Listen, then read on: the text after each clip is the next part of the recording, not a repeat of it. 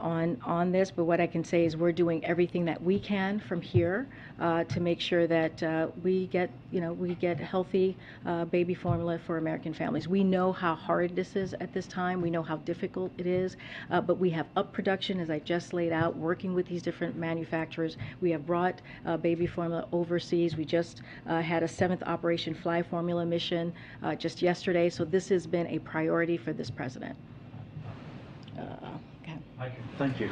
I know you just said you don't have your own confirmation about the reports of these 2 Americans in Ukraine, but given that their families are among the people saying this happened, it does seem like something has happened. So, given that 3 other foreigners who have been taken prisoner have been sentenced to death, does the White House have a message to the Kremlin on the treatment of these 2 Americans should they have been captured, and specifically on whether you would like to send a message to Kremlin vis-a-vis death sentences?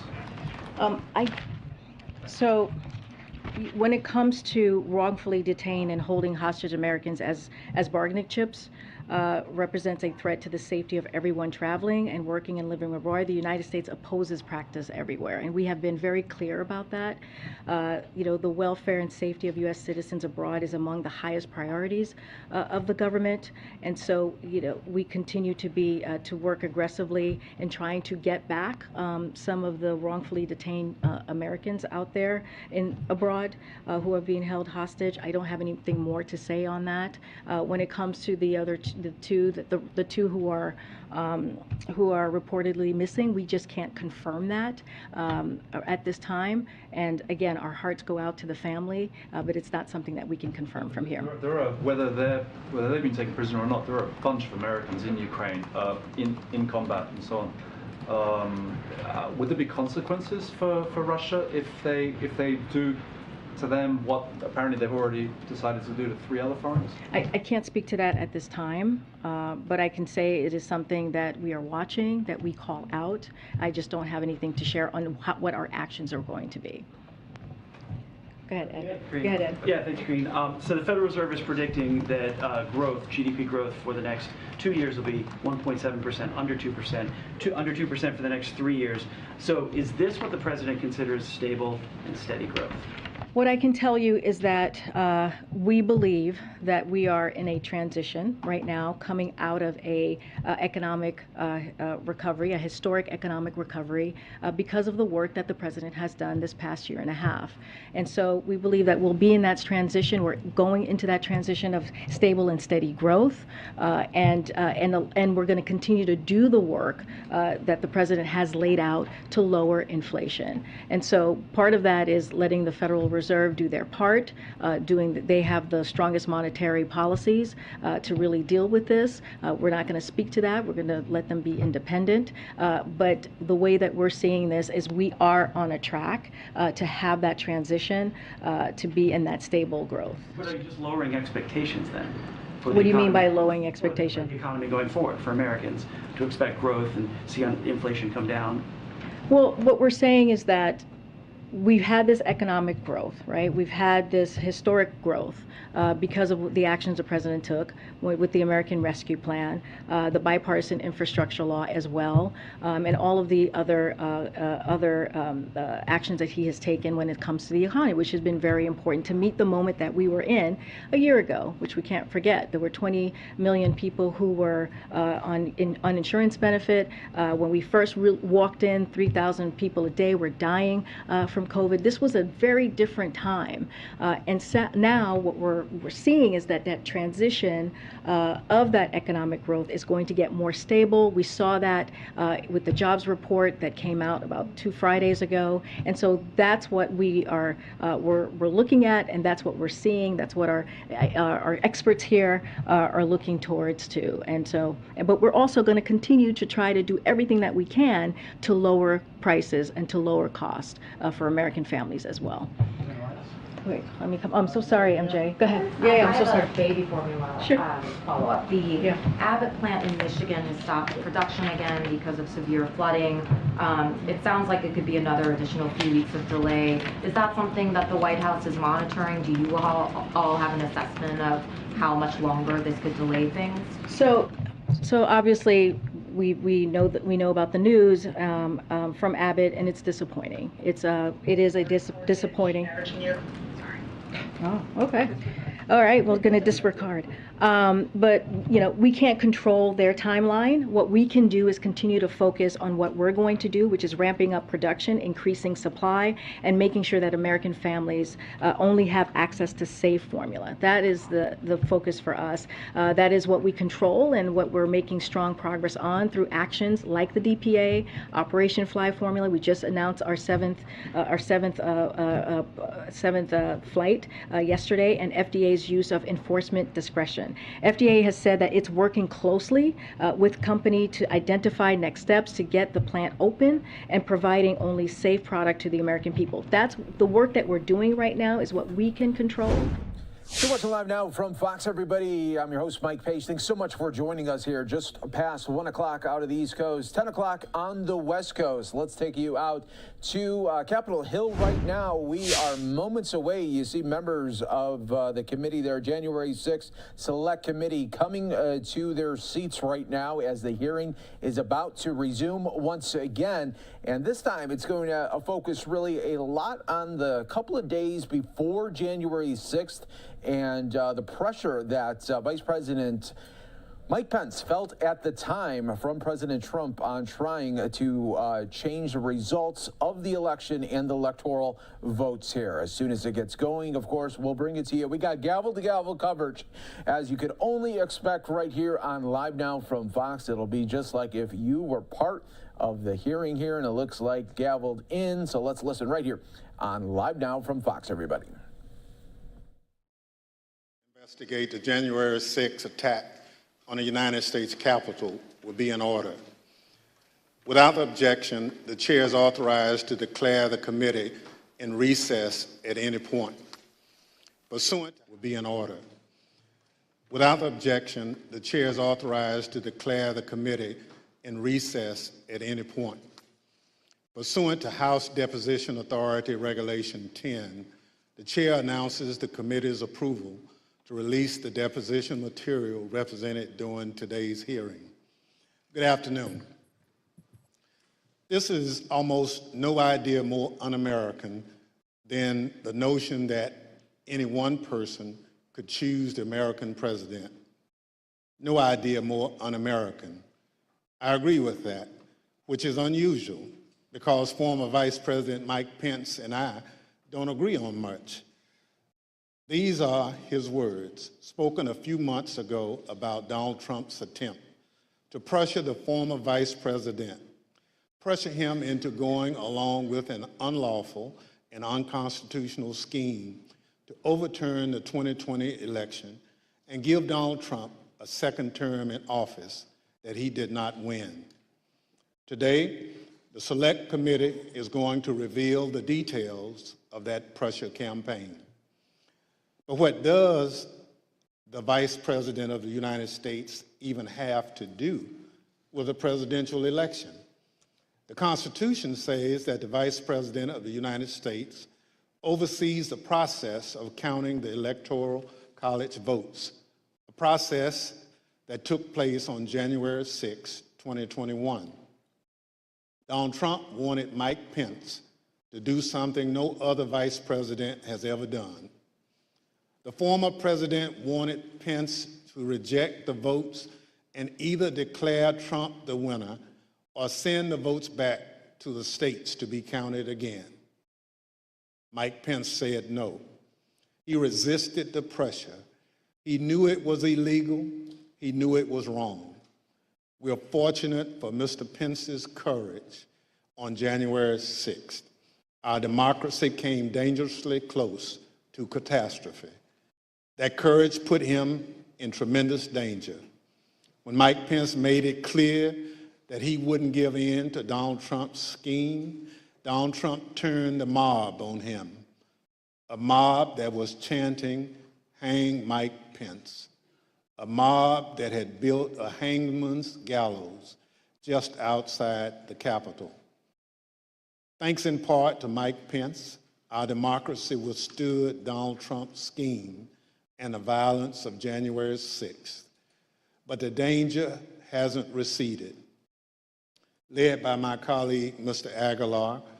Today, we'll lay out the facts for the American people. But first, I'll recognize my colleague from Wyoming, Ms. Cheney, for any opening statement she'd care to offer.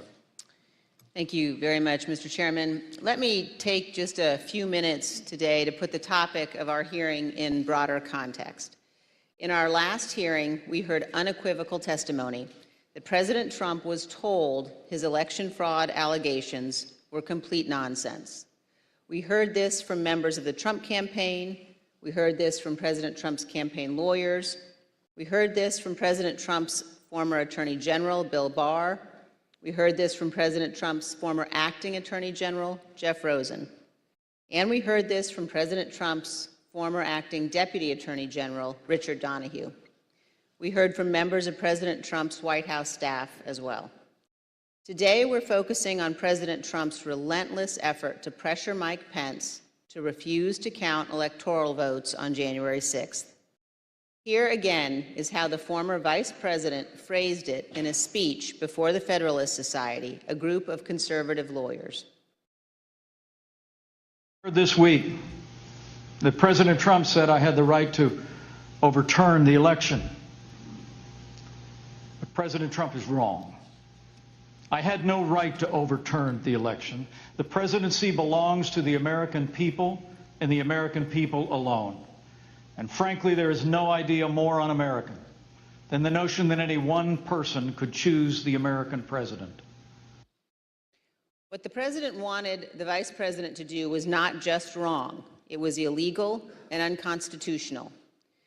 We will hear many details in today's hearing, but please consider these 2 points. First, President Trump was told repeatedly that Mike Pence lacked the constitutional and legal authority to do what President Trump was demanding he do. This is testimony from Mark Short, the Vice President's Chief of Staff, who served in the Trump administration in multiple positions over 4 years. But just to pick up on that, Mr. Short, was it your impression that the Vice President had directly conveyed his position on these issues to the President, not just to the world through a Dear Colleague letter, but directly to President Trump? Many times. And had been consistent in conveying his position to the President? Very consistent. Okay. But President Trump plotted with a lawyer named John Eastman to pressure Pence to do so anyway. As the federal court has explained, quote, based on the evidence, the court finds that it is more likely than not that President Trump and Dr. Eastman dishonestly conspired to obstruct the joint session of Congress on January 6, 2021. What exactly did President Trump know? When exactly did President Trump know that it would be illegal for Mike Pence to refuse to count electoral votes? Here is one sample of testimony given by one of the witnesses before us today, the Vice President's General Counsel. Did John Eastman ever admit, as far as you know, in front of the president, that his proposal would violate the Electoral Count I believe he did on the 4th. That was January 4th, 2 days before the attack on Congress. A second point, please listen to testimony today about all of the ways that President Trump attempted to pressure Vice President Pence, including Donald Trump's tweet at 2:24 p.m. condemning Vice President Mike Pence when President Trump already knew a violent riot was underway at the Capitol. In future hearings, you will hear from witnesses who were present inside the White House, who were present inside the West Wing on that day. But today we focus on the earnest efforts of Mike Pence, who was determined to abide by his oath of office. As Vice President Pence prepared a statement on January 5th and 6th, explaining that he could not illegally refuse to count electoral votes, he said this to his staff. I mean, the Vice President had said, this may be the most important thing I ever say. This meaning the statement? The statement. And he really wanted to make sure that it was just so.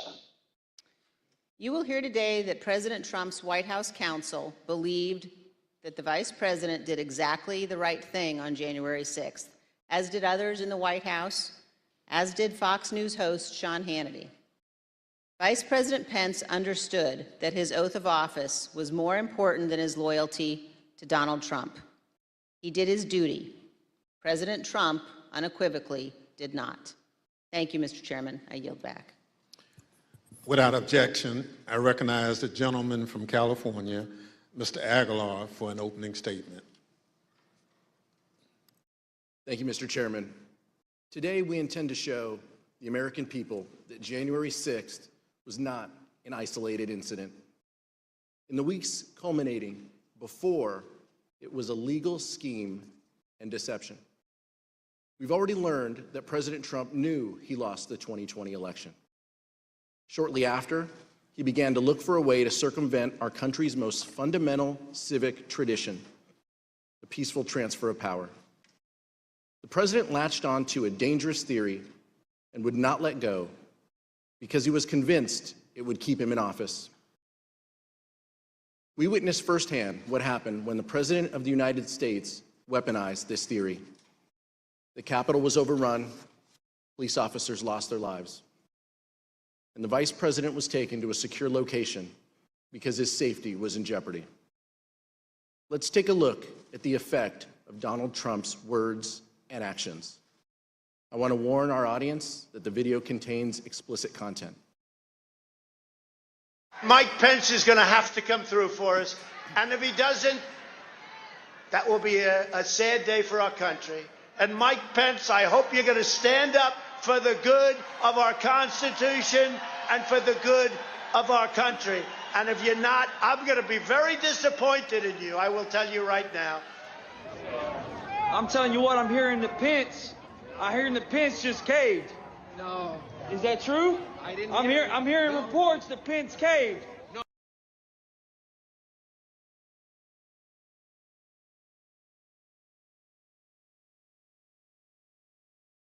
Is that there's such a show of force here that Pence will decide to do the right thing, according to Trump. Bring out Pence! Bring out Pence! Bring out Pence!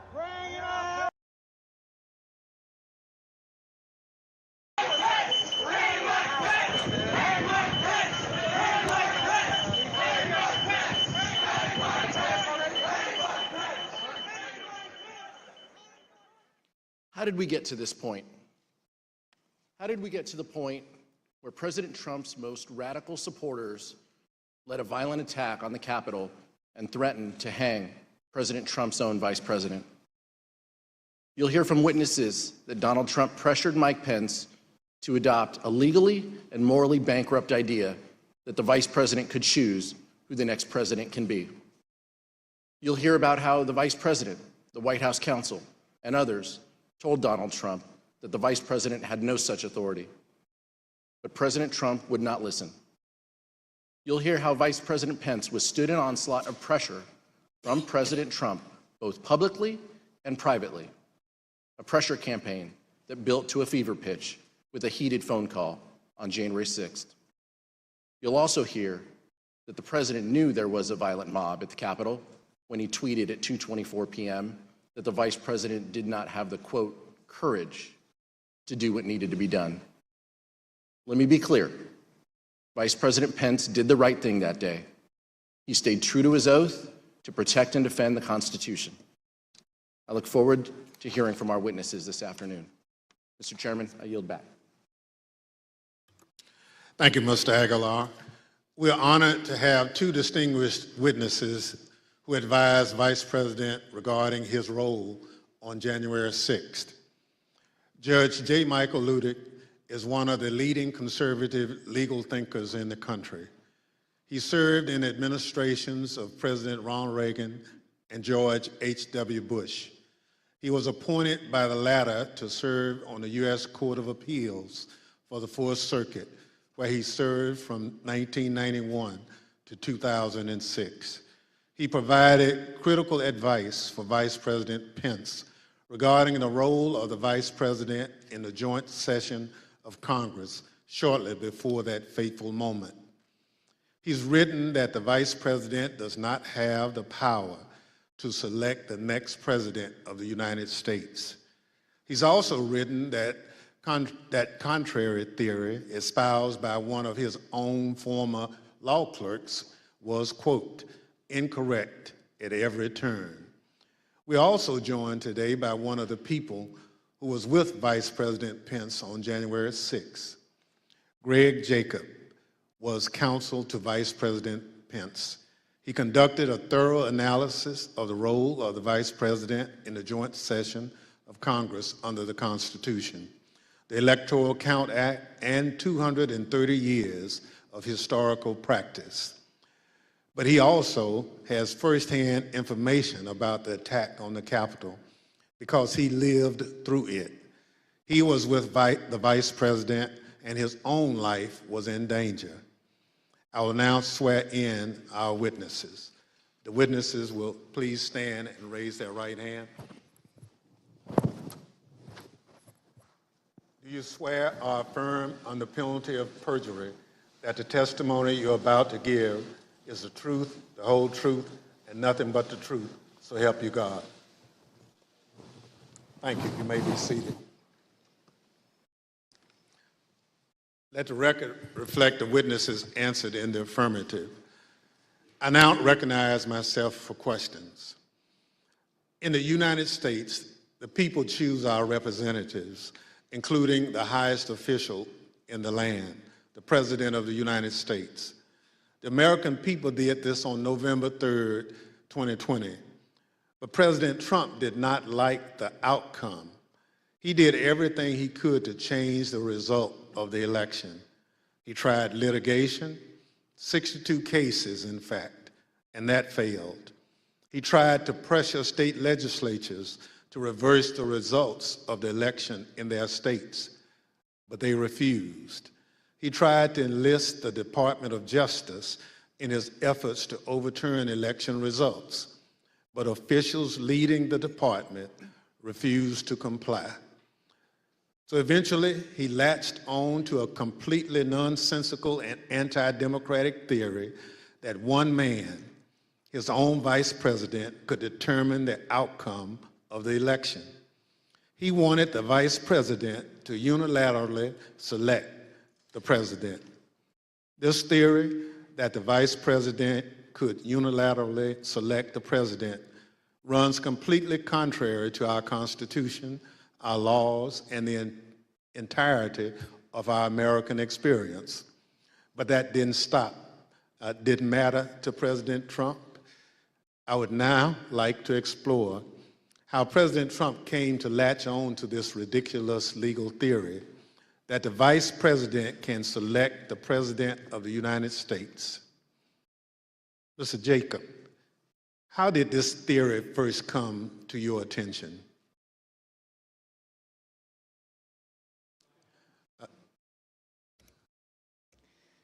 The first time that I had a conversation with the Vice President about the 12th Amendment and the Electoral Count Act was in early December, around December 7th.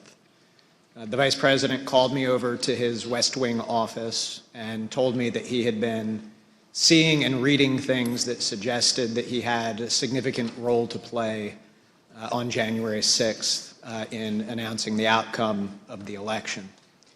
He told me that he had been first elected to Congress in 2000 and that one of his earliest memories as a congressman was sitting in on the 2001 certification, and he recalled that Al Gore had gavelled down a number of objections that had been raised to Florida.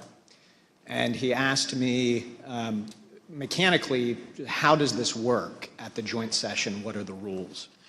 And I told the Vice President that, in fact, I had a fairly good idea of how things work, that actually there aren't rules that govern the joint session, but what there is a provision of the Constitution that's just one sentence long, and then an Electoral Count Act that had been passed in 1887. And I told the Vice President that I could put a memo together for him overnight that would explain the applicable rules. So, Mr. Jacobs, when you looked at this theory, what did you conclude? So we concluded that what you have is a sentence in the Constitution that is inartfully drafted.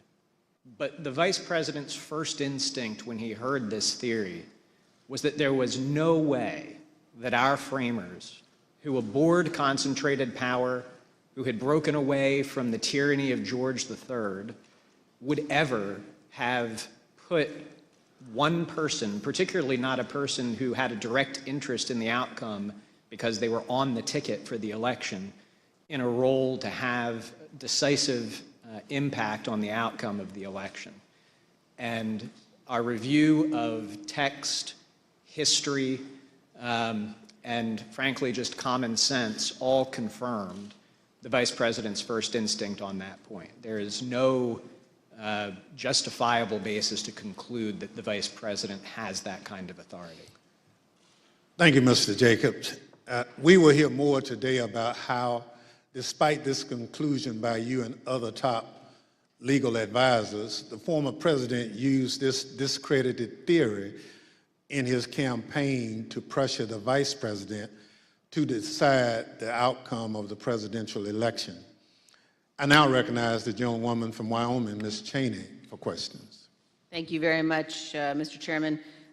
Judge Ludig, thank you as well for being here with us today. You issued a very important statement earlier today, which I urge all Americans to read. And I'd like to ask you, Judge, about one of the sentences in your statement and ask if you could explain to us the significance of it. You say, had the Vice President of the United States obeyed the President of the United States, America would immediately have been plunged into what would have been tantamount to a revolution within a paralyzing constitutional crisis. Could you elaborate on that for us, Judge?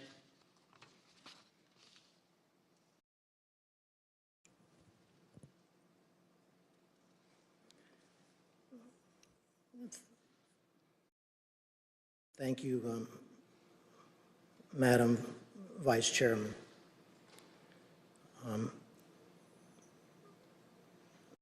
That passage in my statement this morning referenced the most foundational concept in America, which is the rule of law. Thus, as I interpret your question, you were asking about that foundational truth of these United States, which we call America.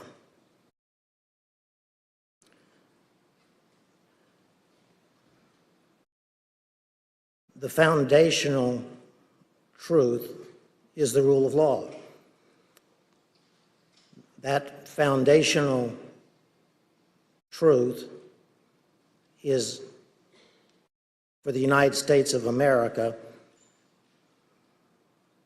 the profound truth. But it's not merely the profound truth for the United States. It's also the simple truth, the simple foundational truth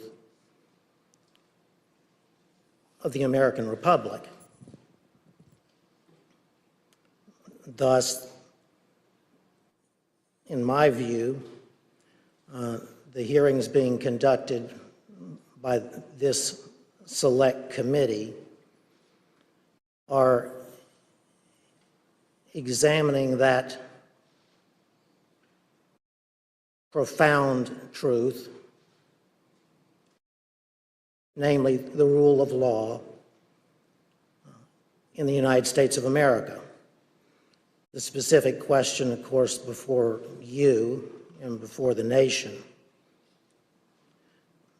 not before me, is whether that foundational rule of law was supremely violated on January 6, 2021. Now, to the question specifically that you asked, Madam Vice Chair, I believe that had Vice President Pence obeyed the orders from his president and the President of the United States of America during the joint session of the Congress of the United States on January 6, 2021, and declared Donald Trump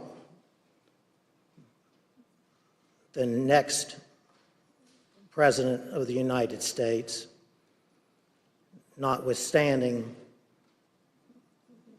that then President Trump had lost the Electoral College vote as well as the popular vote in the 2020 presidential election.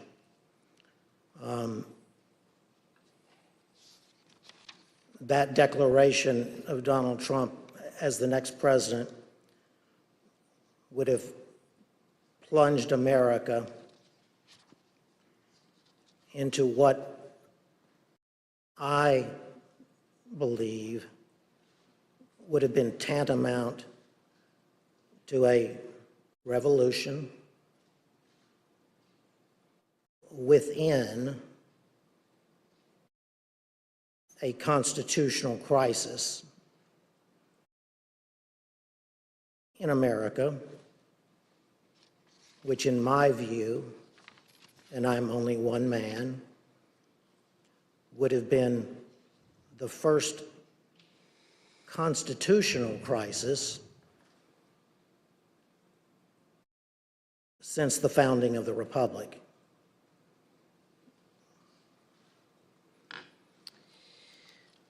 Thank you very much, Judge, for your solemn attention to these issues and for your appearance here today.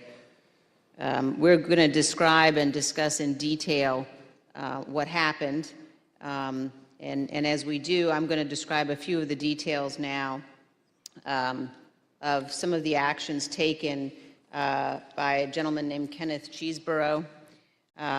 After the Electoral College met and cast their votes on December 14th, actually the day before they met, Kenneth Cheeseborough sent a memo to Rudy Giuliani, the president's lead outside counsel. Mr. Cheeseborough wrote to Mayor Giuliani that the vice president is charged with, quote, making judgments about what to do if there are conflicting votes, close quote. Mr. Cheeseborough wrote that when the joint session of Congress got to Arizona in the alphabetical list of states, the vice president should not count the Biden votes, quote, because there are two slates of votes. His justification, which we will learn more about in our next hearing, was that a group of Trump supporters in Arizona and other swing states decided to proclaim themselves the true electors for the state, creating two sets of electors, the official electors selected by the state and a group of fake electors. This document was ordered to be produced to the Select Committee by a federal district court judge. As you will see on the screen shortly, Judge David Carter wrote, quote, the draft memo pushed a strategy that knowingly violated the Electoral Count Act.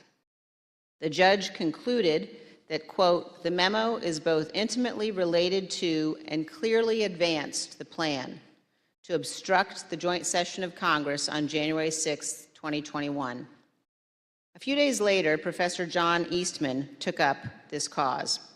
Eastman was at the time a law professor at Chapman University Law School.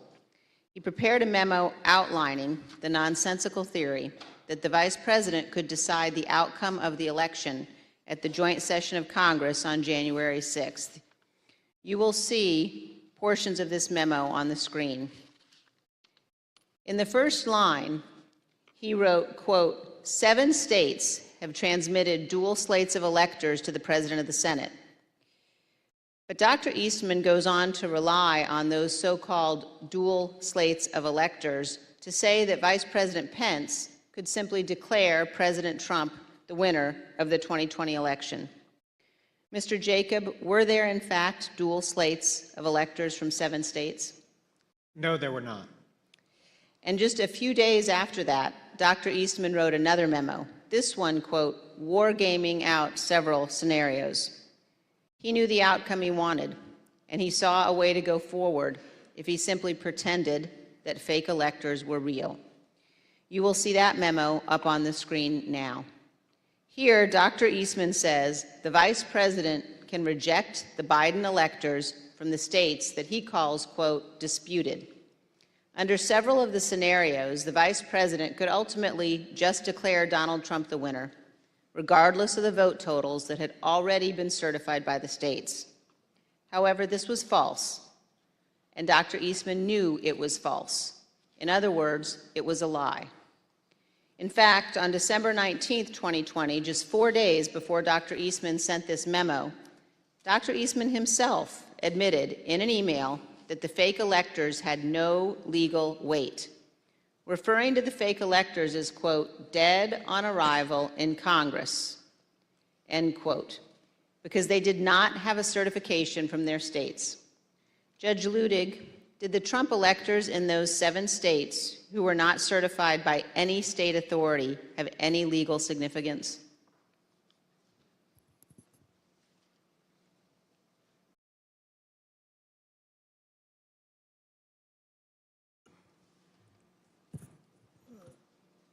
Congresswoman, there was no support whatsoever in either the Constitution of the United States nor the laws of the United States for the Vice President, frankly, ever to count alternative electoral slates from the states that had not been officially certified by the designated state official in the Electoral Count Act of 1887. I did notice in the passage from Mr. Eastman's memorandum, and I took a note on it, and correct me if I'm wrong, but he said in that passage that there was both legal authority as well as historical precedent. I do know what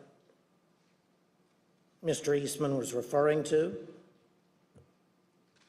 when he said that there was historical precedent for doing so. He was incorrect. There was no historical precedent from the beginning of the founding in 1789 that even as mere historical precedent, as distinguished from legal precedent,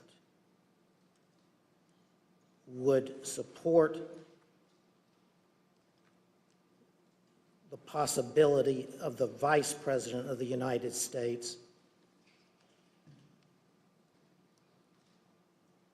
quote, counting alternative electoral slates that had not been officially certified to the Congress pursuant to the Electoral Count Act of 1887. I would be glad to explain that historical precedent if the committee wanted, but it would be a digression. Thank you very much, Judge. I know my colleagues will be pursuing that issue in more depth, and now I'd like to yield back, Mr. Chairman. Thank you very much. Pursuant to Section 5C8 of House Resolution 503, the chair recognizes the gentleman from California, Mr. Aguilar, and staff counsel, Mr. John Wood, for questioning. Thank you, Mr. Chairman. We're fortunate to have a bipartisan staff. Senior Investigative Counsel John Wood previously served as United States Attorney in Missouri under President George W. Bush. He and I will share today's lines of questioning. Mr. Wood? Thank you, Mr. Aguilar. Judge Ludig, I had the incredible honor of serving as one of your law clerks. Another person who did was John Eastman. And you have written that Dr. Eastman's theory that the vice president can determine who the next president of the United States is, in your words, incorrect at every turn. Could you please explain briefly your analysis?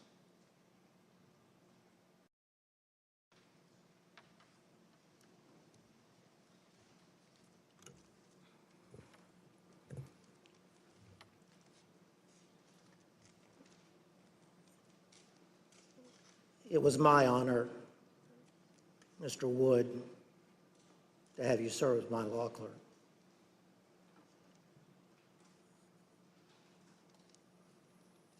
I could answer that question perfectly if I had at my disposal either Mr. Eastman's tweet or my own analytical tweet of September 21st, but I don't. But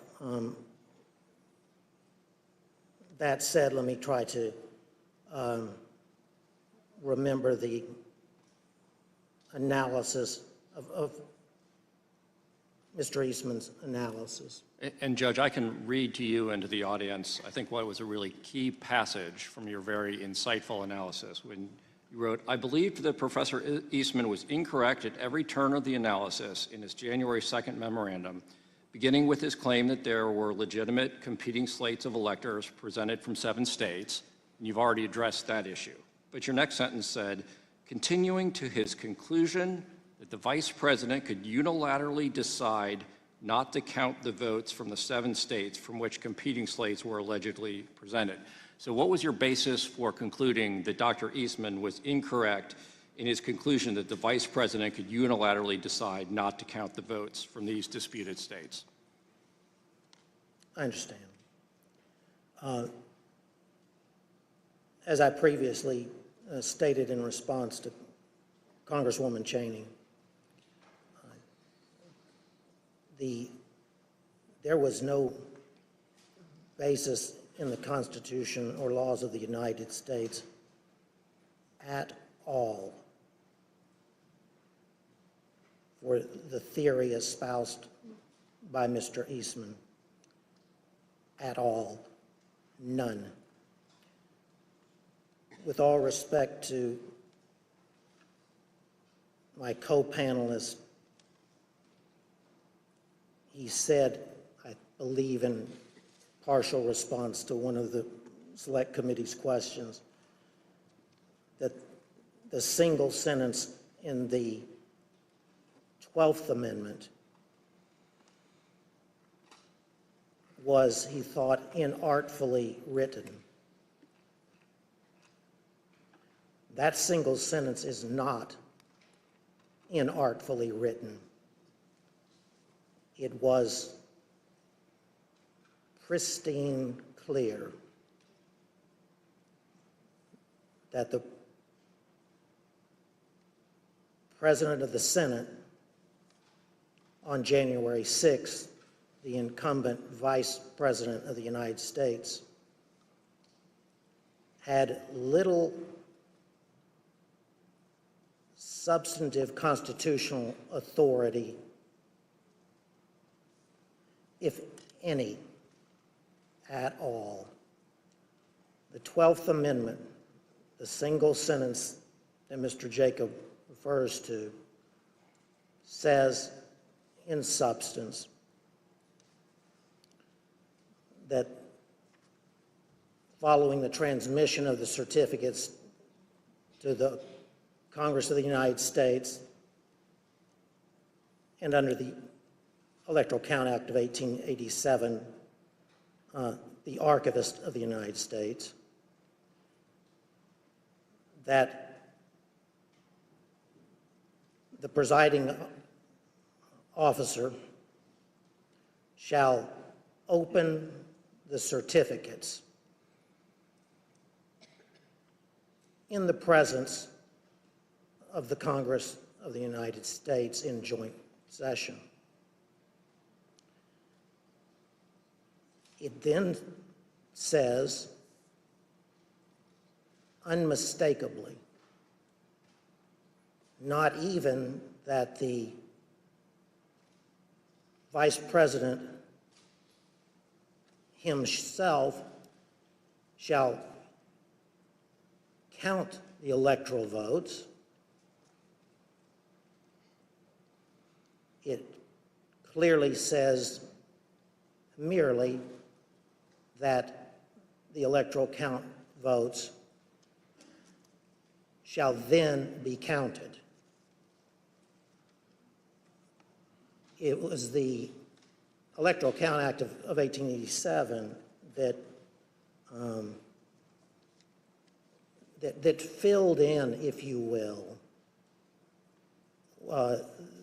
the simple words of the 12th Amendment in order to construct for the country a process for the counting of the sacred process for the counting of the electoral votes from the states, that neither our original Constitution nor even the 12th Amendment had done. The irony, if you will, is that from its founding until 1887,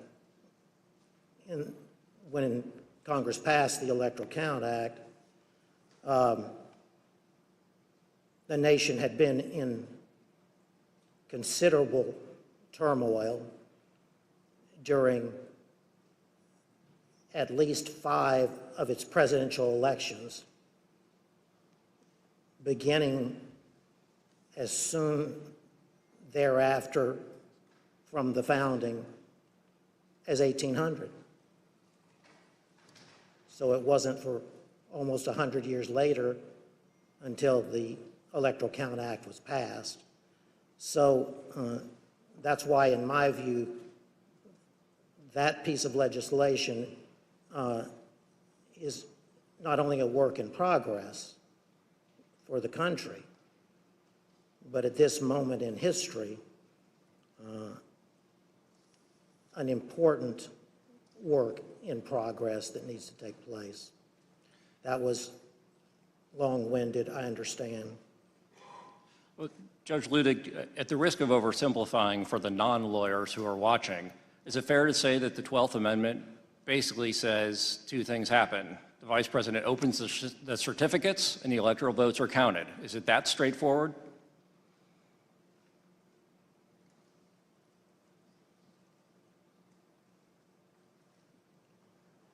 I would not want that to be my testimony before the Congress of the United States.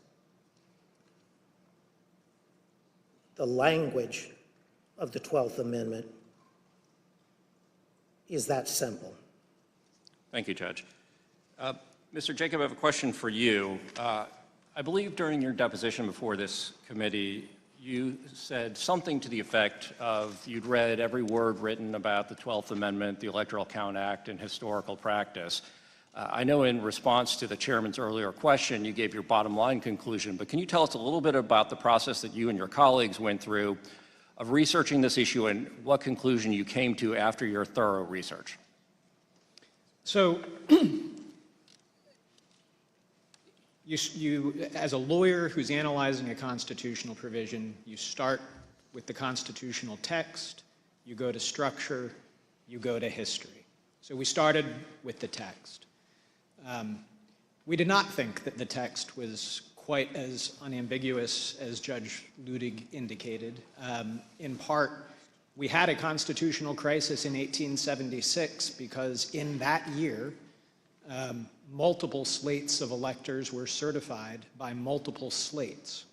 And when it came time to count those votes, the antecedent question of which ones had to be answered. That required the appointment of an independent commission. That commission had to resolve that question, and the purpose of the Electoral Count Act of 1887 had been to resolve those latent ambiguities. Now, I'm in complete agreement with Judge Ludig.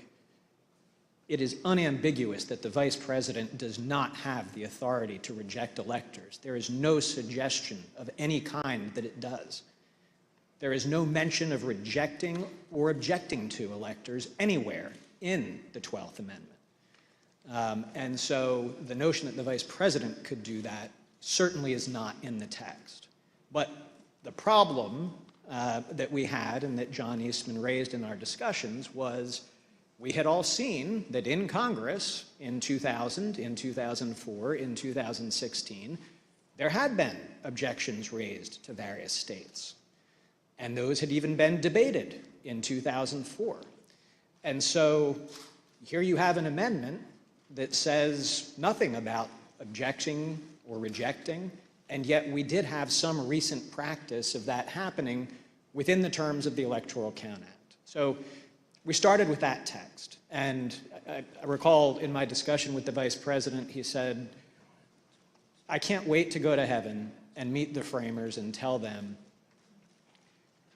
the work that you did in putting together our Constitution is a work of genius. Thank you. It was divinely inspired. There is one sentence that I would like to talk to you a little bit about. So then we went to structure. And again, the vice president's first instinct here is so decisive on this question. There's just no way that the framers of the Constitution, who divided power and authority, who separated it out, who had broken away from George III and declared him to be a tyrant, there was no way that they would have put in the hands of one person the authority to determine who was going to be president of the United States. And then we went to history. We examined every single electoral vote count that had happened in Congress since the beginning of the country. We examined the Electoral Count Act. We examined practice under the Electoral Count Act. And critically, no vice president in 230 years of history had ever claimed to have that kind of authority, hadn't claimed authority to reject electoral votes, had not claimed authority to return electoral votes back to the states. In the entire history of the United States, not once had a joint session ever returned electoral votes back to the states to be counted. And in the crisis of 1876, Justice Bradley of the United States Supreme Court, who supplied the decisive final vote on that commission, had specifically looked at that question and said, first, the vice president clearly doesn't have authority to decide anything, and by the way, also does not have authority to conduct an investigation by sending things back out for a public look at things. So the history was absolutely decisive, and again, part of my discussion with Mr. Eastman was, if you were right, don't you think Al Gore might have liked to have known in 2000 that he had authority to just declare himself president of the United States? Did you think that the Democrat lawyers just didn't think of this very obvious quirk that he could use to do that? And of course, he acknowledged Al Gore did not and should not have had that authority at that point in time. But so text, structure, history, I think what we had was some ambiguous text that common sense and structure would tell you the answer cannot possibly be that the vice president has that authority. As the committee already played the vice president's remarks, there is almost no idea more un-American than than the notion that any one person would choose the American president, and then unbroken historical practice for 230 years that the vice president did not have such an authority. Thank you. I reserve the remainder of my time. Mr. Jacob, you weren't the only one who knew that the legal theory was wrong, though. Here's what various advisors to the president thought about that theory. You've been clear repeatedly with Mr. Meadows about you and the vice president having a different view about his authority on January 6th. I believe I had. Did Mr. Meadows ever explicitly or tacitly agree with you or say, yeah, that makes sense, or okay?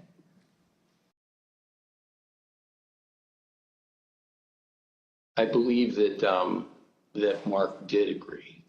What makes you say that?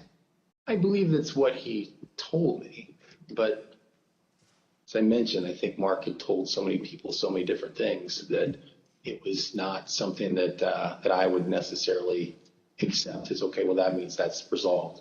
I see. Tell me more what he told you on this topic. Well, I think it was that, the vice president doesn't have any broader role. And I think he was understanding of that. So despite the fact that he may have said other things to the president or others, to you, he said he understands the vice president has no role. Yes. Okay. Did he say that to you several times? A couple of times. Before January 6th? Yes. The way it was communicated to me was that Pat Cipollone thought the idea was nutty and had at one point confronted Eastman basically with the same sentiment. Pat expressed his admiration for the vice president's actions on the day of the 6th and said that he concurred with the legal analysis that our team had put together to reach that point.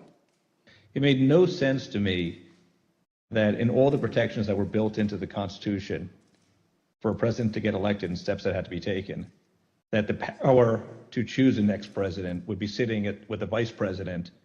Do you know if Mr. Clark or Mr. Morgan, thought about that, Mr. Eastman's advice? Yeah, they thought he was crazy. Do you know if they ever expressed an opinion on whether they thought the vice president had the power that John Eastman said he did? I know for a fact I heard both say that his theory was crazy, that there was no validity to it in any way, shape, or form. And did they express that before January 6th? Yes. To whom? I think anyone who would listen. Okay, what were your prior interactions with Eastman? He described for me what he thought the ambiguity was in the statute, and he was walking through it at that time. And I said, hold on a second, I want to understand what you're saying. You're saying that you believe the vice president, acting as president of the Senate, can be the sole decision maker as to, under your theory, who becomes the next president of the United States? And you said yes. And I said, are you out of your effing mind? Right? And that was pretty blunt. I said, you're completely crazy. I said, you're going to turn around and tell 78+ million people in this country that your theory is this is how you're going to invalidate their votes because you think the election was stolen? And I said, they're not going to tolerate that. I said, you're going to cause riots in the streets. And he said words to the effect of, there's been violence in the history of our country, Eric, to protect the democracy or protect the republic.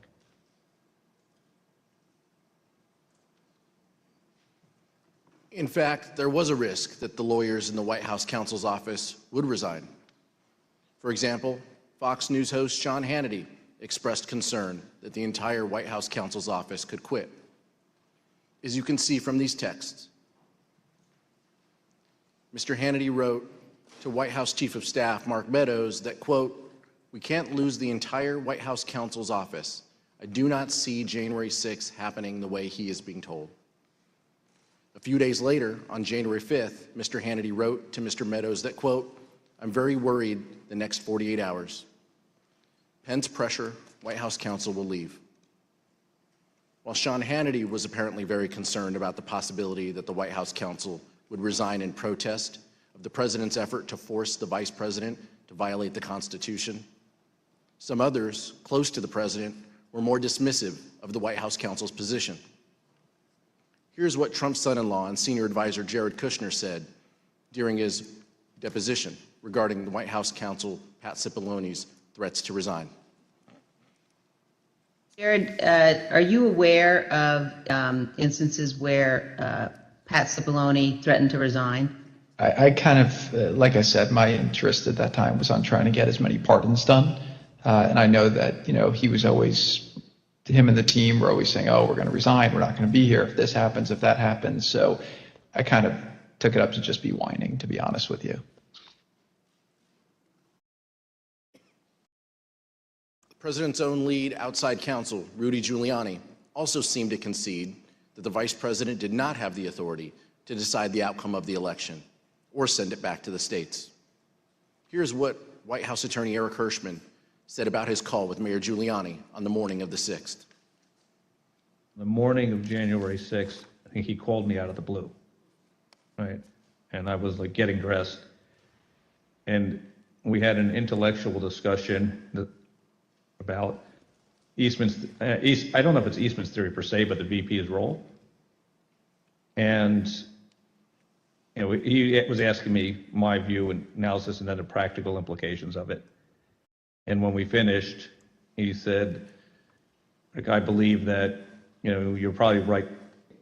I think he thought when we're done that it would be something he'd have to consider if he was sitting on the bench, but he'd probably come down in that, you couldn't interpret it or sustain the argument long term.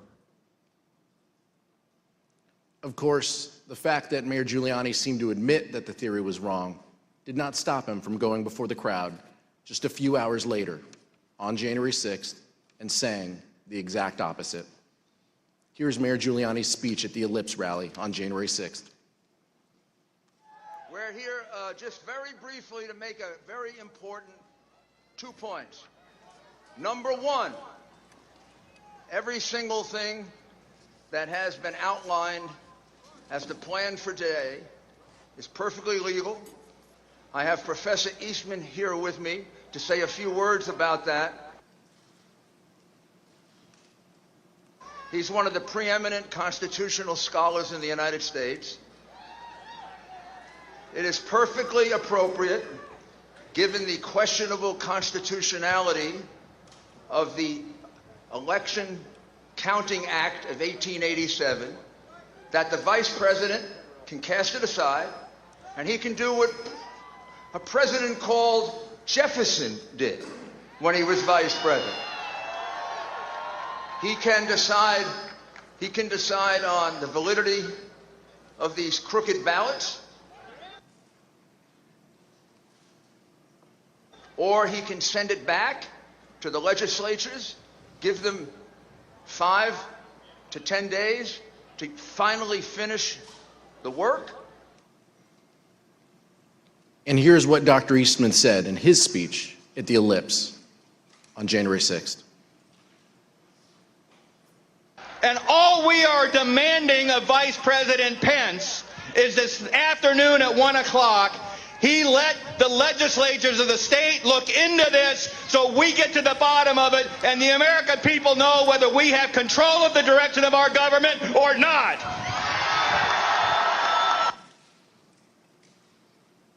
Even Dr. Eastman knew his theory didn't hold water. Mr. Jacob, you discussed and even debated this theory at length with Dr. Eastman. Did Dr. Eastman ever tell you what he thought the U.S. Supreme Court would do if it had to decide this issue?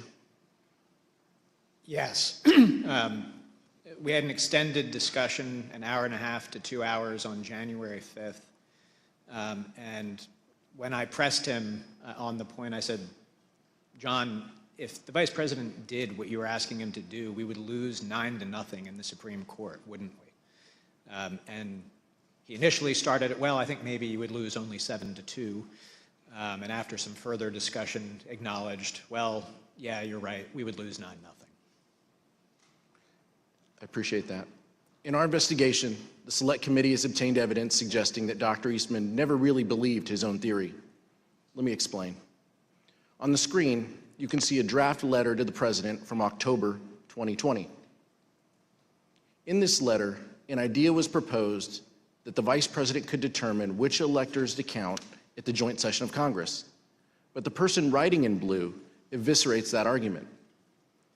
The person who wrote the comments in blue wrote, quote, "The 12th Amendment only says that the President of the Senate opens the ballots in the joint session, and then, in the passive voice, that the votes shall then be counted." The comments in blue further state, "Nowhere does it suggest that the President of the Senate gets to make the determination on his own." Judge Ludig, does it surprise you that the author of those comments in blue was in fact John Eastman?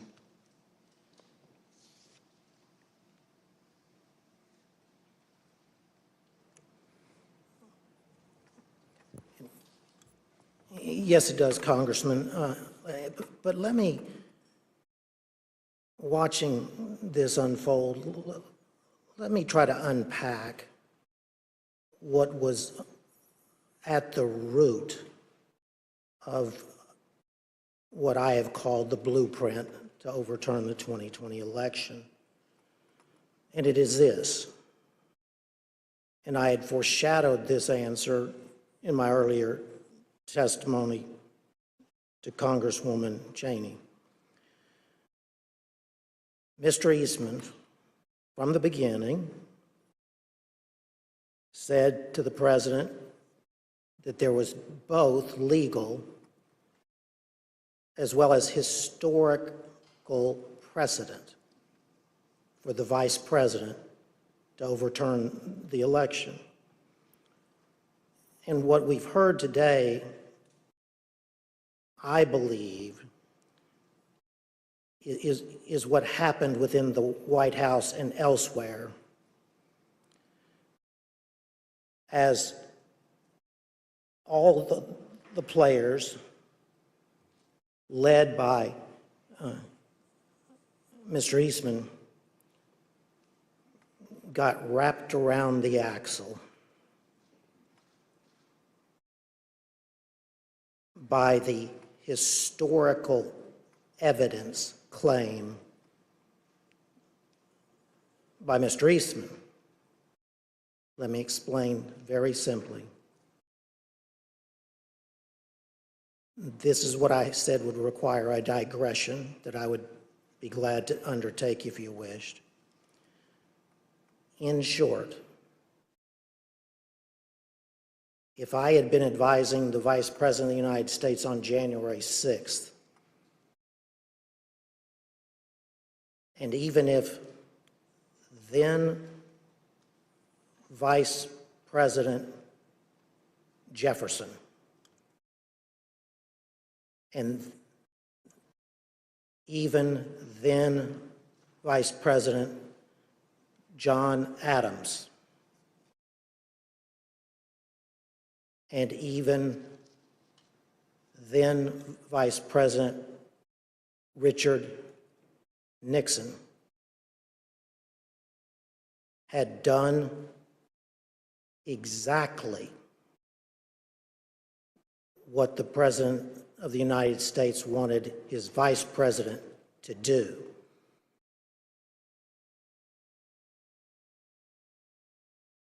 I would have laid my body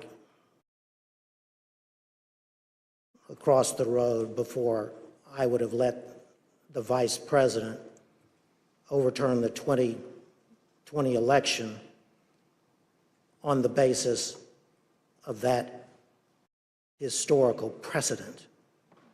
But what this body needs to know, and now America needs to know, is that that was the centerpiece of the plan to overturn the 2020 election.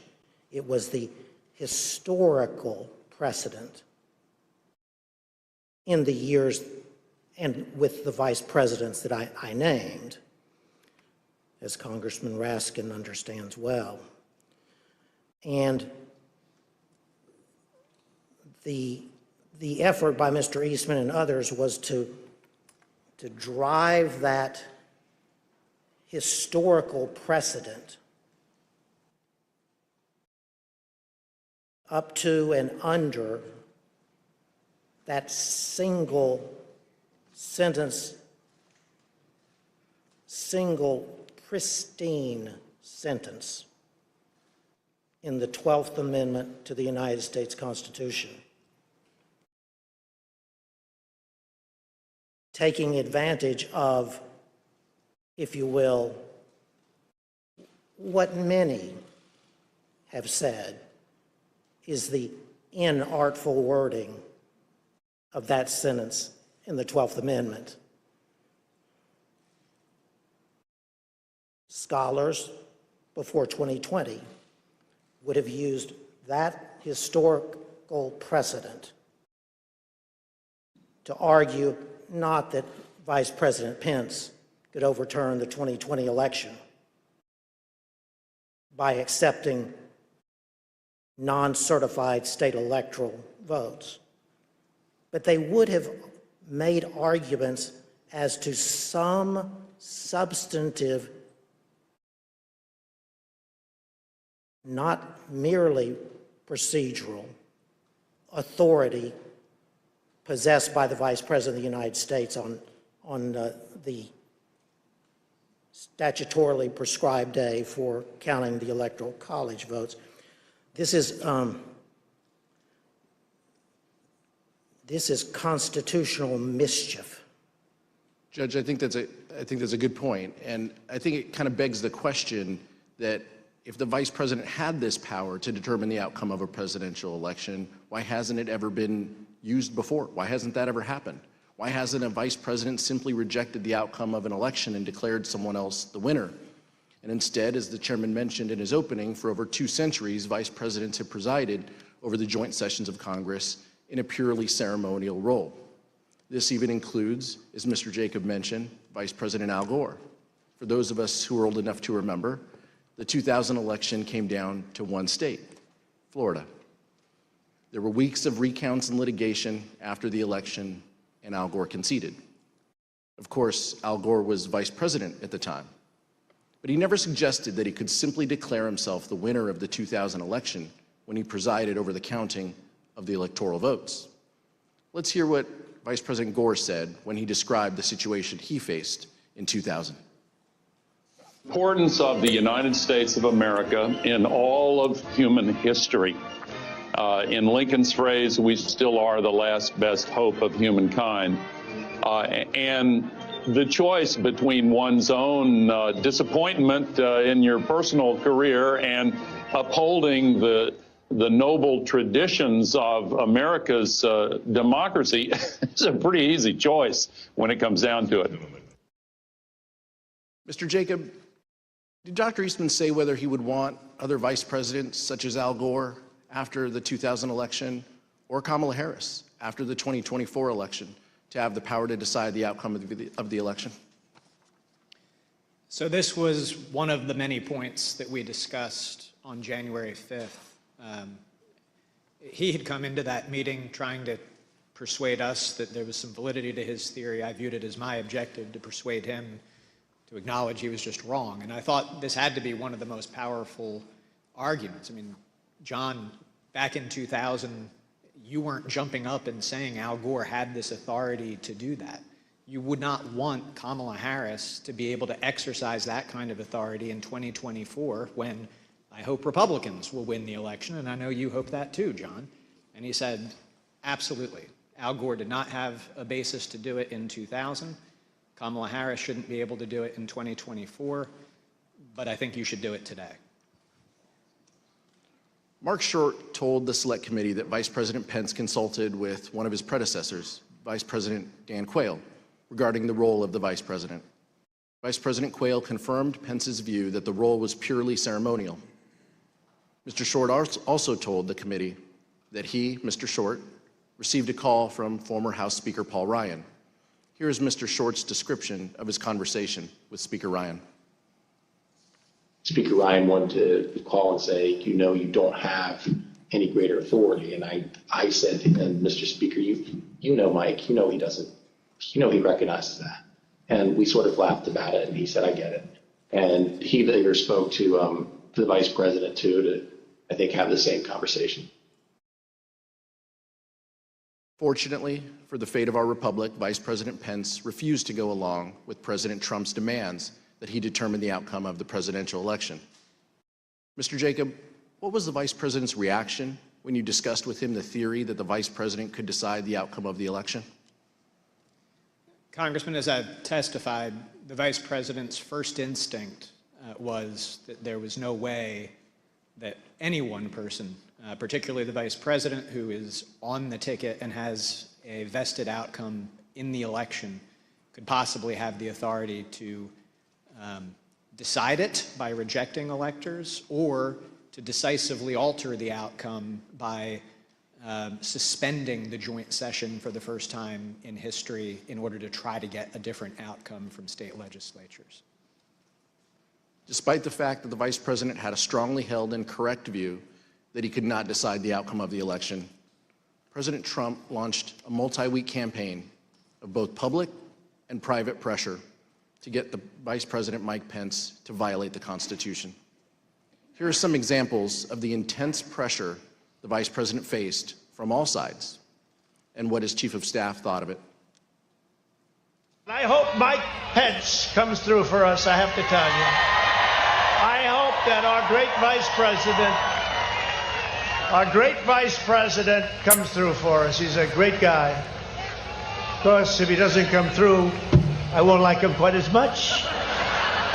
Was it your impression that the Vice President had directly conveyed his position on these issues to the President, not just to the world through a Dear Colleague letter, but directly to President Trump? Many times. And had been consistent in conveying his position to the President? Very consistent. I am aware of the fact that the President was upset with the way Pence acted. Are we to assume that this is going to be a climactic battle? Well, I think a lot of that depends on the courage and the spine of the individuals involved. That would be a nice way to say a guy named Vice President Mike Pence? Yes. I think we've been clear as to what the Vice President's role was. I think the Vice President been clear with the President, and I think I've been clear with Mark Meadows. I think the Vice President is going to throw down tomorrow and do the right thing because, Lou, like I said before, this is a time for choosing. People are going to look back at this moment tomorrow and remember where every single one of their elected officials were. Did they vote for the rule of law and getting these elections right, or did they give it away to the Democrats and the people who cheated and stole their way through this election? Definitely in the, when I got back into town, as talk say like the 5th and the 6th, the President was, all the attention was on what Mike would do or what Mike wouldn't do. The Vice President really was not wavering in his commitment to what his responsibility was. And so, yeah, was it painful? Sure. The President's pressure campaign started in December. For example, although the Vice President made his views clearly and unmistakably known to the President and others in the White House, on December 23rd, President Trump retweeted a memo from an individual named Ivan Reichlen entitled Operation Pence Card that called on the Vice President to refuse the Electoral College votes from certain states that had certified Joe Biden as the winner. President Trump started his pressure campaign in December, but he dialed up the pressure as January 6th approached.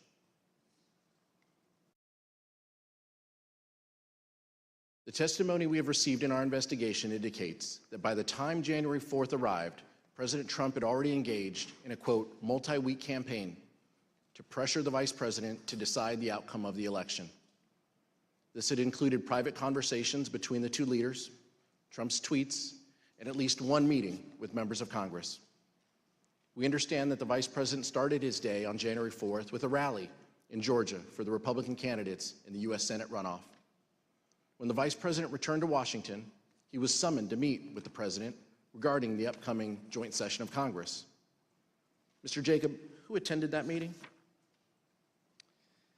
The attendees were the Vice President, the President, Mark Short, the Chief of Staff to the Vice President, myself, and John Eastman.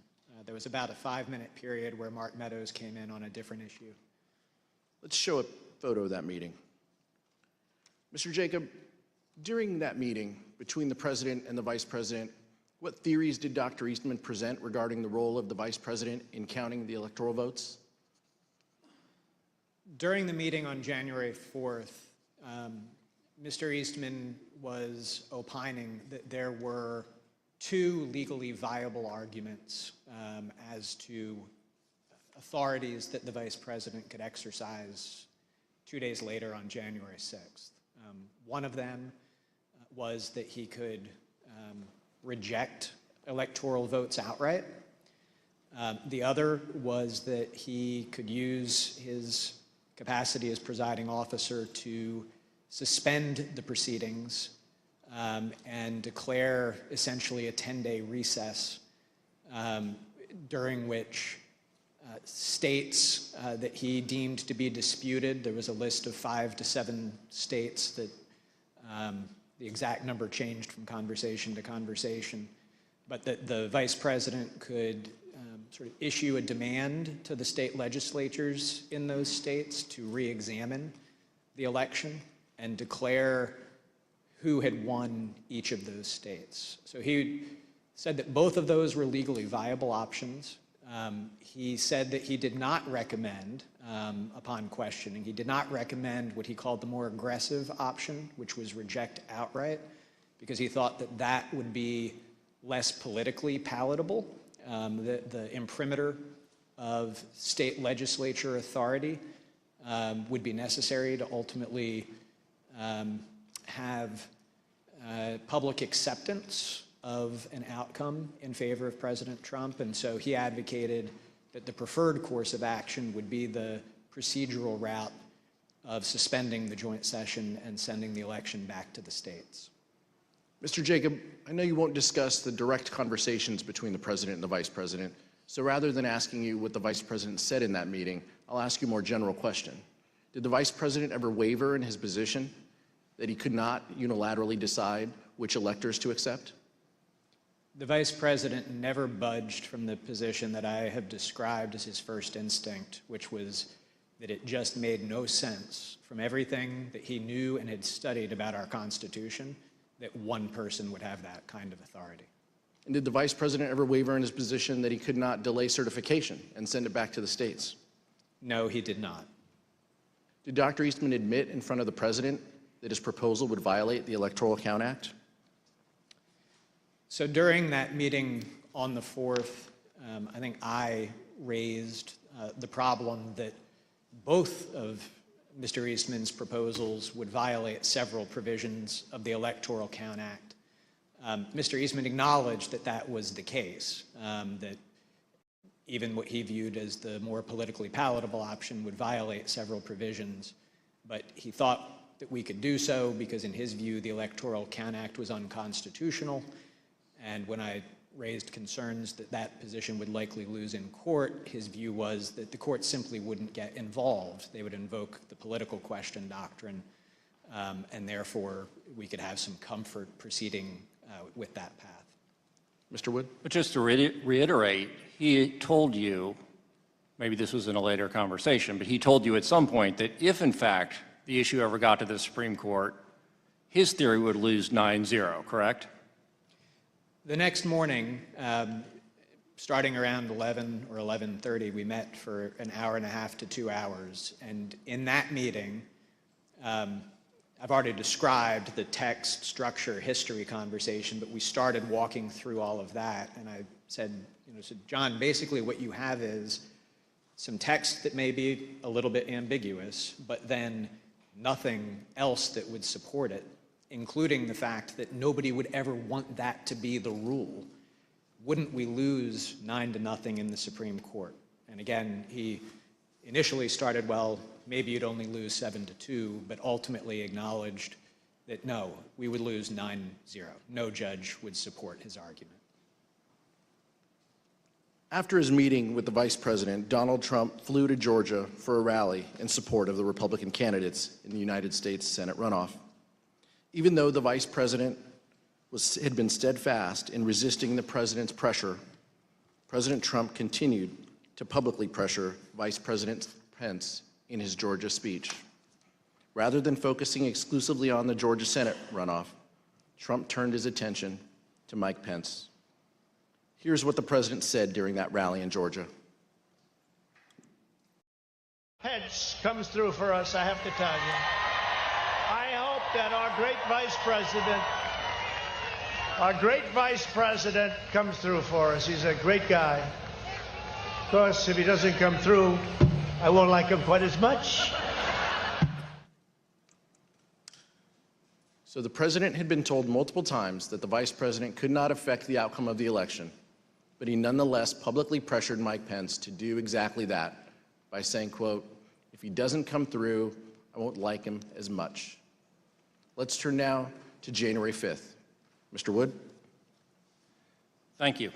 That morning, meaning January 5th, the president issued a tweet expressly stating that the vice president had the power to reject electors. Let's look at what the president wrote. Quote, "The vice president has the power to reject fraudulently chosen electors." Mr. Jacob, you've already told us about your meeting with Dr. Eastman and the president on January 4th, and you briefly made reference to the meeting you had with Dr. Eastman the next day, January 5th. Can you tell us a little bit more about that meeting with Dr. Eastman on January 5th? For example, where was the meeting? Who was there? So at the conclusion of the meeting on the 4th, the president had asked that, that our office meet with Mr. Eastman the next day to hear more about the positions he had expressed at that meeting, and the vice president indicated that sort of offered me up as his counsel to fulfill that duty. So we met in Mark Short's office in the executive office building across the way from the White House.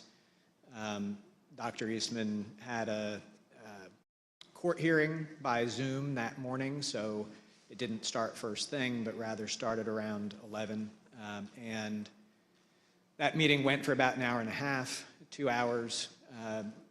Chief of Staff Mark Short was at that meeting most of the time. There were a few times that he left. And essentially it was an extended discussion. What most surprised me about that meeting was that when Mr. Eastman came in, he said, "I'm here to request that you reject the electors."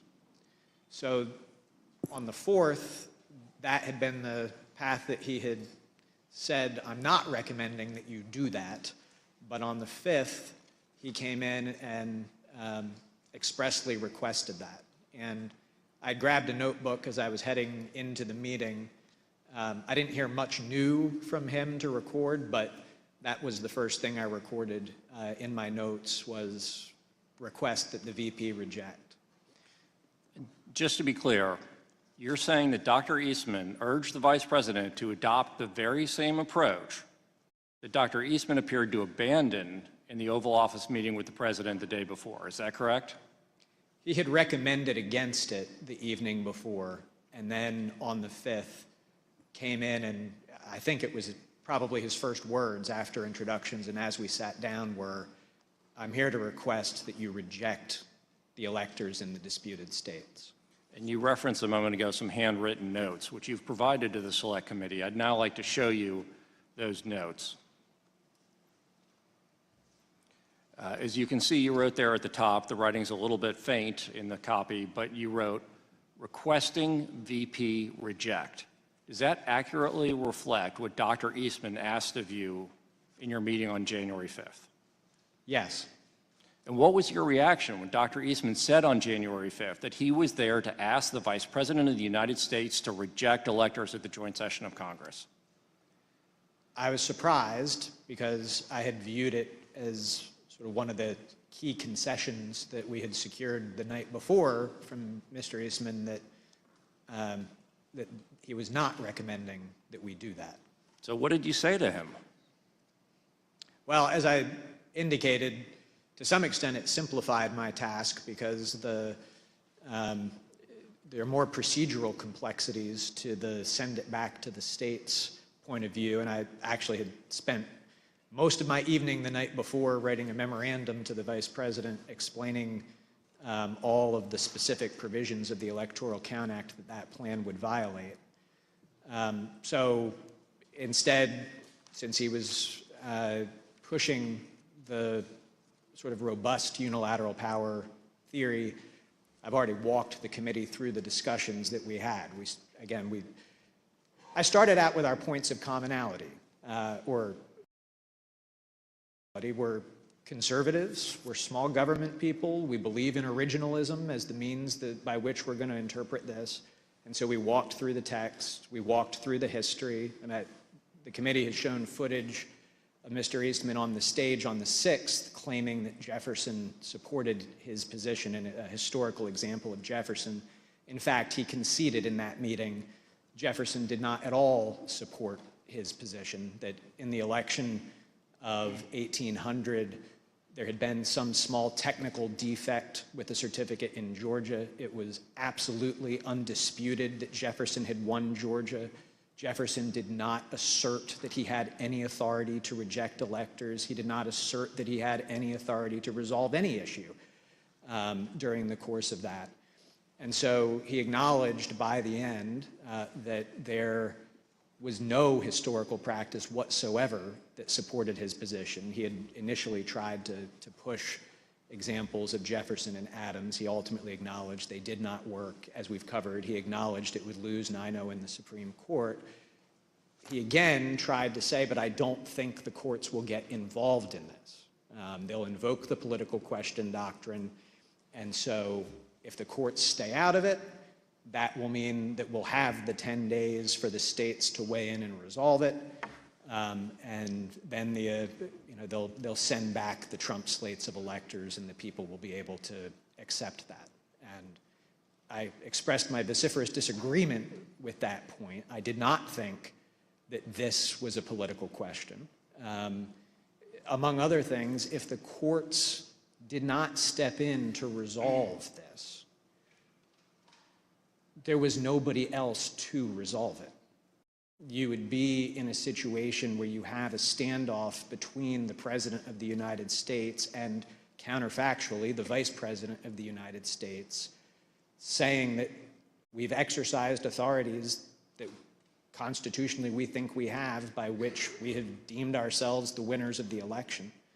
You would have an opposed House and Senate disagreeing with that. You would have state legislatures that, to that point, I mean, Republican leaders across those legislatures had put out statements, and we collected these for the Vice President as well, that the people had spoken in their states and that they had no intention of reversing the outcome of the election. We did receive some signed letters that Mr. Eastman forwarded us by minorities of leaders in those states, but no state had any legislative house that indicated that it had any interest in it. So you would have had just an unprecedented constitutional jump ball situation with that standoff. And as I expressed to him, that issue might well then have to be decided in the streets. Because if we can't work it out politically, we've already seen how charged up people are about this election. And so it would be a disastrous situation to be in. So I said, I think the courts will intervene. I do not see a commitment in the Constitution of the question whether the Vice President has that authority to some other actor to resolve. There's arguments about whether Congress and the Vice President jointly have a constitutional commitment to generally decide electoral vote issues. I don't think that they have any authority to object or reject them. I don't see it in the 12th Amendment, but nonetheless. And I concluded by saying, John, in light of everything that we've discussed, can't we just both agree that this is a terrible idea?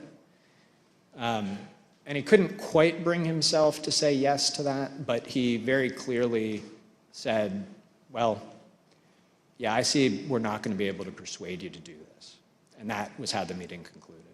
But you just described a terrifying scenario. Sounds like there could have been chaos under the Eastman approach, and you even described it as it potentially could be decided in the streets. And you described several concessions that Dr. Eastman made throughout that discussion or even debate that you had with him.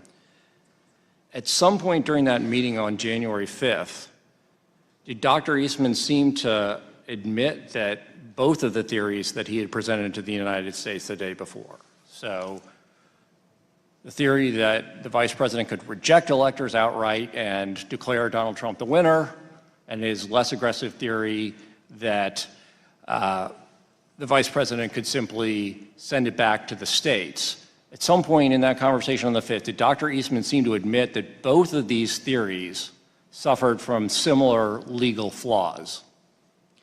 So I had at least one, possibly two other conversations with Dr. Eastman later that day.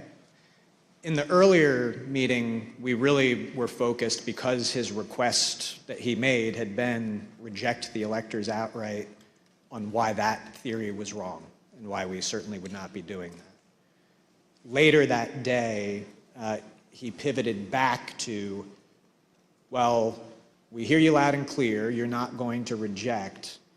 But remember last night, I said that there was this more prudent course where you could just send it back to the states. Would you be willing to do that? And during the course of our discussion about his renewed request that we consider that option, he acknowledged to me, he put it, both Mr. Eastman and myself are graduates of the University of Chicago Law School, and he said, look, as graduates of that august institution, you and I will mutually understand that the underlying legal theory of plenary vice presidential authority is what you have to get there. Because this new theory, as I was pointing out to him, or the procedural theory, still violates several provisions of the Electoral Count Act, as he acknowledged. And the only way that you could ever be able to ignore several provisions of statutory law is if it was pretty clear that they were unconstitutional. And the only way they could be unconstitutional is if the vice president had the plenary authorities that were formed the basis for the reject the votes as well. So he acknowledged in those conversations that the underlying legal theory was the same. He just thought that the send it back to the states option would be more politically palatable, and he hoped more palatable to the vice president for that reason. And in fact, when Dr. Eastman made this concession during that meeting, according to your earlier deposition, Dr. Eastman said, just between us, University of Chicago chickens, is that right? I don't think that the University of Chicago is going to start a Chicago Chickens fundraising club. But yes, that is the terminology that he used. He said, you know, just between us Chicago chickens, we will understand as lawyers who have studied the Constitution that the underlying basis really is the same. I reserve the remainder of my time. Thank you, Mr. Wood. Mr. Jacob, the president and the vice president meet again on that same topic the next day, January 5th, correct? So after my extended meeting with Mr. Eastman that morning, during that time, the vice president had been back at his residence working on his statement to the nation that we released the next day. He got down to the White House some point between 1 o'clock and 2 o'clock as my meeting with Mr. Eastman was wrapping up. And when Mark Short and I went over to meet with the vice president, and actually we thought maybe we had good news. We felt like we had sort of defeated Mr. Eastman, that he was sort of acknowledging that there was no there. But the vice president was then asked down to the Oval Office, and he went down to the Oval Office while Mark and I stayed back in the vice president's office. You weren't in that meeting. I was not. In the book Peril, journalists Bob Woodward and Robert Costa write that the president said, quote, "If these people say you have the power, wouldn't you want to?" The vice president says, quote, "I wouldn't want any one person to have that authority." The president responds, "But wouldn't it almost be cool to have that power?" Vice president is reported to have said, "No, look, I've read this, and I don't see a way to do it. We've exhausted every option. I've done everything I could, and then some, to find a way around this. It's simply not possible. My interpretation is no." To which the president says, "No, no, no. You don't understand, Mike. You can do this. I don't want to be your friend anymore if you don't do this. We asked Mark Short about this during his deposition. An understanding that I would have in other conversations with the vice president, he articulated to me that no, he wouldn't want that power bestowed upon any one person. Mr. Jacob, did you, Mr. Short, and the vice president have a call later that day again with the president and Dr. Eastman? So, yes, we did. And what did Dr. Eastman request on that call? On that phone call, which I believe was around 5 o'clock that afternoon, Mr. Eastman stated that he had heard us loud and clear that morning. We were not going to be rejecting electors, but would we be open to considering the other course that we had discussed on the 4th, which would be to suspend the joint session and request that state legislatures re-examine certification of the electoral votes. That same day, January 5th, the New York Times ran a story about the disagreement between the president and the vice president about whether the vice president could determine the outcome of the election. Even though the New York Times story was indisputably correct, Donald Trump denied it. Trump issued a statement claiming that the vice president had agreed that he could determine the outcome of the election, despite the fact that the vice president had consistently rejected that position. Let's look at what the president said in his statement. Quote, "The New York Times report regarding comments Vice President Pence supposedly made to me today is fake news. He never said that. The Vice President and I are in total agreement that the Vice President has the power to act."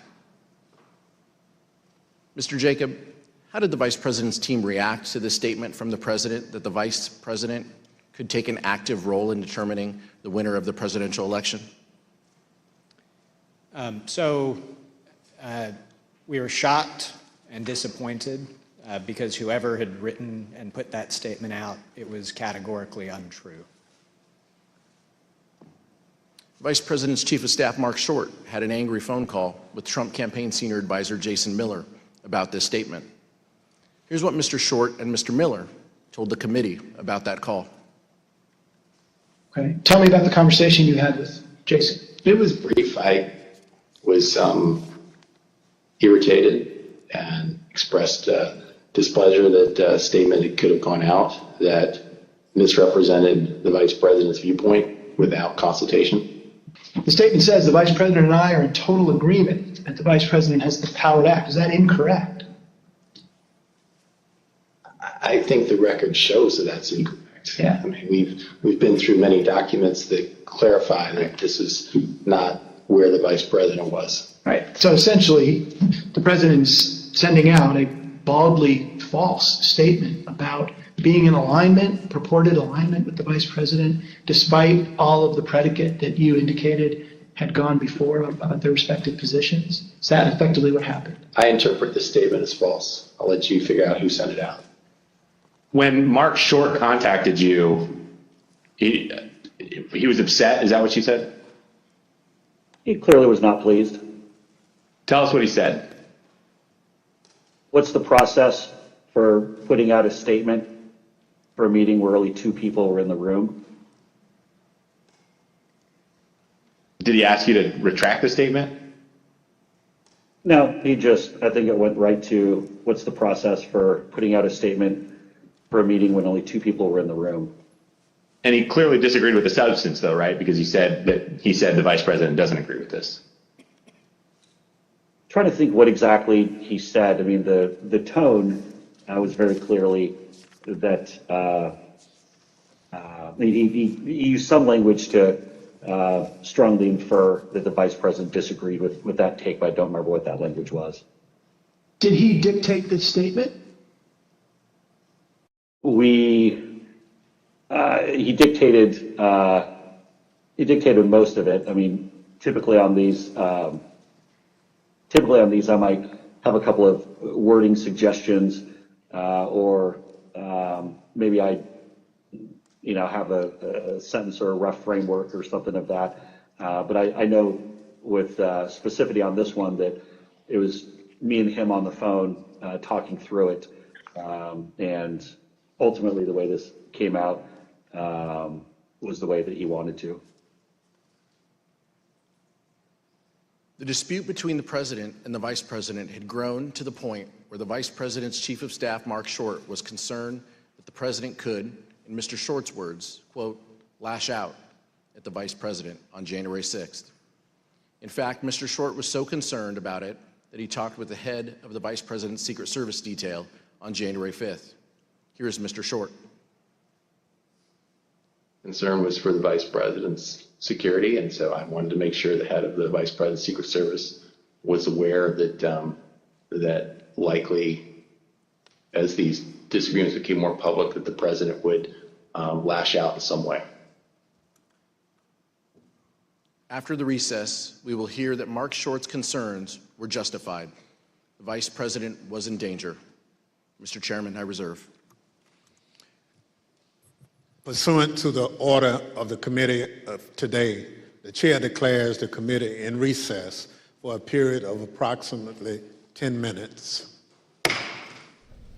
And thank you again to everyone who is here with us on Live Now from Fox as we continue to hear these hearings on Capitol Hill Live. Do want to remind our viewers that no matter when you're joining us, you can always find us streaming on livenowfox.com. Christy Larson here with you as we continue our coverage here. Of course, they said they're going to be back here in about 10 minutes. We've been taking a look at just some of the highlights, and especially since we've had two people here who are witnesses during this hearing. This all focused on the role that Vice President Mike Pence played these days leading up to January 6th. We've been hearing from some of his advisors and attorneys saying that Mike Pence was in full agreement and knew his duty was more ceremonial when it came to that vote count instead of trying to interfere and make that decision ultimately by himself, saying that Mike Pence even said that he wouldn't want that duty put on him. So let's go ahead and take a look back at just some of these highlights that were happening. I do want to let our viewers know we're going to keep an eye on that shot that we do have inside of the Capitol so that we are ready to go as soon as they do put that gavel down again and return from their recess. But until that time, let's go ahead and listen into just some of what Trump's advisors and attorneys were saying leading up to those days. So let's listen into that right here on Live Now from Fox. Mr. Jacob, you weren't the only one who knew that the legal theory was wrong, though. Here's what various advisors to the president thought about that theory. Okay. You've been clear repeatedly with Mr. Meadows about you and the vice president having a different view about his authority on January 6th. I believe I had.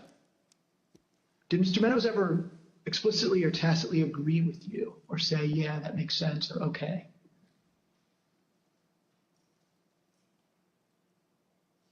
I believe that that Mark did agree. What makes you say that? I believe that's what he told me. But as I mentioned, I think Mark had told so many people so many different things that it was not something that that I would necessarily accept as, okay, well, that means that's resolved. I see. Tell me more what he told you on this topic. Well, I think it was that, the vice president doesn't have any broader role. And I think he was understanding of that. So despite the fact that he may have said other things to the president or others, to you, he said he understands the vice president has no role. Yes. Okay. Did he say that to you several times? A couple times. Mm-hmm. Before January 6th? Yes.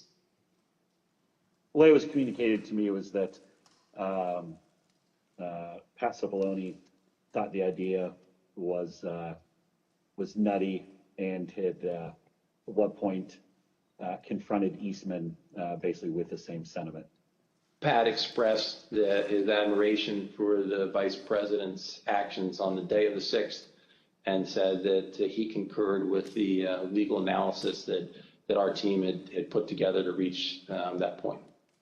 It made no sense to me that in all the protections that were built into the Constitution for a president to get elected and steps that had to be taken, that the power to choose the next president would be sitting with the vice president. Do you know if Mr. Clark or Mr. Morgan, is it Morgan? Viewed about that, thought about that, Mr. Eastman's advice? Yeah, they thought he was crazy. Do you know if they ever expressed an opinion on whether they thought the vice president had the power that John Eastman said he did? I know for a fact I heard both say that his theory was crazy, that there was no validity to it in any way, shape, or form. And did they express that before January 6th? Yes. To whom? I think anyone who would listen. Okay, what were your prior interactions with Eastman? He described for me what he thought the ambiguity was in the statute, and he was walking through it at that time. And I said, hold on a second, I want to understand what you're saying. You're saying that you believe the vice president, acting as president of the Senate, can be the sole decision maker as to, under your theory, who becomes the next president of the United States? And you said yes. And I said, are you out of your effing mind? Right? And that was pretty blunt. I said, you're completely crazy. I said, you're going to turn around and tell 78 plus million people in this country that your theory is this is how you're going to invalidate their votes because you think the election was stolen? And I said, they're not going to tolerate that. I said, you're going to cause riots in the streets. And all right, so once again, former President Donald Trump had been warned multiple times that it was not going to be up to just Mike Pence himself individually to turn around that election. When we come back after this 2-minute break, we'll hear some of the remarks that happened just a little bit earlier from the chief counsel to former Vice President Mike Pence. That's Greg Jacob.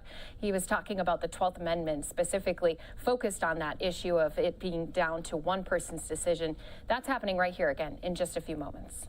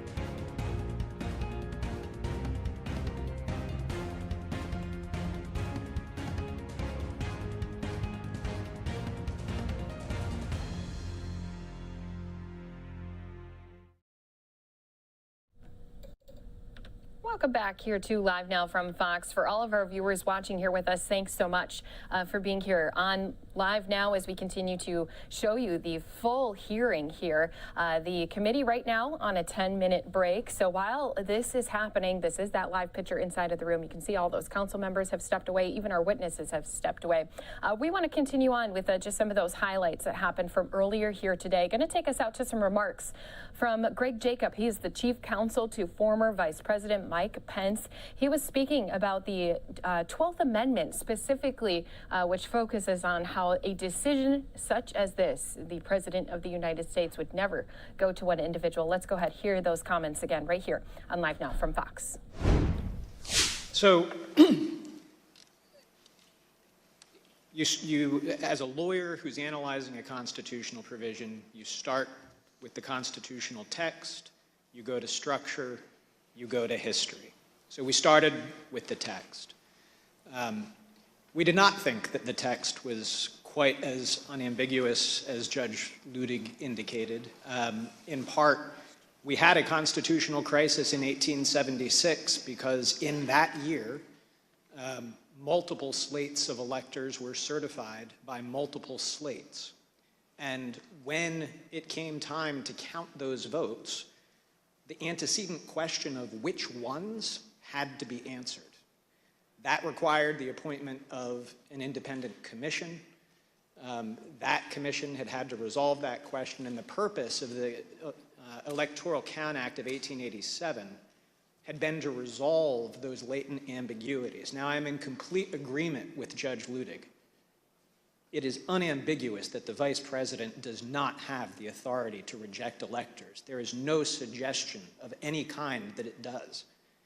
There is no mention of rejecting or objecting to electors anywhere in the 12th Amendment. And so the notion that the Vice President could do that certainly is not in the text.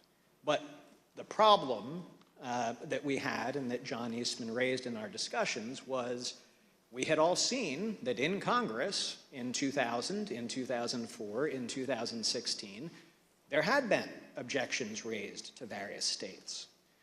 And those had even been debated in 2004. And so here you have an amendment that says nothing about objecting or rejecting, and yet we did have some recent practice of that happening within the terms of the Electoral Count Act. So we started with that text. And I recall in my discussion with the Vice President, he said, I can't wait to go to heaven and meet the framers and tell them the work that you did in putting together our Constitution is a work of genius. Thank you. It was divinely inspired. There is one sentence that I would like to talk to you a little bit about. So then we went to structure. And again, the Vice President's first instinct here is so decisive on this question. There's just no way that the framers of the Constitution, who divided power and authority, who separated it out, who had broken away from George III and declared him to be a tyrant, there was no way that they would have put in the hands of one person the authority to determine who was going to be President of the United States. And then we went to history. We examined every single electoral vote count that had happened in Congress since the beginning of the country. We examined the Electoral Count Act. We examined practice under the Electoral Count Act. And critically, no Vice President in 230 years of history had ever claimed to have that kind of authority, hadn't claimed authority to reject electoral votes, had not claimed authority to return electoral votes back to the states. In the entire history of the United States, not once had a joint session ever returned electoral votes back to the states to be counted. And in the crisis of 1876, Justice Bradley of the United States Supreme Court, who supplied the decisive final vote on that commission, had specifically looked at that question and said, first, the Vice President clearly doesn't have authority to decide anything, and by the way, also does not have authority to conduct an investigation by sending things back out. All right, guys, as I mentioned, we've been keeping an eye here on this live feed inside of the Capitol. Let's go ahead, listen in here as this hearing continues on. I'd now like to turn to the events of January 6, 2021, which turned out to be a fateful day in our nation's history. Despite the fact that the Vice President consistently told the President that he did not have and would not want the power to decide the outcome of the presidential election, Donald Trump continued to pressure the Vice President, both publicly and privately. As you will hear, things reached a boiling point on January 6th, and the consequences were disastrous. In the middle of the night, on January 5th, into the morning of the 6th, around 1 a.m., President Trump tweeted at the vice president, meaning that the comments in response to the president's tweet would also show up on the vice president's Twitter feed.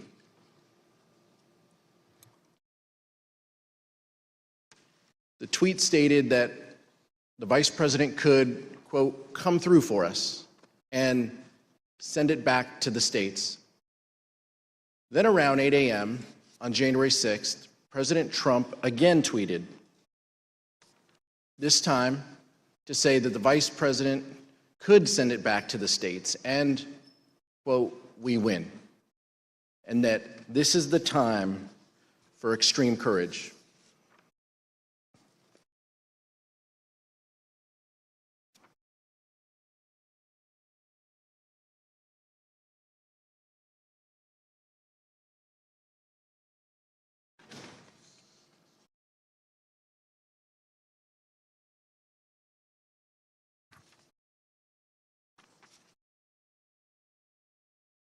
Mr. Short told us during his deposition that the vice president started a meeting on January 6th in prayer.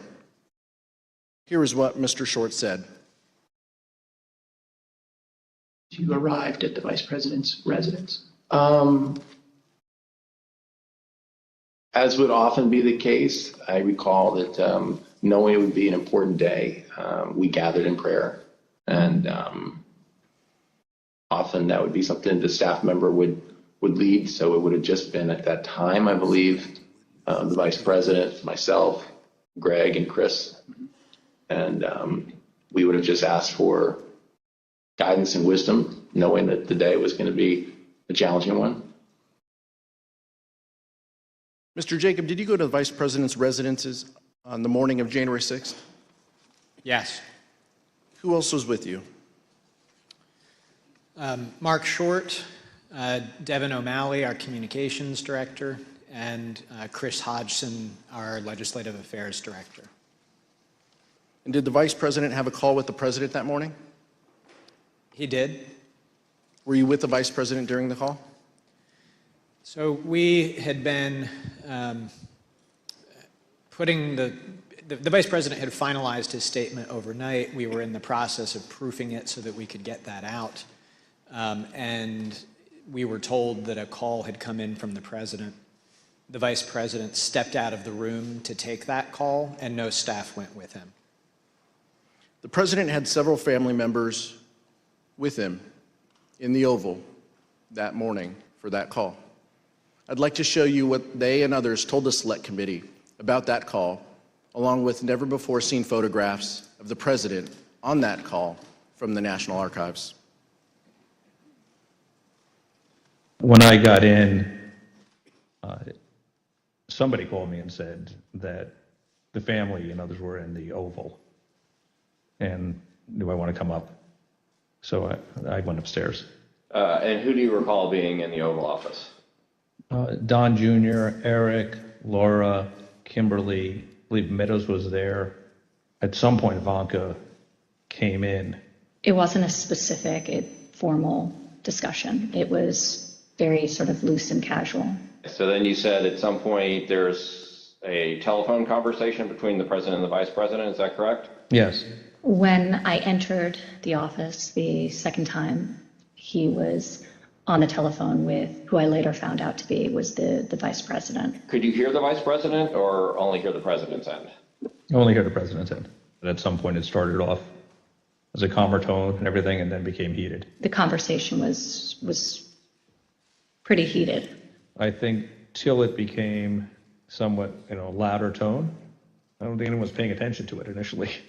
Did you hear any part of the phone call, even if just the end that the president was speaking from? I did, yes. All right, and what did you hear? So as I was dropping off the note, my memory, I remember hearing the word wimp. Either he called him a wimp. I don't remember if he said, you are a wimp, you'll be a wimp. Wimp is the word I remember. It's also been reported that the president said to the vice president that something to the effect of, you don't have the courage to make a hard decision. Worse, I don't remember exactly either, but something like that, yeah. You're not tough enough to make the call. It was a different tone than I'd heard him take with the vice president before. Did Ms. Trump share with you any more details about what had happened, or any details about what had happened in the Oval Office that morning? That her dad had just had an upsetting conversation with the vice president. Do you recall anything about her demeanor, either during the meeting or when you encountered her in Dan Scavino's office? I don't remember specifically. I mean, I think she was uncomfortable over the fact that there was obviously that type of interaction between the two of them. Something to the effect, the wording's wrong. I made the wrong decision 4 or 5 years ago. And the word that she relayed to that the president called the vice president, I apologize for being impolite, but do you remember what she said her father called him? The P word.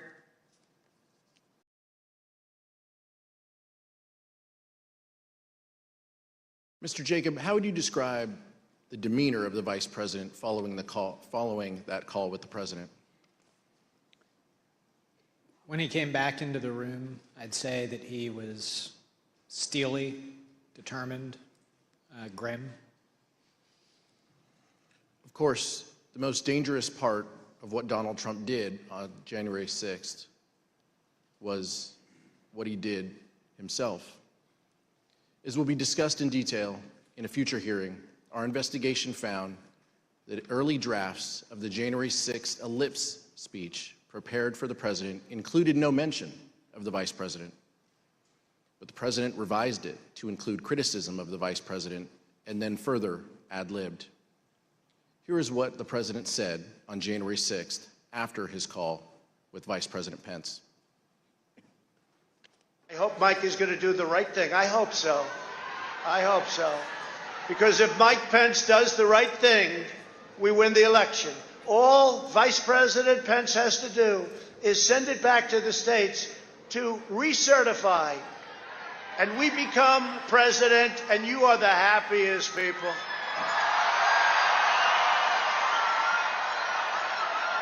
And I just spoke to Mike. I said, Mike, that doesn't take courage. What takes courage is to do nothing. That takes courage. And then we're stuck with a president who lost the election by a lot, and we have to live with that for 4 more years. We're just not going to let that happen. And Mike Pence is going to have to come through for us. And if he doesn't, that will be a sad day for our country. And they want to recertify their votes. They want to recertify. But the only way that can happen is if Mike Pence agrees to send it back. So I hope Mike has the courage to do what he has to do. And I hope he doesn't listen to the rhinos and the stupid people that he's listening to. Of course, we all know what happened next. The president's words had an effect. President Trump's supporters became angry. When the vice president issued his public letter, the crowd at the Capitol erupted in anger. The rioters who had erected makeshift gallows began chanting, "Hang Mike Pence." Testimony in our investigation has made clear what the target of the rioters' ire was: Vice President Mike Pence. The rioters breached the Capitol at 2:13 p.m.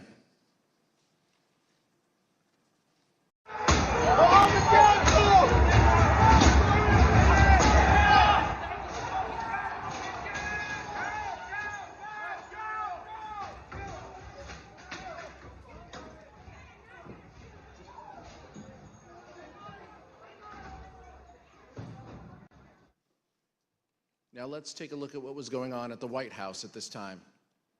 We received testimony that the President's Chief of Staff, Mark Meadows, was notified of the violence at the Capitol by 2 p.m., and likely earlier. The testimony further establishes that Mr. Meadows quickly informed the President, and that he did so before the President issued his 2:24 p.m. tweet criticizing Vice President Pence for not having, quote, courage to do what needed to be done. Here is what the President wrote in his 2:24 p.m. tweet while the violence at the Capitol was going on. And here is what the rioters thought. Nothing but a traitor, and he deserves to burn with the rest of them. So it's all escalated after Pence. What happened to Pence? Pence didn't do what we wanted. Pence voted against Trump. Okay, and that's when all this started? Yep. That's when we marched on the Capitol. We've been shot at with rubber bullets, tear gas. We just heard that Mike Pence is not going to reject any fraudulent elector votes.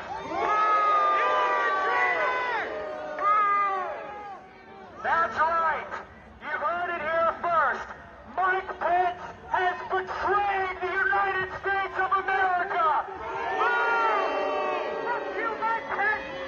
Mike Pence has betrayed this president, and he has betrayed the people of the United States, and we will never, ever forget. It's real simple. Pence betrayed us, which apparently everybody knew he was going to, and the president mentioned it like 5 times when he talked. You can go back and watch the president's video. This is our capital.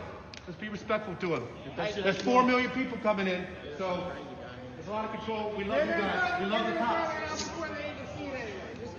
It's only a matter of time. Justice is coming.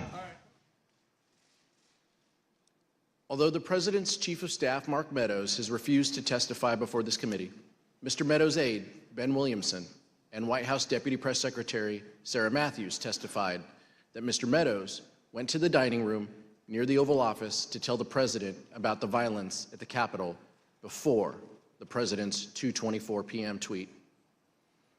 In future hearings, you'll hear more about exactly what was happening in the White House at that time. But here is what some White House staff told the Select Committee. Do you know where he went? Yes, I followed him down the hallway, and I followed him into the outer Oval corridor, which is the hallway between the Oval Office hallway and the outer Oval section of the Oval Office. I followed him into that little corridor hallway. I saw him walk into outer Oval. I maybe took a step into outer Oval and then left. And I don't know where he went outside of that, but it looked like he was headed in the direction of the Oval Office. You know, we had all talked about at that point about how it was bad and the, you know, situation was getting out of hand. And I know Ben Williamson and I were conferring, and we thought that the president needed to tweet something and tweet something immediately. And I think when Kaylee gave us that order of don't say anything to the media, I told her that I thought the president needed to tweet something. And then I remember getting a notification on my phone, and I was sitting in a room with Roma and Ben, and we all got a notification. So we knew it was a tweet from the president, and we looked down, and it was a tweet about Mike Pence. I believe I had sent him a text saying that we may want to put out some sort of statement because the situation was getting a little hairy over at the Capitol. And then it was common for, after I would text him, I would just go down and see him in person. You went down to speak with Mark Meadows after this. What was that conversation? Very brief. I went down and told him the same thing I have in the text that I can recall. And I don't remember anything that was said between us other than I told him that. And to my recollection, he immediately got up and left his office. Our investigation found that immediately after the president's 2:24 p.m. tweet, the crowds both outside the Capitol and inside the Capitol surged. The crowds inside the Capitol were able to overwhelm the law enforcement presence, and the vice president was quickly evacuated from his ceremonial Senate office to a secure location within the Capitol complex.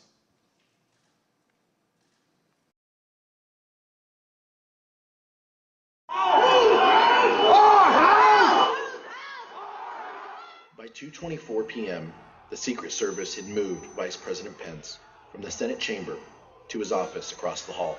The noise from the rioters became audible, at which point we recognized that maybe they had gotten into the building. Then, President Trump tweeted, "Mike Pence didn't have the courage to do what should have been done to protect our country and our Constitution, giving states a chance to certify a corrected set of facts, not the fraudulent or inaccurate ones which they were asked to previously certify.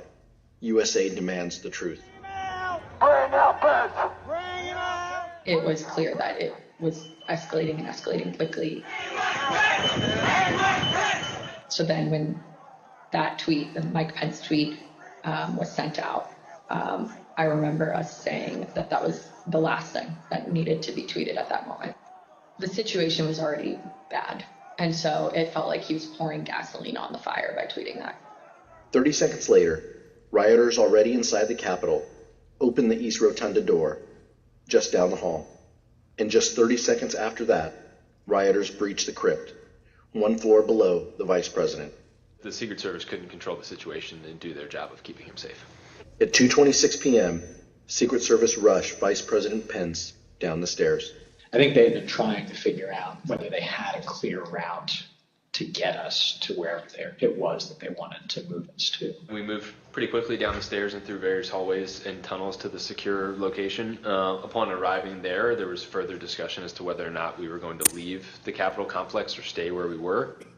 Vice President Pence and his team ultimately were led to a secure location where they stayed for the next 4.5 hours, barely missing rioters a few feet away. Approximately 40 feet. That's all there was. 40 feet between the vice president and the mob. Mr. Jacob, you were there, seeing that for the first time. Does it surprise you to see how close the mob was to the evacuation route that you took? The 40 feet is the distance from me to you, roughly. I could hear the din of the rioters in the building while we moved, but I don't think I was aware that they were as close as that. Make no mistake about the fact that the vice president's life was in danger. A recent court filing by the Department of Justice explains that a confidential informant from the Proud Boys told the FBI that the Proud Boys would have killed Mike Pence if given a chance. This witness, whom the FBI affidavit refers to as W1, stated that other members of the group talked about things they did that day, and they said that anyone they got their hands on, they would have killed, including Nancy Pelosi. W1 further stated that members of the Proud Boys said that they would have killed Mike Pence if given a chance. We understand that congressional leaders and others were evacuated from the Capitol complex during the attack. We'd like to show you what happened after the Vice President was evacuated from the Senate. The Select Committee has obtained never-before-seen photos from the National Archives that show Vice President Pence sheltering in a secure underground location as rioters overwhelmed the Capitol. At 4:19 p.m., Vice President Pence is seen looking at a tweet the President had just sent, a tweet asking the rioters to leave the Capitol. After 4.5 hours spent on working to restore order, the Vice President returned to the Senate floor to continue the certification of electors. So Vice President Pence was a focus of the violent attack. Mr. Jacob, did the Vice President leave the Capitol complex during the attack? He did not. Can you please explain why the Vice President refused to leave the Capitol complex? When we got down to the secure location, Secret Service directed us to get into the cars, which I did, and then I noticed that the Vice President had not. So I got out of the car that I had gotten into, and I understood that the Vice President had refused to get into the car. The head of his Secret Service detail, Tim, had said, "I assure you we're not going to drive out of the building without your permission." And the Vice President had said something to the effect of, "Tim, I know you, I trust you, but you're not the one behind the wheel." And the Vice President did not want to take any chance that the world would see the Vice President of the United States fleeing the United States Capitol. He was determined that we would complete the work that we had set out to do that day, that it was his constitutional duty to see through, and that the rioters who had breached the Capitol would not have the satisfaction of disrupting the proceedings beyond the day on which they were supposed to be completed. Let me see if I understand this right. You were told to get in the cars, and how many of the Vice President's staff got in the cars while he did not? Most of us. During our investigation, we received testimony that while the Vice President was in a secure location within the Capitol complex, he continued the business of government. We understand that the Vice President reached out to congressional leaders, like the Acting Secretary of Defense and others, to check on their safety and to address the growing crisis. In addition, the Vice President's Chief of Staff, Mark Short, made several calls to senior government officials. Here's Mr. Short's testimony regarding his call with Representative Kevin McCarthy. He indicated that he had had some conversation. I don't recall whether it was with the president or with somebody at the White House, but I think he'd expressed frustration that not taking the circumstance as seriously as they should in that moment. All right. So Mr. McCarthy indicated he'd been in touch with someone at the White House, and he conveyed to you that they weren't taking this as seriously as they should. You have to answer yes or no. Yes. Okay. While the Vice President made several calls to check on the safety of others, it was his own life that was in great danger. Mr. Jacob, did Donald Trump ever call the Vice President to check on his safety? He did not. Mr. Jacob, how did Vice President Pence and Mrs. Pence react to that? With frustration. Mr. Jacob, immediately before you and the Vice President were evacuated to a secure location within the Capitol, you hit send on an email to John Eastman explaining why his legal theory about the Vice President's role was wrong. You ended your email by stating that, quote, "Thanks to your bullshit, we are now under siege." We'll take a look at that email. Now, Dr. Eastman replied, and this is hard to believe, but his reply back to you was, "The siege is because you and your boss," presumably referring to the Vice President of the United States, "did not do what was necessary to allow this to be aired in a public way so the American people can see for themselves what happened." Mr. Jacob, later that day you wrote again to Dr. Eastman. Let's show that email on the screen. In that email, you wrote, and I quote, "Did you advise the President that in your professional judgment, the Vice President does not have the power to decide things unilaterally?" And you ended that email saying, "It does not appear that the President ever got the memo." Dr. Eastman then replied, "He's been so advised." And he ends his email with, quote, "But you know him. Once he gets something in his head, it's hard to get him to change course," close quote. Mr. Jacob, when Dr. Eastman wrote, "Once he gets something in his head, it's hard to get him to change course," did you understand the he in that email to refer to the President of the United States? I did. And Mr. Jacob, did you hear from Dr. Eastman further after the riot had been quelled? And if so, what did he ask? Late that evening, after the joint session had been reconvened, the Vice President had given a statement to the nation saying that violence was not going to win, freedom wins, and that the people were going to get back to doing their work. Later that evening, Mr. Eastman emailed me to point out that, in his view, the Vice President's speech to the nation violated the Electoral Count Act, that the Electoral Count Act had been violated because the debate on Arizona had not been completed in 2 hours. Of course, it couldn't be since there was an intervening riot of several hours.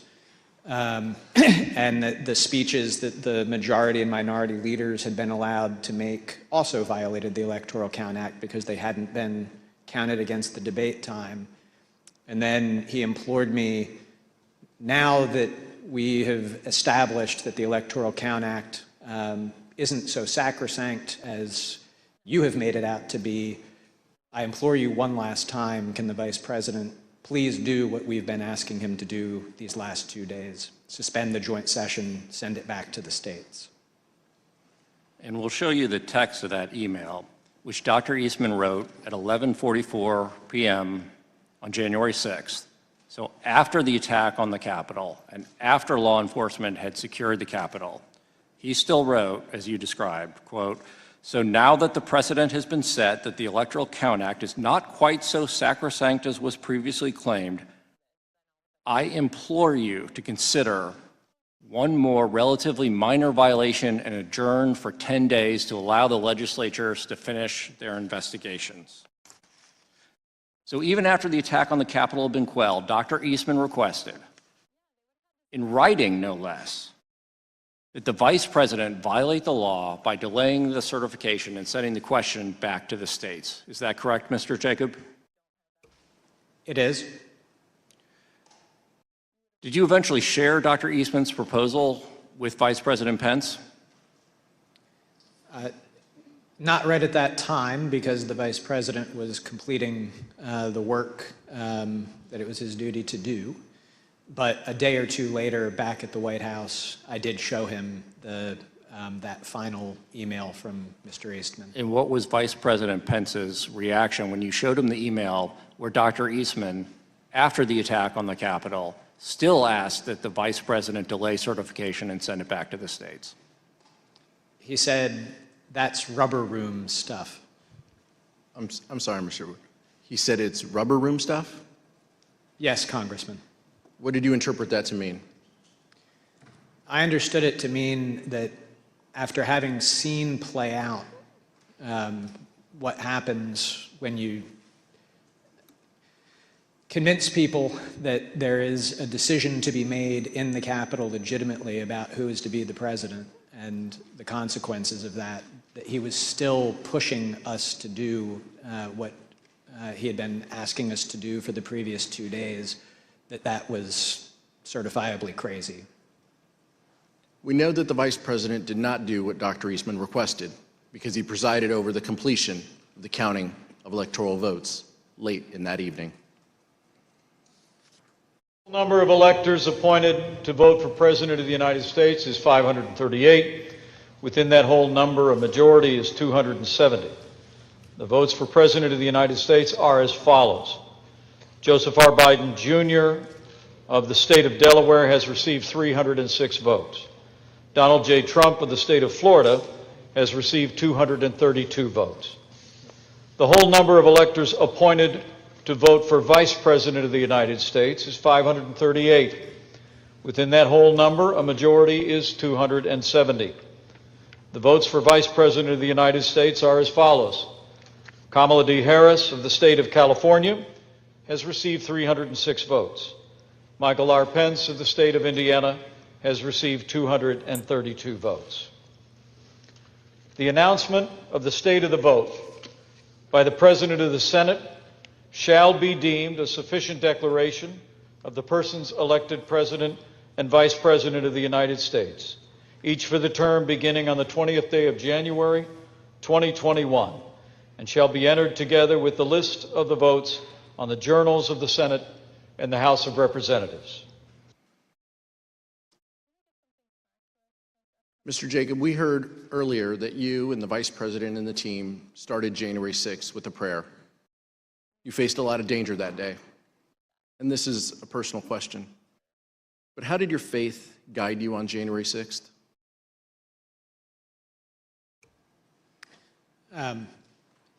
My faith really sustained me through it. I, down in the secure location, pulled out my Bible, read through it, and just took great comfort. Daniel 6 was where I went, and in Daniel 6, Daniel has become the second in command of Babylon, a pagan nation, but he completely faithfully serves. He refuses an order from the king that he cannot follow, and he does his duty consistent with his oath to God. And I felt that that's what had played out that day. It spoke to you. Yes. At the end of the day, Mark Short sent the vice president a text message with a Bible verse. Here's what he told the select committee. At 3:50 in the morning, when we finally adjourned and headed our own ways, I remember, texting the vice president a passage from 2 Timothy chapter 4, verse 7 about, I've fought the good fight, I've finished the race, I've kept the faith. He started his day with a prayer and ended his day with a Bible verse. I've fought the good fight, I've finished the race, I've kept the faith.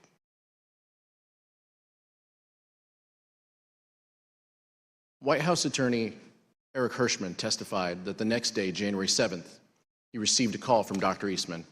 Here is Mr. Hirschman's account of that call. The day after, Eastman, I don't remember why he called me, or he texted me or called me, wanted to talk with me, and he said he couldn't reach others.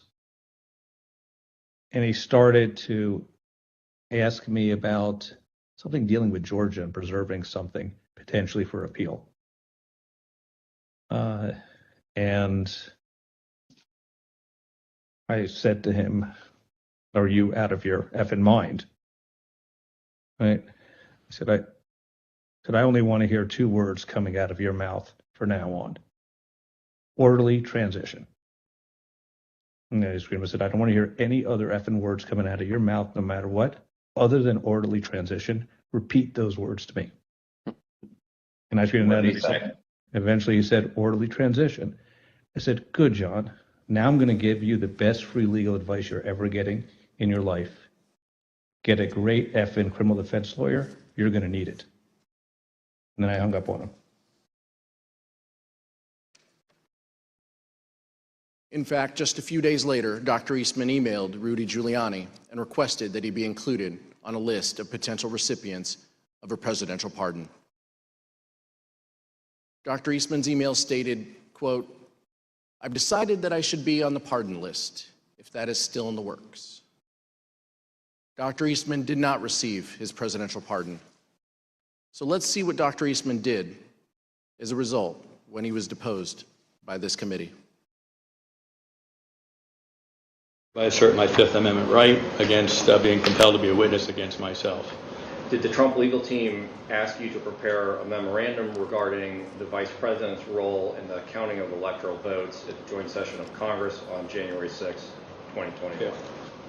Dr. Eastman, did you advise the President of the United States that the Vice President could reject electors from 7 states and declare that the President had been reelected? Yeah.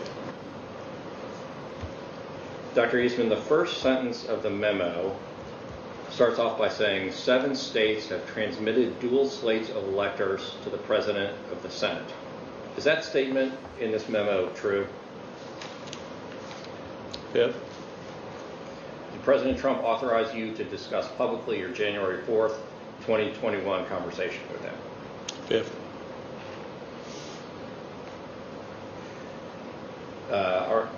So is it your position that you can discuss in the media direct conversations you had with the President of the United States, but you will not discuss those same conversations with this committee? Fifth. Dr. Eastman pled the Fifth 100 times. Finally, let's hear from a federal court judge, the only one to date who has opined on whether the president was involved in criminal activity.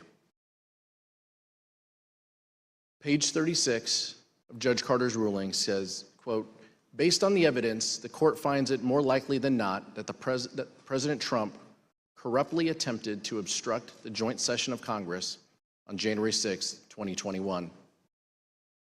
Page 40 of the ruling says, quote, based on the evidence, the court finds that it is more likely than not that President Trump and Dr. Eastman dishonestly conspired to obstruct the joint session of Congress on January 6, 2021. And page 44, Dr. Eastman and President Trump launched a campaign to overturn a democratic election, an action unprecedented in American history. Their campaign was not confined to the ivory tower. It was a coup in search of a legal theory.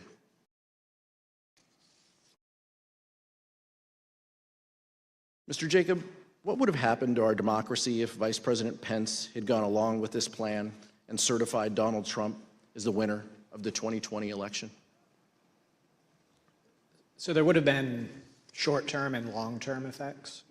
The short-term I previously described, a constitutional jump ball situation, political chaos in Washington, lawsuits, and who knows what happening in the streets. And you would have had the Vice President of the United States having declared that the outcomes of these state elections were incorrect.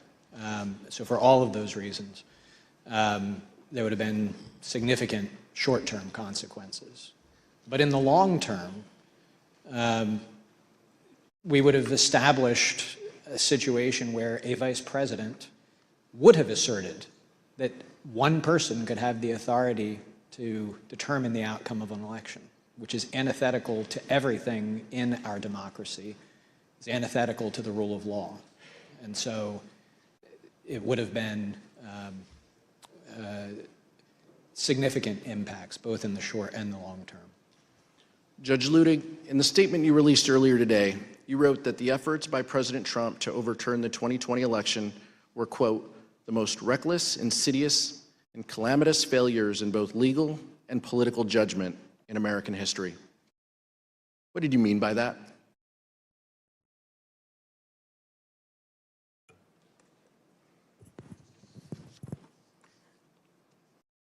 Exactly what I said, Congressman. Thank you, Judge. Thank you, Mr. Jacob. Mr. Chairman, I yield back.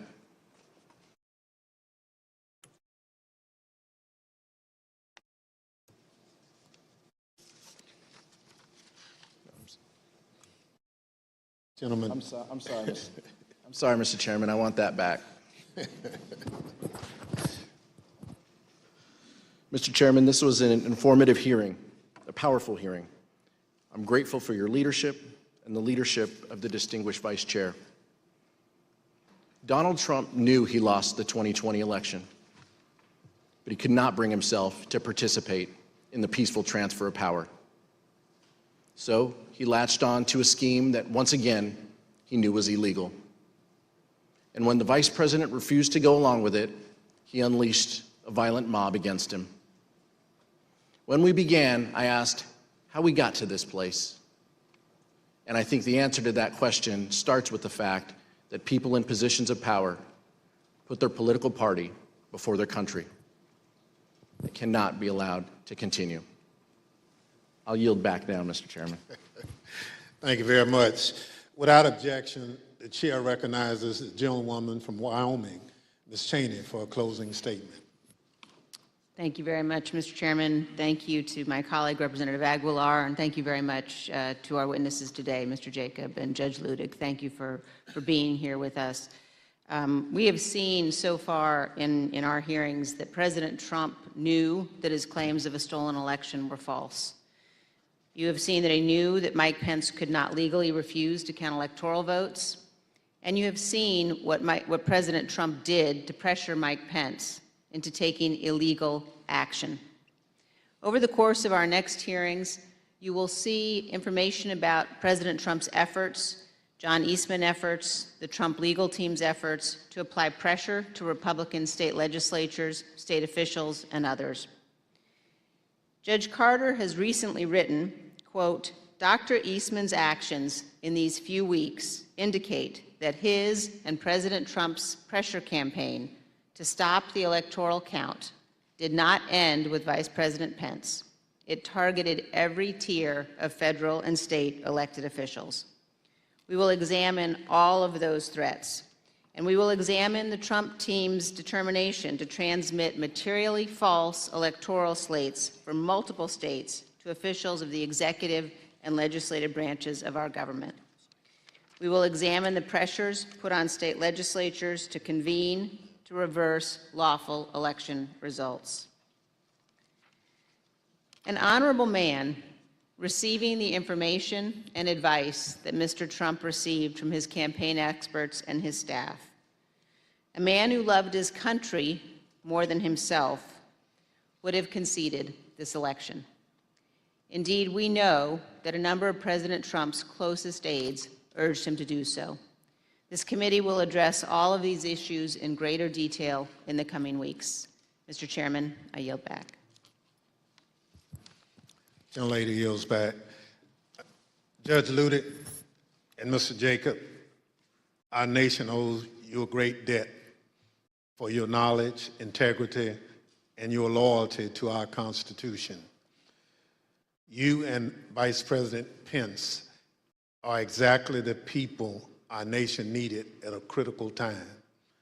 You had the courage to do what was right. In the weeks leading up to January 6th, many people failed this test when they had to choose between their oath to the country or the demands of Donald Trump. But there were others who, like you, stood tall in the face of intimidation and put our democracy first. They include the judges who rejected the bogus claims of election fraud, the senior Justice Department officials who stood up to Donald Trump, and the state officials whom we will hear from at our next hearing. We are deeply grateful to your courage and devotion to our country. There are some who think the danger has passed, that even though there were violence and a corrupt attempt to overturn the presidential election, the system worked. I look at it another way. Our system nearly failed and our democratic foundation destroyed, but for people like you. Judge Ludick, I want to give you an opportunity to share your thoughts on the ongoing threat. You've written the clear and present danger to our democracy. Now is that former President Donald Trump and other political allies appear prepared to seize the presidency in 2024 if Mr. Trump or one of his anointed candidates is not elected by the American people. What do you mean by this?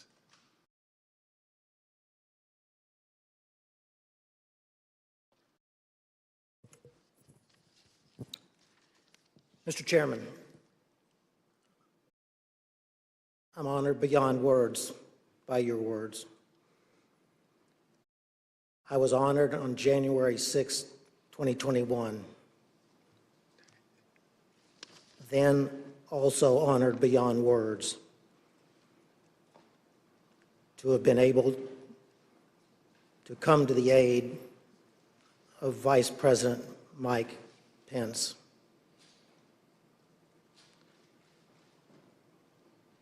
I prayed that day, just like the Vice President prayed that day. I believe we may have prayed the same prayer to the same God. I prayed that same prayer with my wife this morning before I came into these hearings.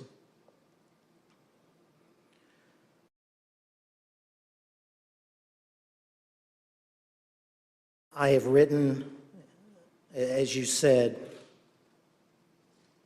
Chairman Thompson, that today,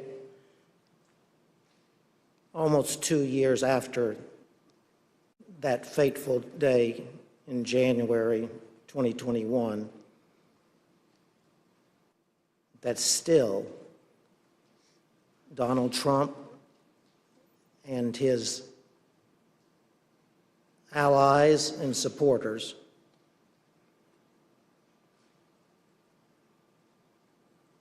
are a clear and present danger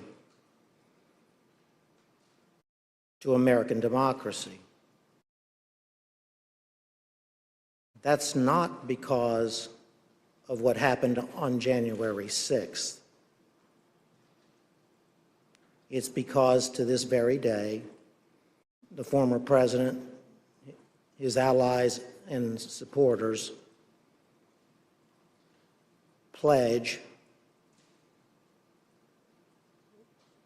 that in the presidential election of 2024, if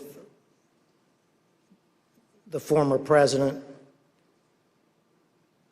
or his anointed successor as the Republican Party presidential candidate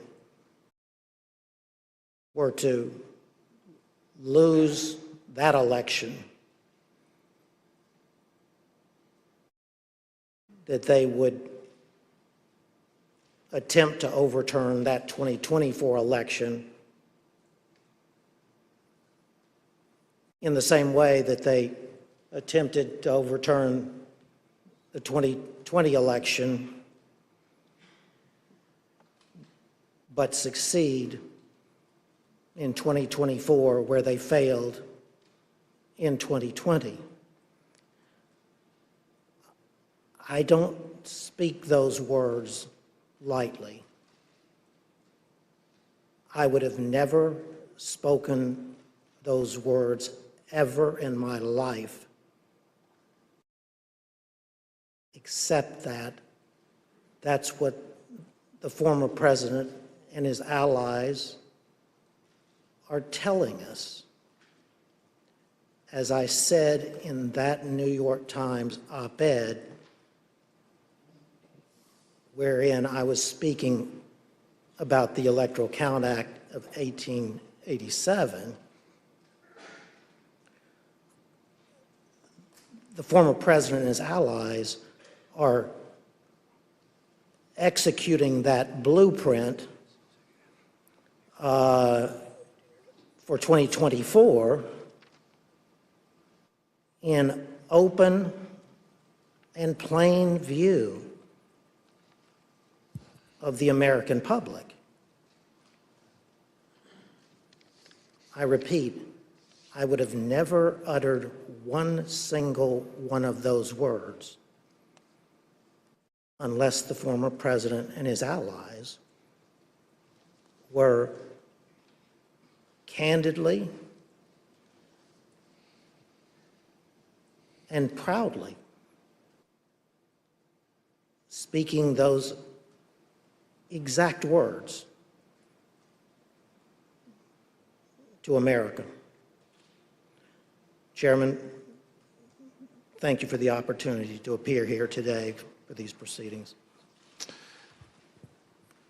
Thank you again, Judge Ludick. As a part of the Select Committee's charge to make recommendations that are informed by other investigative findings, we will be reviewing the views shared by Judge Ludick and other experts on potential improvements to the Electoral Count Act, among a range of other initiatives. I know the information we presented over the last week is shocking. The idea that a president of the United States would orchestrate a scheme to stay in power after the people have voted him out of office. We're able to present this information because so many witnesses have cooperated with our probe. But the fact is, there are more people with direct knowledge, with evidence germane to our investigation. I ask those who might be on the fence about cooperating to reach out to us. The committee's website address is being displayed behind me, january6.house.gov. There you can view the evidence we presented in our hearings and find a tip line to submit any information you might think would be helpful for our investigation. And despite how you might not think it's important, send us what you think. And I thank those who sent us evidence for their bravery and patriotism. Without objections, members will be permitted 10 business days to submit statements for the record, including opening remarks and additional questions for the witnesses. The chair requests those in the hearing room remain seated until the Capitol Police have escorted members from the room. Without objection, the committee stands adjourned. As you hear there, that will do it for today. You're watching Live Now from Fox as we heard really a timeline of events a couple of days before January 6th as well as the day of January 6th. Really the movements and thinkings of not only former Vice President Mike Pence, but his law team as well as different aides about what was going on at that time. And what we're seeing here from the select committee is you could feel it where they continue this investigation and these hearings. And it's almost as if they are trying to set up some sort of moment here where they are going to try to prevent Donald Trump from trying to run in 2024. So we don't know what the precedent on that will be. Obviously, they want for the DOJ to make some sort of recommendations for additional investigations. We'll continue to see how that all plays out right here on Live Now from Fox. But that is the early stages of what we are seeing there, possibly trying to get Donald Trump to not be able to run again for high office of President of the United States. And what we are going to do right now, as we have always done after these hearings, everyone, is we are going to look to the podiums right outside of that hearing room. We are going to see if we have members of that select committee coming to the podium. In the past couple of hearings, we had Representative Jamie Raskin come to that podium and give his remarks on how he thought the day went. So we'll keep an eye on that. We're going to take a quick 2-minute break here for you all, and then when we come back, we'll play out some of the many highlights that came from today's hearing while we do wait for maybe some members of the select committee to take to the podium. You're watching Live Now from Fox. Let's take a quick 2-minute break.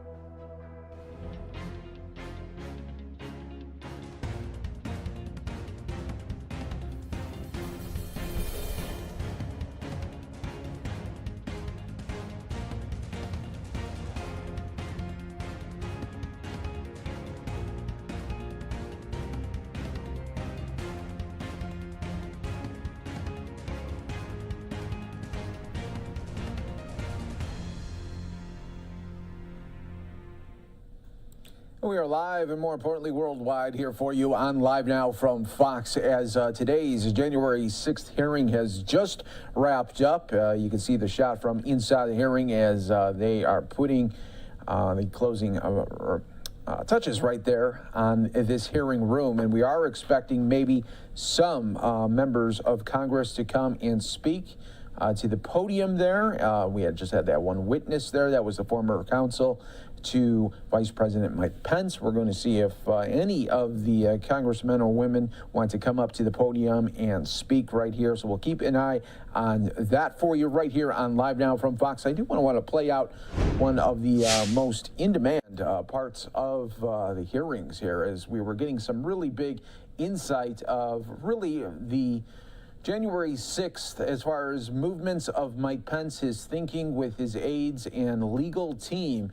And we learned through this hearing today that when rioters went into the Capitol, they at one point were just about 40 feet away from Secret Service and Vice President Mike Pence. So let's play out some of that right here and really hearing what was going on at the White House at the time of the Capitol breach.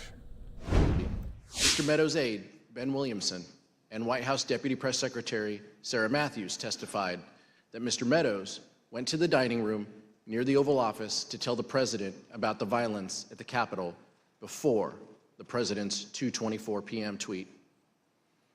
In future hearings, you'll hear more about exactly what was happening in the White House at that time. But here is what some White House staff told the Select Committee. Do you know where he went?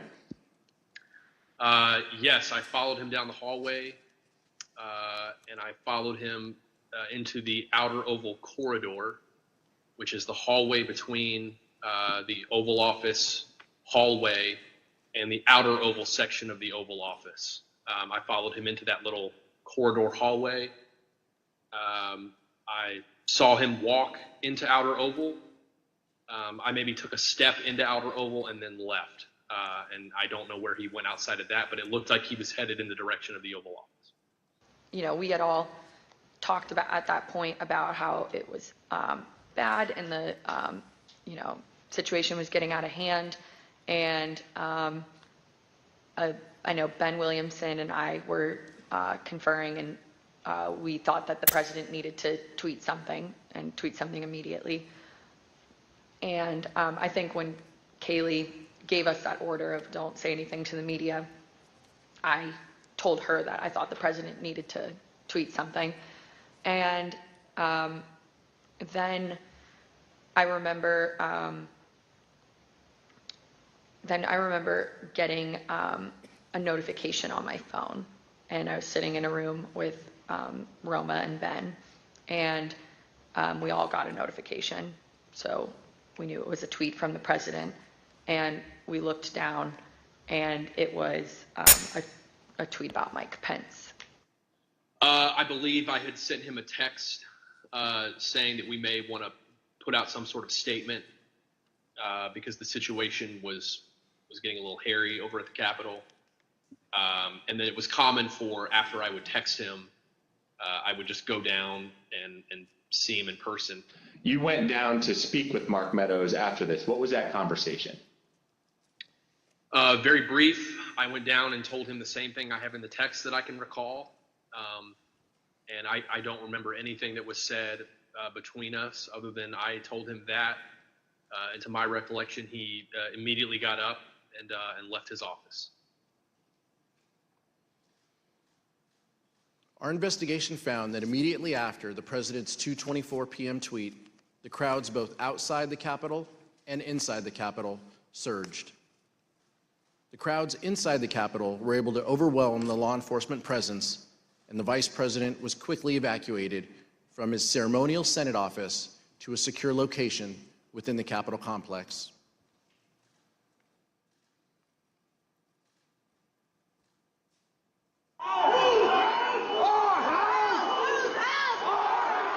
By 2:24 p.m., the Secret Service had moved Vice President Pence from the Senate chamber to his office across the hall. The noise from the rioters became audible, at which point we recognized that maybe they had gotten into the building. Then, President Trump tweeted, "Mike Pence didn't have the courage to do what should have been done to protect our country and our Constitution, giving states a chance to certify a corrected set of facts, not the fraudulent or inaccurate ones which they were asked to previously certify. USA demands the truth." It was clear that was escalating and escalating quickly. So then when that tweet, the Mike Pence tweet, was sent out, I remember us saying that that was the last thing that needed to be tweeted at that moment. The situation was already bad, and so it felt like he was pouring gasoline on the fire by tweeting that. 30 seconds later, rioters already inside the Capitol opened the East Rotunda door just down the hall. And just 30 seconds after that, rioters breached the crypt, one floor below the Vice President. The Secret Service couldn't control the situation and do their job of keeping him safe. At 2:26 p.m., Secret Service rushed Vice President Pence down the stairs. I think they had been trying to figure out whether they had a clear route to get us to wherever it was that they wanted to move us to. We moved pretty quickly down the stairs and through various hallways and tunnels to the secure location. Upon arriving there, there was further discussion as to whether or not we were going to leave the Capitol complex or stay where we were. Vice President Pence and his team ultimately were led to a secure location where they stayed for the next 4.5 hours, barely missing rioters a few feet away. Approximately 40 feet. That's all there was. 40 feet between the vice president and the mob. Mr. Jacob, you were there, seeing that for the first time. Does it surprise you to see how close the mob was to the evacuation route that you took? The 40 feet is the distance from me to you, roughly. I could hear the din of the rioters in the building while we moved, but I don't think I was aware that they were as close as that. Make no mistake about the fact that the vice president's life was in danger. A recent court filing by the Department of Justice explains that a confidential informant from the Proud Boys told the FBI that the Proud Boys would have killed Mike Pence if given a chance. This witness, whom the FBI affidavit refers to as W1, stated that other members of the group talked about things they did that day, and they said that anyone they got their hands on, they would have killed, including Nancy Pelosi. W1 further stated that members of the Proud Boys said that they would have killed Mike Pence if given a chance. We understand that congressional leaders and others were evacuated from the Capitol complex during the attack. We'd like to show you what happened after the vice president was evacuated from the Senate. Select Committee has obtained never-before-seen photos from the National Archives that show Vice President Pence sheltering in a secure underground location as rioters overwhelmed the Capitol. At 4:19 p.m., Vice President Pence is seen looking at a tweet the president had just sent, a tweet asking the rioters to leave the Capitol. After 4.5 hours spent on working to restore order, the Vice President returned to the Senate floor to continue the certification of electors. So Vice President Pence was a focus of the violent attack. Mr. Jacob, did the Vice President leave the Capitol complex during the attack? He did not. Can you please explain why the Vice President refused to leave the Capitol complex? When we got down to the secure location, Secret Service directed us to get into the cars, which I did. And then I noticed that the Vice President had not. So I got out of the car that I had gotten into, and I understood that the Vice President had refused to get into the car. The head of his Secret Service detail, Tim, had said, "I assure you we're not going to drive out of the building without your permission." And the Vice President had said something to the effect of, "Tim, I know you, I trust you, but you're not the one behind the wheel." And the Vice President did not want to take any chance that the world would see the Vice President of the United States fleeing the United States Capitol. He was determined that we would complete the work that we had set out to do that day, that it was his constitutional duty to see through, and that the rioters who had breached the Capitol would not have the satisfaction of disrupting the proceedings beyond the day on which they were supposed to be completed. Let me see if I understand this right. You were told to get in the cars, and how many of the Vice President's staff got in the cars while he did not? Most of us. During our investigation, we received testimony that while the Vice President was in a secure location within the Capitol complex, he continued the business of government. We understand that the Vice President reached out to congressional leaders, like the Acting Secretary of Defense and others, to check on their safety and to address the growing crisis. In addition, the Vice President's Chief of Staff, Mark Short, made several calls to senior government officials. Here's Mr. Short's testimony regarding his call with Representative Kevin McCarthy. He indicated that he had had some conversation. I don't recall whether it was with the president or with somebody at the White House, but I think he'd expressed frustration that not taking the circumstance as seriously as they should in that moment. All right. So Mr. McCarthy indicated he'd been in touch with someone at the White House, and he conveyed to you that they weren't taking this as seriously as they should. You have to answer yes or no. Yes. Okay. While the Vice President made several calls to check on the safety of others, it was his own life that was in great danger.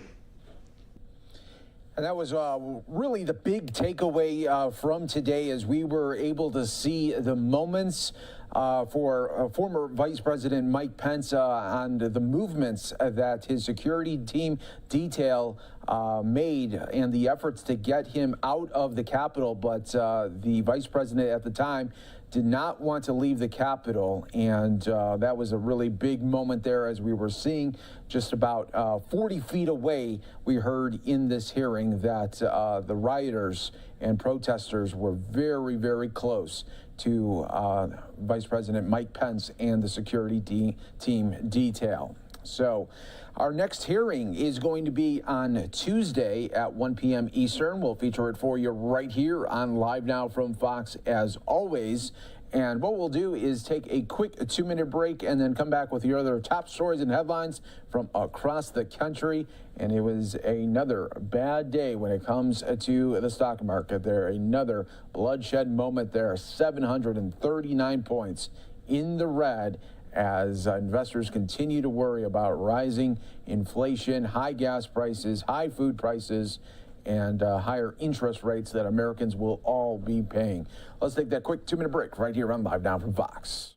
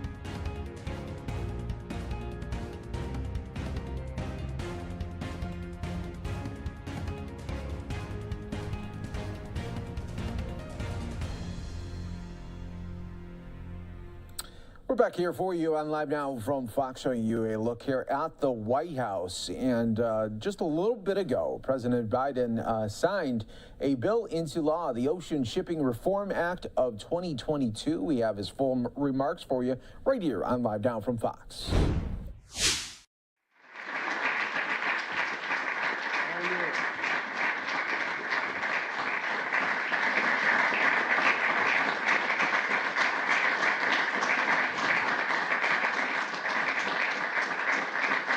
Good afternoon.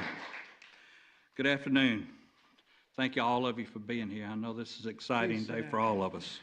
Yes. I know you're standing for Zippy, but I always stood for the Farm Bureau when I was in Delaware. Thank you, Mr. President. Our farmers and ranchers, like many other Americans, are facing enormous challenges. The drought, the cost of supplies, inflation, and the supply chain bottleneck. That's why I'm so glad to be here today to talk about the passage of this bipartisan bill. It is time to get America's supply chain rolling again. It is a testament to what we can accomplish when Republicans and Democrats put their differences aside for the sake of our country. Our farmers have, on an estimate, have lost $25 billion of agricultural exports in just the past 6 months due to ocean shipping problems. Because of the congestion that restricts imports and exports, many other companies have suffered those losses too, and our consumers are paying the price for it. So, Mr. President, I appreciate and we appreciate your support of this legislation. You are about to sign into law the first significant reform of shipping laws in 24 years.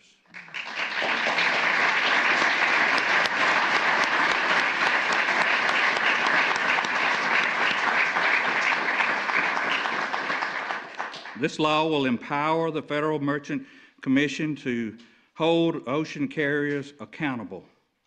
It will also ensure that we get necessary imports into our country and that our agricultural goods can be exported efficiently all over the world. Our farmers and ranchers, we take pride in stocking Americans' pantries and addressing the hunger of the world. This new law, will help us, it will ensure that we can continue to do both of those things. As a farmer of Georgia, I appreciate the invitation to be here today and to be able to say a few words. And now it is my privilege to turn the microphone over to the 46th President of the United States of America, President Joe Biden.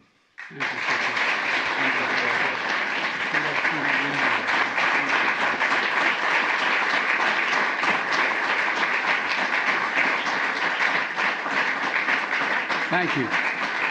Thank you.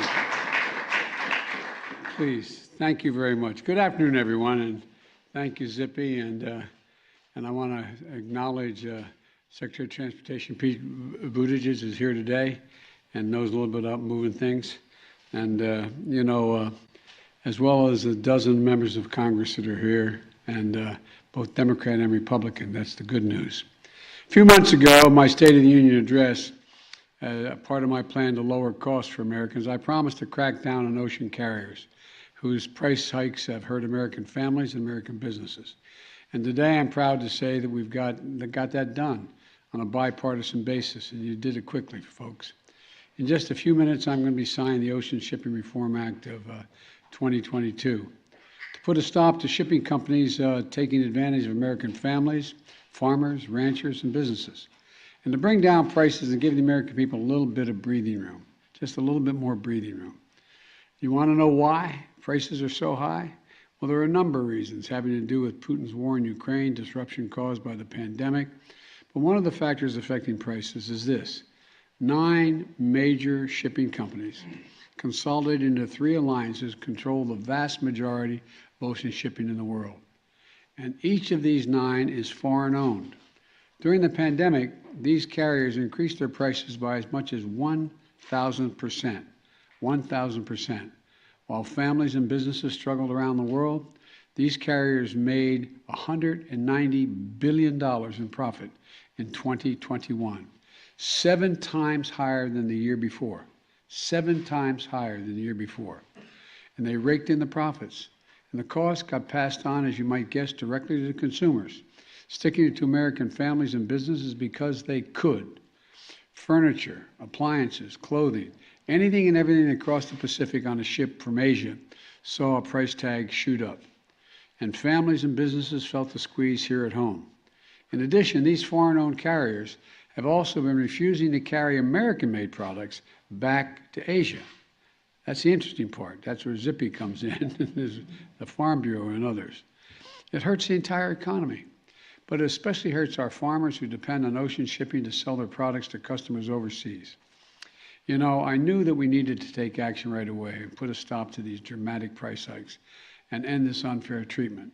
And I spoke directly with the CEOs, and not just the two that are here today, but from the American Farm Bureau to find out how it affected them and their customers. And I spoke with the CEO of Joann Stores. Wade is here. Wade, stand up so everybody sees you here. Wade McCollum. And by the way, my sympathies to the family of your CFO, who dropped dead very unexpectedly. My best to their family. It's tough stuff. But you know what he told me? He told me his shipping cost rose by $100 million, more than the company's entire profit margin that year, by $100 million. I spoke to the CEO of Tractor Supply, Hal Lawton. Hal told me that his company went from paying $35 per shipping container to $25,000 per shipping container. I spoke to Zippy, the president of the American Farm Bureau. He shared with me the impact it was having on farmers across the country, so many of whom on markets overseas to sell their crop, rely on markets overseas to sell their products. Hal wasn't able to be with us today, but Wade and Zippy are here today because I wanted them standing right beside me when I signed this legislation and the law. What this bill does is extend the authority, something what the federal government calls the Federal Maritime Commission, which a lot of people don't know exists, but it's important, which requires our which regulates our ocean transportation system, allowing them to crack down on these excessive fees and prohibiting ocean carriers from refusing to carry U.S. exports. In short, it's going to help begin to lower shipping costs, bring down prices on everything from goods to goods to products that the American families need, that they make to export as well as import, and ensure that American farmers, ranchers, and other exporters are treated fairly. And I want to thank the bipartisan members of Congress who came together to get this done, especially Senator Amy Klobuchar, a Democrat from Minnesota, John Thune, a Republican from South Dakota, Maria Cantwell, a Democrat from Washington State, John Garamendi, a Democrat from California, Congressman from California, Congressman Dusty Johnson, Republican from South Dakota, Pete DeFazio, Democrat from Oregon, and the committee chairs, ranking members who supported this critical legislation. And you did it so quickly. Thank you, thank you, thank you for working across the aisle and for getting this done so quickly. And I've said many times, tackling inflation is my #1 priority.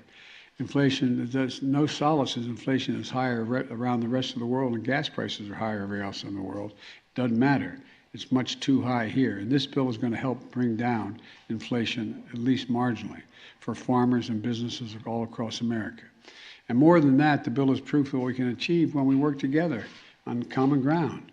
Democrats, Republicans, and independents, farmers, families in this country, businesses of all sizes. We've identified the problem, we identified the solution, and we fixed it together in an overwhelmingly bipartisan way. With a vote of the House very close, 369 to 42. I remember those good old days, man. And no objection to the Senate. I hardly remember those days, and I served there for 36 years. But, you know, it's what government can do, can look like at its best. We're going to have real differences, and we should fight like hell when we differ. And some votes are really close, but there's some things that there's just no sense in fighting about. We all basically agree. And what this group of congresspersons have done is they look at it not in terms of whether it's going to help or hurt one party or the other, whether it's right or wrong. And I thank you for doing that. When we come together to solve real problems facing families, we can get a lot done. And I'm proud that we made it happen. Now it's going to be my pleasure to sign this bill into law, and I'd like to invite up Wade and Zippy, Transportation Secretary Buttigieg, the Chair of the Maritime Commission, Dan Maffei, as well as all the members of Congress I mentioned to join us on stage. Please, come on up.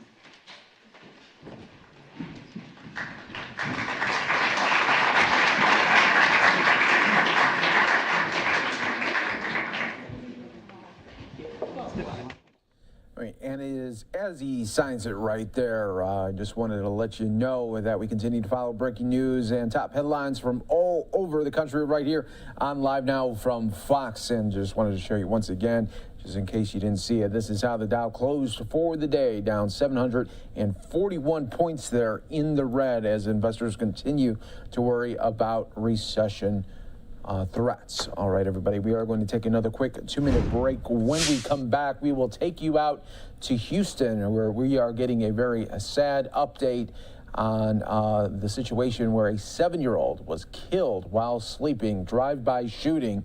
We'll have the very latest coming up in just moments here on Live Now from Fox.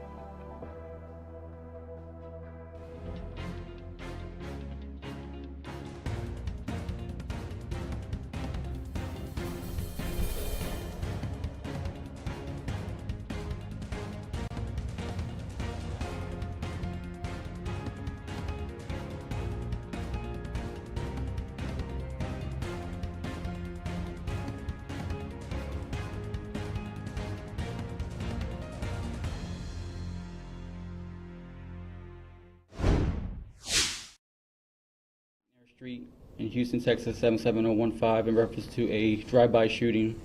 Upon their arrival, they found a 8-year-old male by the name of Paul Vasquez had been shot. Paul Vasquez was transported to Ben Top Hospital where he was pronounced deceased. Upon gathering evidence and speaking to witnesses, we were able to come up with a suspect vehicle description, which we have video we'll be showing here shortly of it. It has significant damage to the front passenger side and has a front passenger side spare wheel. We're hoping that somebody out there in the public has possibly seen this car or has seen this car in the past. So we're looking to see if anybody can come forward with any information where they can lead us to this vehicle. If anybody with information, if you can please contact the homicide unit at 713-274-9100 or Crime Stoppers at 713-222-TIPS will be greatly appreciated. At this time, we'll go ahead and play the video.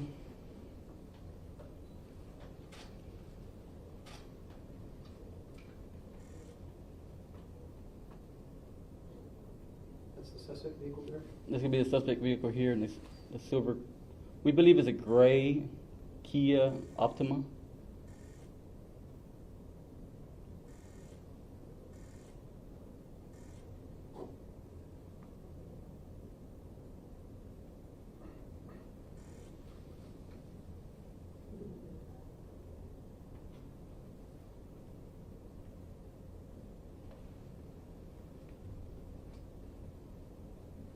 If anybody's seen that vehicle, if y'all can please come forward with any kind of information, no matter how small you think that information is, it could be very beneficial to our case.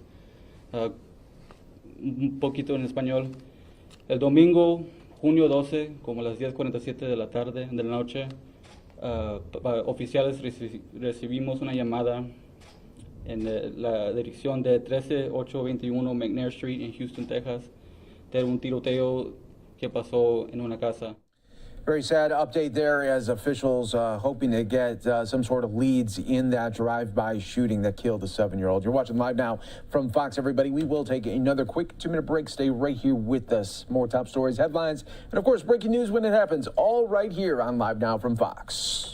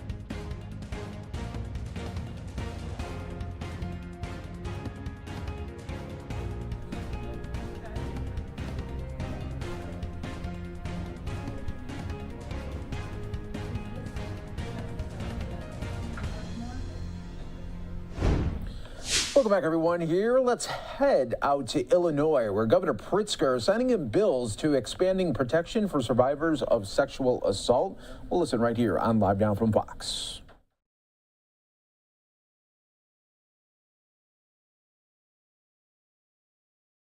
These two bills are no exception. As healthcare providers, we know that the ability to treat our patients affordably and over time can make all the difference in how they heal, and how they heal specifically in this case from trauma. Governor Pritzker. Thank you very much.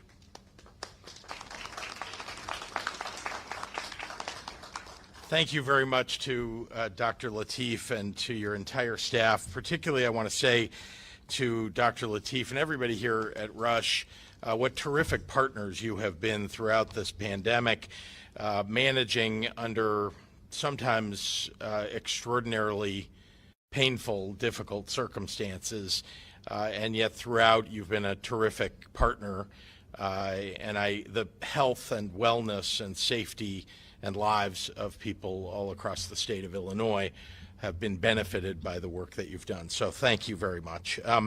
Let me also welcome Senators Mike Simmons, Christina Passione-Zayas, Representatives Kelly Cassidy and Mark Walker, Kerry Ward of the Illinois Coalition Against Sexual Assault, Mallory Littlejohn with Chicago Alliance Against Sexual Exploitation, Dr. Monica Pitzel, an ER doctor at Mount Sinai, and Dr. Elizabeth Giblin, who's an ER doctor at Northwestern Community Health. Supporting and uplifting our state's survivors requires truly listening to their experiences. But our justice system has often had a history of treating survivors, and especially women, as less deserving of being heard than their attackers. Kaylin Ahn is here with us today. I wish with all my heart that the circumstances that led to her standing here with me today had never happened. But we, as a state and survivors in particular, are incredibly indebted to her for doing so. Because of her courage, her willingness to share her story and lean on her experience in state government to pursue justice, our state law will now stand up for countless women who are too often told that they can speak, but then they are never really heard. The legislation I'll sign into law today closes a loophole that so often prevents cases from moving forward when the victim of sexual assault is voluntarily intoxicated. Because it doesn't matter whether you've had a beer or a shot or 5, that's your choice. But the assault was not. And we will no longer tolerate a justice system that confuses the two. Today, I will also sign legislation that doubles the amount of time survivors of sexual assault have to access treatment, now totaling 180 days. That includes access to a trained medical forensic examiner, as well as other medical staff specifically trained to best care for victims of sexual assault. And under this new law, victims can receive emergency care without having that treatment show up on a health insurance bill. That means that they can access treatment without a partner or family member knowing if those people may not be supportive, or worse, if they are the perpetrators themselves. We cannot have a justice system that re-traumatizes the people who need to utilize it. Yet that's been the reality for far too long. It's why I worked with the General Assembly to make historic investments in the Illinois State Police Division of Forensic Services. We've hired additional DNA scientists and lab technicians, acquired state-of-the-art robotics to speed up processing time, and started using new software to make our laboratories more efficient. We are designing and building a new state crime lab in Joliet and are opening a new lab in Decatur by the end of the summer, decreasing even further the turnaround time for evidence so that we can more quickly put the perpetrators behind bars. For more than a decade, there's been a backlog of sexual assault evidence processing. When I took office in 2019, there were nearly 2,000 rape kits awaiting evaluation that were older than state law requires. Today, that number is 0. There are some people who think this is just wasteful government spending. They're dead wrong. If we want to reduce crime, you've got to catch the bad guys and hold them responsible. And one important way to do that is with evidence that gets processed by our crime labs. To sexual assault survivors across our state, there are no words to lessen the unimaginable trauma and pain that you've been through. And I want you to know that I hear you, and the General Assembly hears you. And when you speak out, when you seek help, our systems will respond to give you the autonomy and the justice that you deserve. So I want to thank all of you for joining us today. And with that, I'm pleased to introduce one of the bravest young people that I've had the pleasure to meet, Kaylin Ahn. Kaylin?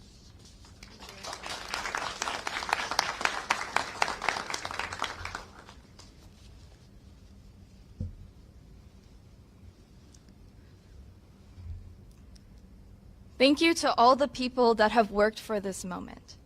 From Representative Mark Walker, Senator Ann Gillespie, Austin, and everyone who supported me along this journey. My name is Kaylin Ahn, and I am a survivor. On July 16, 2021, I was voluntarily intoxicated when a boy I was seeing at the time picked me up from my friend's house. Knowing I was unable to consent, he proceeded to drive me to a parking lot and raped me in the back of his father's car.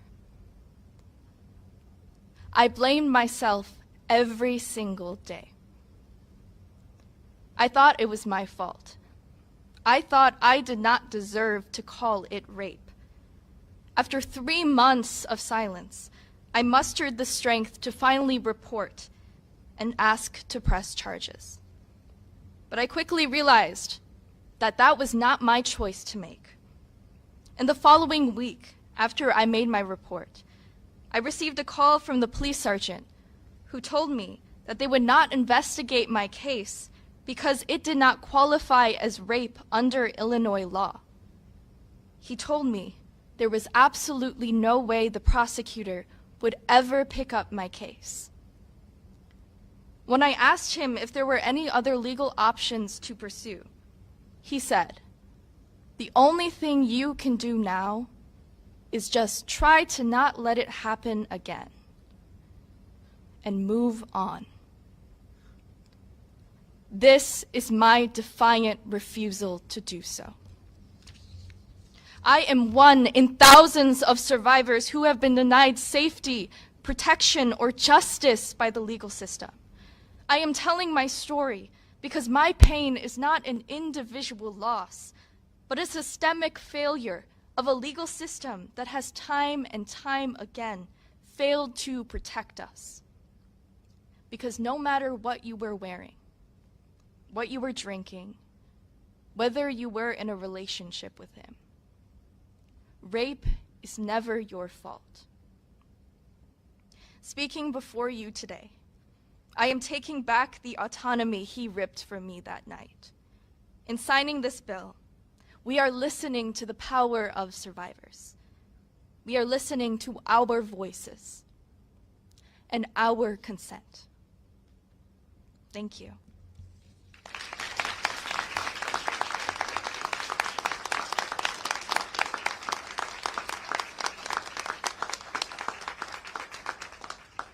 And now I'd like to introduce Dr. Pitzel. Thank you, Governor. Thank you for your statement. I am very grateful to be a part of this special day. The bill that the Governor is just about to sign, both of them, will make the lives of the survivors better and will provide them with more options during their time of healing.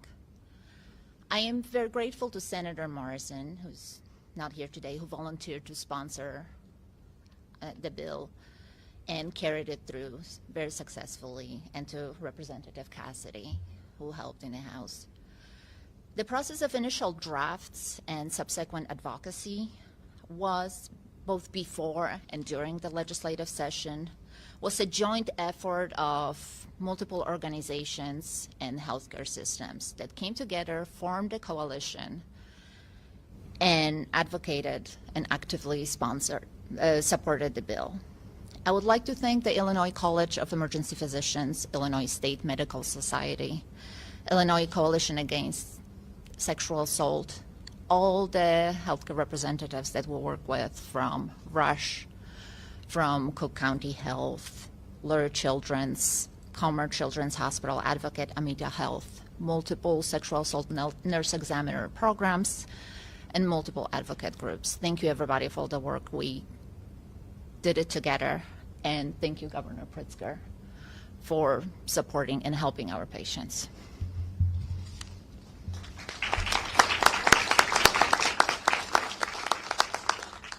And I'd like to introduce Representative Cassidy.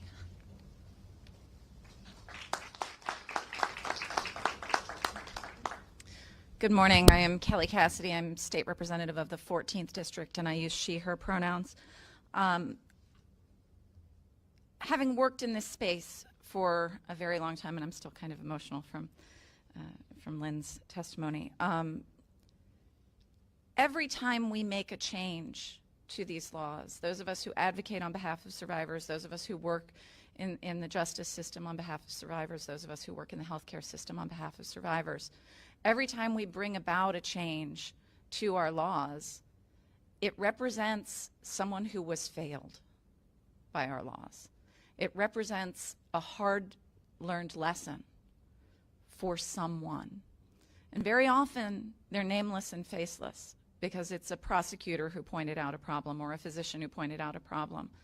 But when survivors come forward and we hear them and they turn that trauma, that pain, that worst day of their life into action, it is the most selfless and powerful thing I've ever seen, and it never fails to take my breath away. So, Kaylin, I thank you. You honored me by coming to me to help with this bill. Mark, thank you for reaching out to me as well. Everybody's journey of healing is different, and we honor each way that we're able to serve survivors. I am so grateful to Governor Pritzker for always being a passionate ally for uplifting survivors and bringing about some sense of peace and justice. I'm grateful to all the work of everyone involved in both bills today, and I thank you, Governor, for your partnership. With that, I want to bring up Representative Walker.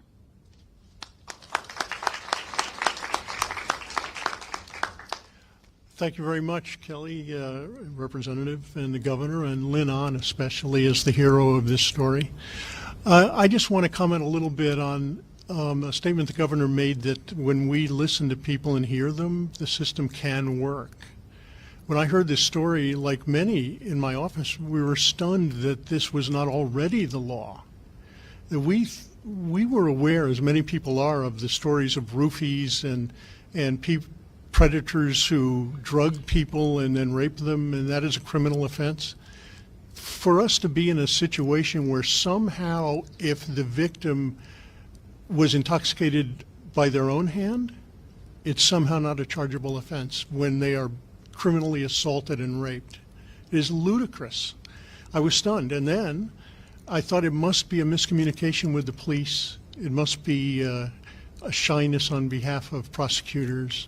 It turns out that I was wrong, that this was not in the law. The law was not clear. We heard even from some judges hoping that we could clarify the law to make sure this case was clear in the court and chargeable and arguable. And so we went forward. I don't call Saul when I come up with a problem I don't know how to solve. I call Kelly Cassidy. And especially in a case like this, and Kelly referred me to some wonderful people. We all worked together on it. I want to call out, starting with my own Chief of Staff, Austin Medrich, I want to call out Our Reliance, Sarah Layden, and Illinois Coalition Against Sexual Assault, Sarah Bunning. These are the two Sarahs in our office, and they really helped us, and they gave us even contacts in the police community, the prosecuting community, the defense community, and we came up with a really solid bill. It passed unanimously in committee in both houses, and clearly I was confident that this governor would stand up for women especially and for victims of crimes, as he always does. So I'm pleased to see him sign it.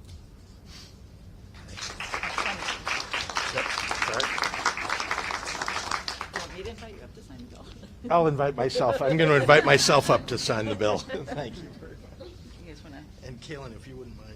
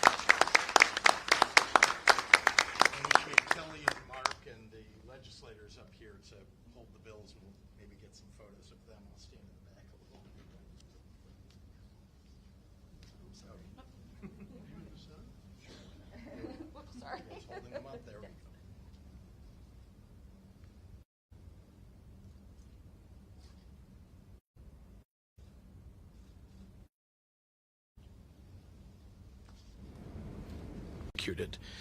And that's very important about what we're accomplishing here today.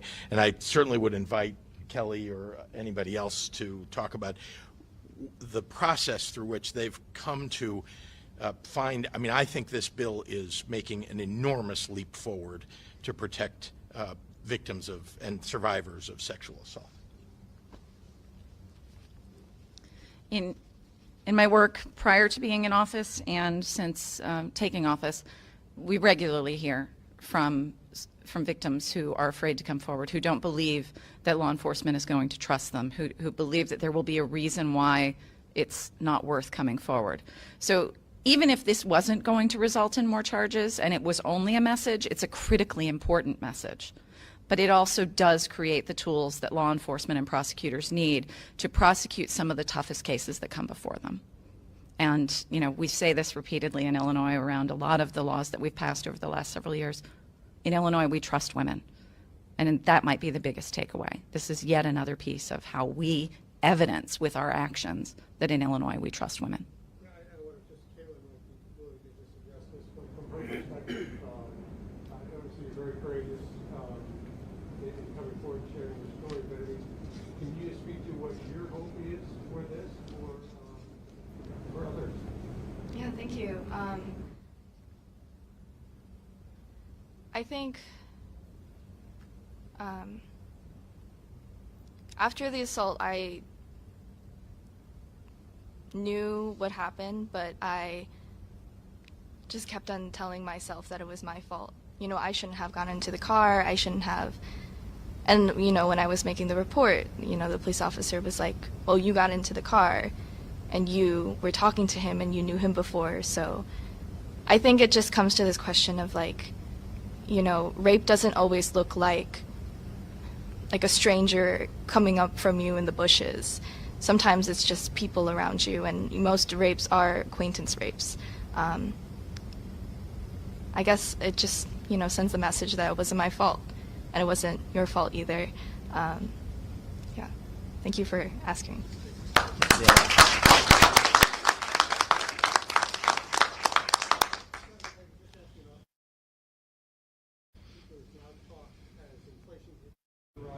About the R word, recession. And I'm just wondering, as you look ahead towards the election, how concerned you are that you talk of potential red wave? Saw a Democratic seat split in Texas. What are your concerns about that potentially happening here, and what will you do to try to shore up Democrats going forward? Well, I don't think of the recession as something about the election. I think about the recession as something that is affecting all of the people of our state and, of course, the country, and indeed around the world. So if there is a recession, and we're not in one now, but if there is a recession, that is something that should concern everybody, no matter what party they belong to. And we need to do everything that we can to lift up our working families, make sure that we're preserving jobs, hopefully continuing to grow jobs in the state, and to grow wages for people in our state to make sure that they can afford the things that they need. Something that I've been trying to do since the very beginning of my term, which is to lift up working families, to make sure that they have what they need to take care of their families, to pay the bills, to do just a little bit better. If we can get just a little bit better for everybody. The reality comes, you know, it's the economy, and I want to add the aspirations, I don't want you to take on point, but incumbents in elections get blamed for the economy, whether it's their fault or not, and that could cost, you know, you some Democratic support in the House and the Senate here as well as in Congress. Again, not about politics, but I will remind everybody that first thing is that we passed a historic balanced budget that not only put our state on firmer fiscal footing, but also sent $1.8 billion of tax relief to people across the state, because we were able to balance the budget and because we knew that people need help. Rising prices, rising price of gas and groceries and really everything in people's lives, being able to put hundreds of dollars, even thousands of dollars back into people's pockets so that they can better afford those things.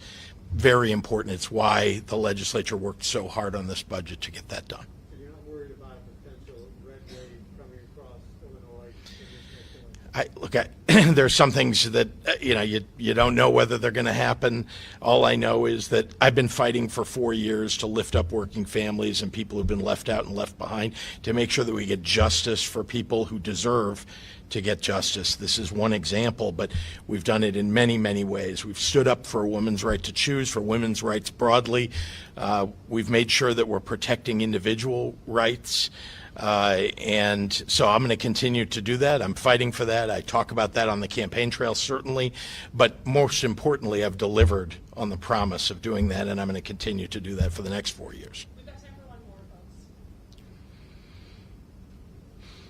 Thank you for asking on-topic questions first. This is a very important topic. Yeah. Thank you very much, Greg. Yeah, thanks, everybody. You're watching Live Now from Fox, everybody. We will be taking a quick 2-minute break here, and then when we come back, we are going to listen to the State Department amid 2 Americans who were fighting for Ukraine are missing. That is what their family says. We'll get the latest from the State Department and their efforts, what they are trying for the family as well. That's coming up on the other side of the break right here on Live Now from Fox.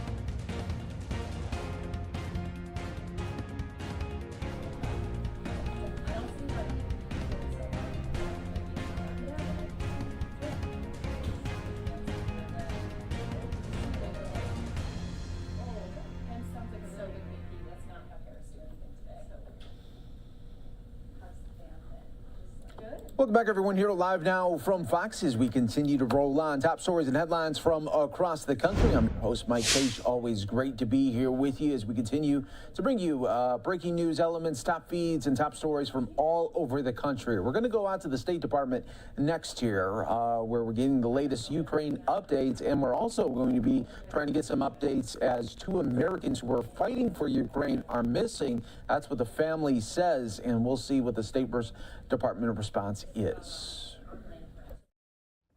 Good afternoon. I come empty-handed, except to comment once again on just how frigid it is in this room, but hopefully we can all... It's not saying much.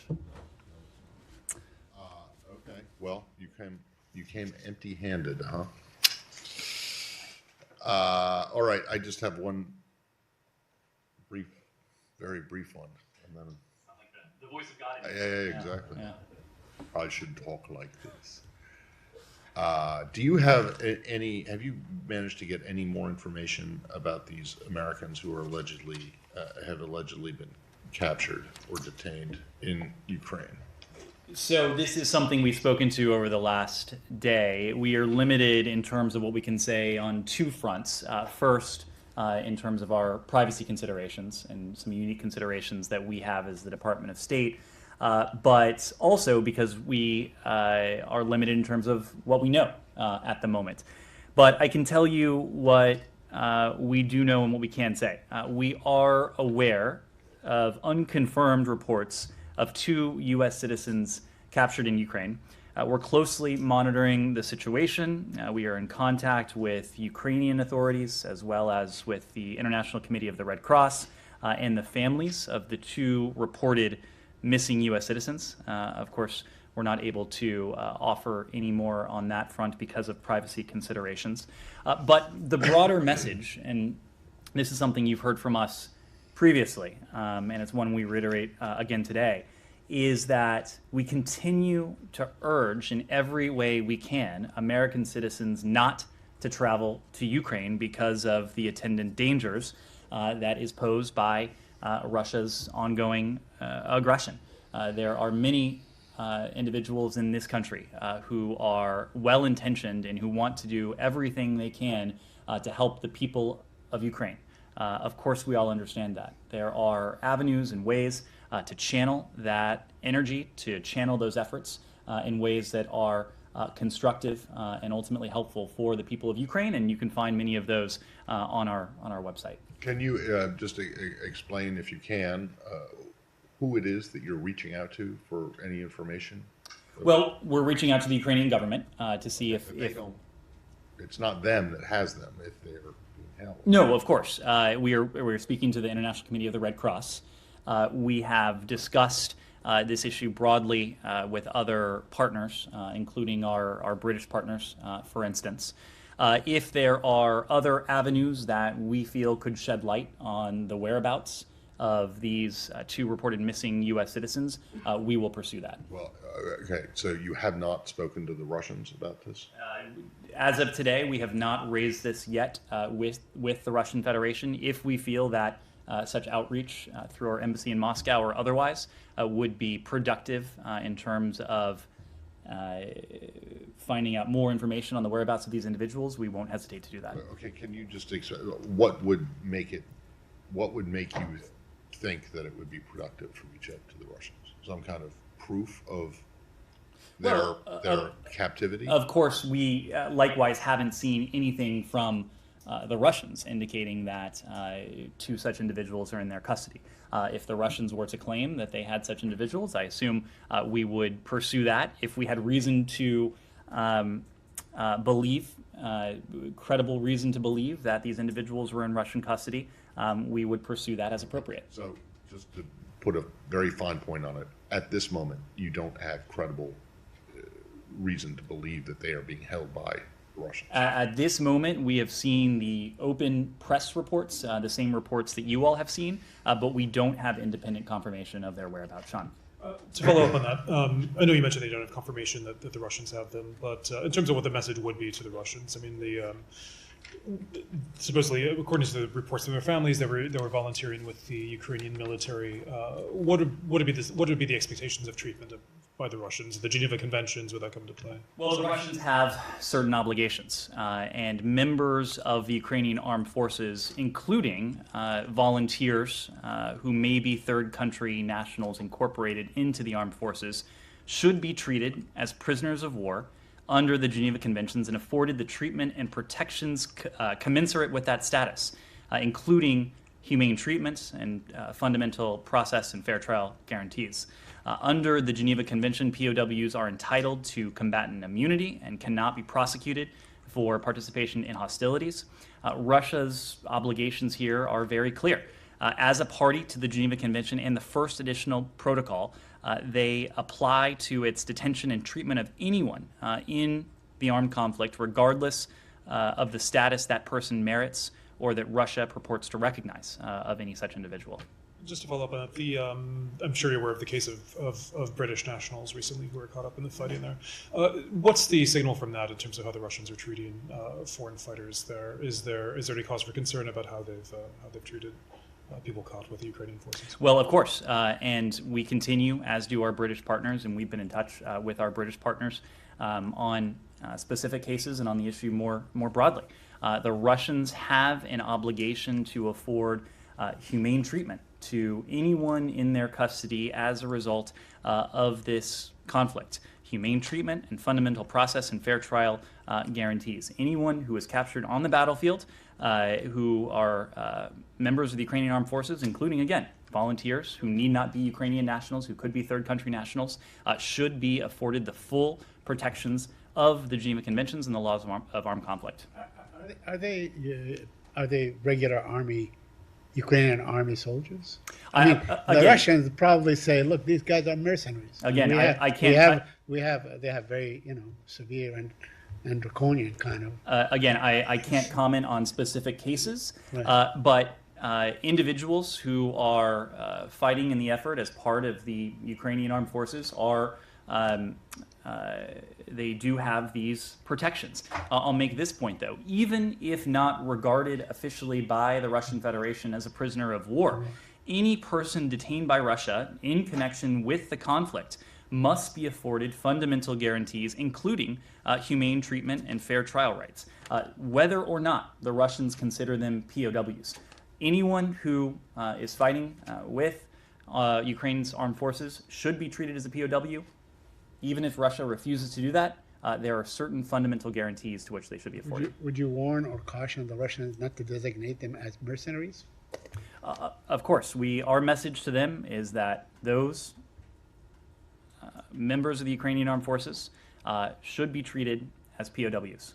Anyone captured on the battlefield should be afforded these same basic and fundamental guarantees. Is this the first possible case of detained Americans by the Russians who were fighting in the war, or are there other cases that state is aware of? There are reports of one additional American whose whereabouts are unknown. I can't speak to the specifics of that case. Unfortunately, we don't know the full details of that case.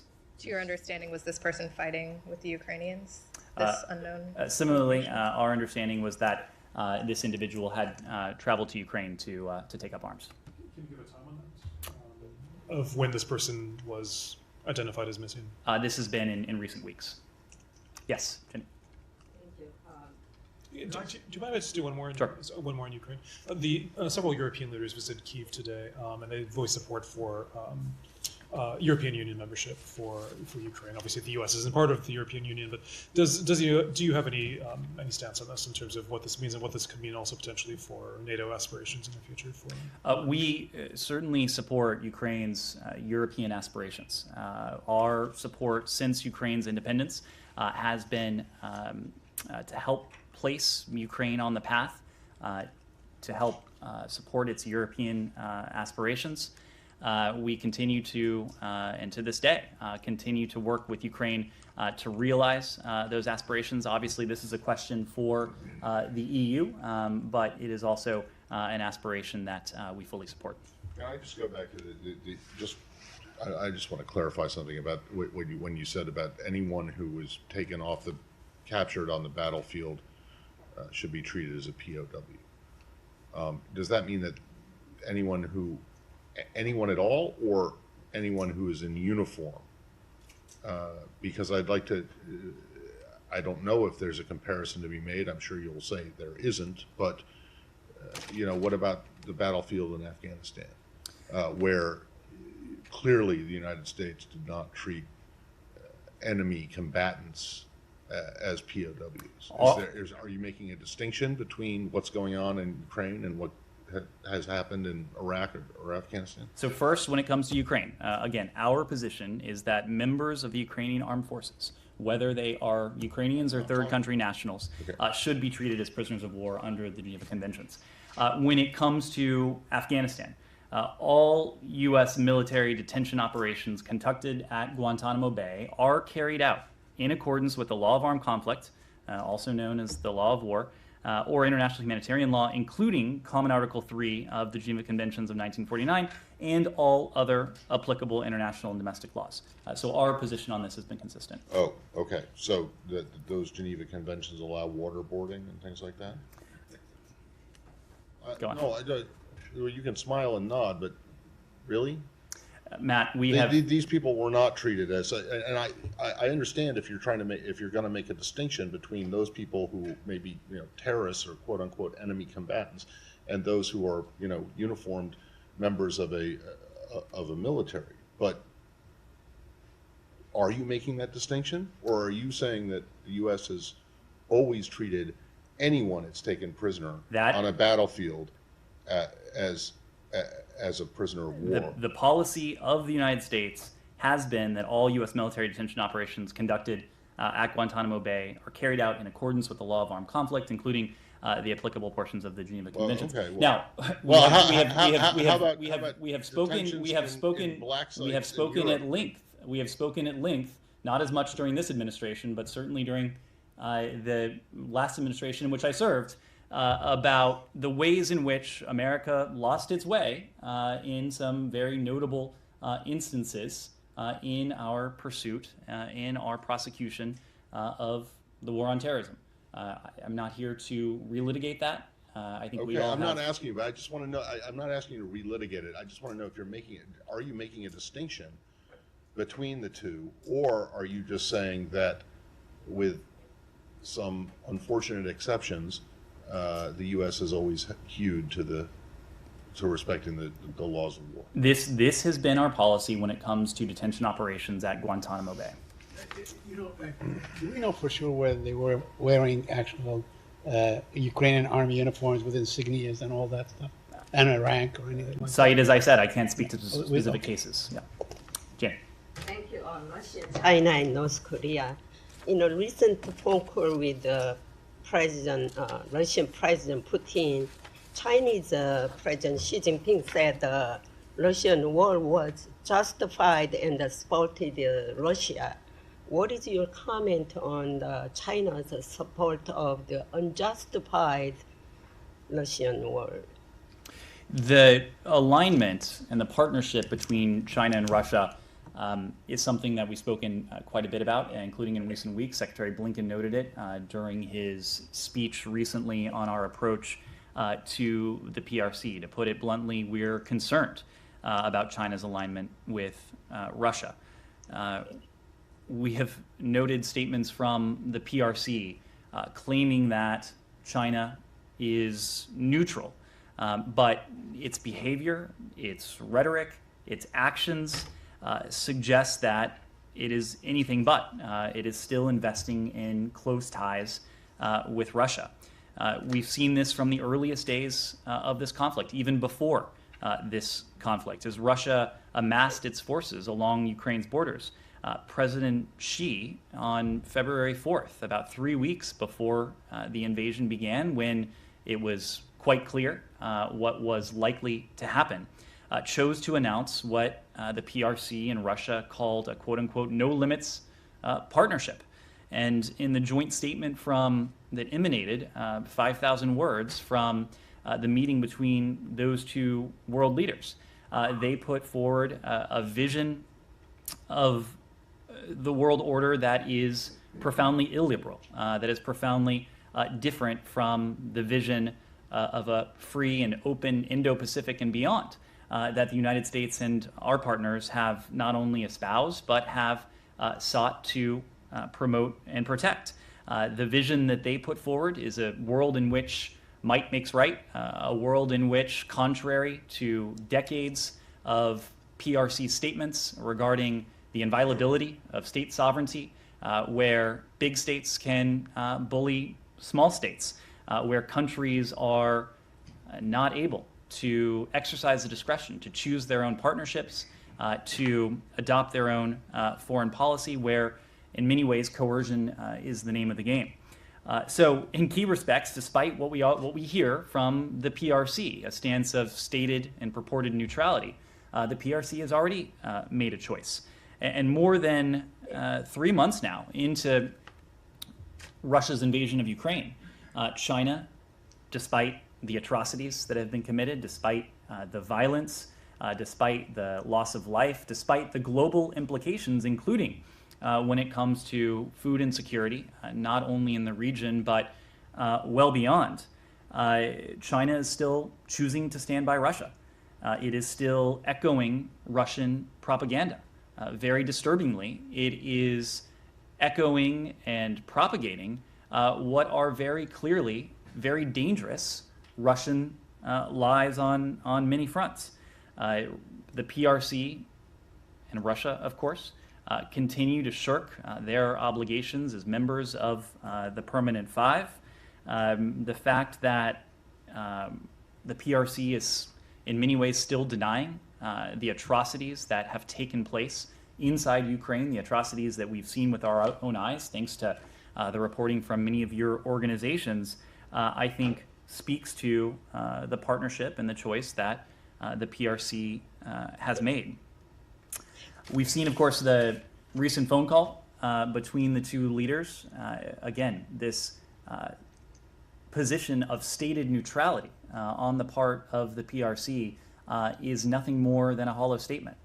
If the PRC actually believed in the principles that it has espoused over the course of many years, including in the UN Security Council over the course of many years, the approach that we would be seeing from the PRC would be markedly different from the approach that we're seeing now. Do you think China will be willing to support military aid to Russia?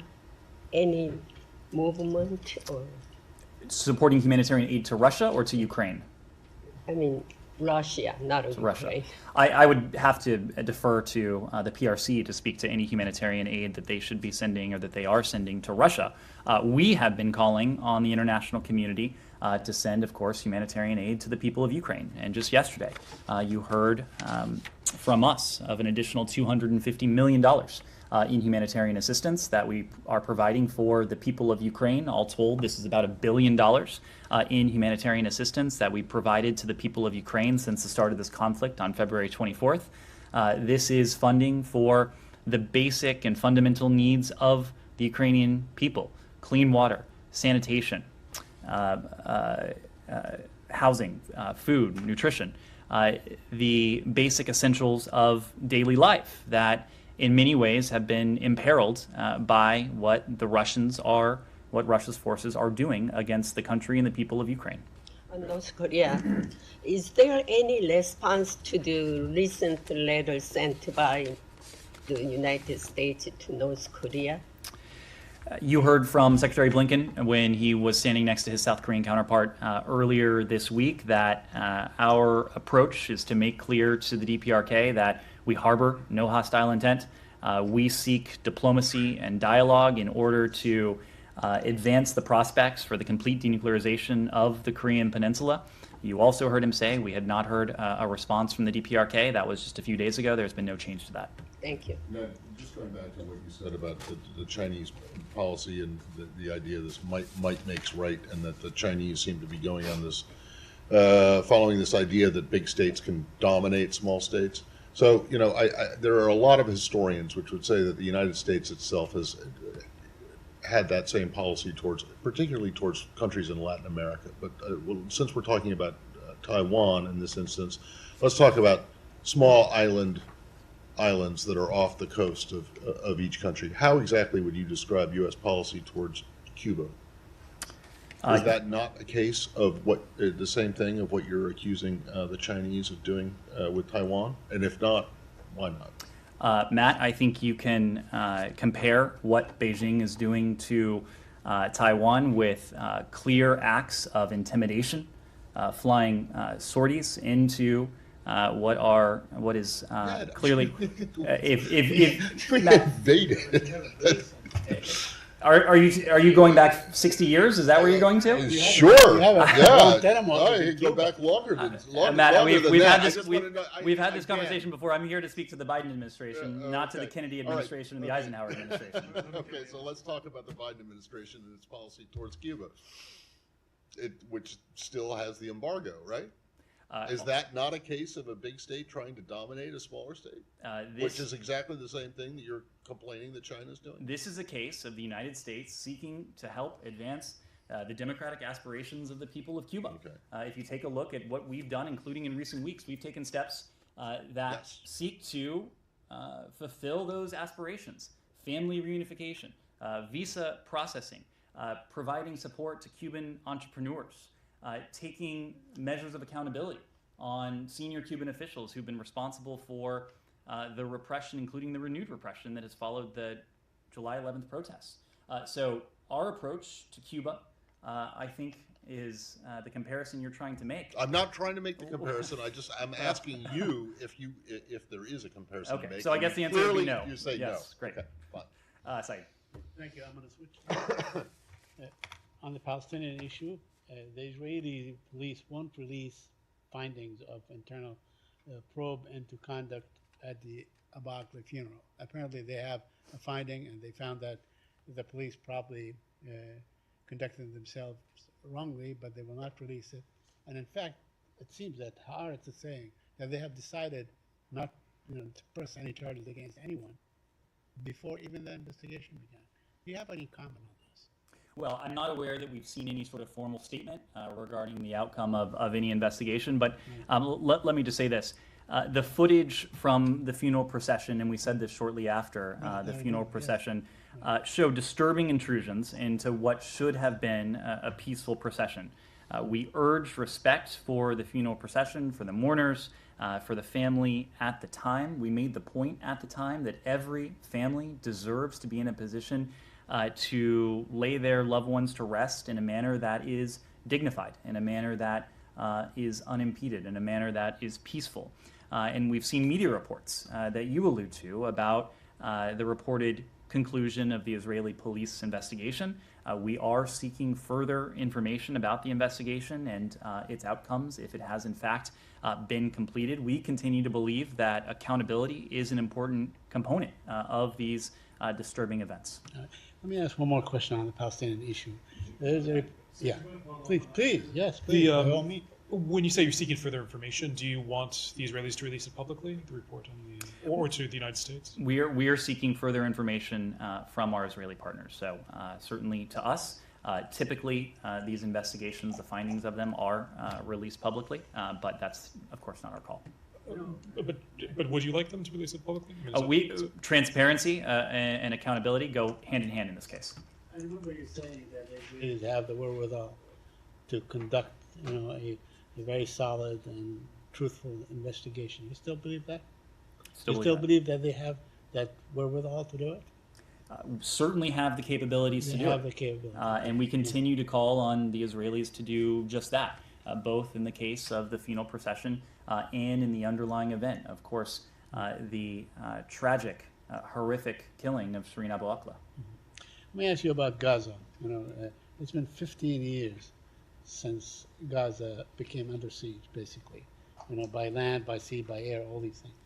And, there are reports that some 800,000 children in Gaza have never known anything but the blockade, Isn't it time to really lift this blockade and allow some humanitarian supplies to go in, allow Gazans to go to school, allow them to go to travel abroad, and so on, allow them to go to the West Bank? Saeed, when we came into office, we made a point of revitalizing relationships that had completely atrophied or disintegrated over the prior 4 years. Two of those relationships were with the Palestinian Authority, but also with the Palestinian people. It is important to us that we are in a position to be a humanitarian leader around the world, and that includes for the Palestinian people, and that includes for the Palestinian people in Gaza. We are providing assistance to include shelter, food, relief items, healthcare, as well as mental health and psychological support for those who've experienced trauma. As we do around the world, we'll provide this assistance in the West Bank and Gaza through experienced and trusted independent partners on the ground who distribute directly to people in need. The point we've made consistently when it comes to this conflict and this dynamic is that Israelis and Palestinians alike deserve equal measures of security, of stability, of peace, of freedom, and critically of dignity. And by providing this humanitarian aid, not only is it the right thing to do, but our goal is to help foster the conditions so that we can move towards the prospect of a two-state solution. And of course, no one believes that the time is right now for such substantial movement.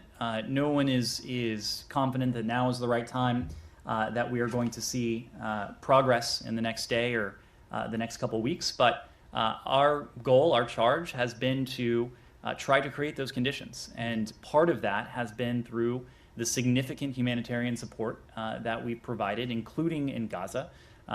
We announced over the course of the last year hundreds of millions of dollars in support, including through UNRWA, a funding source that we've been able to revitalize, and a funding source that is a critical source of subsistence, of survival for many in Gaza. Mm-hmm. Well, I'm certain that many Palestinians are grateful to the restoration of aid to UNRWA, because it really, UNRWA has kept the Palestinians educated and with health care available to them and so on. But deserving something, because you said the Palestinians and the Israelis deserve to be, to have the same opportunities and so on. Deserving something and getting it are two different things. I'm not letting anyone off the hook. Your allies, Egypt, Israel, and even the PA, the Palestinian Authority, have taken part in imposing this blockade on Gaza. I'm asking you, hasn't the time come to lift this blockade? The time has come to do all we can to support the people, the Palestinian people in Gaza. That's what we are doing, including through our humanitarian assistance. Yes? On this, Yep. please, did the administration ask Israel not to take any steps regarding the settlements before the president's trip to Israel and the West Bank? Michelle, you have been in this room long enough to know that we have consistently delivered a message, both in public and in private, that encourages both sides, Israelis and Palestinians, to avoid steps that only serve to exacerbate tensions and potentially move us even further away from the prospect of a two-state solution. So that has been a message that we have conveyed nearly since day one of this administration. Although, isn't it also true that that message has been universally ignored? Matt, I would not. By both sides? Obviously, we have worked closely with both sides to de-escalate tensions. We've done that, including in recent months. We spoke of a period of heightened tensions as the three major religions celebrated their holy days nearly simultaneously. It was during that period. It has been in the week since that we've continued to work very closely. The Secretary has had a number of calls with the Foreign Minister, Foreign-Minister Lapid. He's had a number of calls with President Abbas. As you know, Barbara Leaf was just in Ramallah meeting with President Abbas. Barbara Leaf was just in Israel meeting with our Israeli counterparts as well. So we continue to send that very clear message. Yes? Yes. Please. You said you're encouraging, always you've been saying encouraging both sides to refrain from doing those kind of things. But what if encouraging has been proven years and years is not working? I'm sorry, I missed the last part of the question. What if encouraging, I mean the Israeli in this case, about the settlement, what if encouragement policy is not working? If there is any alternative? We continue to believe that a two-state solution is in the best interests of Israel and the Palestinian people. Again, only through a two-state solution can Israel's identity as a Jewish and democratic state be guaranteed, living next to a sovereign, independent state for the Palestinians. That continues to be our long-term goal. Of course, as I said before, it is a long-term goal because the conditions are not right for it at the moment. To your point, we are doing what we can in the moment to de-escalate tensions and to support those underlying conditions, including through our humanitarian assistance to the Palestinian people, so that we can one day, and hopefully one day before too long, get to a point where the time is right to engage in direct talks, to move much more directly towards that two-state solution. Yes? Thank you, Ned. I have 3 questions on my favorite topic on Iran. So yesterday there was a hearing, classified hearing in Congress where Rob Malley attended and Brett McCart. Senators were, when they came out after the hearing, they were pessimistic. And Marco Rubio said that it's inevitable that Iran will have a nuclear bomb. Do you share this pessimism? And can you just update us on anything regarding potential talks or lack of them on the nuclear issue? That's number one. So we do not believe it is inevitable that Iran will have a nuclear weapon. And in fact, President Biden has made a commitment that Iran will never acquire a nuclear weapon. Senator Cardin, coming out of the briefing yesterday, he called it one of the more informative and significant classified briefings that he had experienced. He said, as to the different options that are available, it was very informative. There have been a number of senators, of course, who have voiced their opinions on the question of Iran's nuclear program.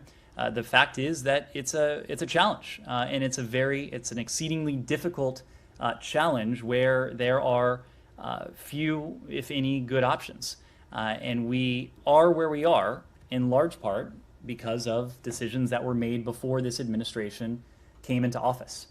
We still believe there is the potential to conclude a mutual return to compliance with the Joint Comprehensive Plan of Action if Iran were to set aside issues that are extraneous to the JCPOA and to focus on the contours of the agreement that have been on the table for some time now.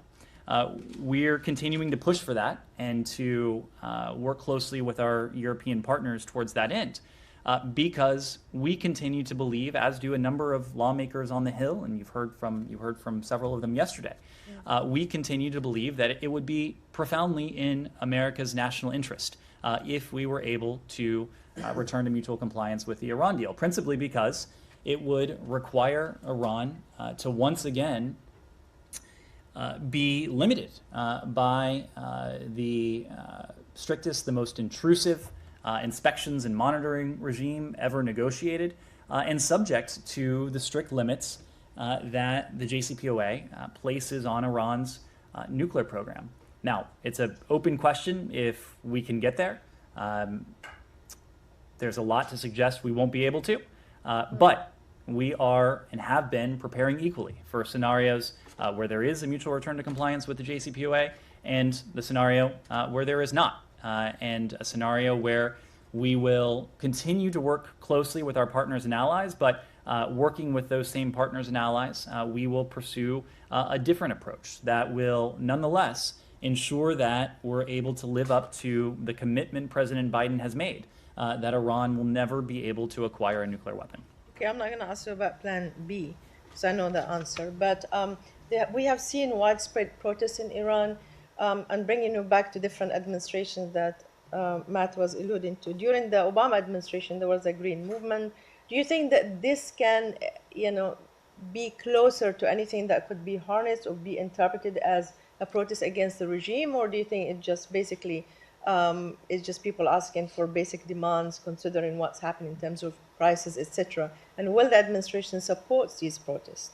Well, we've seen this dynamic previously in Iran, that they usually start with a approximate cause, and then they expand to take on a broader cause. What we're seeing now is brave Iranians demanding that their government address their legitimate concerns. Iran's government's mismanagement and neglect have left the Iranian people with their most basic needs largely unmet. And we condemn the use of violence against peaceful protesters. We support the human rights of Iranians to peacefully assemble and express themselves without fear of violence or retribution. This is the very same message that we've delivered the world over.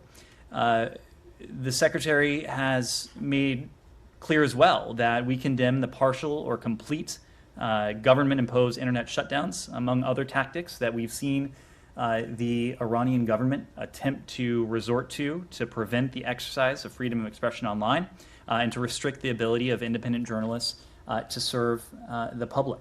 As we do around the world, we support the right of peaceful protesters.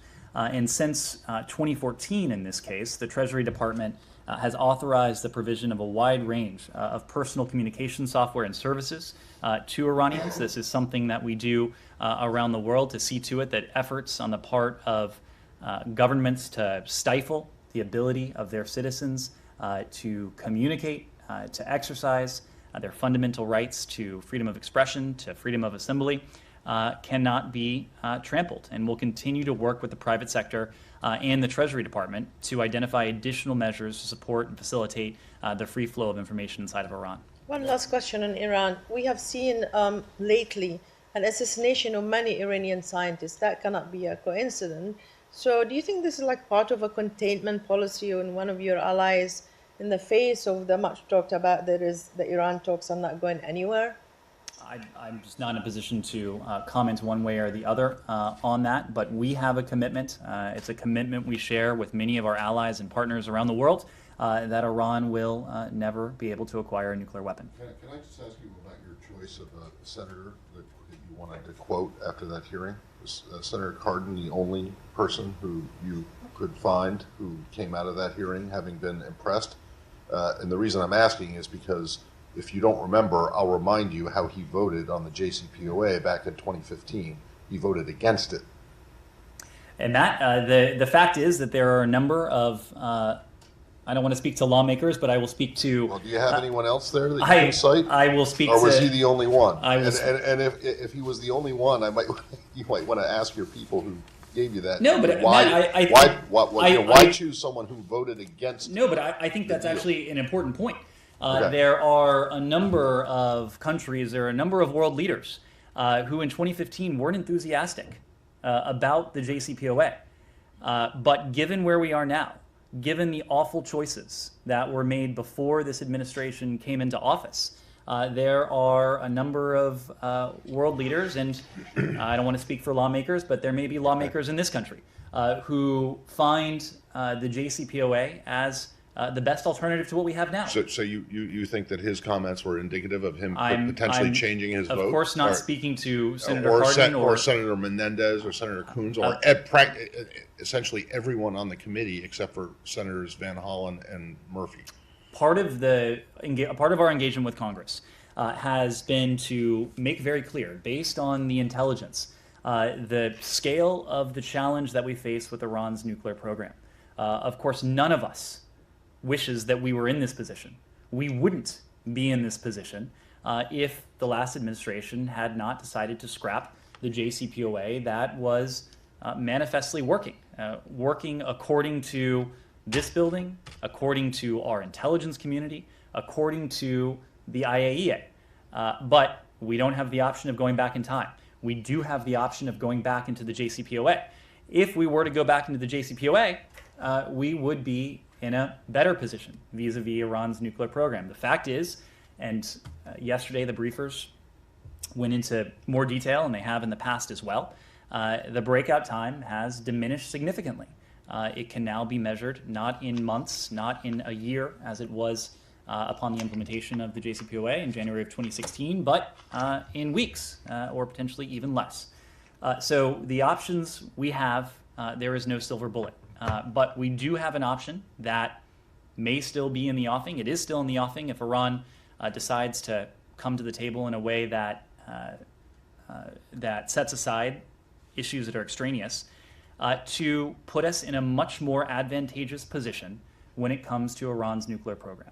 Now, one final point on this.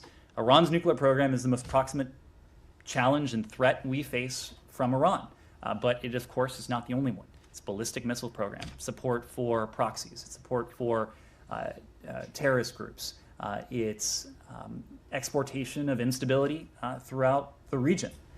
All of these things are challenges, threats that we could address much more effectively were the challenge of a nuclear, unconstrained Iranian nuclear program no longer on the table. If we're to set that aside, we would have much more bandwidth and ability to address challenges that are also urgent and important to us and our partners.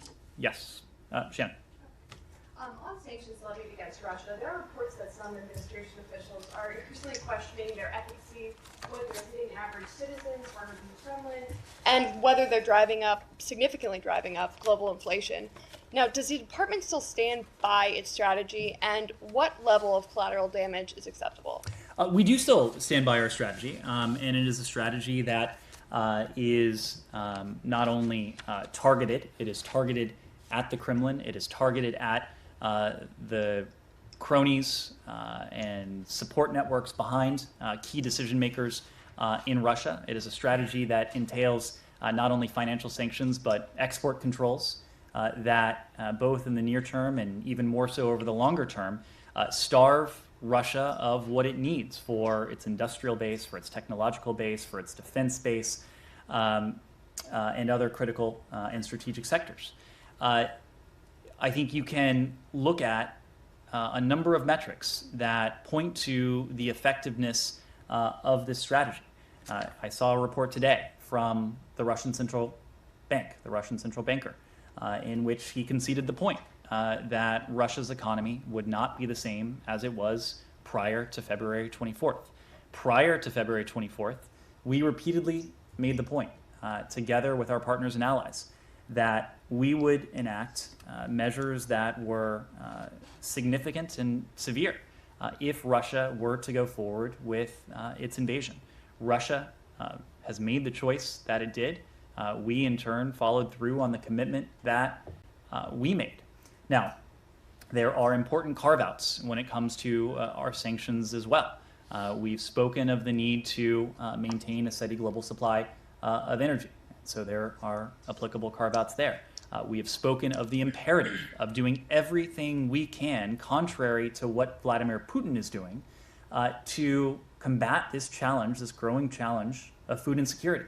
It is President Putin whose forces are destroying grain silos, who have destroyed ships at sea carrying grain and foodstuffs, who have destroyed agricultural fields and crops, and who are now continuing to enact a blockade that is preventing Ukrainian ships laden with 20 or more tons of grain from leaving port and going to destinations around the world. That is what Vladimir Putin is doing. What we have done is to ensure that all of our sanctions have applicable carve-outs so that fertilizer and food is not subject to any of the measures that we have put in place. We'll continue. This is an urgent challenge for us to see to it that the impacts of Russia's war in Ukraine are that we do as much as we can to address them. Our goal is to make these measures, the financial sanctions, the export controls, the other applicable measures, as painful for the Kremlin, for key decision makers, while we do everything we can to dilute the costs, not only here at home, but to other countries, to other people around the world. Yes? Yes, on a follow-up on Iran. You just said you believe that it's helpful that they return to the JCPOA if Iran come back to the table. The question, what are you doing to bring Iran back to the table? We have seen that you just today imposed some sanction on Iranian petrochemical networks. What are you doing to bring Iran? And is there a deadline for that deal? Is there a deadline that if that deal is not being signed, then there is no meaning to go through? There is a deadline.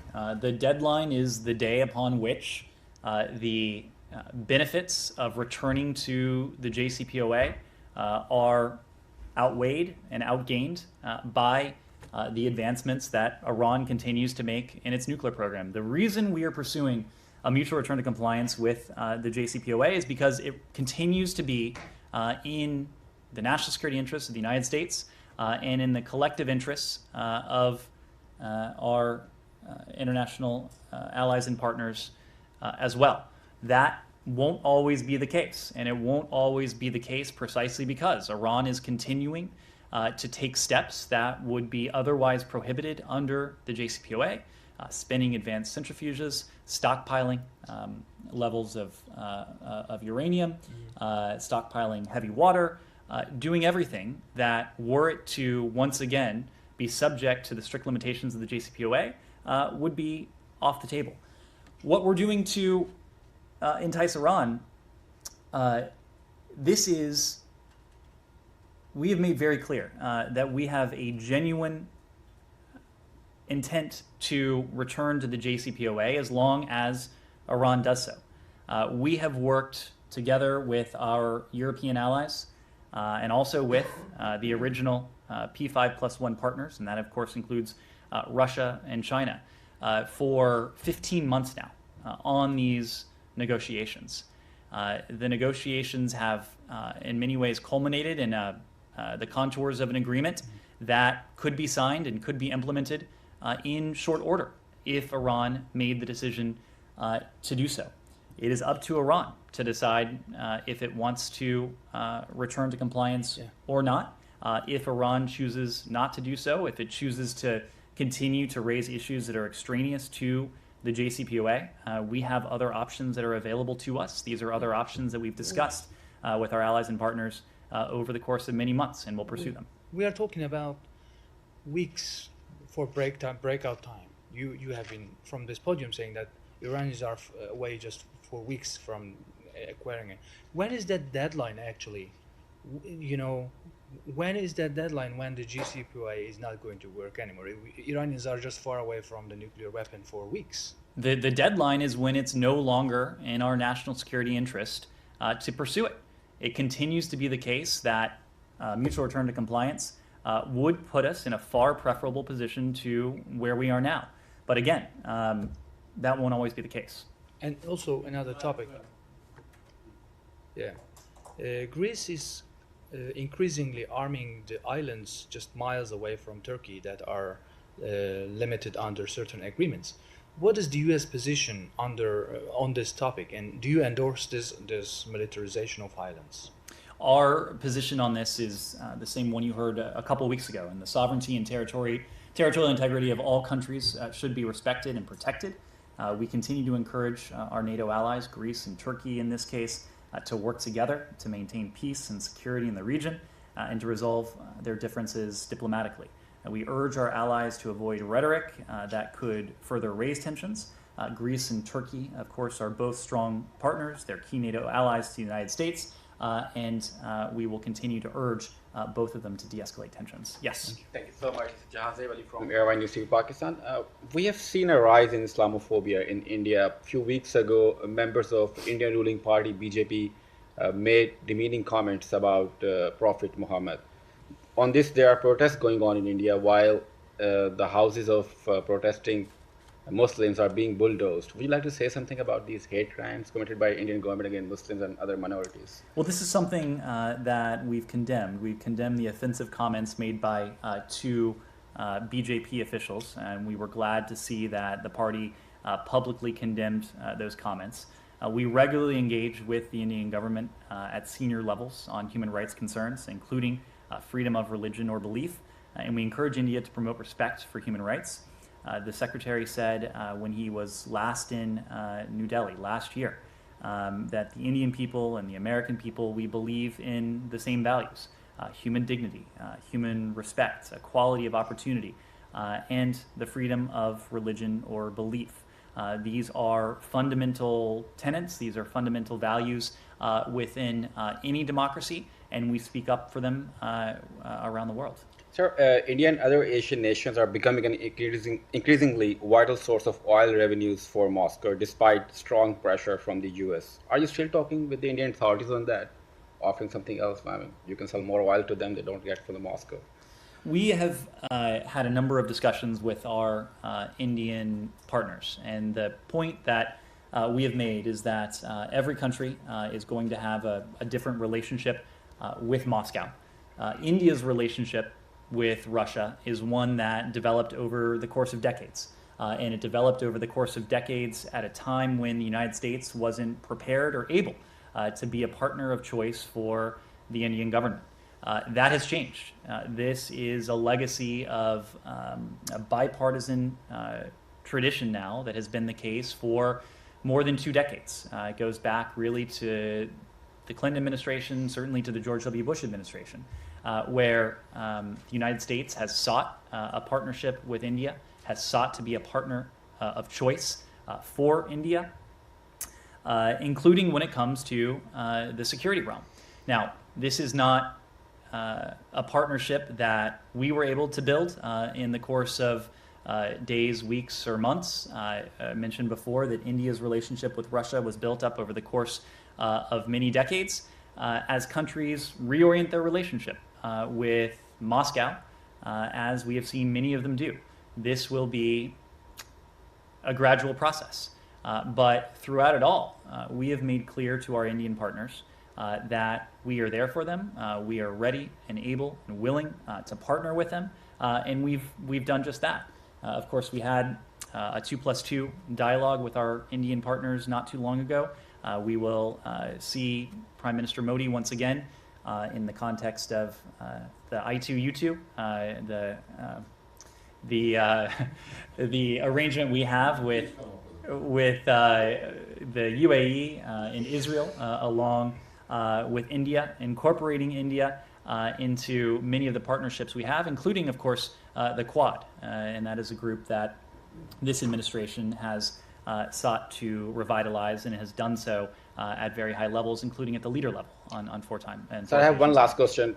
Has there been progress in U.S.-Pakistan relations under the new Pakistani government? Because we have seen the former Prime Minister Imran Khan still selling the conspiracy theories. So is there any progress or contact with the new Pakistani government? Well, we have had a couple occasions now to meet with representatives of the new Pakistani government. When we were in New York last month for the Food Security Ministerial, Secretary Blinken had an opportunity to sit down with his Pakistani counterpart to meet him face-to-face in his position for the first time. It was a very good, constructive discussion regarding the full range of issues, including the issue of food security.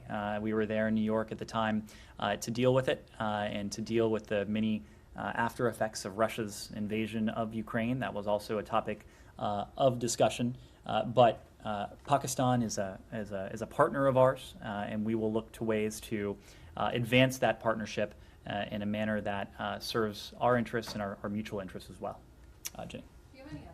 Brittany Griner and Paul Whelan, has there been any contact between the U.S. and Russia since her pretrial detention was extended?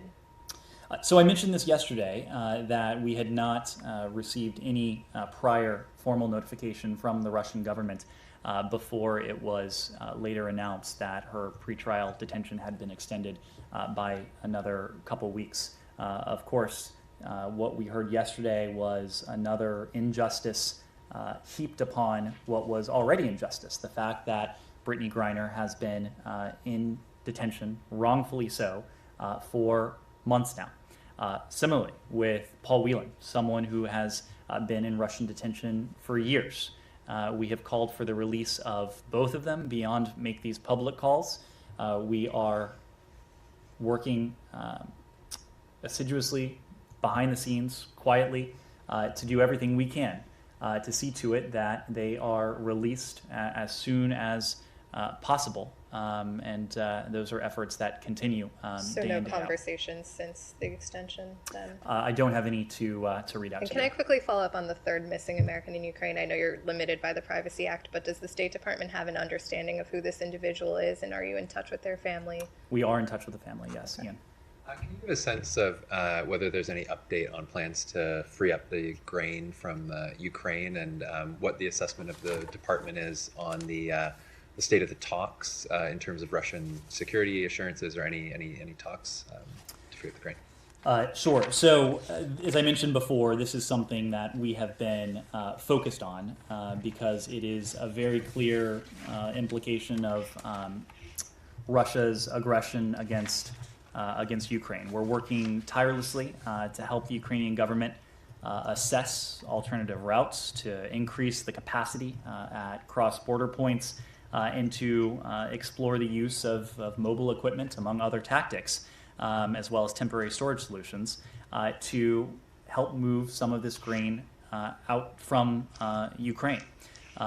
In May, of course, don't want to paint a rosy picture here, but In May, these efforts, combined with the collaboration with the EU and other international partners, assisted the Ukrainian government export 1.7 million metric tons of grain. That was more grain than had been exported the month prior. Now, it is nowhere near where it needs to be in terms of Ukraine's export capabilities. And so that's why we continue to look at alternative solutions. As you know, Secretary General Guterres of the UN has been working very closely with our Turkish allies, with our Ukrainian partners, and with the Russians as well to explore potential solutions in maritime routes.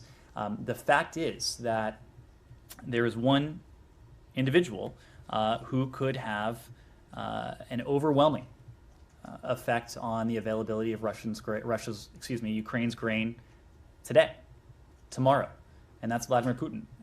If the blockade against the ports were to be lifted, that would free up tons of Ukrainian grain that has been sitting in ships that have been blocked in port for months now.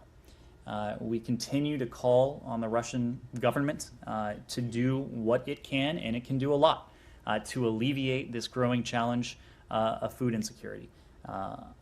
Until and unless we see a change in Russia's posture, we'll continue to work with our Ukrainian partners. We'll continue to support the efforts of our Turkish allies, of the UN Secretary General, to devise alternative solutions. I'm going to move around so yes, please. Okay, yes. Indo-Pacific region.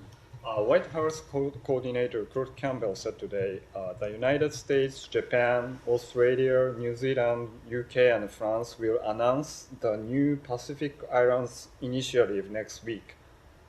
Could you tell us a bit more about it? I'm not in a position to speak to it, but it sounds like we'll have more details before too long. A couple final questions, yes. Going back to human rights violation in Iran, yesterday, United Nations High Commission for Human Rights published a letter signed by 11 human rights experts warning about a violent civil society crackdown happening in Iran. In recent days, we are witnessing a very widespread crackdown against different communities, teachers, retired communities. Any reaction do you have about the OHCHR's letter? This is related to what we were just saying about the fundamental rights of the protesters in Iran to peacefully express and to exercise their basic and fundamental rights. We applaud the work of the UN human rights experts. They expressed, quote, serious concerns about a violent crackdown against civil society in Iran, including members of workers' unions and teachers arrested for protesting their low salaries and their poor working conditions. The experts urged accountability for those responsible for using excessive force against the peaceful protesters. They said that they were alarmed at the recent escalation of allegedly arbitrary arrests of teachers, labor rights defenders, union leaders, lawyers, human rights defenders, other civil society actors. They went on to make the point that in the absence of meaningful channels of participation in Iran, peaceful protesters are now the sole remaining means for individuals and groups to express themselves and to share their grievances with the authorities. And they were deeply concerned that the first response by the authorities is that of excessive use of force against the protesters. That is certainly a concern of ours. It's why we condemned the use of violence against these peaceful protesters. We made the point that we support the right of these protesters to peacefully exercise their fundamental freedoms. So your hope for returning to talks, does it prevent you to impose human rights related sanctions against Iran? Of course Are they not. related? Of course not. We will continue to hold Iran accountable for human rights abuses that take place inside of Iran. We will continue to hold Iran accountable for every strain of nefarious activity that it undertakes. Yes, Michelle? I have two questions.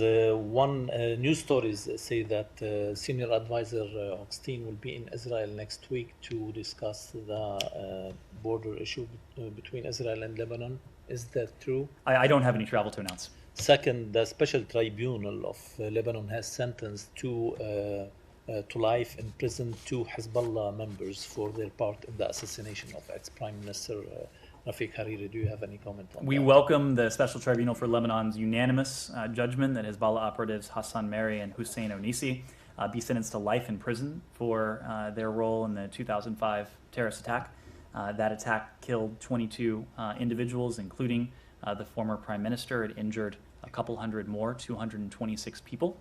The judgment represents a significant overdue milestone in pursuit of justice for the people of Lebanon. Saeed, last question. Thank you. A quick question on the president's trip. Yesterday, John Kirby said that it includes big item agenda, in the portion in Saudi Arabia. I think suggesting that there may be some sort of announcement on Yemen. Do you expect anything regarding the war in Yemen and this trip? Sorry, I didn't catch the last part. I mean, is there anything that we can expect, something big to be announced, like maybe in the war kind of a thing? Well, I can't speak to what will be announced a month from now when the president travels to the region, but of course there recently was a big announcement, two big announcements in fact. For the first time in more than 7 years, there is a humanitarian truce that has not only persisted, it was extended, and we're now in its 9th week, but it has led to lower levels of violence, and it has also importantly led to humanitarian assistance flowing into parts of Yemen that had been bereft of humanitarian assistance for far too long. We'll continue to work with the UN Special Envoy. We'll continue to work with our partners in the region, including our Saudi partners, who are indispensable in achieving this humanitarian truce and in achieving the extension to consolidate it and to see to it that we can work together to bring greater levels of stability, security, ultimately peace and prosperity to Yemen. Can you comment on naming the street on which the Saudi embassy? So State Department spokesman Ned Price providing a number of updates on international issues, including two Americans missing while fighting during the Ukraine-Russia crisis. Stay tuned here to Live Now from Fox. We'll have more updates after this short break.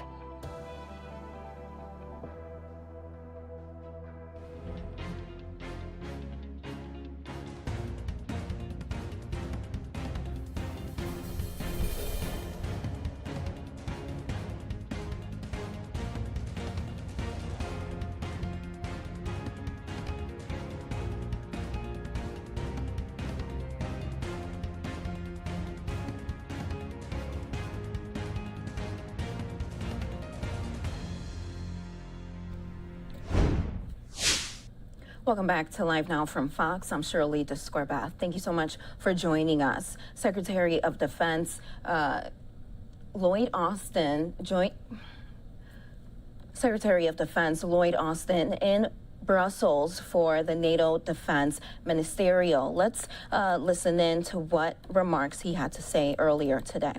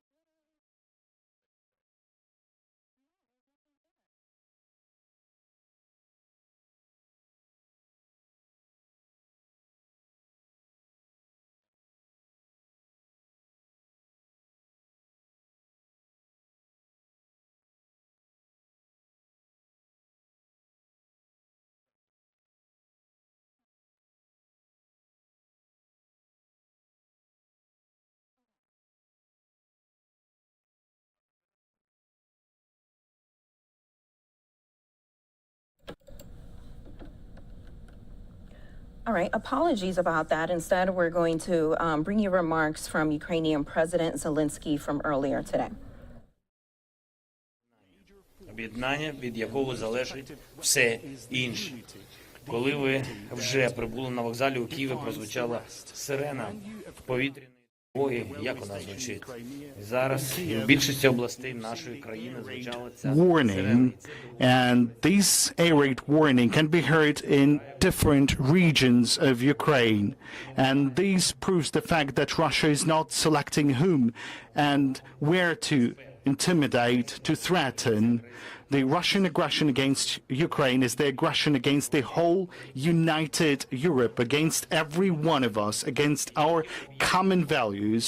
It is only united that our response should be.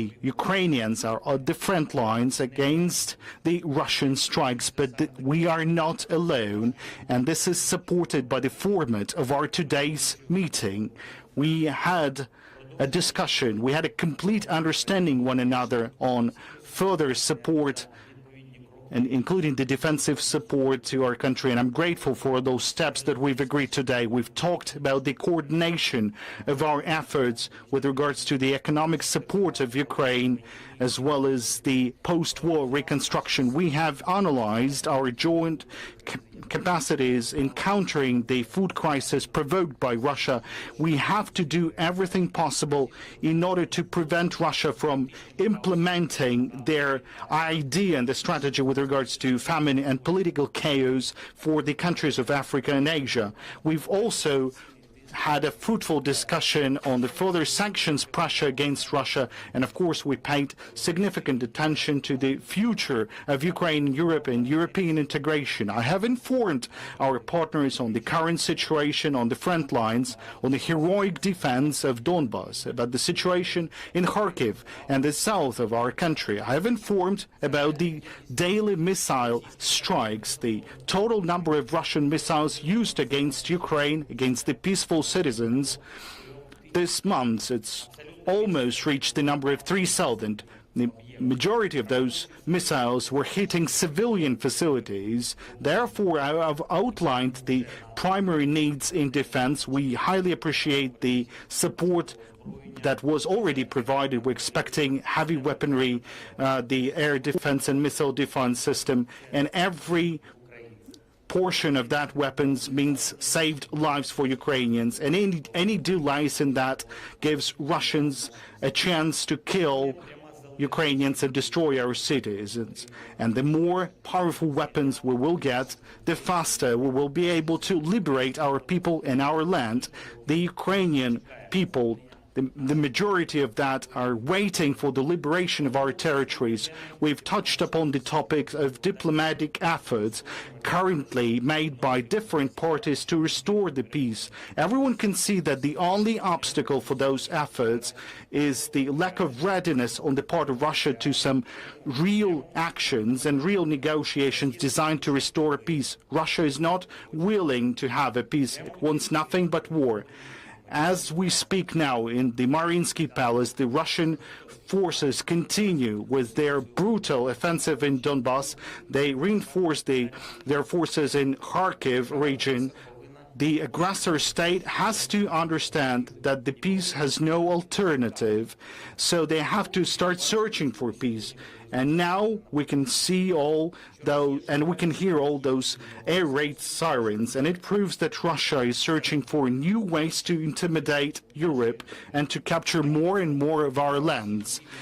Ladies and gentlemen, the purpose of Russia in this war is to break Ukraine, and through Ukraine to break the whole Europe. We are confident in that. Russia wants to show that the European unity cannot be effective, and the European values cannot work for the defense of the freedom. We have to break this scenario together and to prove that Europe will stay free, democratic, and unified.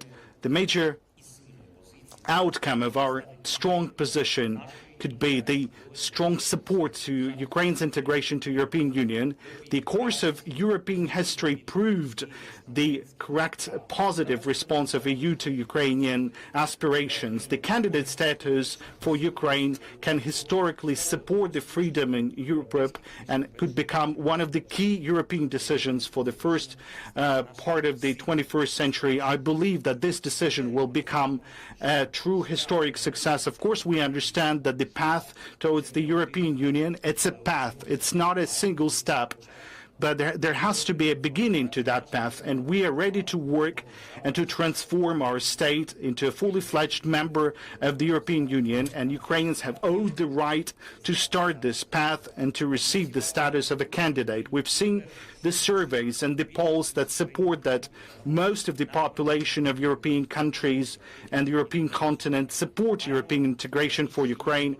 We have the largest level of support of European integration among the Ukrainian people, which is also important. We talked about new sanctions of the European Union that are required for restoring peace. The seventh sanction package has to be coordinated and agreed, and we're planning to have a further discussion on that, along with the reconstructing of Ukraine after the war. We will continue discussions on that after this conference, and we'll continue the work on reimbursement of all those damages inflicted by Russia to Ukrainian people, companies, our business, our countries actively working on that. Of course, we've had a discussion on how to stop the deployment of global food crisis. Ukraine is doing everything possible to deblock our seaports, but this blockade has to be stopped by the one who started that. That is the Russian Federation, more specifically the Russian fleet. We are grateful to Romania for assisting in transit of the Ukrainian grain by Danube, and we've talked on how to develop those capacities, and I'm confident that this visit of our friends to Kiev will become a part of a history for Europe. I'm grateful for those negotiations. We're getting ready for the new decisions to reinforce Ukraine, to reinforce our unity. Thank you once again for this visit. Now, this statement by the Prime Minister of Italy.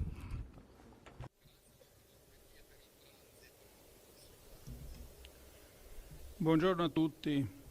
Oggi è una giornata storica per l'Europa. Italia, Francia e Germania, tre paesi fondatori dell'Unione Europea, e il Presidente della Romania, Klaus Iohannis, per offrire il loro sostegno incondizionato al Presidente Zelensky and support to the President of Zelensky and to the people of Ukraine, to the people who created the army to confront Russian aggression and has united for that. The European Union, as of today, currently demonstrates the unity and the assistance, as we were asked by President Zelensky.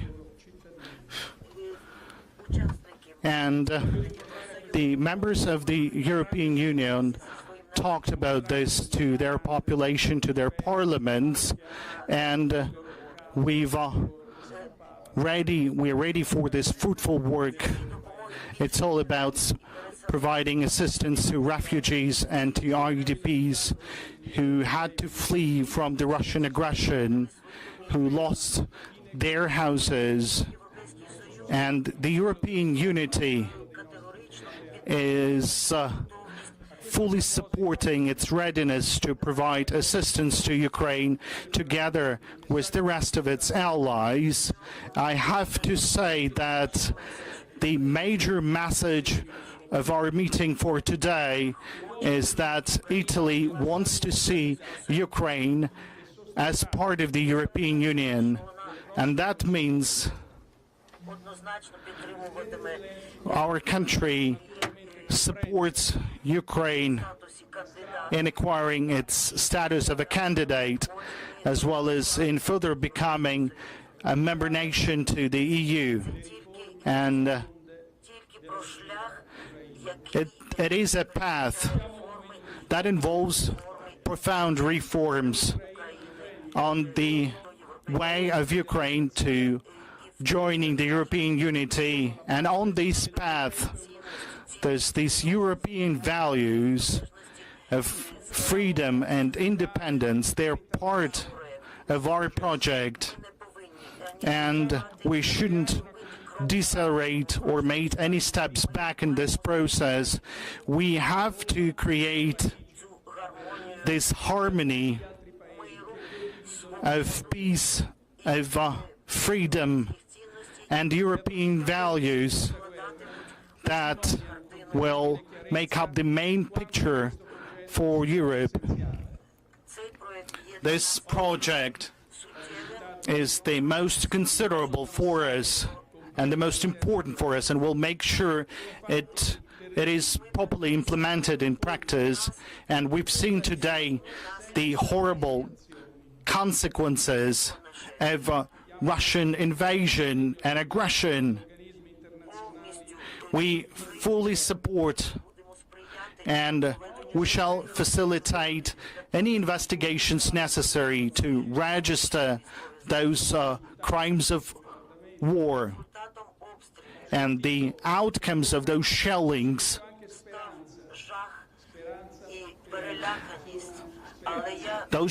have created horror, and they've also made people afraid. But I've heard words of hope, and all those words of hope are something that we need to support. We need to support Ukraine in rebuilding its future, and we want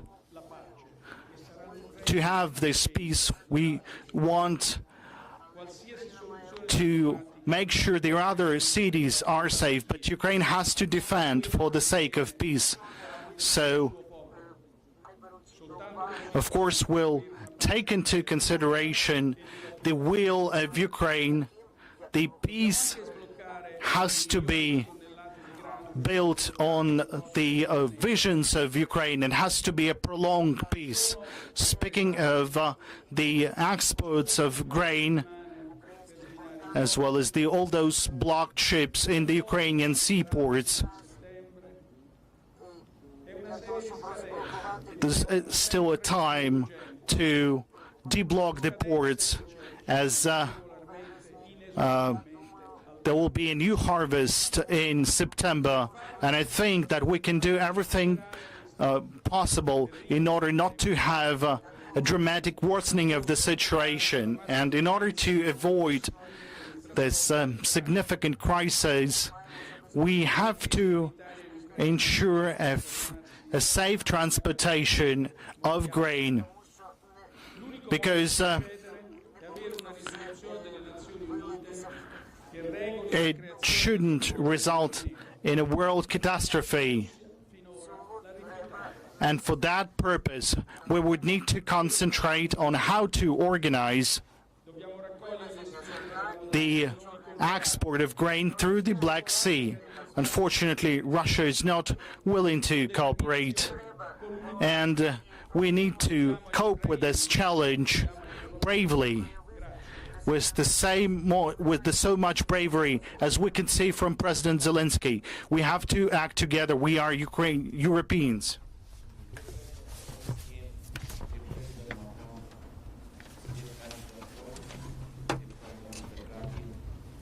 It's a pleasure for me to meet my European colleagues today in Kiev for this crucial visit. Our joint demarche reaffirms our unity and solid commitment to continue supporting Ukraine. Romania, as a reliable neighbor and partner and a European member state and NATO ally with the longest border with Ukraine, stands in full solidarity with the Ukrainian people. We mourn the loss of human lives, the open wounds of all Ukrainians that saw their homes, their schools, their hospitals, and their very history under a brutal attack. We are united and stronger than ever regionally, at European and at transatlantic level, in preserving our core values and the rules-based international order that you, the Ukrainians, are defending so bravely. The premeditated, unjustified, and unprovoked illegal Russian aggression must stop. I was deeply touched by the unimaginable human tragedy and horrible destructions we saw today near Kiev. I strongly renew my appeal for all Russian perpetrators to be held responsible by the international criminal justice, which Romania fully supports. During our meeting today with President Zelensky, we have discussed concrete ways to further help Ukraine overcome this existential threat. We will continue to find solutions and comprehensive ways to help Ukraine resist and push back Russia. Most of all today, during our exchange of views, we have focused on the need for peace, the reconstruction effort, and the rebuilding of this country's future. Romania's support for Ukraine has been manifold since the very first day of the aggression. My country spared no effort in helping Ukraine and all those affected by the Russian aggression. The government and people of Romania came together like never before to help more than 1.23 million Ukrainians who crossed our borders, mostly women and children. We provided facilities for educational needs and for integration in our labor market. More than 2,500 Ukrainian children have enrolled in Romanian schools, while around 3,000 jobs have been found in my country. Beyond government measures, we have also witnessed an impressive mobilization of the civil society in supporting Ukraine and the Ukrainians. There is no doubt that Ukrainians in need can count on the Romanian people and government for as long as they need. In addition, an international hub for distribution of humanitarian assistance in Suceava is functioning at full capacity and speed. More than 40 international transport missions have been processed through this hub. We are now at the point when we witness Russia adding yet another blackmail instrument to its actions: grains. I firmly condemn the weaponization of grain export by Russia with such a global impact. We have discussed this issue today and also the possible solutions envisaged. As a relevant part of the solution to the food insecurity generated by Russia, Romania is actively involved in facilitating the transit of Ukraine exports and in serving as a hub for grain. Our responsible authorities are working to find the best solutions to ease the transit through the Black Sea port of Constanța and our ports on the Danube. Since the beginning of the Russian invasion, the port of Constanța has ensured the transit of almost 1 million tons of grains from Ukraine. We are also working on opening new Romanian-Ukrainian border crossing points, as well as on the rehabilitation of large gauge railways on the territory of Romania. In addition, Romania also calls for the involvement of all relevant actors of a coalition of the willing who could support the international effort to create blue corridors, ensuring safe maritime transport in the Black Sea. As we discussed today, we must look ahead and start the preparations for the reconstruction of Ukraine. We all agree that the European Union has to play an important role in this effort. We need to create effective tools to this purpose. We are at a turning point in European history. Extraordinary times call for an extraordinary strategic and visionary response. Granting EU candidate status to Ukraine, the Republic of Moldova, and Georgia at the European Council next week is key in building a strong and lasting shield around our own values. It is about our capacity to project security and stability in our neighborhood. There is no time left for hesitancy. Our partners need for us to step up our long-term support to help them build resilience and cope with a wide array of overlapping challenges, either conventional or hybrid. Mr. President Zelensky, dear friends, we are here together because we know it is our duty to act. It is our responsibility to keep this momentum and to help our Ukrainian friends forge a new future. Thank you. Заява президента Французької President of French Republic.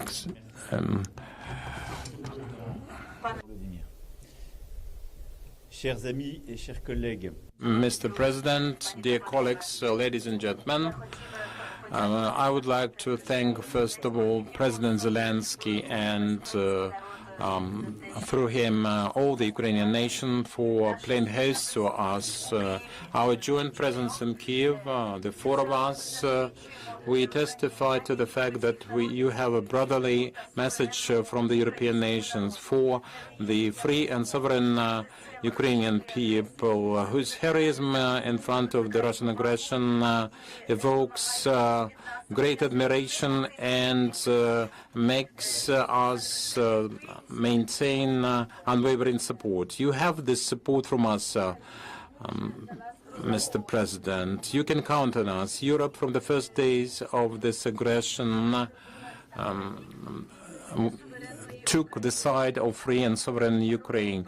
International law, protection of principles embedded in the UN Charter, which Russia decided to violate with this unprovoked, illegitimate way of doing that.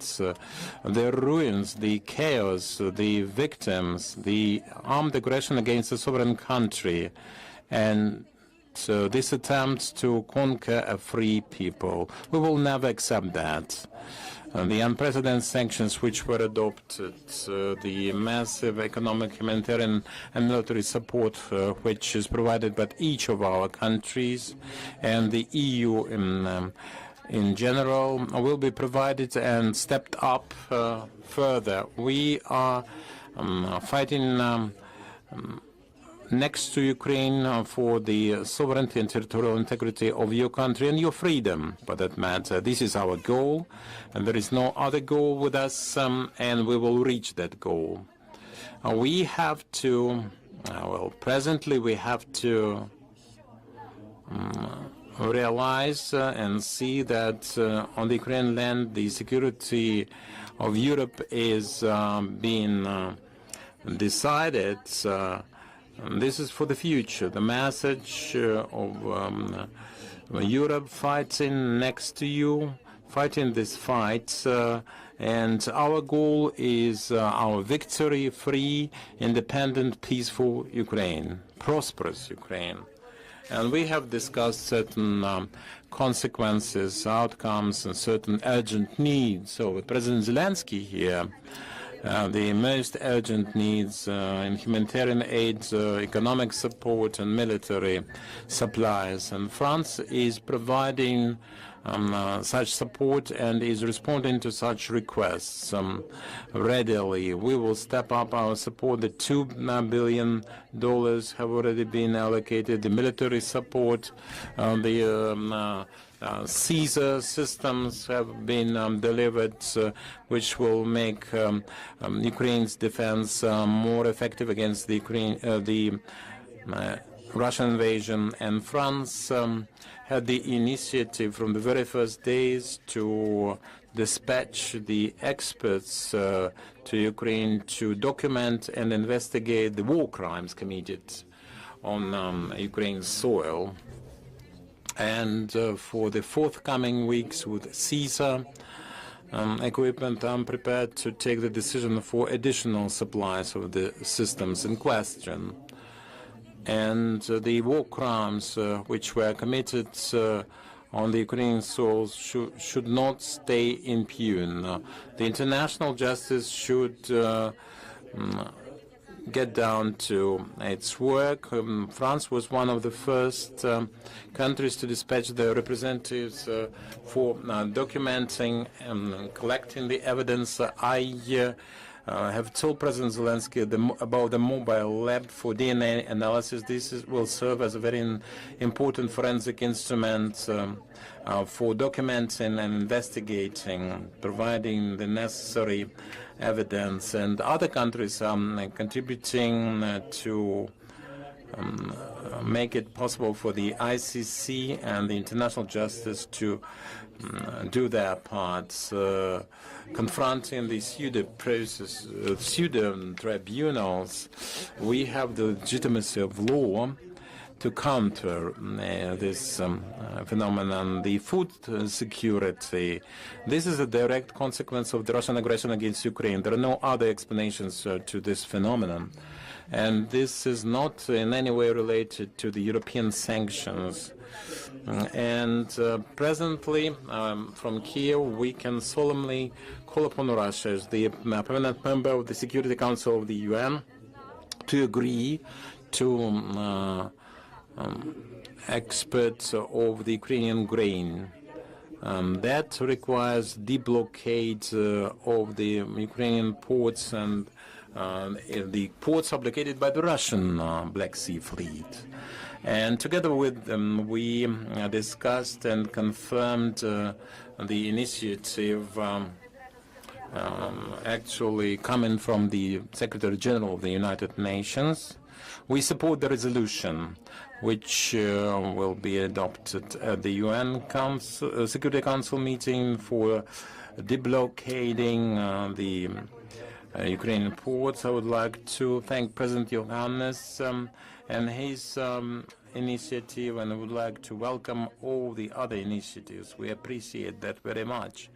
And jointly, we also committed ourselves to some actions to prove that Ukraine is part of the European family. Confronted by this war, we as Europeans fully realize how fragile the European peace is. We took much pains after the Second World War to establish that peace. Now it has to be re-established. This war will change the course of European history, without any doubt. And we have to support the decisions that we made, the 27 of us at the Versailles summit, and we have to issue this very important signal. And tomorrow the European Commission will make present special conclusions, and the European Council next week will decide upon the European prospect for Ukraine. All the four of us, we are supporting admission for Ukraine, the status of candidacy. This status is related to the roadmap to be produced, but it will also develop in the context of neighborhood policy and for Moldova. And we hope that jointly we will take this decision at the European Council. And such talks, the talks that we've just had, established that President Zelensky is fully aware of the time that it will take to actually exceed the European Union. This is just the beginning of this road, but already today we need new forms, new responses to the questions cropping up in terms of energy security, European security, mobile infrastructure, youth. And that is why, because Ukraine is part of our joint continental European space and is also an integral part of it. So we would like to establish new forms of cooperation for our joint European community, for our shared home. While the war is raging in Ukraine, every day we have victims and terrible suffering. I have already assured President Zelensky that during our talks that we would do everything possible and necessary for Ukraine to choose its own destiny, to have its own right of choice implemented. It's for Ukraine to decide when it will stop the war, start negotiations and peace talks. And every time when I talked to President Zelensky, I used that as a reference point, as a main principle. Ukraine has to decide on the grounds of peace and new phase of its life. Everything should be done for peace. And you have done everything you could to maintain peace. Now you have done everything for reason to triumph. And I would like to quote the Ukrainian anthem. Ukraine never dies, neither its glory and its will.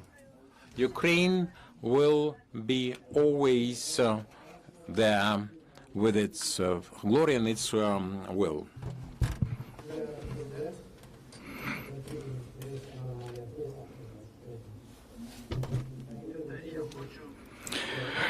Let me, Mr. President, let me explain. And I would like to assure you of the support in your heroic struggle and heroic defense. The courage of soldiers is enormous, and we are fascinated with the way how Ukrainians are fighting against Russia's aggression. And for that, Mr. President, I would like to express your gratitude together with my colleagues from Romania, from France, from Italy. I came today to Ukraine to support this. The attack against Ukraine means the change of eras and epochs because Russia is trying to change borders through force. This is unacceptable. That is why Germany, together with other countries of the world, has stand in support of Ukraine from the very first days. We support Ukraine in its struggle for the protection of territorial integrity and sovereignty. We support that financially.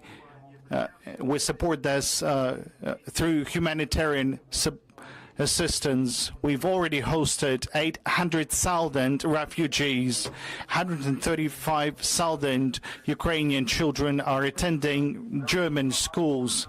And Germany has broken our traditions, and we started supplying weapons to Ukraine. We shall continue doing so as long as Ukraine would need that. We are training Ukrainian military on how to use advanced weapons, the self-propelled howitzers and air defense systems. We've also promised to supply the Iris systems that would be protecting the whole cities from air raids. And we've also agreed and coordinated with the United States and United Kingdom on the fact that we shall be supplying multiple launch rocket systems. As you can see, Germany supports Ukraine massively. Ladies and gentlemen, my colleagues, I came to Ukraine with a clear message. Ukraine belongs to the European family. An important aspect in that is the candidate status for Ukraine.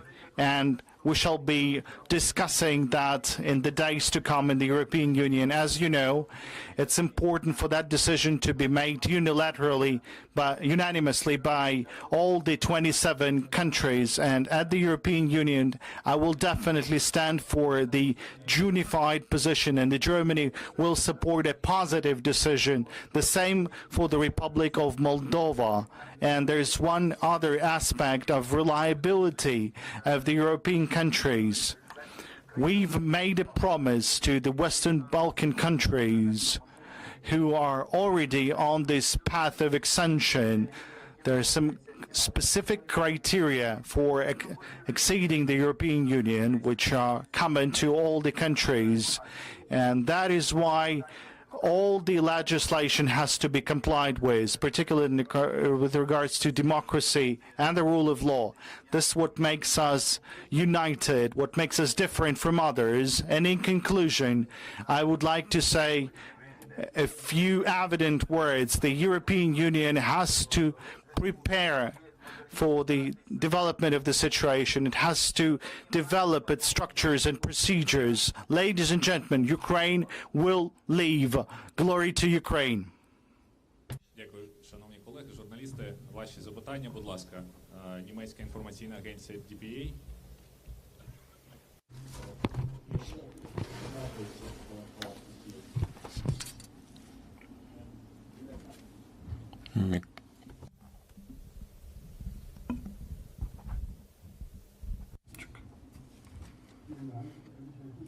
Presseagentur, der Bundeskanzler, Sie haben vor dieser Reise gesagt, dass Sie hier nicht wiederkommen für Fototermine, sondern über ganz konkrete Dinge reden wollen, ganz konkret Zusagen machen wollen. Sie haben das jetzt getan beim Thema Kandidatenstatus. You said that you will support the candidacy status, and you also promised to provide military equipment, and there's a great wish list coming from Ukraine, starting with the tanks. Can you promise anything to President Zelensky in front of us here? And can you promise that the losses of the Ukrainian people will be compensated? And would you agree, President Zelensky, with the words of Federal Chancellor? And are there any misunderstandings remaining between Ukraine and Germany? Can you assure us that there are no such misunderstandings left? And we can see that Federal Chancellor wants Ukraine to win this war. Thank you very much for your question. And on our way to this press point, we were discussing the necessary supplies to win in this war. In my statement, I did mention that we will provide all the weapons, that we will prepare all the military personnel to operate the modern state-of-the-art systems, and together with the US and UK will provide the anti-aircraft systems for Ukraine and do everything necessary and possible to arrange the defense. And that will be all supported with such military equipment. Thank you for the question, whether I am satisfied with this meeting. I'm very much satisfied. I can be frank with you here. I can see that Ukraine is supported unanimously by the leaders present here, and we had the meeting, and we discussed the topics already mentioned. I mentioned them myself in my opening speech, and I am happy that the unity that we demonstrated is the beginning of our victory. I have experienced this unity. I supported I've received support from every leader here, even emotionally. I could feel it, and Chancellor Scholz demonstrated this kind of emotional and effective support. I believe that all the German people are supporting Ukraine. I've felt that, and I felt that when people in Germany, in Berlin, and other citizen towns demonstrated against the aggression and the bloody war started by Putin and the Russian military under his command. So I believe that in joint efforts we'll be able to stop the Russian aggression, stop this war, put an end to this war. There are very important things mentioned by Federal Chancellor, the supplies that we are having and that we expect, and especially the air defense. Mr. Chancellor announced the IRIS 10 to 15 missiles every day shot at our residential areas, at schools and kindergartens. That's the statistics of the impact, everyday impact for Ukraine, mind you. So we need air defense as powerful as possible. This is a big territory we have to cover. We are a big country, territory-wise, and Germany will be very helpful there. I believe in that, believe strongly. ICTV channel, please. Good evening, ICTV TV channel for President Macron and Federal Chancellor Scholz. Tell us, please, on numerous occasions you mentioned that any war should be concluded with peace, and you mentioned that there should be a meeting with President Putin for our president, and you said that the President Putin has to save his image or his faith. And Steinmeier, once President Steinmeier came up with a plan for the settlement, and he knows the value of such agreements with Russia. Where's the red line that Russia should cross to arrange for peace in Ukraine with all the force that we can have united here? Thank you very much for this question, and I think that we have expressed very clearly that our joint goal is to support the Ukrainian people, what's the stance of Europe from the very first day of this war, even before that. When we arrived back in February, Chancellor Scholz and then myself, we went to Moscow, then to Kiev, and we tried to prevent actually the conflict at this phase. Our position was always crystal clear.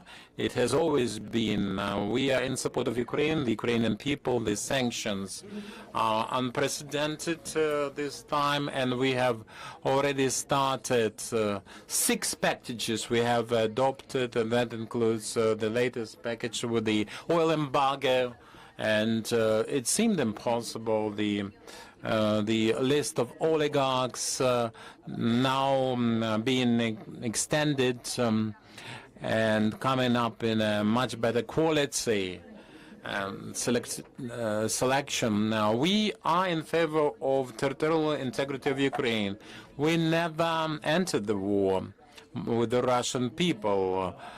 And we do not wage any collective war against the Russian people. And that is exactly why we are always very open and transparent. We continued our talks with the Russian president. President Zelensky was aware of that because we kept him posted on the context of the talks. So we tried to win some concessions in the current problems with the food security, for example, at this present point. And in that context, we maintain this channel for dialogue. At some point, as we believe this conflict will end up with a peace arrangement, and by that time we will need some talks, naturally. But the conditions of those talks and the format of the talks will be identified by Ukraine and Ukraine alone. Neither France nor Germany will ever act as intermediaries or negotiators on behalf of Ukraine. We will never demand any concessions from Ukraine. That has never been so and will never be so. We are here to act jointly as assistant, a very demanding assistant to this process. But we are not asking for any Ukrainian concessions. So the conditions will be presented by the Ukrainian president, and that should be accepted by the Ukrainian society. Those are the red lines you were asking about, I believe.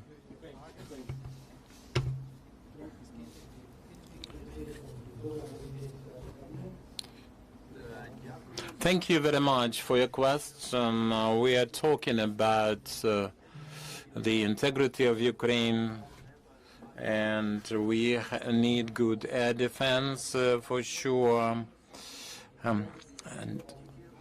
Only Ukraine and its president, its parliament, the Ukrainian people, we can arrange the peace in the way they see it, in the format they accept. This is clear to me, and this was clearly expressed by my colleague here, President of France, that Russia should understand that they have no right to demand anything here, and Ukraine cannot be required to put up with those demands coming from Russia.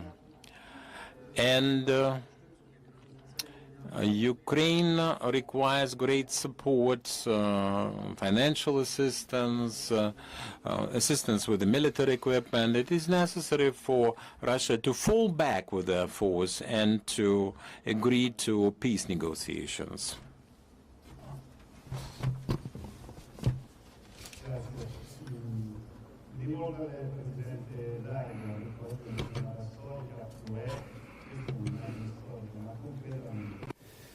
La domanda sullo status di candidato dell'Ucraina al presidente Draghi è abbastanza scontata.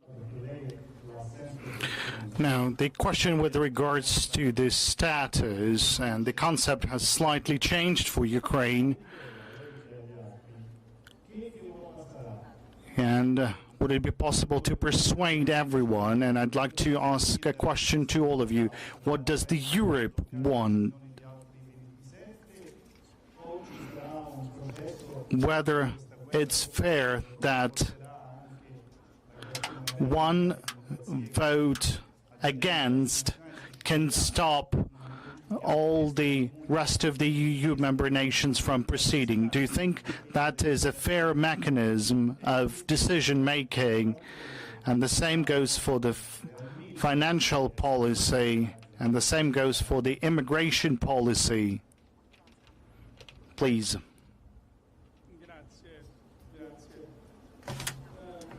Thank you.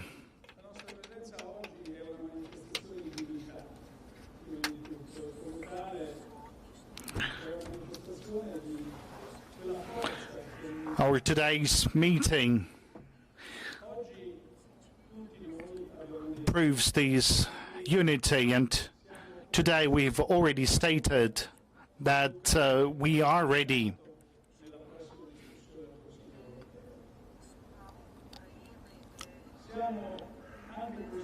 in making sure that Ukraine will have its candidate status, and this will facilitate the European aspirations for Ukraine. That's a historical development for Europe. This is a very profound step and a change as well. And as the German Chancellor and the President of France have already told today, any hesitations or any issues, for example, the issues with regards to the Western Balkan countries that are on the waiting list for so many years, and they're also striving to become any EU member nations. Now, all those aspects, they are serious, and it's not like an accession during a standard environment. This is something that we are approaching functionally. This is an extraordinary event, and we are doing that to support Ukraine in resisting and defending itself in this war, and then to stay with Ukraine during the time of peace. And that peace has to be a prolonged one and a consistent one. And only then Ukraine would choose its further steps. It's important to underline that we are united in that as well. And we came here today in order to help Ukraine to build its future, not only as the candidate country for the EU, but to build its country anew. We saw a lot of horrors that impressed us significantly, and we still saw there's hope, there's future.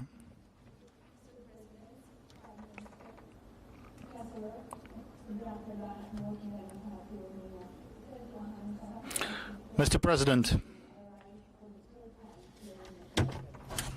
Line of 22 kilometers of trucks, towns of Syrians.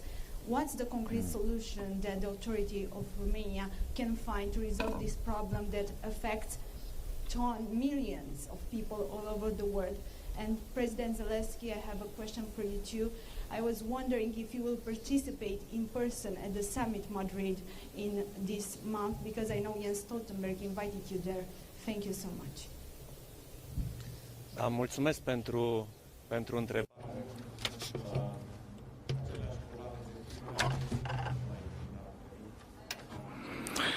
We've seen the same columns of trucks when we've crossed the border with Ukraine.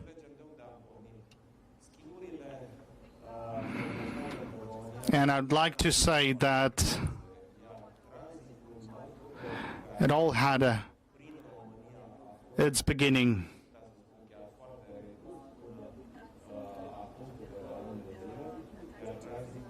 And the transit through Romania wasn't significant before the war. Now the cargoes and the freights coming through the borders have increased in dimensions significantly. The conditions have significantly changed as well, rapidly. And therefore we have to come up with the different mechanisms that we are currently work on.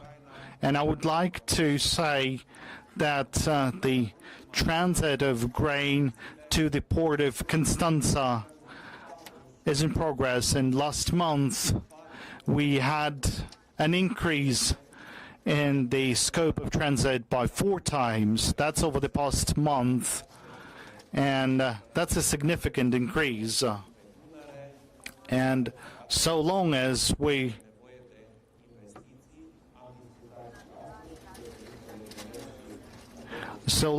be using Danube and rails more effectively, it will take some time. And we've talked to President Zelensky today about this issue, and we are continue to work on that. So first of all, let me add and complement some of the words mentioned by President of Romania and Klaus were providing the absolutely correct information. We've increased the transit of grain and food products through Danube River, and today we'll be talking with my counterparts on how to increase that further on by 2 times, and our ministries will be working on that as well. Second, with regards to the lines at the borders, since the very beginning of this war we had an understanding of that. We're solving those challenges. We understand what can be done.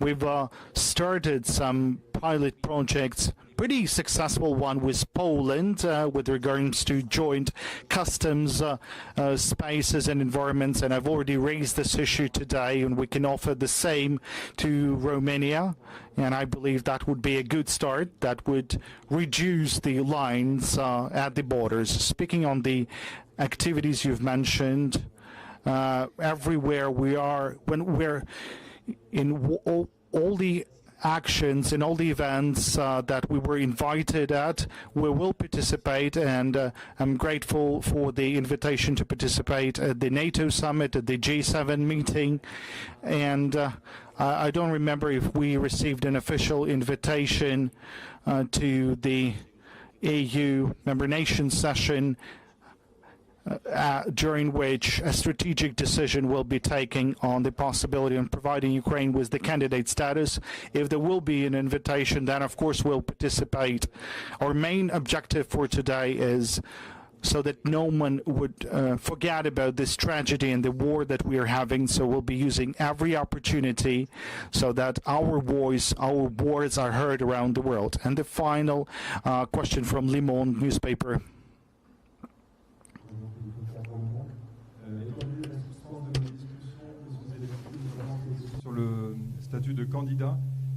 Speaking about your negotiations with the President Zelensky, what was the words mentioned about the candidate status? All those discussions around the statement of President Macron as to make sure that Putin is not losing his face. I would like to address this question to all the presidents, but particularly to the President Macron. Are you going to continue talking to President Putin, or you have those relations at pause? I'm not confident whether the president, whether the President Macron is going to continue talks to the President Putin doesn't depend on me. So when the President of France talks to the President of Russia, we do have contacts, and the President talks about the support to Ukraine, and we're discussing some details. I'm not sure. Well, in any case, that is the decision of the President Macron to be taking, and I'm not sure whether today President of Russia is ready to hear anything. I believe that the President of Putin is in a condition where he takes the decisions and then talks to everyone else. And that way of decision making, that procedure of decision making, prevents any chances of stopping this war. That's what I'm talking about. So I'm not sure whether it has to do with President Macron. I don't believe that today there are many leaders in the world that can force Russia to stop the war while speaking one-to-one. It's only collectively, it's only through united efforts we will come up with a strong force to stop Russian Federation. That's what I believe.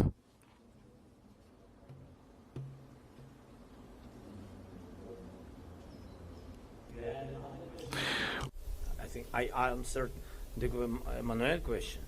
Sorry, maybe he will answer my question. I don't know.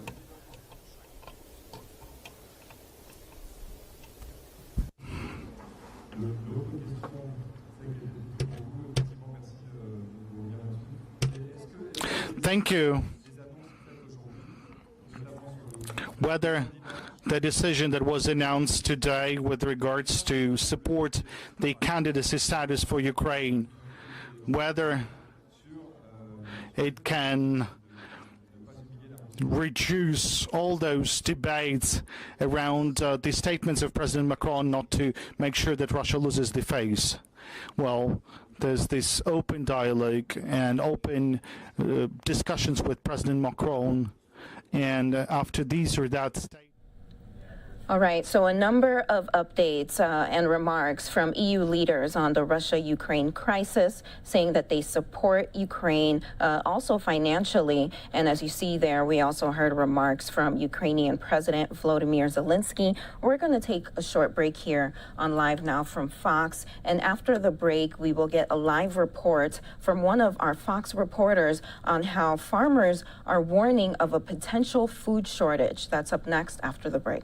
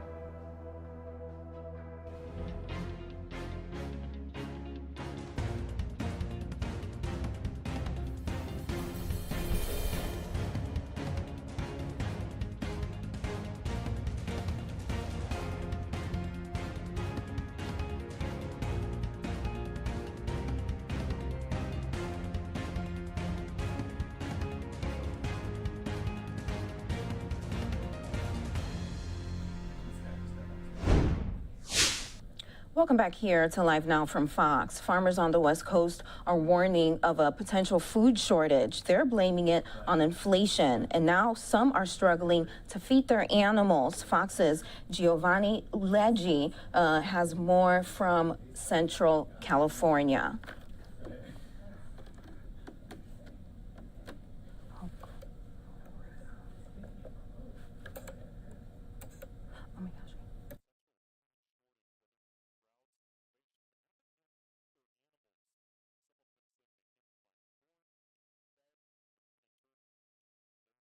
As much milk or beef in stores.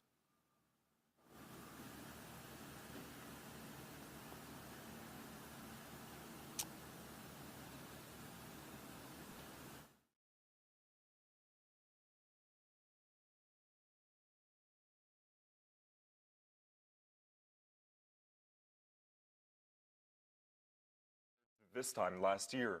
And ultimately, our cows have to eat regardless whether the feed price is extremely high or extremely low. Paul and Darlene Mopes own this dairy farm here in Central California.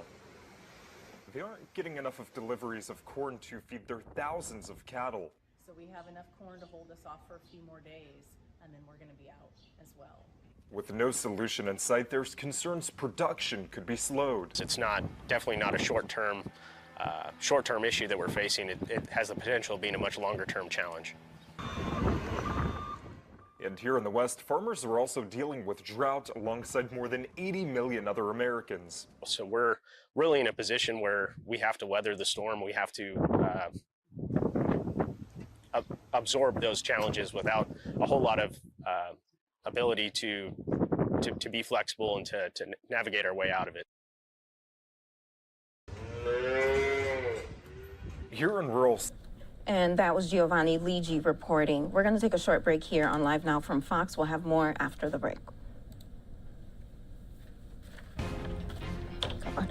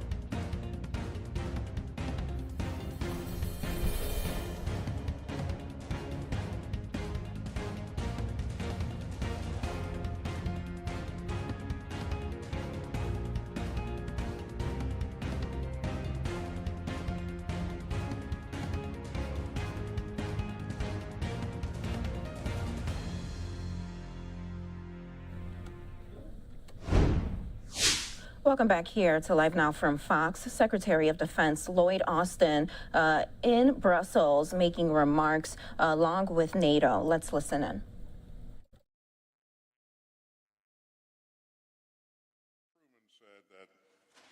NATO's task would be to build, quote, the structure of peace.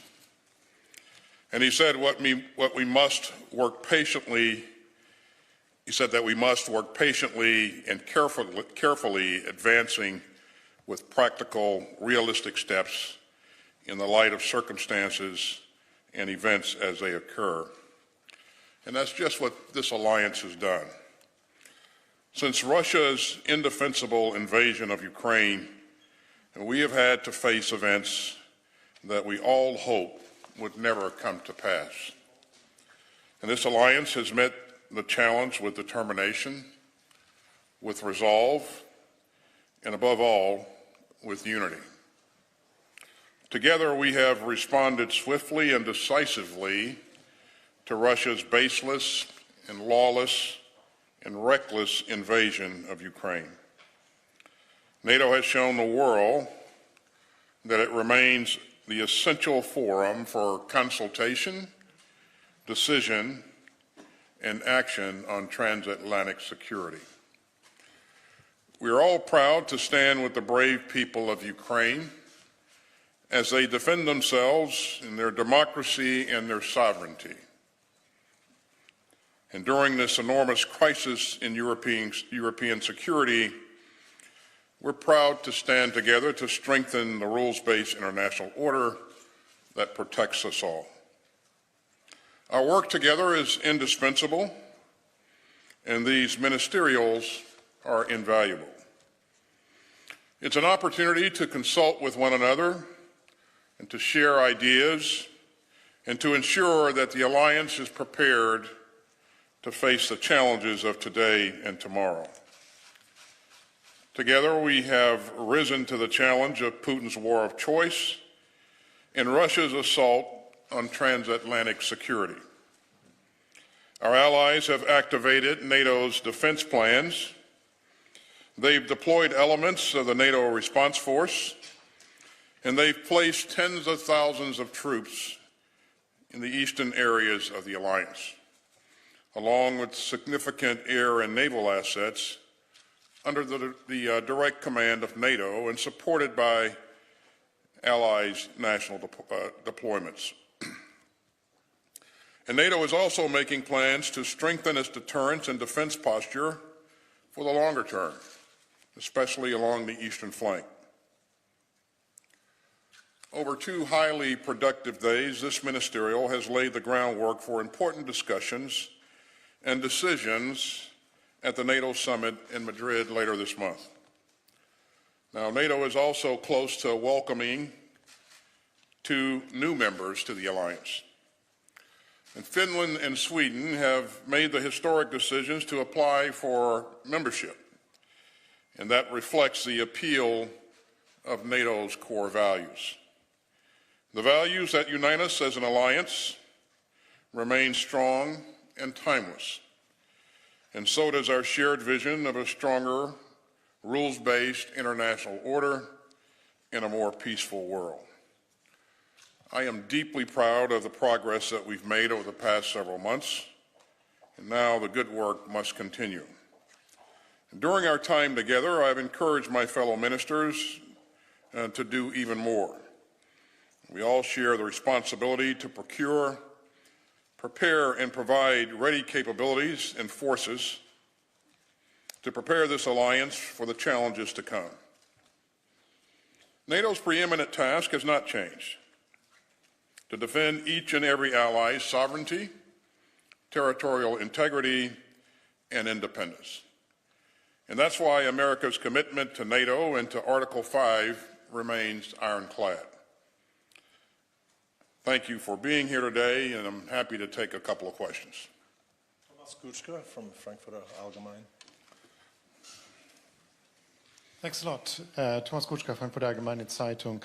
Mr. Secretary, the reinforcement that NATO allies are considering regarding the eastern flank seems to be along the concept of scalable brigades. So this means that NATO member states will rely heavily on their ability to quickly move forces to theater when it's necessary. We all know about shortcomings in logistics and weapon supplies over the previous years. And I'm just wondering, how confident are you that NATO member states will be up to the task and will in fact be able to fulfill this requirement if need be? Thank you. Well, thanks. I am confident. I have confidence in the process and the ability of our allies to build the capabilities that we agreed that we all need. You know, when I looked around the room in our meetings there, and I saw the commitment and the energy in that room, and you know, it was heartening. It was encouraging. As you heard the Secretary General mention earlier, there are things that we can do and will do to make sure that it's a lot easier to rapidly deploy forces forward. Some of those things include pre-positioning of equipment, putting forces that are at home station on higher levels of alert, streamlining command and control so that it's easier to fall in on a formation. So recognizing the challenges of the past, I think all of our allies have learned from any shortcomings that we may have experienced in the past, and they'll build to ensure that they have the right capabilities to provide flexible and responsible and combat-credible forces when the time comes. Oren Lieberman, CNN.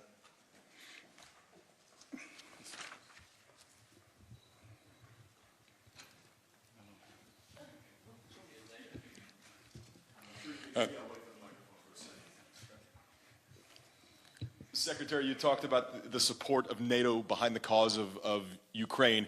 It's relatively easy, by and large, to unite NATO governments, but how do you keep the NATO public engaged when many, including in the U.S., are already more concerned about the high cost of fuel and inflation than they are about what's happening in the Donbass region? How fragile is public support for this as it drags on? Well, certainly making sure that the public, the people of each of our countries in the alliance remain engaged. I'm confident that our leaders will do the right thing to address their constituents.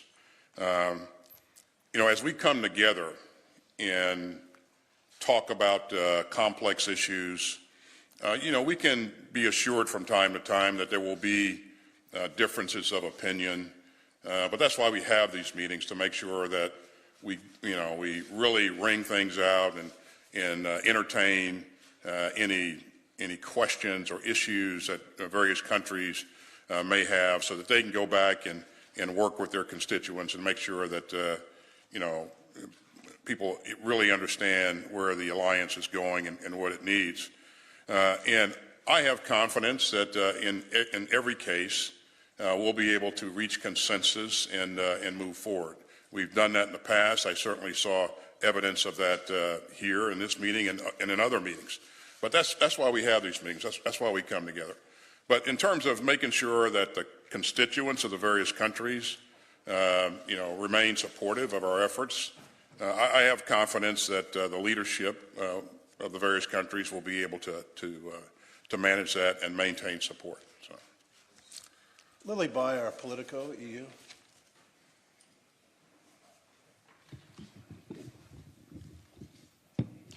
Thank you very much. I have two brief questions.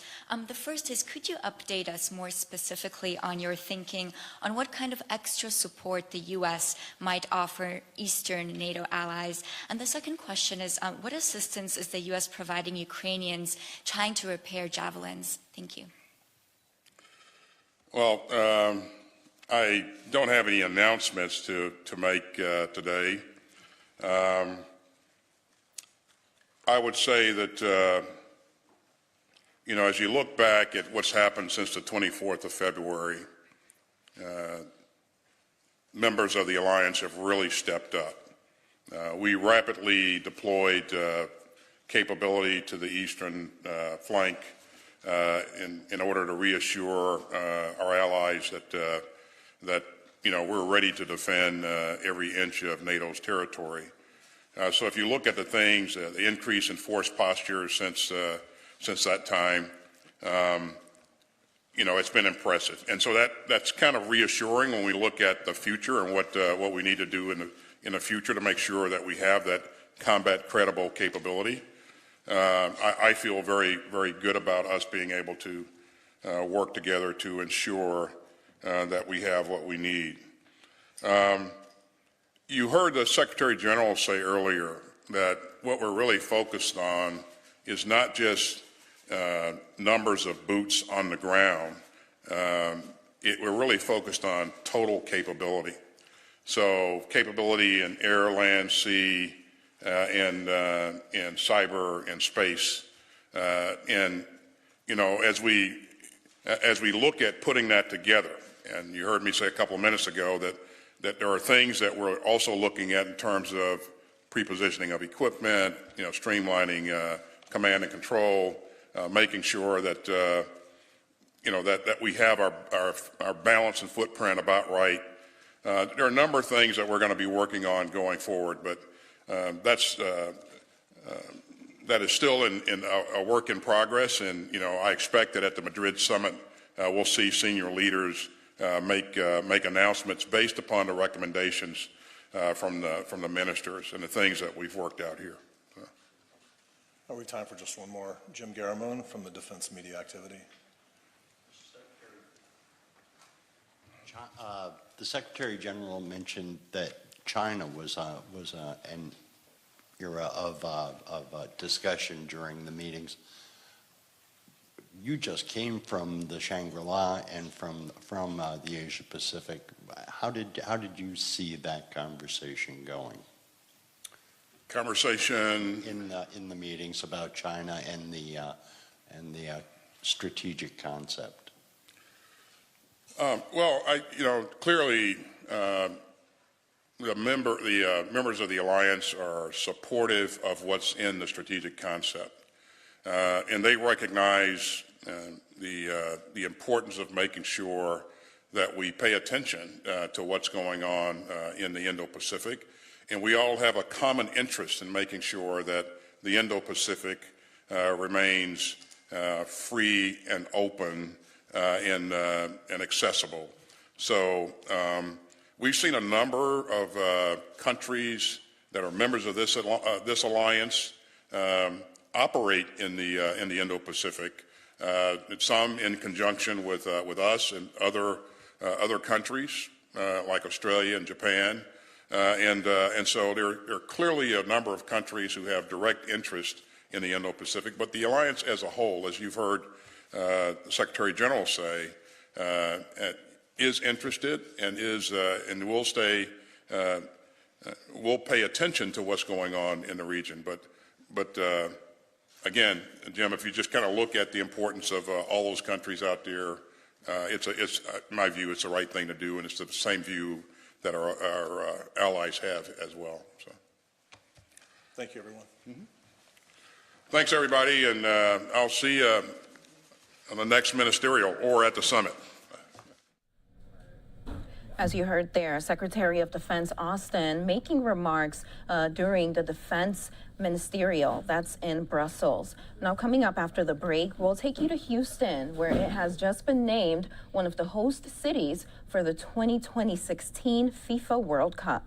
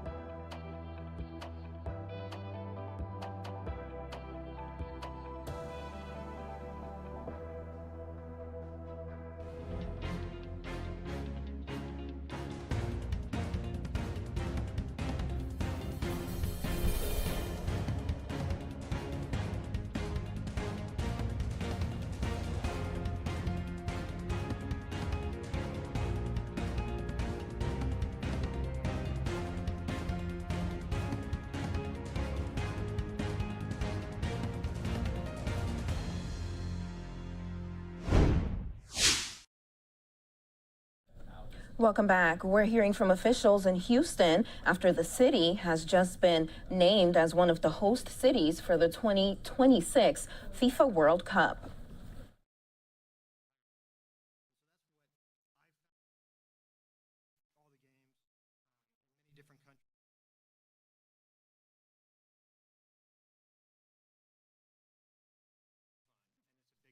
After the game, some things might change, right? But it's a joyous event. Yeah, I'll just add that, again, from our leadership down, the message has been legacy. And when the final whistle blows and the games are gone and everybody's gone out of town and the excitement's over, what is the positive impact that's been left in our community? And so that's also been a key focus to our bid. One, because our leaders have asked us to make it about legacy, but two, we feel like it's important and our community can deliver on that. So, we're very focused on growing the game of soccer. We're very focused on social and environmental responsibility. We have an entire plan that we're ready to roll out around those things. And it's one of the reasons why it was important that we won, because now this is the biggest sporting event on the planet. We have huge leverage over the next 4 years to put these programs into work. If we didn't have this event coming here, it would have been a lot more difficult and more challenging to put these things together. So it's part of the opportunity that having the World Cup here brings. In 2010, when Africa had first chance to host in South Africa, we had this thing called Vuvuzela. It comes so iconic that everyone that went to South Africa, came up with one. Would that be like iconic stuff that, everyone that come to Houston, like, I was using 2026, I got this. We're going to make sure the costume fits you, okay? We'll work on it.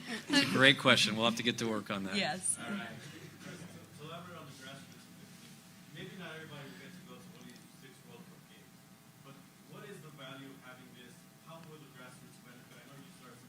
Yeah.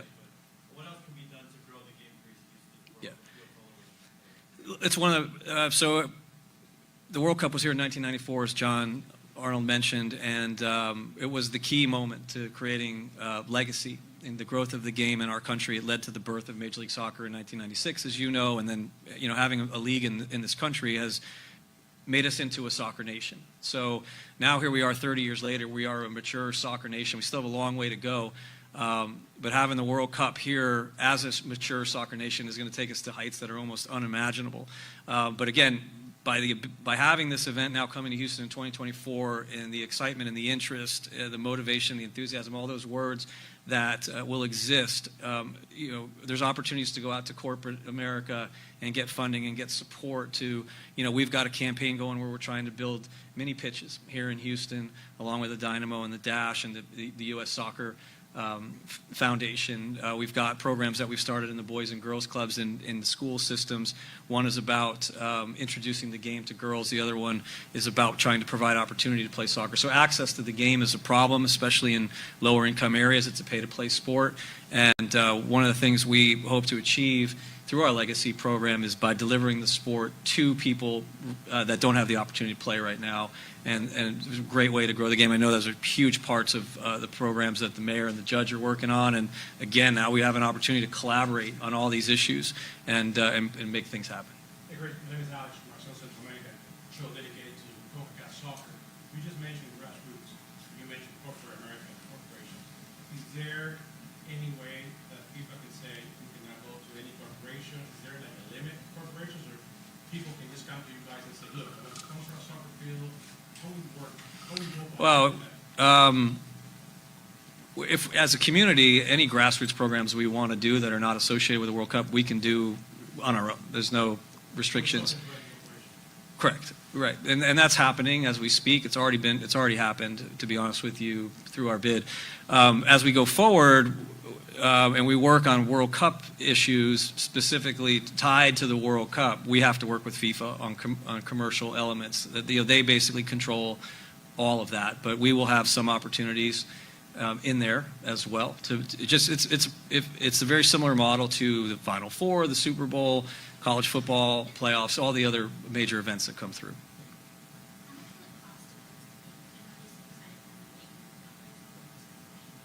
Approximately the same. Yep.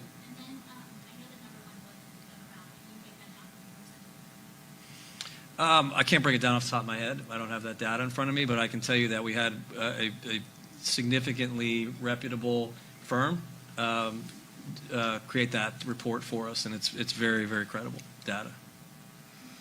So not to cut it off, but what do you do when you win a big sporting event? What happens in the locker room? Champagne. So we're going out on the balcony and we're going to spray some champagne. Are you guys ready? All right. All right, let's do it.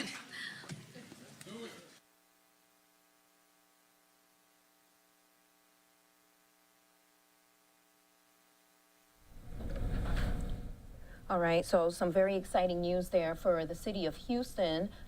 They have been announced as one of the host cities for the 2026 FIFA World Cup.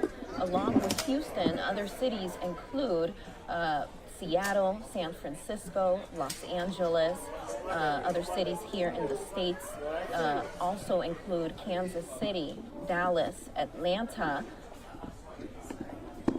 Boston, Philadelphia, Miami, New York, and the New Jersey area. I grabbed it. So a lot of celebrations there in Houston. Obviously, this will bring a lot of business to those host cities. So as they said, they are going to drink some champagne and celebrate there. Let's just watch a little bit more of this.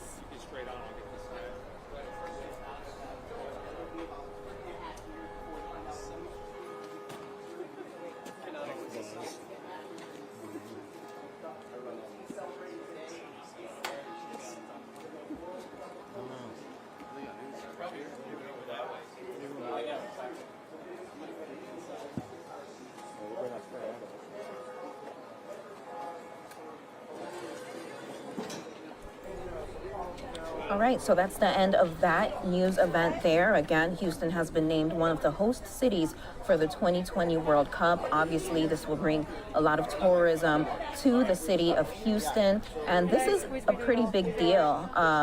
Many cities across the country, for them, this is something that they want to do. So obviously, congratulations to the host cities that have been announced as a host city for the 2020 FIFA World Cup. And now we're going to take you to remarks from Vice President Kamala Harris, who is announcing a online harassment task force. Let's go ahead and listen in here on LiveNOW from Fox. Girls and LGBTQI+ people. It will focus on 5 broad areas. First, prevention. Second, services and support for survivors. Third, research to better understand the scope and impact of the problem. Fourth, accountability. And fifth, the connection between online harassment, hate, and extremist violence. Within 180 days, this task force will present recommendations in each of these areas, including policies and programs for the government, as well as the private sector and civil society. At today's inaugural meeting, we'll hear from survivors, prosecutors, legal scholars, and victim advocates who will share their recommendations. To get us started, it is my pleasure to introduce Sloane Stephens, U.S. Open tennis champion, survivor, and mental health advocate.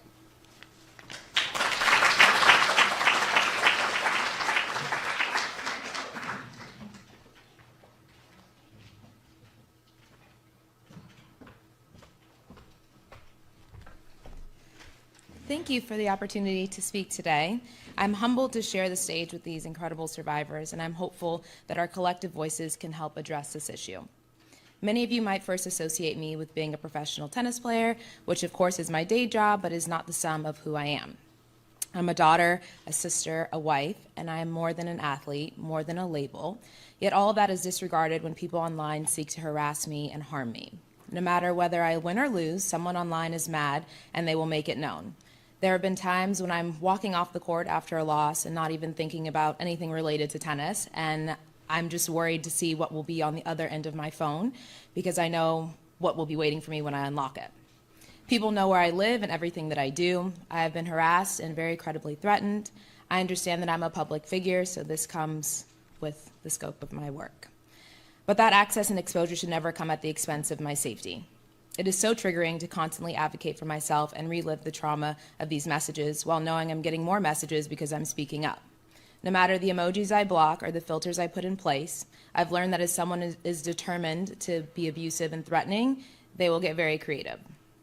But I love social media, I love being online, and I use these platforms every day to keep up with my loved ones and have direct dialogue with my community. I'm constantly sharing memes and posts with my friends, and in that same inbox there are people threatening to harm me. When I went public with my experience after last year's US Open, I was shocked by the outrage and the outpouring of support. It was baffling to me because this has been my daily lived experience for over a decade. Out of sheer survival, I've spent my career trying to desensitize myself on how unacceptable this is, escalating to authorities when credible, and constantly in therapy to process. But then I thought about all the people out there who don't have a team filtering their messages or a direct line to law enforcement or access to mental health services. What about them? What about the young boys and girls and people of color, or anyone that's terrified that they will be harmed or are driven to harm themselves? I'm here today for them. I use my platform to have direct conversations with tech companies, fellow athletes, and anyone who thought I might have some power to influence the situation. This is how I arrived today here at the White House. I hope that by hearing these stories and bringing decision makers together, we can make a difference for everyone, no matter the size of their platform. It is now my pleasure to introduce someone who inspires and motivates me as a Black woman, an advocate, and a trailblazer, someone who has dedicated her entire career to fighting for survivors of abuse and led the way in shining a light on cyber exploitation years before it was even an issue in the public's radar. The Vice President of the United States, Kamala Harris. Thank you, Madam Vice President, for all you have done and continue to do. Hi. How are you? Thank you. Thank you. I appreciate it. Thank you. I appreciate it. You look so beautiful today. Thank you. I appreciate it. I'll take my stack. Please have a seat. Hi, everyone. Well, let me start by saying it is so good to be with our Attorney General, Merrick Garland, our Surgeon General, Vivek Murthy, and Gender Policy Council, where is she? Director Jennifer Klein, and all the members of the task force. Thank you all for the work you do, for the extraordinary work that you do. Sloan, thank you for your courage. It takes a lot to put yourself out there as a public figure, period, but then to speak out about something so many people, regardless of gender, are experiencing. So thank you for your leadership. Thank you. And to all the other survivors who are here today, you motivate us, you inspire us, and you are the voice of so many people who are in this room because of the voice that you express around these issues. And so I thank you for that and your strength and your sense of purpose. And in particular, I also want to acknowledge Matthew and Francesca. So I know it is not easy to talk about what you've experienced. And as all of you know, most of my career I spent it as a prosecutor.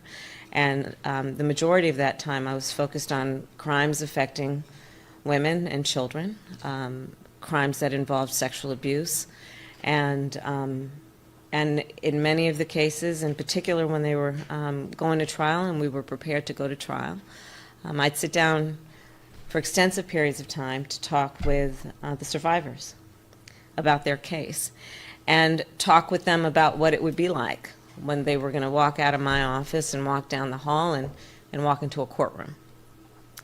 And for some, as you all know, it was impossible to imagine what it would mean to speak publicly about what they'd been through when, you know, most don't want to even speak about it in private. But every time, I have to tell you, I was inspired by their bravery for so many reasons, both because of the courage it takes to tell a story that is informed by some of the most horrible experiences, but also informed by such pain. But I was also inspired because, again, the courage that it takes to be that voice. You know, when I would prosecute a case, and the prosecutors here know that, it was I would stand in front of the jury, and I would say, Kamala Harris for the people. And the charging document would not be the name of the victim or survivor versus the defendant. It was the people versus. Because you see, in our form of justice, we have rightly said that individual should not be made to fight alone. a harm against her, against him, against them, is a harm against all of us as a society. And so it is with that spirit that we are doing the work we are doing today to convene and to inaugurate this task force. Understanding this affects all of us if it affects any one of us. And we, therefore, all of us, have a responsibility to stand together, to support those who have gone through this, but to also recognize they shouldn't have to be alone fighting on this issue. So that's the spirit with which we convene today, and the spirit with which we are doing this work. And I will tell you, as Attorney General, many of you know when I was in California, I prosecuted the first case in the country of an operator of a cyber exploitation website. And I'll never forget, you know, my office was mostly in Sacramento, and we were dealing with a case, if you know, California, in another part of the state, and I flew down to meet with the person who was actually handling the case, to go, I went through the files to see where were we, what was going on, what were we going to do about this case. Because it was, in many ways, a case of first impression, although it wasn't, when we thought about the pathology of what was at play, when we thought about the, you know, we call it the MO, modus operandi, right? When we talked about and thought about how it was being done, what was motivating it, and how it was making that victim and that survivor feel. So, yes, it was the first in the nation, but we'd seen that kind of stuff before. The point was that we needed to update and upgrade ourselves as law enforcement and as the criminal justice system, as a justice system, to recognize where it is now occurring and update our approach to deal with it in all places where it exists in a way that causes harm and pain and injury. And so that website in particular, what it did is it let people upload sexually explicit photographs of their former partners, the photographs that were taken and shared with consent, in a consensual relationship. But of course, what ended up happening is that one of those partners, usually in that relationship, had a grudge or an issue or a motivation to embarrass or to harm, and would allow the photograph to be posted with the explicit intent, certainly with the implicit effect, of trying to embarrass and degrade and hurt and cause pain and attract judgment to that individual. Well, in that case, I'm happy to report that the person who ran that website went to prison, because I do believe that there should be consequence for behaviors that harm other human beings. But this kind of justice is still so rare, because many of our laws have not caught up with the advances in technology. So as a United States Senator, I introduced legislation to make these acts a federal crime. And thanks to the recent, and our president, Joe Biden, and the recent reauthorization of the Violence Against Women Act, for the first time, cyber exploitation victims can sue their abusers in federal civil court. And this is progress. Yet, we still have so much more work to do to protect people from online harassment and abuse, which is why the work of this task force is so important. Context. Well, the internet is an essential part of life in the 21st century. Can't get around it. Can't get around without it. And for far too many people, and Sloan told her story, the internet is a place of fear. 1 in 3 women under the age of 35 report being sexually harassed online. Over half of the LGBTQ+ people in our country are survivors of severe harassment. Nearly 1 in 4 Asian Americans report being called an offensive name, usually motivated by racism, being called an offensive name online.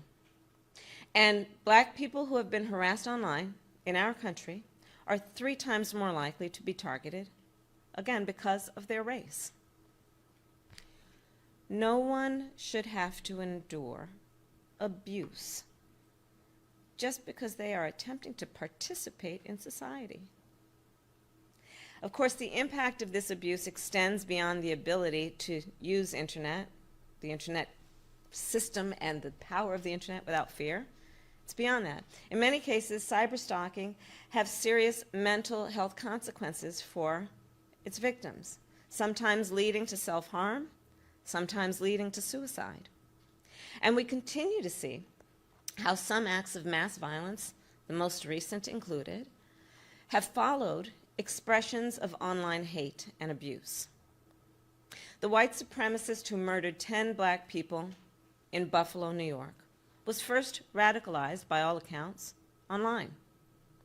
And after the massacre of 19 children, of 19 babies, and 2 teachers in Uvalde, it was revealed that the shooter had threatened to kidnap, rape, and kill teenage girls on Instagram.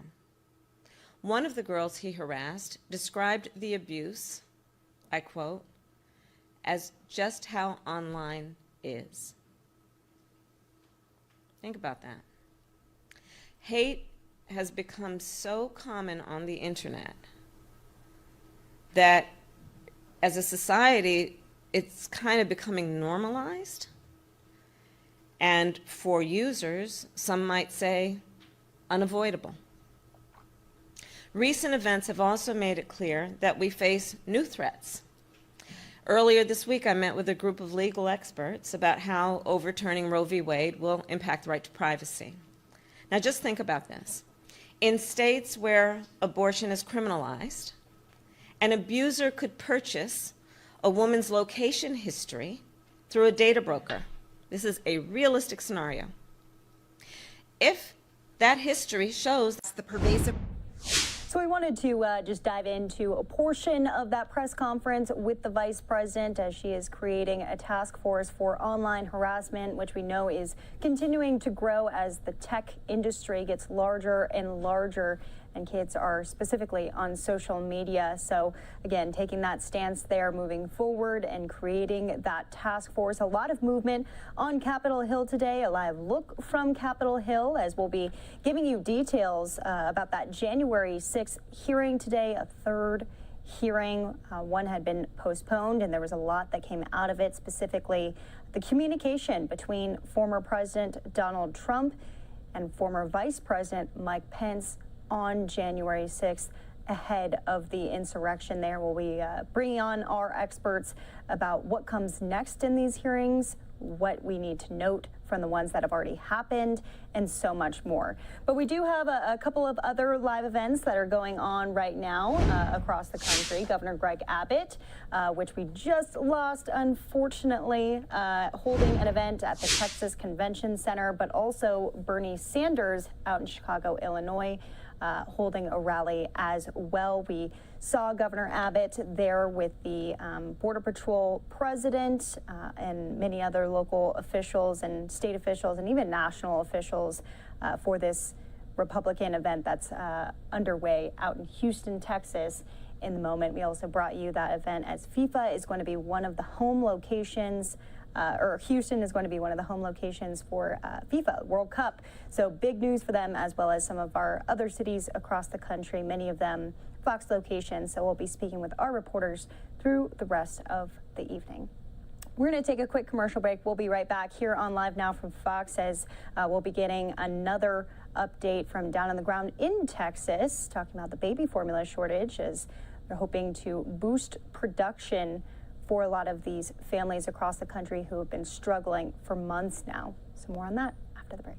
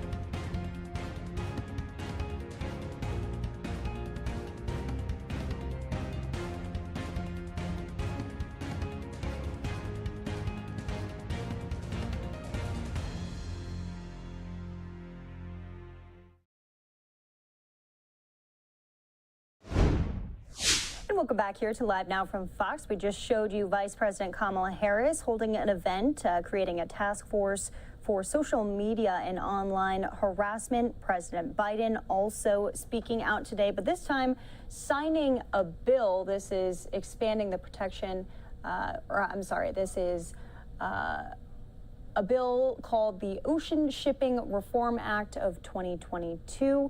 Let's listen in briefly here. Like many other Americans, are facing enormous challenges.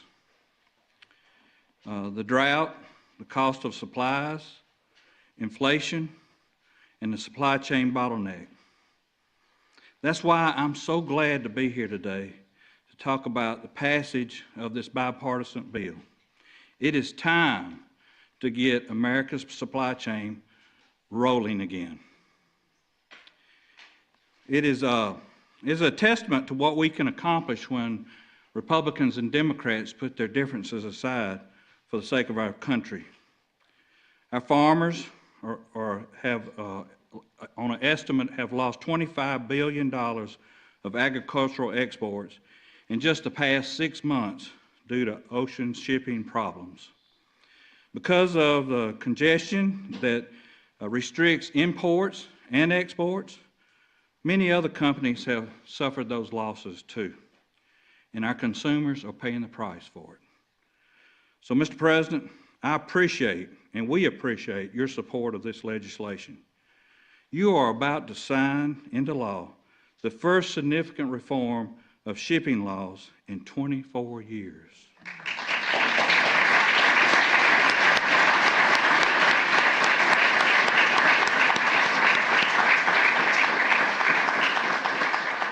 This law will empower the Federal Merchant Commission to hold ocean carriers accountable.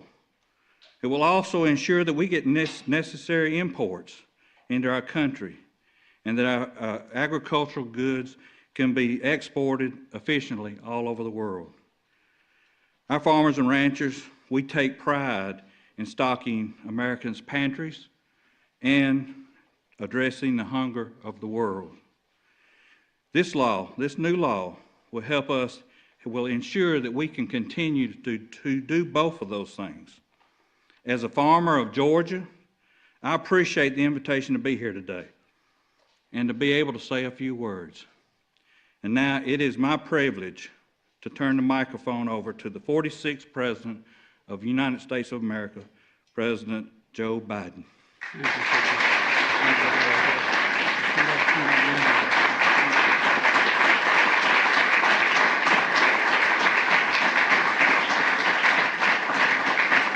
Thank you. Thank you. Please, thank you very much. Good afternoon, everyone, and thank you, Zippy. And I want to acknowledge Secretary of Transportation Pete Buttigieg is here today and knows a little bit about moving things. And, as well as a dozen members of Congress that are here, and both Democrat and Republican. That's the good news.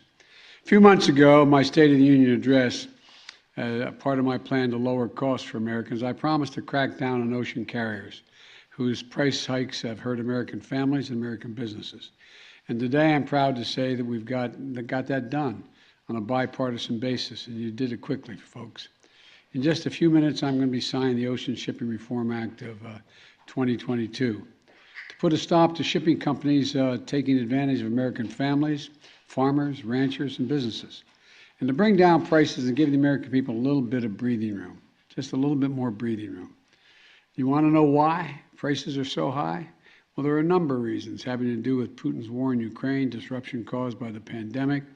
But one of the factors affecting prices is this: 9 major shipping companies consolidated into 3 alliances control the vast majority of ocean shipping in the world.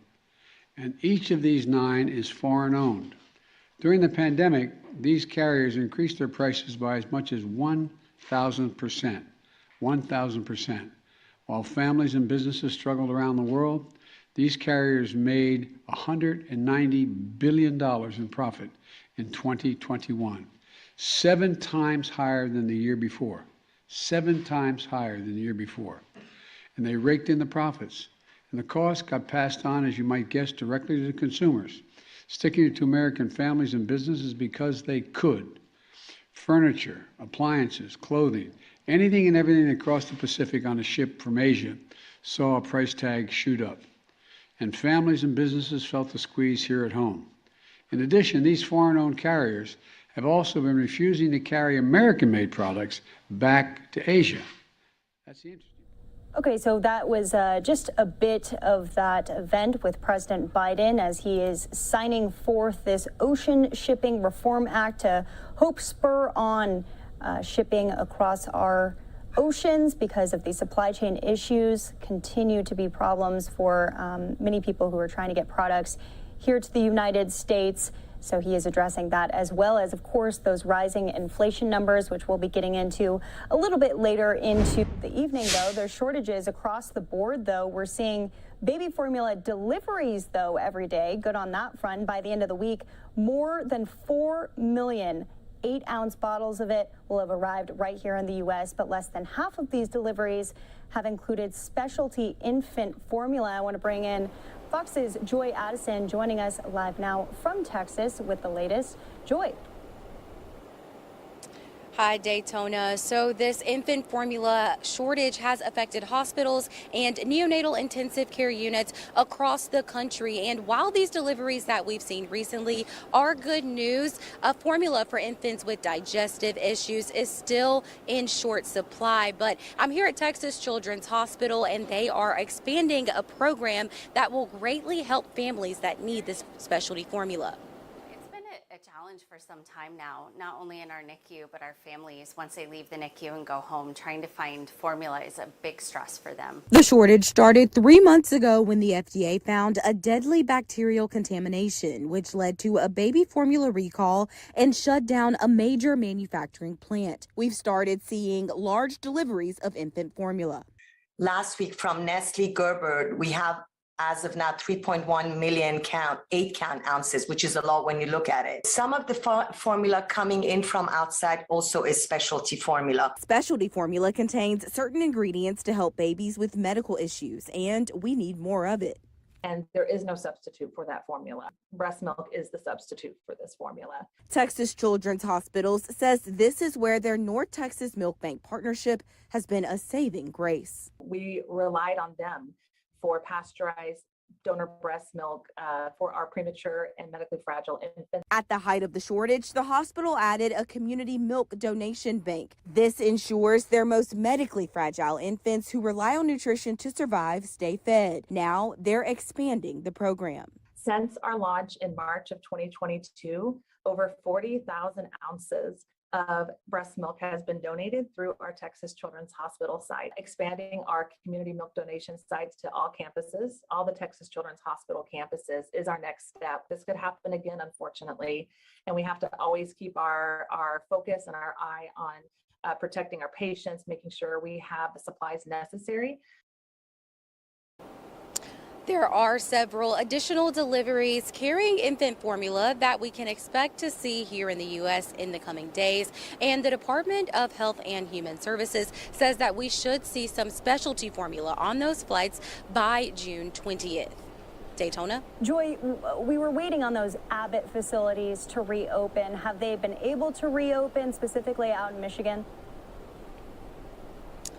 So I do know from speaking with the Department of Health and Human Services, they have been working very closely with that facility. It's a large facility and makes most of our baby formula here in the U.S. And they were in the process of reopening, but unfortunately had to close back down and stop production because of some weather in the area that caused flooding in that facility.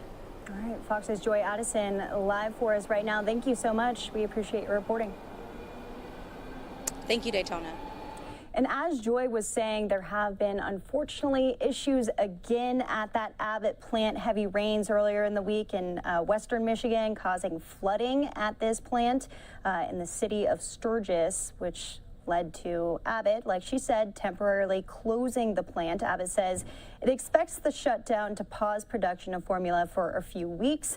It's the second time this year that Abbott's baby formula has been in the news. Back in February, the company recalled 3 of its formulas over concerns about contamination of salmonella and second bacteria. So an unfortunate time period for this plant out there in Abbott. Hopefully they'll have it back and going, like we said, in the next couple of weeks here. The White House addressing not only the baby formula shortage and the situation underway, how they're trying to address it, but also vaccines for kids. Let's listen in.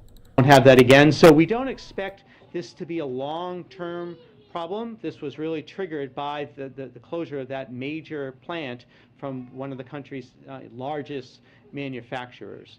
The FDA will be looking at all of their policies and procedures, an internal review about how all of that investigations and their regulatory oversight of that plant happened. If there are changes that need to be made to improve their oversight, they will make them, and they're going to look at that really, really carefully. Right now, the concentration is on getting formula on shelves, and they have to, a tremendous amount of work being done to ramp up production in the United States, make sure all that formula is safe, which it is, to get safe formula, nutritious formula from other countries. But there will be an investigation, and whatever changes need to be made in their oversight, they will make.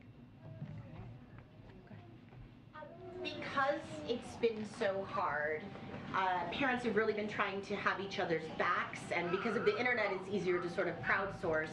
So we're seeing a lot of posts in our neighborhood groups and, say, Facebook mom groups of parents who have extra formula, additional formula that's unused. Is it safe as long as it's sealed to get formula from a stranger? Well, it is wonderful that people are banding together. One of the things the pandemic has taught us is that, we're all interconnected, is that, we all have to help each other across the nation. That is one of the president's main messages, is that we are one nation, and we have to pitch in together and to help each other. So I think that if as a last option, that's what you need to do. I think you could do that. It absolutely has to be sealed. I would not use formula from an open container from a stranger because you do not know about that.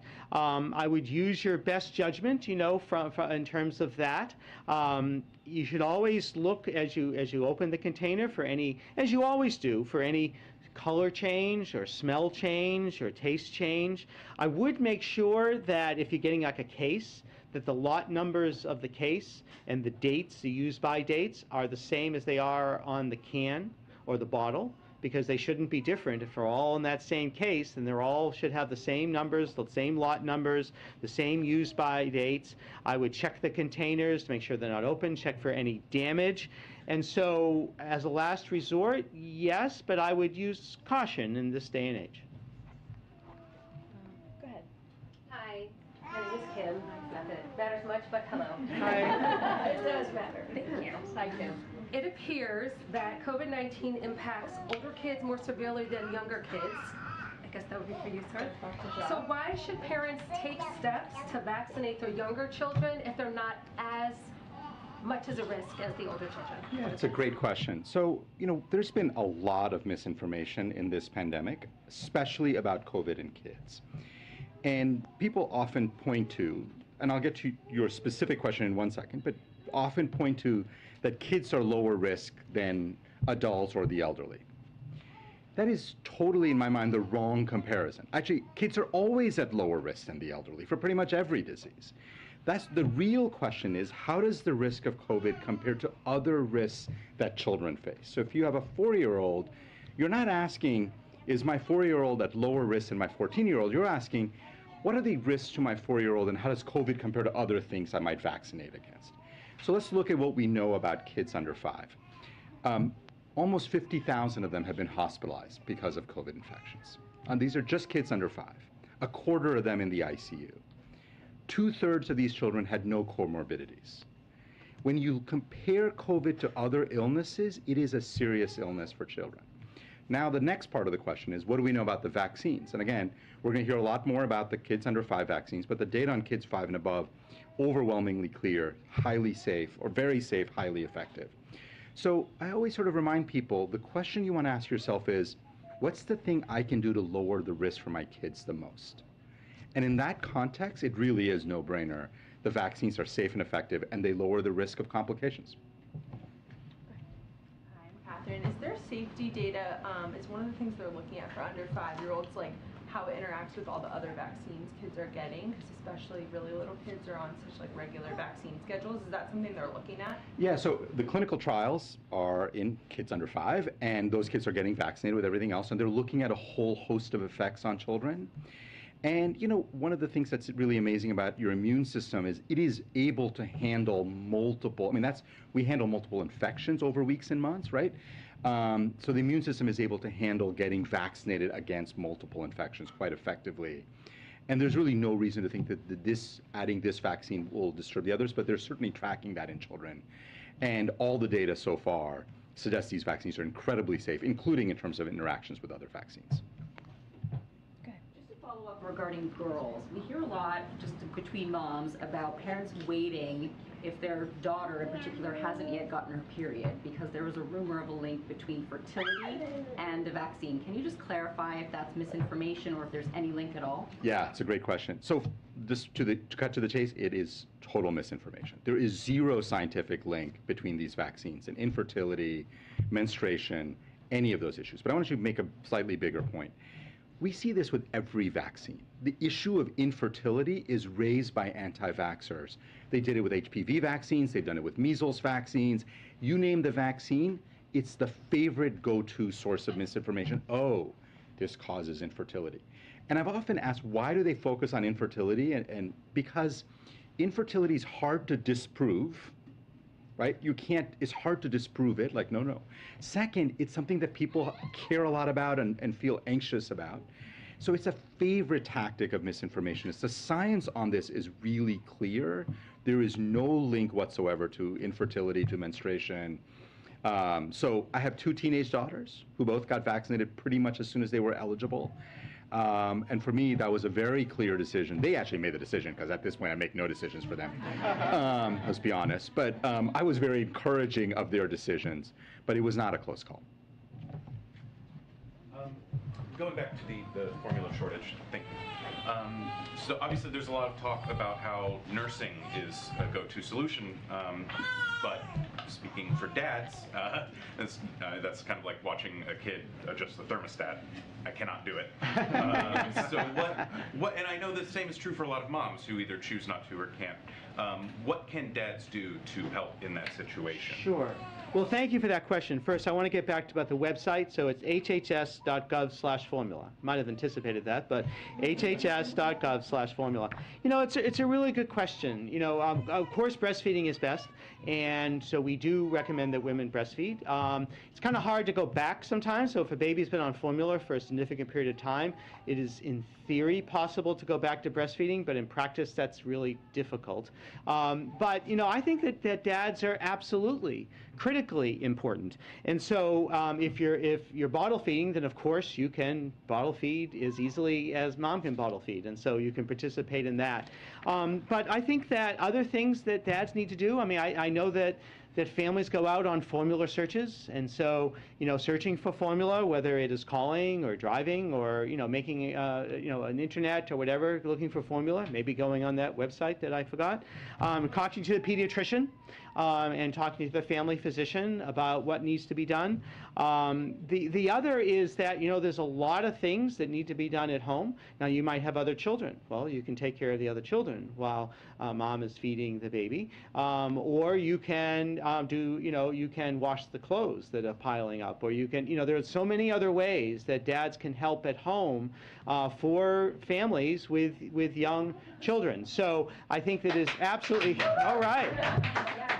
I think it is absolutely critical, and it's so fantastic for, you know, to be fully participatory in the care of the children. And if a mom is breastfeeding, there's so many other things to do. And if the mom's bottle feeding, then you can switch off and everything. But families and moms and babies need their dads. There we go. All right. Way in the back. Go ahead. Hi, yes. So my name is Lanu, and I'm a first-time mother of twins. So I want to know, you know, what efforts by administration are being made to help families regain trust in AVA and, you know, other manufacturers. Yeah, I think that that's really hard. You know, I think that once trust is lost, it needs to be earned back. And I think that that, you know, the baby formula business has threatened that trust. And so I think that by working with the administration and all the things that we are doing, we are really having great participation by the formula manufacturers, all of them. So Abbott is doing everything they can. Their plant was just starting, and then they had weather, but they will get it back. We'll make sure that it's right when they do. But I think that their CEO has apologized for the challenges that they had originally with the bacterially contaminated formula, and I think that they are dedicated to do the right thing. I think all the other manufacturers are gearing up and producing more. And then, I think that they are partnering with us in the White House, the federal government, with HHS, to really supply the needs that you all have as parents of young children. So I think that by their words, but even more important, by their deeds, they will earn back our trust. Hi there, I'm Maya, first-time mom. Hi. I know several mothers, myself included, who have looked to donor milk banks as providing alternatives to formula or for those who are unable to breastfeed. Are there any efforts that are being made to engage with donor milk banks? So we have had discussions with milk banks. I think that they can serve a real need. I have to tell you that most of the milk from milk banks goes to hospitals. And so for babies that are hospitalized, for example, babies in the newborn intensive care unit, or babies, young babies that might be in pediatric children's hospitals and in the units. And so it might be possible for milk banks to have express breast milk, processed through their bank that is available to the public. But to be honest with you, I wouldn't expect that that's going to serve most of our needs, because almost all of that milk goes to babies in need in children's hospitals. I actually have a question for Dr. Jha. Hi. You answered so many of our questions last week when we met with you with parents. Going into next week, I'm really thinking about distribution, and I know that's going to be a source of stress for a lot of parents. Currently, the majority of pharmacies can't actually vaccinate babies and toddlers or children under 3. Are there going to be any movements to try to help to support pharmacies to be able to vaccinate? And also, I hear a lot of pediatricians saying that they aren't actually going to offer the vaccine because of storage issues. So just love to kind of hear a little bit more about that. Right. So, we've done obviously kids 5 and above. There is a different set of issues for kids under 5, and particularly kids under 3. There's some specific challenges with pharmacies. Now, you will see some pharmacies vaccinating kids as young as 18 months if they're doing it through their minute clinic. So CVS minute clinics can go lower. And this has to do with the PrEP Act, and there's a set of kind of regulatory issues that make that harder. So in our mind, what we want to do is we want to open up as many opportunities as possible. Obviously, pediatricians' offices and family physician offices, in some ways ideal because you have a relationship. That's where I think a lot of this is going to happen. We're working with America's children's hospitals, because children's hospitals are, even if if you've been lucky and your kid hasn't ended up at a children's hospital, you often know it, you trust it, they're full of pediatricians. So that's a great place, and a lot of children's hospitals have stepped up and said they will offer up vaccination clinics. We've got community health centers. So we're really trying to expand that set of options. I think what I'm hearing from pediatricians' offices, certainly some of the bigger pediatricians' offices are going to do this. The one physician office, it's going to be potentially a little bit tougher. We've worked a lot on trying to make the lot of vaccines smaller so that even if you don't have a big population, but that will be challenging for some pediatricians. We've often also talked to pediatricians and like the AAP about groups of pediatricians banding together and ordering and then sharing and bringing and doing a joint clinic. So you're going to see lots of different types of innovation.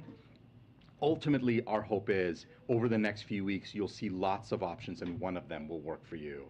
And obviously, we're always open to new ideas as well. But we've been in very close contact with the AAP and AAFP. Those are the American Academy of Pediatrics, American Academy of Family Physicians, because they're the key people that we want to be working with on this. As a mom, the formula crisis makes one, of course, because we worry, that's what we do, start worrying about other things, like my son is allergic to bees, is there going to be an EpiPen crisis, or is there going to be an albuterol crisis, and what is the administration doing kind of far-reaching to make sure this kind of thing doesn't happen to families?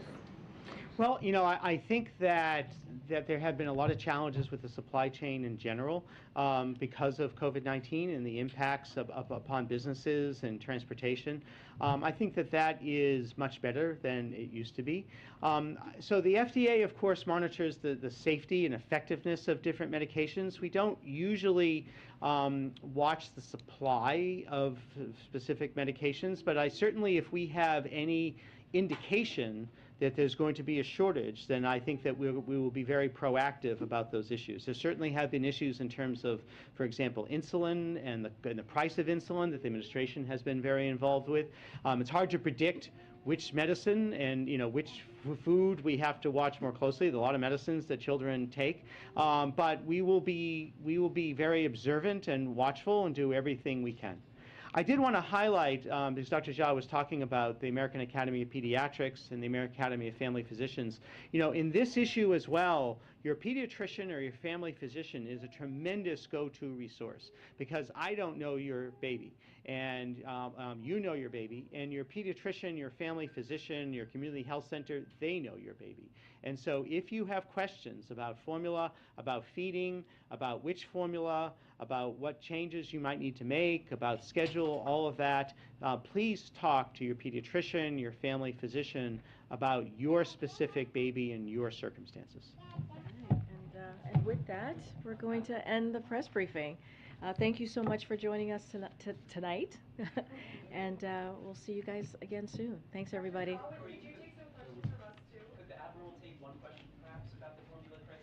That's not, we're done, guys. Thank you, though. Thanks, everybody. We're gonna have to wrap. Thank you so much. So that was the second press briefing of the day, as they are highlighting and outlining the issues that they're being confronted with baby formula and, of course, vaccines. That's as there was a hearing on Capitol Hill today. We'll get into that in just a moment, but let's bring you some of this breaking news we had up in a double box for you. A possible active shooter in Vestavia Hills in Alabama. Here we have reporters that are going in and out. Some of the teams on the ground, you can see the sheriff's caution tape holding media back, but quite a presence there with first responders on the scene. Hopefully we'll be getting details from local authorities there, and we'll bring it to you here on Live Now from Fox. We also want to bring you some breaking news from the White House, as Chad Pergram, the Fox News correspondent who knows all things Capitol Hill, says that President Biden has officially signed the Supreme Court Police Parity Act of 2022. This bill would then beef up the security for Supreme Court justices, including Justice Kavanaugh, who had a murder threat against him. There was a planned assault and attack of him. Luckily, all of that did not come to be. So now there is going to be more security for these Supreme Court justices. They have passed that through Capitol Hill, and now it is being signed by President Biden. Back out to this live look in Vestavia Hills in Alabama, where that breaking news is coming in of a possible active shooter.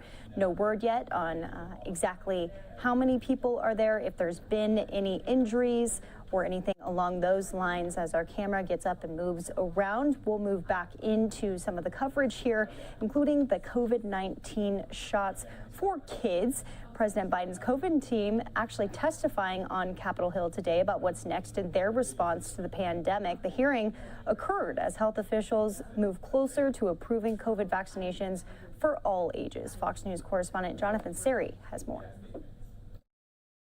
COVID cases continue climbing across the country as we head towards summer. According to the CDC, we're still averaging around 100,000 new infections per day.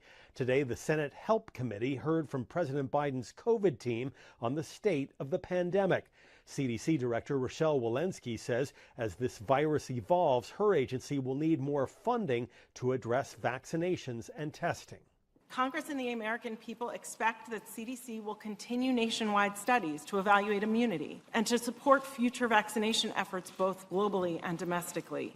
Dr. Anthony Fauci answered questions virtually after receiving a positive COVID test this week. He said efforts are still underway to develop a universal vaccine that could protect against COVID-19 variants and ultimately against all coronaviruses. Looking ahead to the anticipated emergence of new variants, the importance of developing the next generation of coronavirus vaccines is paramount. The hearing comes as public health officials move another step closer to greenlighting vaccines for the youngest Americans. A CDC advisory panel will decide on a formal recommendation for Pfizer's and Moderna's formulas this weekend. Some doctors say they've been preparing parents for months, calling the shots a game changer. Even though the virus is less severe, the disease is less severe in children, it's still a cause of serious illness and a cause of death. The Biden administration says it's made 10 million doses of the vaccines available for states. In Atlanta, Jonathan Seri, Fox News. So you saw Dr. Anthony Fauci testifying on Capitol Hill. That's as he had to do it virtually because he tested positive for COVID-19 for the very first time. His opening remarks right here. Take a listen. Research addressing our nation's response to COVID-19. In a prior hearing before this committee on January the 11th, I discussed the research efforts by NIH to address the Omicron variant. This variant has evolved with multiple mutations that are associated with an increased efficiency of transmission and immune evasion. Fortunately, our current vaccines have maintained their effectiveness in preventing severe COVID-19. However, individuals who have received only their primary vaccine regimen have a greater likelihood of getting infected with the Omicron variant than with previous variants. And so importantly, booster shots have been shown to significantly reconstitute and enhance the level of antibodies that neutralize the Omicron variant and its sublineages. Since I last appeared before this committee, NIAID launched the COVAIL trial to learn whether various fourth-dose booster regimens can further increase the breadth and the durability of immune responses in adults who have received their primary COVID-19 vaccination, plus a single boost. We remain concerned that most children eligible to receive a COVID-19 vaccine have not been vaccinated. NIAID and BARDA have collaborated with Moderna on the KidCove study to evaluate the safety and efficacy of Moderna's mRNA vaccine in children, including those under 5 years of age. Initial results from the KidCove study have helped inform the FDA's VRBPAC Advisory Committee in their recommendations to the FDA concerning potential emergency use authorization for their vaccine in this population, and also ultimately to inform the CDC in their recommendations. Looking ahead to the anticipated emergence of new variants, the importance of developing the next generation of coronavirus vaccines is paramount.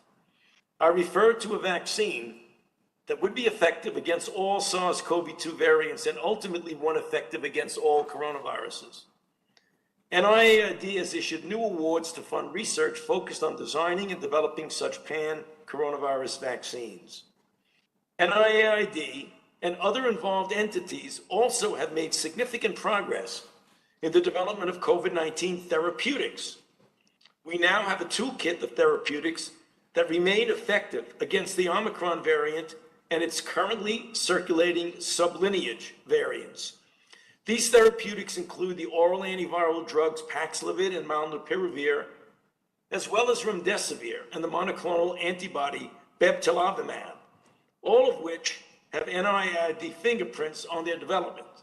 In addition, NIAID is funding 9 antiviral drug discovery centers for pathogens of pandemic concern that will develop oral antivirals for use in outpatient settings that target SARS-CoV-2 and other viruses with high potential to cause the pandemic.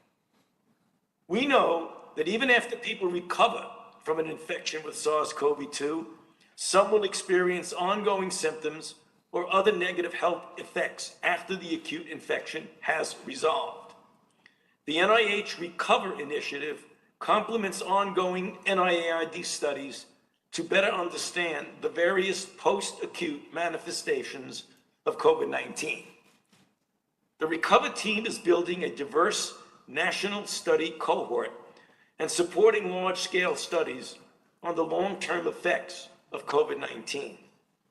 NIAID also is participating in Caring for Children with COVID, a trans-NIH effort to better understand the rare but extremely serious multisystem inflammatory syndrome, or MISC, that has been associated with SARS-CoV-2 infection in children and adolescents. Finally, NIAID will play an important role in the all-of-government plan for pandemic preparedness that aims to develop and implement a range of countermeasures against important prototype pathogen families of viruses that threaten the health and safety, not only of our nation, but the entire world. Thank you for your attention. I would be happy to answer your questions following the presentations of my colleagues. Thank you, Dr. Fauci. Dr. Califf. Chair Murray, Ranking Member Burr, and members of the committee, thanks for the opportunity to provide an update on FDA's ongoing work related to the COVID-19 pandemic. FDA's thousands of employees remain steadfast in their commitment to fighting the pandemic, and we will continue to use every tool in our toolbox to arm ourselves with the best available diagnostics, life-saving therapeutics, and vaccines to fight the virus. So we just wanted to play out those first remarks from Dr. Fauci there as he was testifying from his own home as he's getting over the symptoms of COVID-19 after testing positive, which was a major question on at the White House briefing today. The press secretary being asked numerous times by reporters about whether or not President Biden has tested positive, or if he is tested at all, what his test schedule even looks like. They're really pressing in on her about that. You'll hear those questions after the break.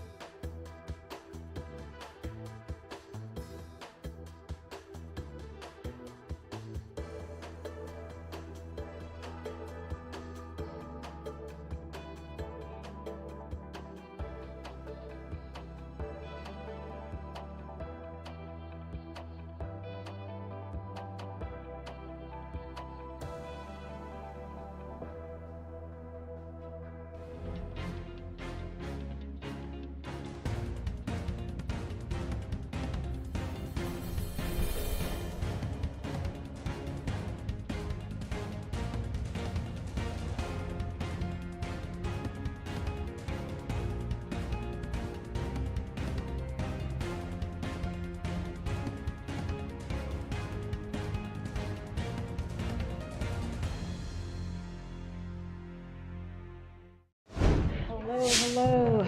Good afternoon, everybody. Oh, good afternoon, everyone. All right. Woohoo, it's Thursday. Oh, what are you trying to say? What are you trying to say, Steve? I hear you. Okay. All right. As the president has made clear, lowering prices for Americans is the president's top economic priority, and today he will sign the Ocean Shipping Reform Act, passed on a bipartisan basis, which will help lower costs for American retailers, farmers, and consumers. He will be joined by bipartisan members of Congress and key stakeholders at the signing. In the President's State of the Union address, he called on Congress to address ocean carriers' high prices and unfair practices because rising ocean shipping costs, which are a major contributing factor to increased costs for American families. During the pandemic, ocean carriers increased their prices by as much as 1,000%, and too often these ocean carriers are refusing to take American exports back to Asia, leaving with empty containers instead. That's costing farmers and ranchers and our economy a lot of money. This bill will make progress, reducing costs for families and ensuring fair treatment for American businesses, including farmers and ranchers. The President looks forward to fulfilling this promise and signing this bill into law. Next, as a former chair of the Senate Judiciary Committee, the President is proud of the federal judges he has nominated and the unprecedented diversity that they represent. Yesterday, we continued that trend by putting forward Bradley Garcia, who would be, if confirmed, the first Latino to ever serve on the D.C. Circuit. The grandson of immigrants from Cuba, Mr. Garcia's credentials are already being praised out of the gate by legal experts across the political spectrum. He has represented clients in over 50 cases before federal and state appellate courts and argued 13 cases before federal and state appellate courts. And with that, Will, you want to kick us off? Yeah, thank you. When was the last time the president was tested for COVID? And can you please give us more guidance on why the White House isn't announcing these tests unless they ask about them specifically? Well, the president has a regular testing cadence determined by his doctor. As we have said many times, if he were to be a close contact, as defined by the CDC, because that's what we follow, we would update his testing cadence accordingly and share that with all of you with transparency. Clearly, he has not had a close contact that would change that cadence, so it stays as a regular cadence that is in close coordination with his doctor. Well, wouldn't we not know about the close contact until If there were a close contact, we would share that. We would have the transparency and share that. He just has not been a close contact. Okay. On another topic, is the White House concerned that European leaders might be pressuring Zelensky to make concessions? I'm interested that the visit by European leaders today, was that a show of support, or is that an intervention by people that are looking for the war to stop? So I would let the European leaders speak for themselves on their country's travel and their goals and agenda for that travel. Nothing has changed about what the president's view here is. He stated it very clearly in his New York Times op-ed not too long ago, and that it is basically nothing, and he said this before, even before the op-ed, which is nothing about Ukraine without Ukraine, and that Ukraine is a sovereign country. President Zelensky is the democratically elected leader of that country, and only he gets to determine how this war ends. He gets to determine how he defines victory, and he gets to determine how the outcome will be. Go ahead. Thank you. I wanted to follow up on the military mission that captured this senior ISIS leader. Can you just sort of take us behind the scenes here a little bit? When was the president briefed? How long has this mission been under consideration? What more can you tell us about it? So I can say the operation was successful. No civilians were harmed, nor were there injuries to coalition forces or damage to coalition aircrafts or assets. I would have to refer you to the Operation Inherent Resolve. They're the ones who are out a statement, and I'll let them speak to that. Can you tell us, though, any more about this individual and just speak to the continuing threat from ISIS, both abroad and here at home? So here's what I can say, and again, I'm going to let the Operation Inherent Resolve speak to this. It was a senior ISIS leader. I can confirm that. I just don't have more to share from here. I'll let them speak to it more broadly. And the ISIS threat? I'll let them speak more broadly since this just happened, but I will go. Hey, Kareem, the stock market is dropping again today. How confident are you that the big rate hike yesterday will tamp down on inflation? So here's what I will say is that we understand what American families are going through. As you know, this has been a priority, bringing down inflation and doing everything that we can from our perch to make that happen.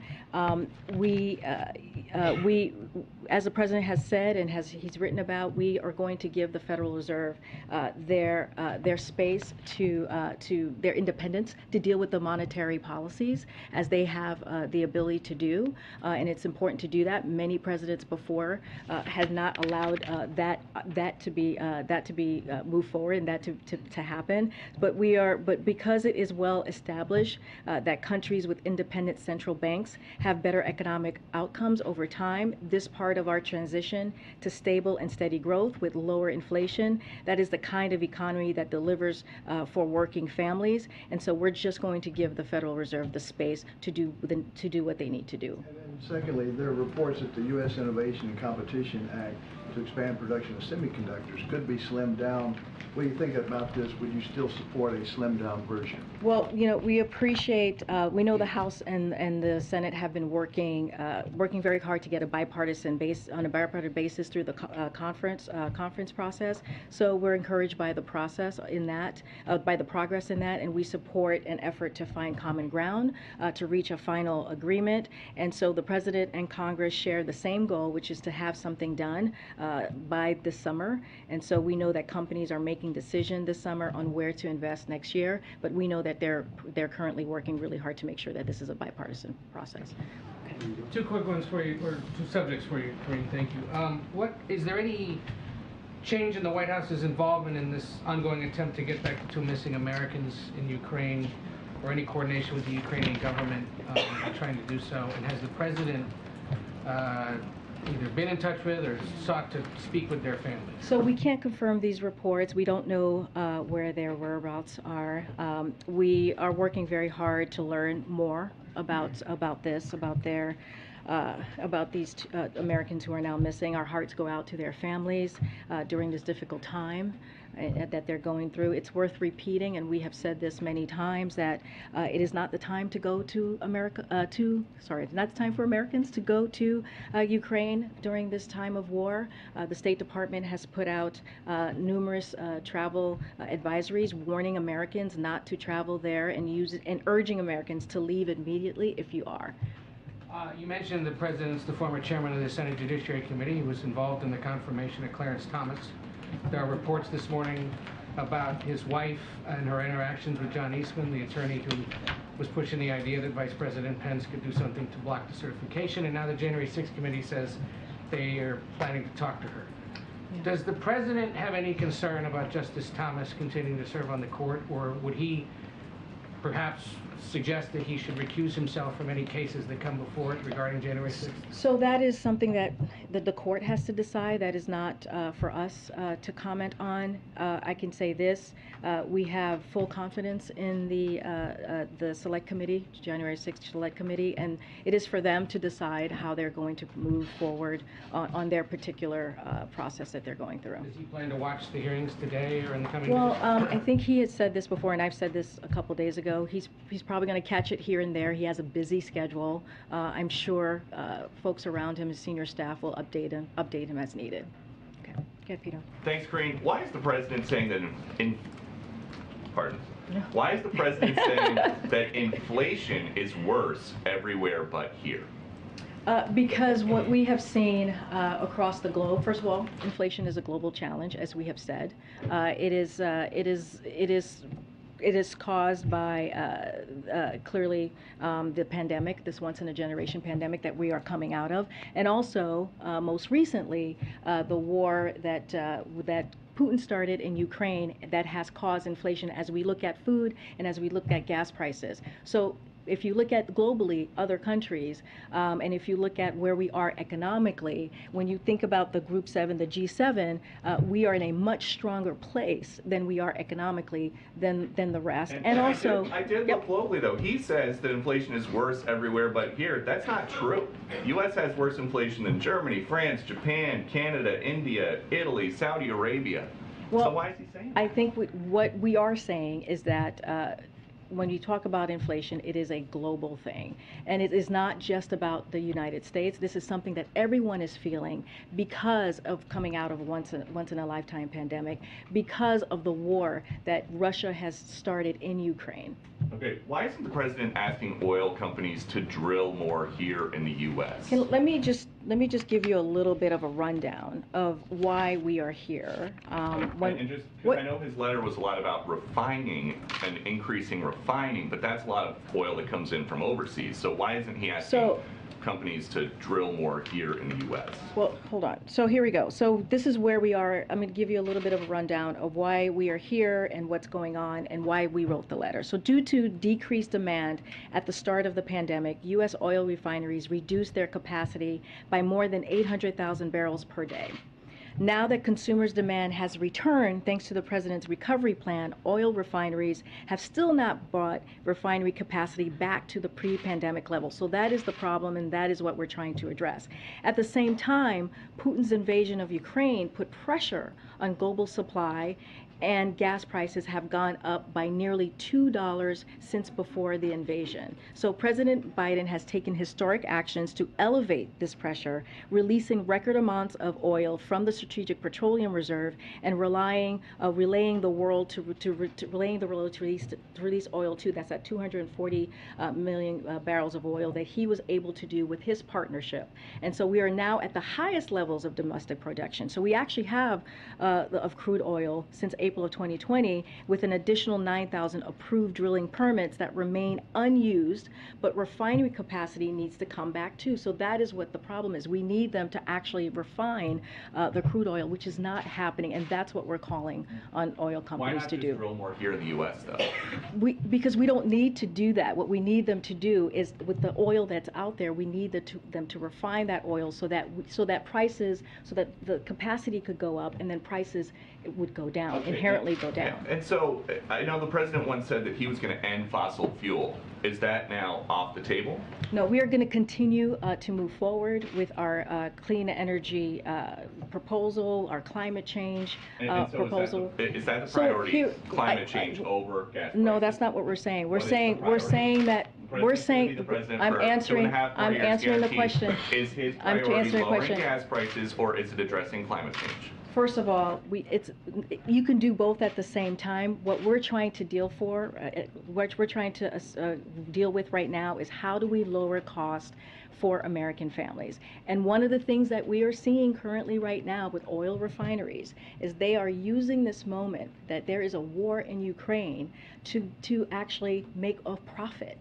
When there are steps that they can take so that we can actually lower gas prices for families. And so the president has taken action, right? We talked about the strategic petroleum that he's done, tapping into barrels. How much has that lowered prices? Here's the thing, Peter. If the president had not taken the actions that he's taken in the past several months, the prices that we see now would be a lot worse. It's actually blunted some of the increase that could have been. And so the president has taken action. He has been a leader. Now he's asking Congress clearly to act in certain ways, and also asking for the oil refineries to do their part and not make money off of a time of war. That's what we're talking about here.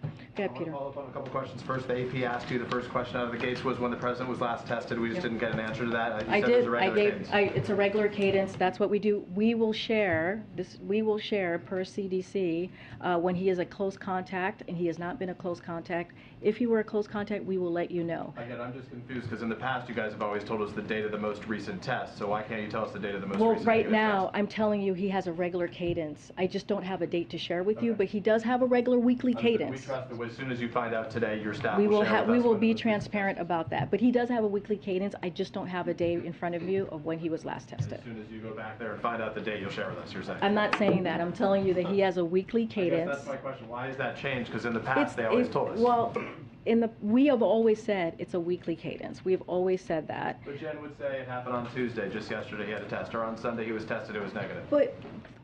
But he hasn't been a close contact. What we have said now is that if he is a close contact, according to the CDC, what close contact of the definition of a close contact, we will share that with you. And then that's when his testing cadence would change. His testing cadence has not changed. He gets tested once a week. I don't have the date in front of me at this time. So he gets tested once a week. That's because in the past it has been more regular than that. No, it actually has never. It's always been a weekly cadence of getting tested. So he's only been tested once a week for the entirety of the time the president? That's not what I'm saying. What I'm saying is what we normally do is he gets tested weekly, and that's been his cadence as when he's talking to, as in coordination with his doctor. There has been times where he's tested more than that because we've traveled. When we traveled, we've all had to take tests as we're traveling, or other things, or when he went to the White House Correspondents' Dinner, we had to test as well. So sometimes it's not once a week, but I'm saying to you right now, it's a weekly testing cadence. That's what we do as it's coordinated with his doctor. Please understand that we're requesting to know as soon as you can. Tell us when the most recent test was, acknowledging it's a recent test. Let me ask you, we saw the letter Well, that he wrote. I'm already telling you he's get tested regularly, So in a weekly test. But I'm saying our request continues. So the gist and I'm telling you that he gets tested weekly. Okay, so go let ahead. Let me ask you about the oil companies, if I can, really Yeah, quickly. for sure. We saw the letter that he wrote to them. They called for them to be in touch with the Energy Secretary to convene an emergency meeting on that topic. Can you have any update on when that meeting will take place? So we're finalizing details, and we'll be sure to pass that along as soon as we can. The president noted in his letter what he wants to do, and what he wants to make sure is that that we create a forum so that the oil companies are able to put forth ideas. But he's willing to do everything he can using reasonable tools to get things done. And he wants them to put forward ideas, but beyond that, I think, he wrote a letter and he said, hey, I'm calling on you to do this. You said I want them they need to be patriotic. In real terms, what power does the president have here? How can he compel these companies beyond, in effect, begging them, asking them to do anything? Well, that's one of the things that we want to do, is have this meeting and hear from them, and hear what the ideas that they come forth with, and maybe there's a way that we can help them meet that capacity. So he does want to create an environment, which is what the Energy Department is going to do, hopefully in the next couple of days, to sit down with the oil companies and try to figure out how do we do this in a way that both sides can agree on. Thank you. Okay. So we've been listening into the majority of that White House briefing, really getting a lot of pushback on when exactly President Biden was tested last. So maybe she'll be able to answer that question tomorrow. We take that White House briefing as it happens live every single day. You can find it here on Live Now from Fox. Also, Fox's Peter Ducey inside of the briefing room asking questions about inflation specifically, as we're now learning other countries have lower inflation numbers than even the U.S. now. Here's his report. Inflation is my #1 priority. Also today, he claimed inflation isn't his fault. The AP writes that in an interview, the president bristled at claims by Republican lawmakers that last year's COVID-19 aid plan was fully to blame for inflation reaching a 40-year high, calling that argument, quote, bizarre. His own Treasury Secretary says it did contribute. That spending produced excellent rewards for Americans, and at most it contributed modestly to inflation. The White House isn't taking a position on yesterday's aggressive interest rate hike. We're just going to give the Federal Reserve the space to do what they need to do. Progressives aren't all on board. I don't think you can just say, let the Fed deal with it. You raise rates at big intervals, then that could trigger a recession. And in a line that's reminiscent of President Carter's malaise speech, the president tells the AP that after the COVID crisis, quote, people are really, really down. Gas prices are really, really up. The White House says they're working to lower them. Prices were going up, of course, even before this crisis in Ukraine. But there's one thing the White House won't do, call for new drilling in the U.S. We don't need to do that. The president would rather oil companies refine crude oil they've already got. Exxon says it is, writing, quote, specific to refining capacity in the U.S. We've been investing through the downturn to increase refining capacity to process U.S. light crude by about 250,000 barrels a day, the equivalent of adding a new medium-sized refinery. Exxon is telling the White House they could help by approving new pipelines, supporting resource development in the U.S., and changing fuel standards. But for now, the White House remains focused on a campaign promise. The president once said that he was going to end fossil fuel. Is that now off the table? No, we are going to continue to move forward with our clean energy proposal. In this AP interview, the president also claimed that inflation is worse in the rest of the industrial world, and he said he wasn't being a wise guy. But that fact is easy to fact check as incorrect, because inflation is actually worse here than it is in France, Japan, Canada, and Germany, and that is just compared to the rest of the G7. At the White House, Peter Doocy, Fox News.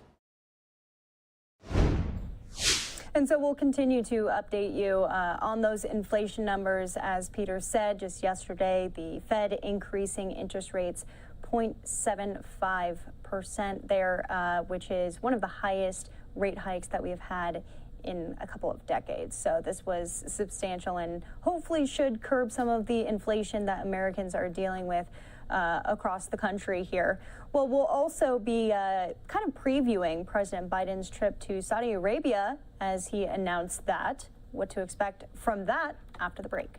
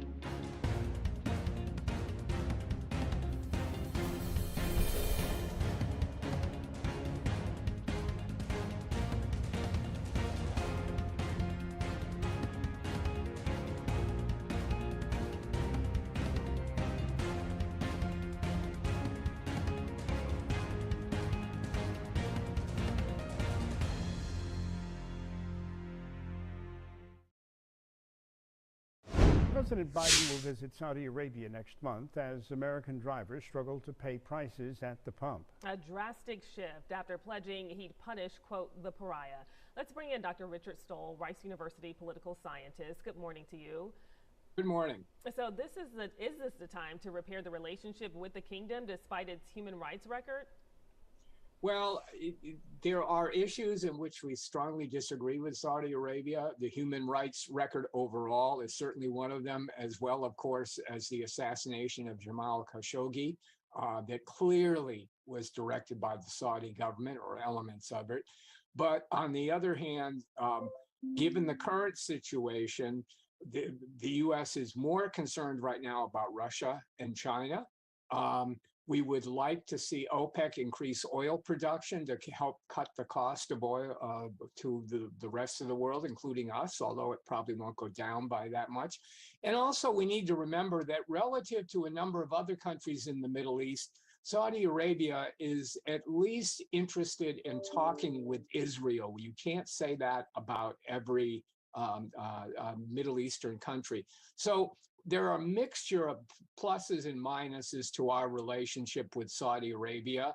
And I think it's important that we keep talking to them, even if it's only to perhaps quietly express concern about the issues we disagree with them on.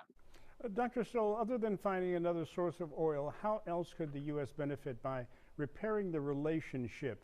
Could it help with the conflict between Russia and Ukraine? You did mention Russia and China, but the Russia and Ukraine situation, which is now driving up prices on just about everything we consume here.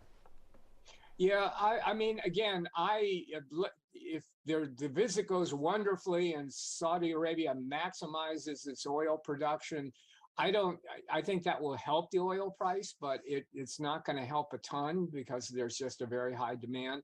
But again, there are other issues in the Middle East, particularly that involving Israel, where things would go better from our point of view if Saudi Arabia would continue to talk to Israel and perhaps even upgrade the talks to some kind of diplomatic recognition. So we want to see that. They are not implacable enemies that oppose us on everything. And even if we're going to disagree on some issues, I think it's better to at least keep talking than to just cut them off entirely. Now, the president is facing backlash for his decision. How could this trip impact midterms? Will it help or hurt? What are your thoughts on that? I don't think it's going to make much of a difference.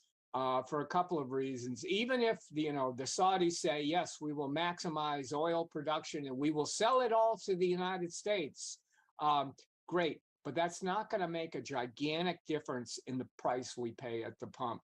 Second of all, stepping back, if I can sound like a political scientist, most of the time, most Americans are more concerned about domestic issues than they are about foreign policy issues. That makes sense because for most Americans, it's what's happening in the U.S. that affects them the most.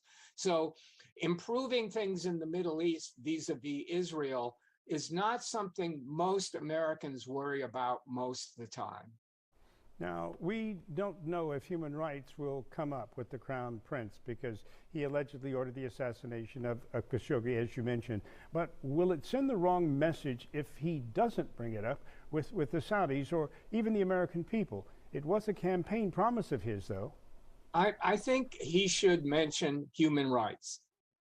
But, the assassination of a critic is, to me, yes, it's related to human rights, but it's above and beyond that. But yes, I think we want the president to tell the Saudis to work on civil rights and human rights in their country and among their neighbors. Well, Professor Richard Stoll with Rice University, thank you so very much for joining us this morning. Thank you. Well, that was Fox 26 in Houston with that preview of President Biden's trip coming next month to Saudi Arabia as we are still dealing with these oil and gas issues.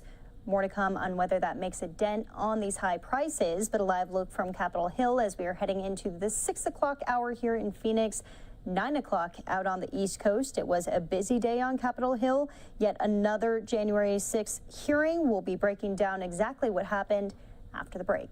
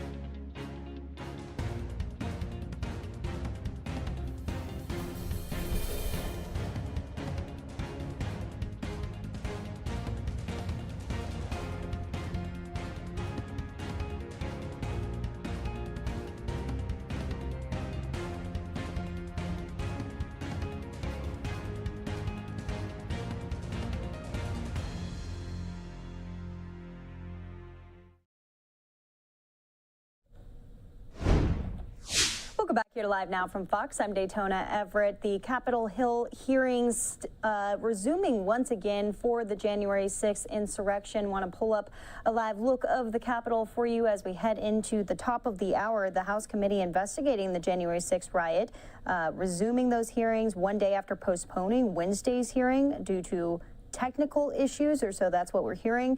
They focused on claims that President Trump tried to pressure his own vice president into keeping him in power. Fox's Madeline Rivera with more.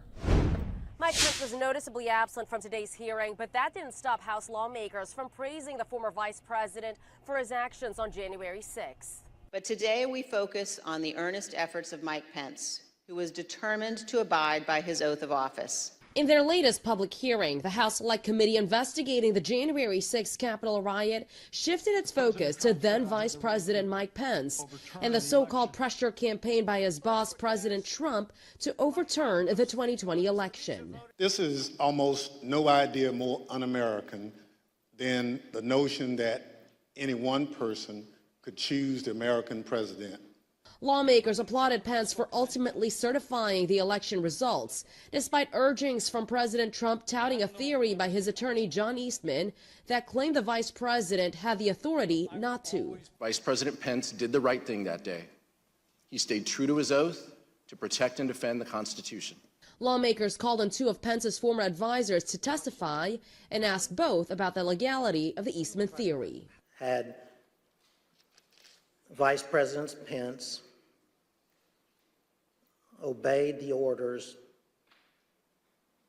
from his president, would have plunged America into what I believe would have been tantamount to a revolution. Today's hearing was a third of 7 planned by the House committee, expected to wrap up before the end of the month. In Washington, Madeline Rivera, Fox News. Trump's advisors with recorded testimony today. As you've seen, there's been recorded and there's been live, there's been video, there's been photos. So we want to play out just small clips of portions of the hearing today, as the hearings typically go for a couple of hours, 2 to 3 hours. So first up, we have Trump's advisors and attorney. Mr. Jacob, you weren't the only one who knew that the legal theory was wrong, though. Here's what various advisors to the president thought about that theory. You've been clear repeatedly with Mr. Meadows about you and the vice president having a different view about his authority on January 6th. I believe I had. Did Mr. Meadows ever explicitly or tacitly agree with you or say, yeah, that makes sense, or okay?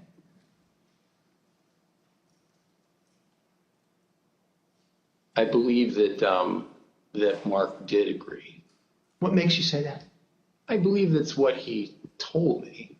But as I mentioned, I think Mark had told so many people so many different things that it was not something that I would necessarily accept as, okay, well, that means that's resolved. I see. Tell me more what he told you on this topic. Well, I think it was that, the vice president doesn't have any broader role. And I think he was understanding of that. So despite the fact that he may have said other things to the president or others, to you, he said he understands the vice president has no role. Yes. Okay. Did he say that to you several times? A couple of times. Mm-hmm. Before January 6th? Yes. The way it was communicated to me was that Pat Cipollone thought the idea was nutty and had at one point confronted Eastman basically with the same sentiment. Pat expressed his admiration for the vice president's actions on the day of the 6th and said that he concurred with the legal analysis that our team had put together to reach that point. It made no sense to me that in all the protections that were built into the Constitution for a president to get elected and steps that had to be taken, that the power to choose the next president would be sitting with the vice president. Do you know if Mr. Clark or Mr. Morgan thought about that, Mr. Eastman's advice? Yeah, they thought he was crazy. Do you know if they ever expressed an opinion on whether they thought the vice president had the power that John Eastman said he did? I know for a fact I heard both say that his theory was crazy, that there was no validity to it in any way, shape, or form. And did they express that before January 6th? Yes. To whom? I think anyone who would listen. Okay. What were your prior interactions with Eastman? He described for me what he thought the ambiguity was in the statute, and he was walking through it at that time. And I said, hold on a second, I want to understand what you're saying. You're saying that you believe the vice president, acting as president of the Senate, can be the sole decision maker as to, under your theory, who becomes the next president of the United States? And he said, yes. And I said, are you out of your effing mind?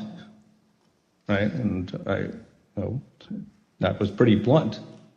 I said, you're completely crazy. I said, you're going to turn around and tell 78 plus million people in this country that your theory is this is how you're going to invalidate their votes because you think the election was stolen? And I said, they're not going to tolerate that. I said, you're going to cause riots in the streets. And he said, words to the effect of there's been violence in the history of our country, Eric, to protect the democracy or protect the republic.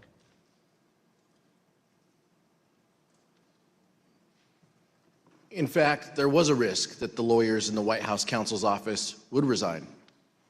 For example, Fox News host Sean Hannity expressed concern that the entire White House counsel's office could quit.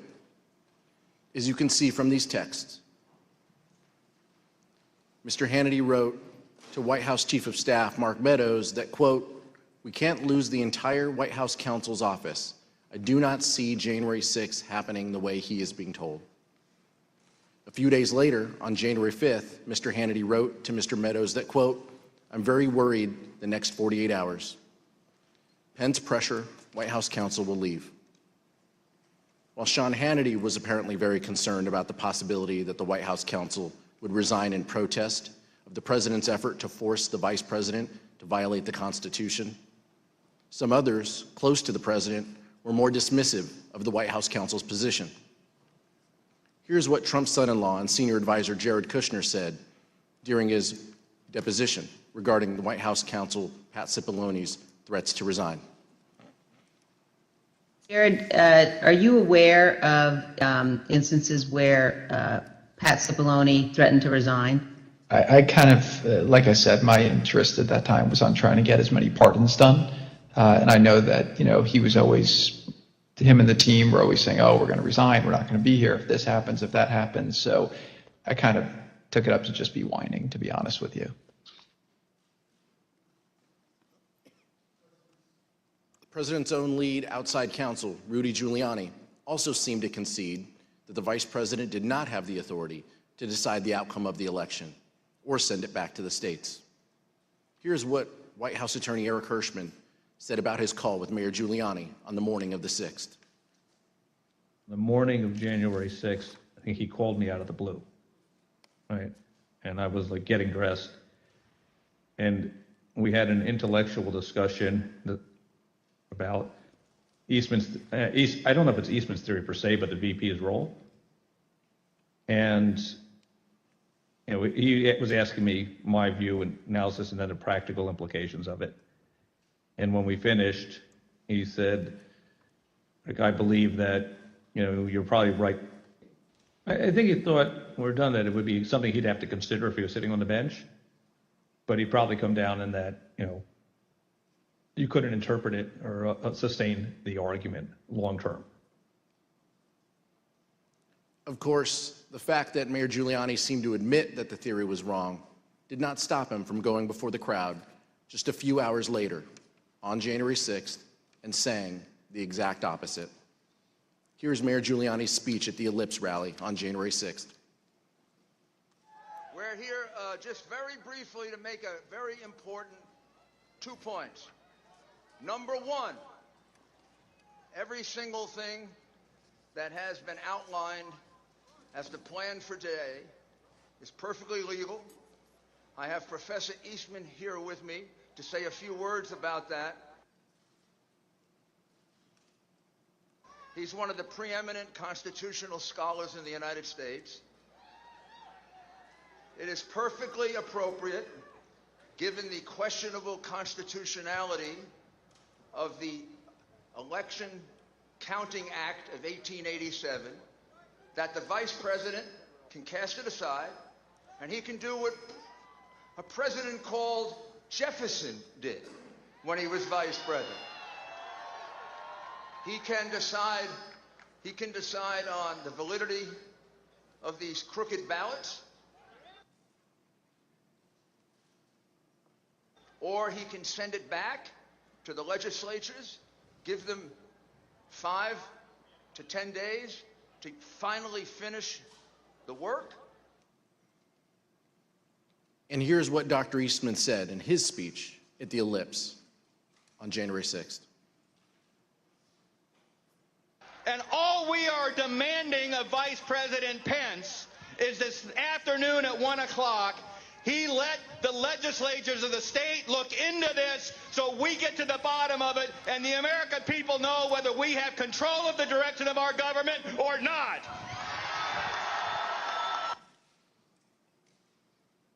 Even Dr. Eastman knew his theory didn't hold water. Mr. Jacob, you discussed and even debated this theory at length with Dr. Eastman. Did Dr. Eastman ever tell you what he thought the U.S. Supreme Court would do if it had to decide this issue? Yes. We had an extended discussion, an hour and a half to 2 hours on January 5th. And when I pressed him on the point, I said, John, if the Vice President did what you were asking him to do, we would lose 9-0 in the Supreme Court, wouldn't we? And he initially started it, well, I think maybe you would lose only 7-2.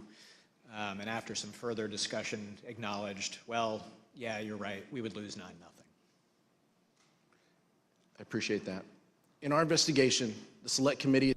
So just a portion of the hearing from today, and we'll be playing out more of those clips through the rest of the evening, but quite intense testimony from Trump's advisors, from former Vice President Mike Pence's advisors. To break all of this down, I want to bring in Rhett Buttle, the founder and principal of Public-Private Strategies. Rhett, thanks for being with us.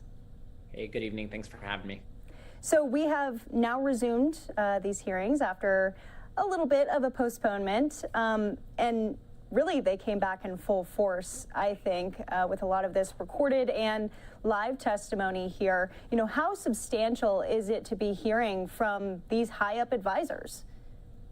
Look, I think the committee has done a really impressive job of presenting this all together in a message that really helps the American people understand just, quite frankly, how much our democracy was under attack and, quite frankly, at risk. And I think today, specifically, we heard from a number of senior advisors who were in the room, part of these critical conversations, really pointing to the fact that, quite frankly, that there was, quite a challenge underway and quite a pressure campaign on the vice president to potentially, overturn what we know was a legitimate election. I think that's pretty scary. And so I think the committee has done a really good job of being unbiased and really asking important questions so that we can get as much information as we can. But they've also done a good job of stringing together the story across the hearings so that we can see the full picture of what's going on. And the fact that there was this campaign going to pressure the vice president to do something that we know is not constitutional and not illegal, but quite frankly also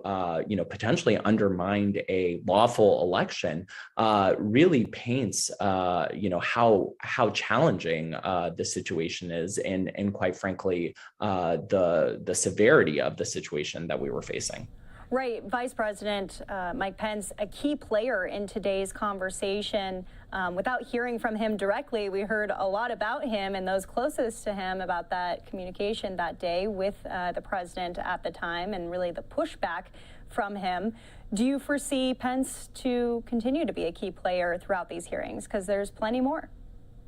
Well, look, I think the vice president clearly played a critical role during this time. I mean, there's been a lot of reporting about the vice president, doing due diligence, speaking with legal folks himself, dispatching his team to make sure that he could speak with people as well.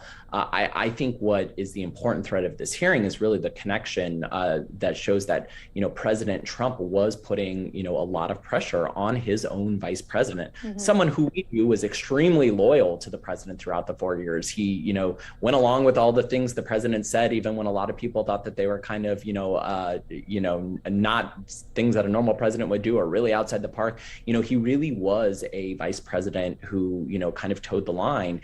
And then it was kind of unfortunate to then see the president, turn on him and really put him in this position. And so the vice president is a central figure, I think, in really showing just, how dangerous we got to potentially, overturning what was a very legitimate election. And so this will continue to be an important thread of the story, I think, as the committee begins to illustrate exactly what President Trump knew. And I think it's becoming more and more clear that President Trump understood exactly what he was trying to do with overturning what was an illegitimate election. We heard some of that from his own daughter, Ivanka Trump. And I think it's also quite clear that he knows the role that he was playing with the mob that quite frankly attacked our Capitol. Right. So there's been a lot of reaction to these hearings, as you can imagine, as you've probably seen, we've all seen on social media. The conversation even going into the first primetime hearing was there's going to be a lot of people who are watching this that, are going to be watching it and discuss. There's also going to be a lot of people who don't even want to see it, and they want to turn the page and, kind of turn their head to it. They're over it. Are these hearings doing what they're supposed to be doing? Because we're a few in and there's still a lot more left, and the reaction from it is, I don't want to say I predicted it, but yes, most of it you would probably predict that it would be coming in like that. Are these hearings doing what they should be doing, and do you think they're going to make a big impact? Well, look, whenever you go through something as significant as what we went through, I think it's really important to examine all the facts. And so I think the work of this committee, which we need to remember is a bipartisan committee, is really, really important. The American people should have all the details. They should know the whole story. What happened on January 6th was a horrific day. It was a very scary day for our country. And so it's really important that the committee examine the whole story and that all the facts be available to the American public. I would really encourage folks as much as possible, and I know it's so hard in this environment, but to take this out of partisanship, because this really isn't about Republicans or Democrats. This is really about the importance of our government and quite frankly, the institutions we revere. We do a lot of work with the business community. We recently launched an initiative called the Business and Democracy Initiative that is focused on, really helping business leaders elevate their voice to protect democratic institutions in the country. That has to do with our federal government, but it even extends beyond, because we know that, America is still the greatest country in the world. One of the things that allows us to be that is our economy, but we know that our democracy and our economy are strongly linked. And so it's really important that we make sure that we get all of this information out, that anyone in the American public who wants to understand what happened that day has the real story, quite frankly, to make sure that something like this really never, ever happens again. And last question for you right here. Thanks so much for your input on this. We did have one hearing that was postponed. There was quite a bit of conspiracy surrounding that. What did you make of it? And do you think everything else is going to be on schedule? I don't think we should make any conspiracy out of it. Committee hearings get postponed. Things happen to people. Everyone's people. Life happens. And so at this point, I would say, just a hearing got postponed. But, maybe if we see more facts and pattern later, if something happens, we can look to see if something's going on. But I think, for the most part, I think we'll see staying on schedule. This committee has done really important bipartisan work. They've done their homework. They've put it all together, and now they're putting it out there for the American people to decide, and that is really important. And so it's really important to have all this information. The American public can see it, watch it, and make a decision. Maybe some of them will watch it now. I know that, a lot of folks are viewing it live, but also I think people will continue to learn from this throughout history, and it's important that we chronicle all of this. So again, something like this never happens again.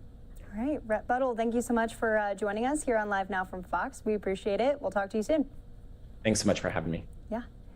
Well, as he said, it is important to be watching it, and if you want to watch the whole entire thing without any interruptions, that's one of the great things we get to do here on Live Now from Fox. We get to play it out from the very top without any interruption. There has been some reporting, though, that the DOJ is requesting, they've now renewed several requests of the full transcripts of these interviews that you're seeing throughout the hearings. So there has been a little bit of frustration on their side because, remember, there's multiple investigations that are underway. There are indictments across the board for people who were involved in the insurrection itself. So it's going to be important for them to get all of these details presented to them. Benny Thompson, the chair of the committee, says he wants to finish the hearings first before handing over those transcripts. So this is the back and forth that we're not really seeing exactly during the hearings, but we are hearing about from great reporting from our journalists out there. So we'll be keeping an eye on that here on Live Now from Fox, and we'll be showing you more of the hearing highlights through the rest of the evening. We do have some breaking news coming out of Alabama, though. Officials updating on an active shooter. We'll play out that full update for you after the break.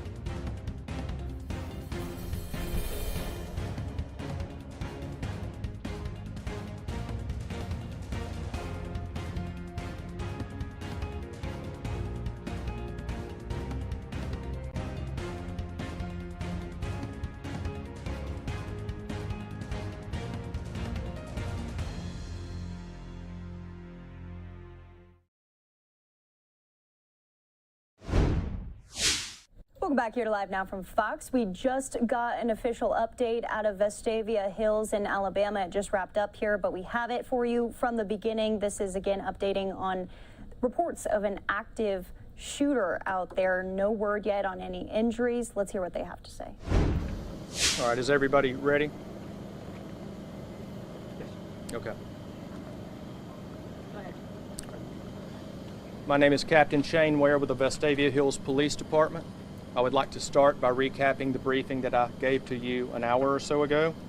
At about 6:22 this evening, the Vestavia Hills Police Department was dispatched to a call of an active shooter located at St. Stephen's Episcopal Church, which is at 3775 Crosshaven Drive, Vestavia Hills, Alabama.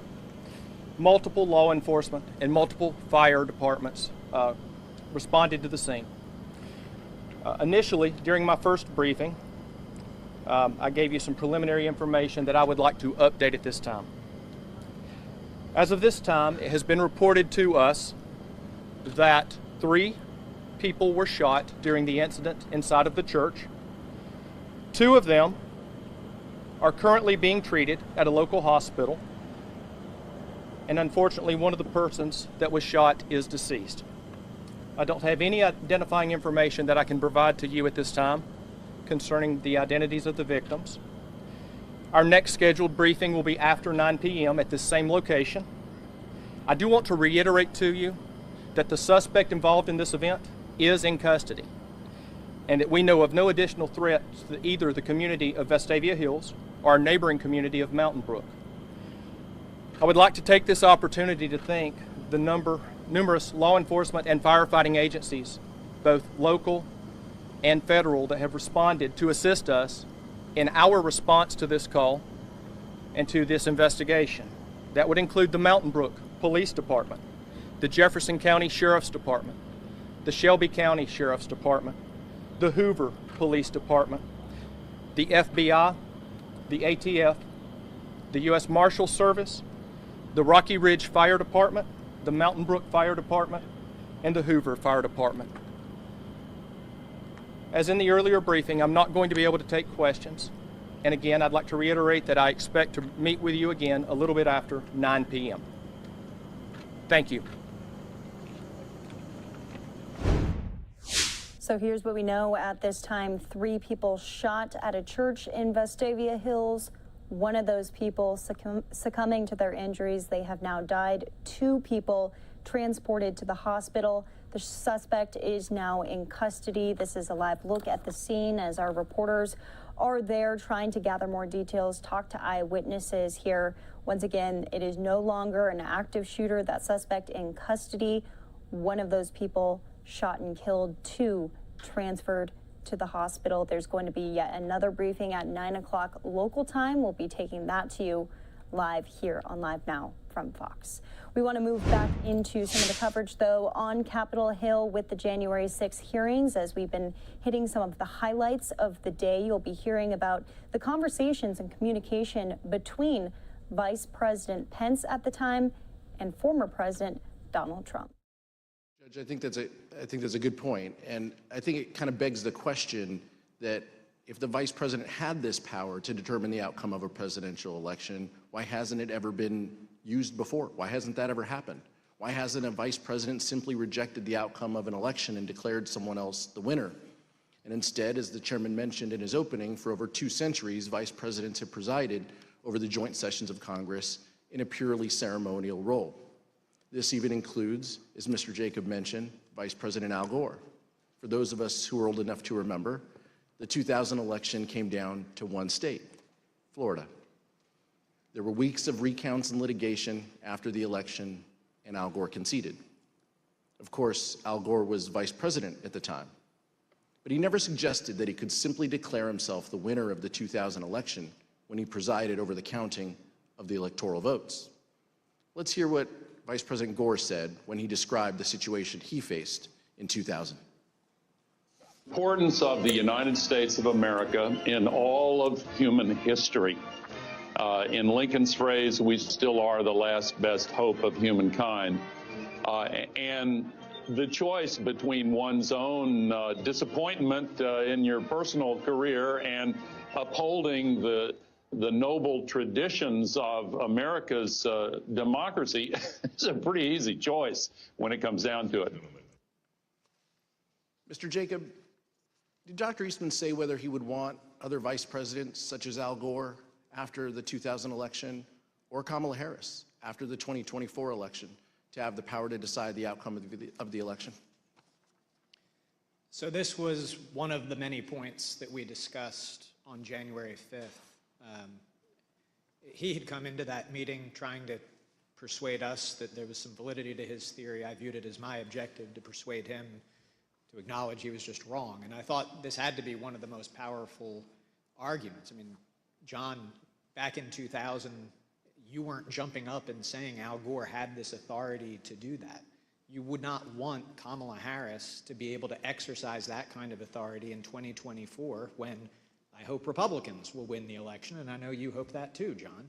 And he said, absolutely. Al Gore did not have a basis to do it in 2000.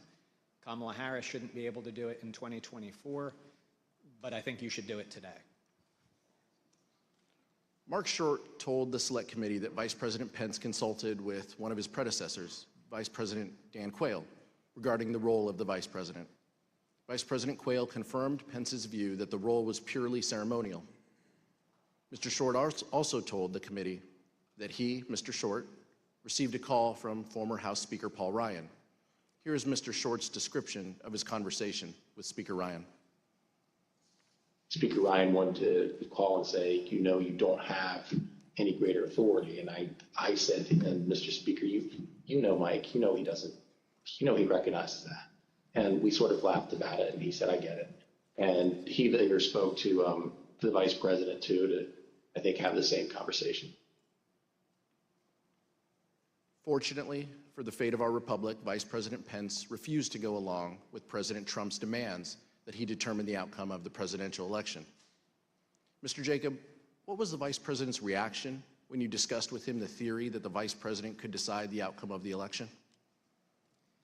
Congressman, as I've testified, the Vice President's first instinct was that there was no way that any one person, particularly the Vice President, who is on the ticket and has a vested outcome in the election, could possibly have the authority to decide it by rejecting electors or to decisively alter the outcome by suspending the joint session for the first time in history in order to try to get a different outcome from state legislatures.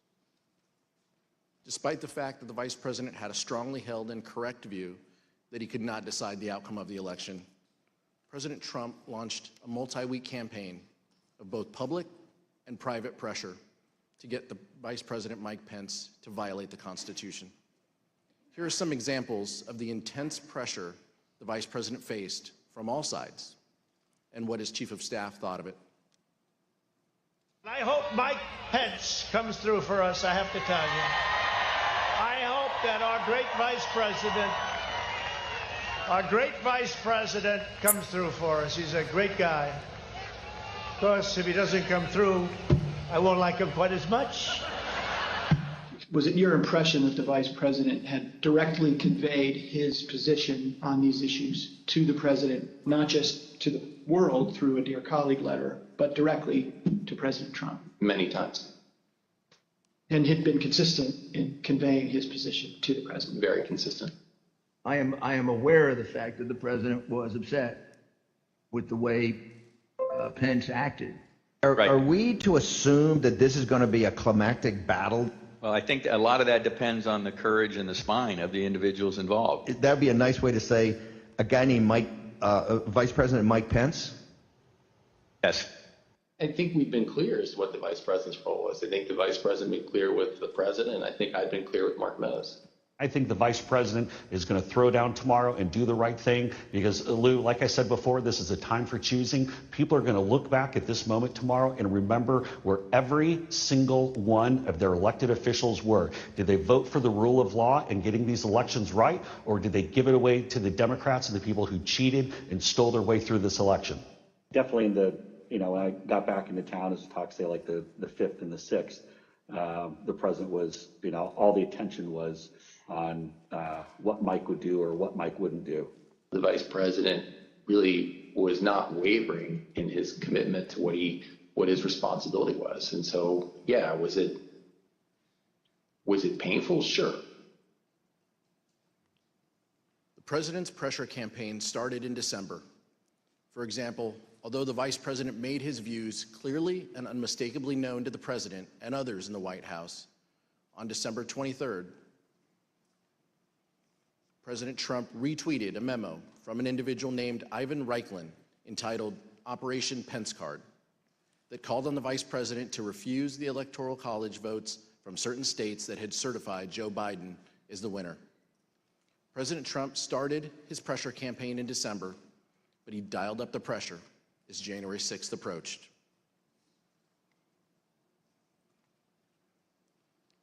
The testimony we have received in our investigation indicates that by the time January 4th arrived, President Trump had already engaged in a, quote, multi-week campaign to pressure the Vice President to decide the outcome of the election.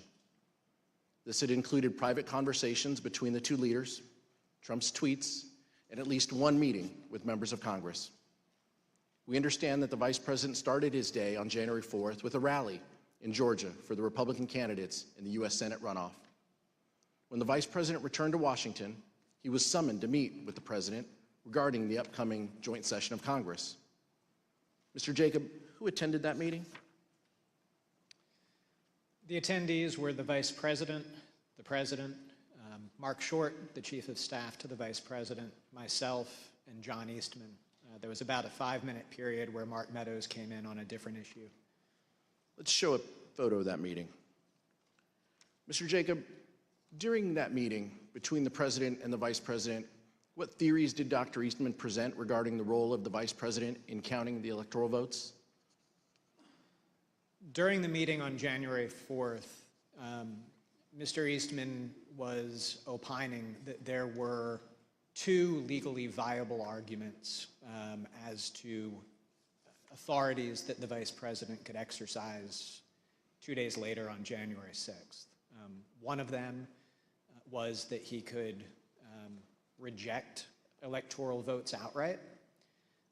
The other was that he could use his capacity as presiding officer to suspend the proceedings and declare essentially a 10-day recess during which states that he deemed to be disputed, there was a list of 5 to 7 states that the exact number changed from conversation to conversation, but that the Vice President could sort of issue a demand to the state legislatures in those states to re-examine the election and declare who had won each of those states. So he said that both of those were legally viable options. He said that he did not recommend, upon questioning, he did not recommend what he called the more aggressive option, which was reject outright, because he thought that that would be less politically palatable. The imprimatur of state legislature authority would be necessary to ultimately have public acceptance of an outcome in favor of President Trump, and so he advocated that the preferred course of action would be the procedural route of suspending the joint session and sending the election back to the states. Mr. Jacob, I know you won't discuss the direct conversations between the President and the Vice President, so rather than asking you what the Vice President said in that meeting, I'll ask you a more general question. Did the Vice President ever waver in his position that he could not unilaterally decide which electors to accept? The Vice President never budged from the position that I have described as his first instinct, which was that it just made no sense from everything that he knew and had studied about our Constitution that one person would have that kind of authority. Okay, so this next portion of the hearing goes into, again, that request on January 5th for the Vice President to reject the results of the election. Here's that next part. The President issued a tweet expressly stating that the Vice President had the power to reject electors. Let's look at what the President wrote. Quote, "The Vice President has the power to reject fraudulently chosen electors." Mr. Jacob, you've already told us about your meeting with Dr. Eastman and the President on January 4th, and you briefly made reference to the meeting you had with Dr. Eastman the next day, January 5th. Can you tell us a little bit more about that meeting with Dr. Eastman on January 5th? For example, where was the meeting? Who was there? So at the conclusion of the meeting on the 4th, the President had asked that, that our office meet with Mr. Eastman the next day to hear more about the positions he had expressed at that meeting, and the Vice President indicated that offered me up as his counsel to fulfill that duty. So we met in Mark Short's office in the Executive Office Building across the way from the White House. Dr. Eastman had a court hearing by Zoom that morning, so it didn't start first thing, but rather started around 11. And that meeting went for about an hour and a half, 2 hours. Chief of Staff Mark Short was at that meeting most of the time. There were a few times that he left. And essentially it was an extended discussion. What most surprised me about that meeting was that when Mr. Eastman came in, he said I'm here to request that you reject the electors. So on the 4th, that had been the path that he had said, I'm not recommending that you do that. But on the 5th, he came in and expressly requested that. And I grabbed a notebook as I was heading into the meeting. I didn't hear much new from him to record, but that was the first thing I recorded in my notes was request that the VP reject. Just to be clear, you're saying that Dr. Eastman urged the Vice President to adopt the very same approach that Dr. Eastman appeared to abandon in the Oval Office meeting with the President the day before. Is that correct? He had recommended against it the evening before, and then on the 5th came in, and I think it was probably his first words after introductions and as we sat down were, I'm here to request that you reject the electors in the disputed states. And you referenced a moment ago some handwritten notes, which you've provided to the Select Committee. I'd now like to show you those notes. As you can see, you wrote there at the top, the writing's a little bit faint in the copy, but you wrote, requesting VP reject. Does that accurately reflect what Dr. Eastman asked of you in your meeting on January 5th? Yes. And what was your reaction when Dr. Eastman said on January 5th that he was there to ask the Vice President of the United States to reject electors at the joint session of Congress? I was surprised because I had viewed it as sort of one of the key concessions that we had secured the night before from Mr. Eastman that that he was not recommending that we do that. So what did you say to him? Well, as I indicated, to some extent it simplified my task because there are more procedural complexities to the send it back to the states point of view, and I actually had spent most of my evening the night before writing a memorandum to the Vice President explaining all of the specific provisions of the Electoral Count Act that plan would violate. So instead, since he was pushing the sort of robust unilateral power theory, I've already walked the committee through the discussions that we had. I started out with our points of commonality, we're conservatives, we're small government people, we believe in originalism as the means by which we're going to interpret this. And so we walked through the text, we walked through the history, and the committee has shown footage of Mr. Eastman on the stage on the 6th claiming that Jefferson supported his position in a historical example of Jefferson. In fact, he conceded in that meeting Jefferson did not at all support his position, that in the election of 1800, there had been some small technical defect with the certificate in Georgia. It was absolutely undisputed that Jefferson had won Georgia. Jefferson did not assert that he had any authority to reject electors. He did not assert that he had any authority to resolve any issue during the course of that. And so he acknowledged by the end that there was no historical practice whatsoever that supported his position. He had initially tried to push examples of Jefferson and Adams. He ultimately acknowledged they did not work, as we've covered. He acknowledged it would lose 9-0 in the Supreme Court. He again tried to say, but I don't think the courts will get involved in this. They'll invoke the political question doctrine, and so if the courts stay out of it, that will mean that we'll have the 10 days for the states to weigh in and resolve it, and then they'll send back the Trump slates of electors, and the people will be able to accept that. And I expressed my vociferous disagreement with that point. I did not think that this was a political question. Among other things, if the courts did not step in to resolve this, there was nobody else to resolve it. You would be in a situation where you have a standoff between the President of the United States and, counterfactually, the Vice President of the United States, saying that we've exercised authorities that constitutionally we think we have, by which we have deemed ourselves the winners of the election. You would have an opposed House and Senate disagreeing with that.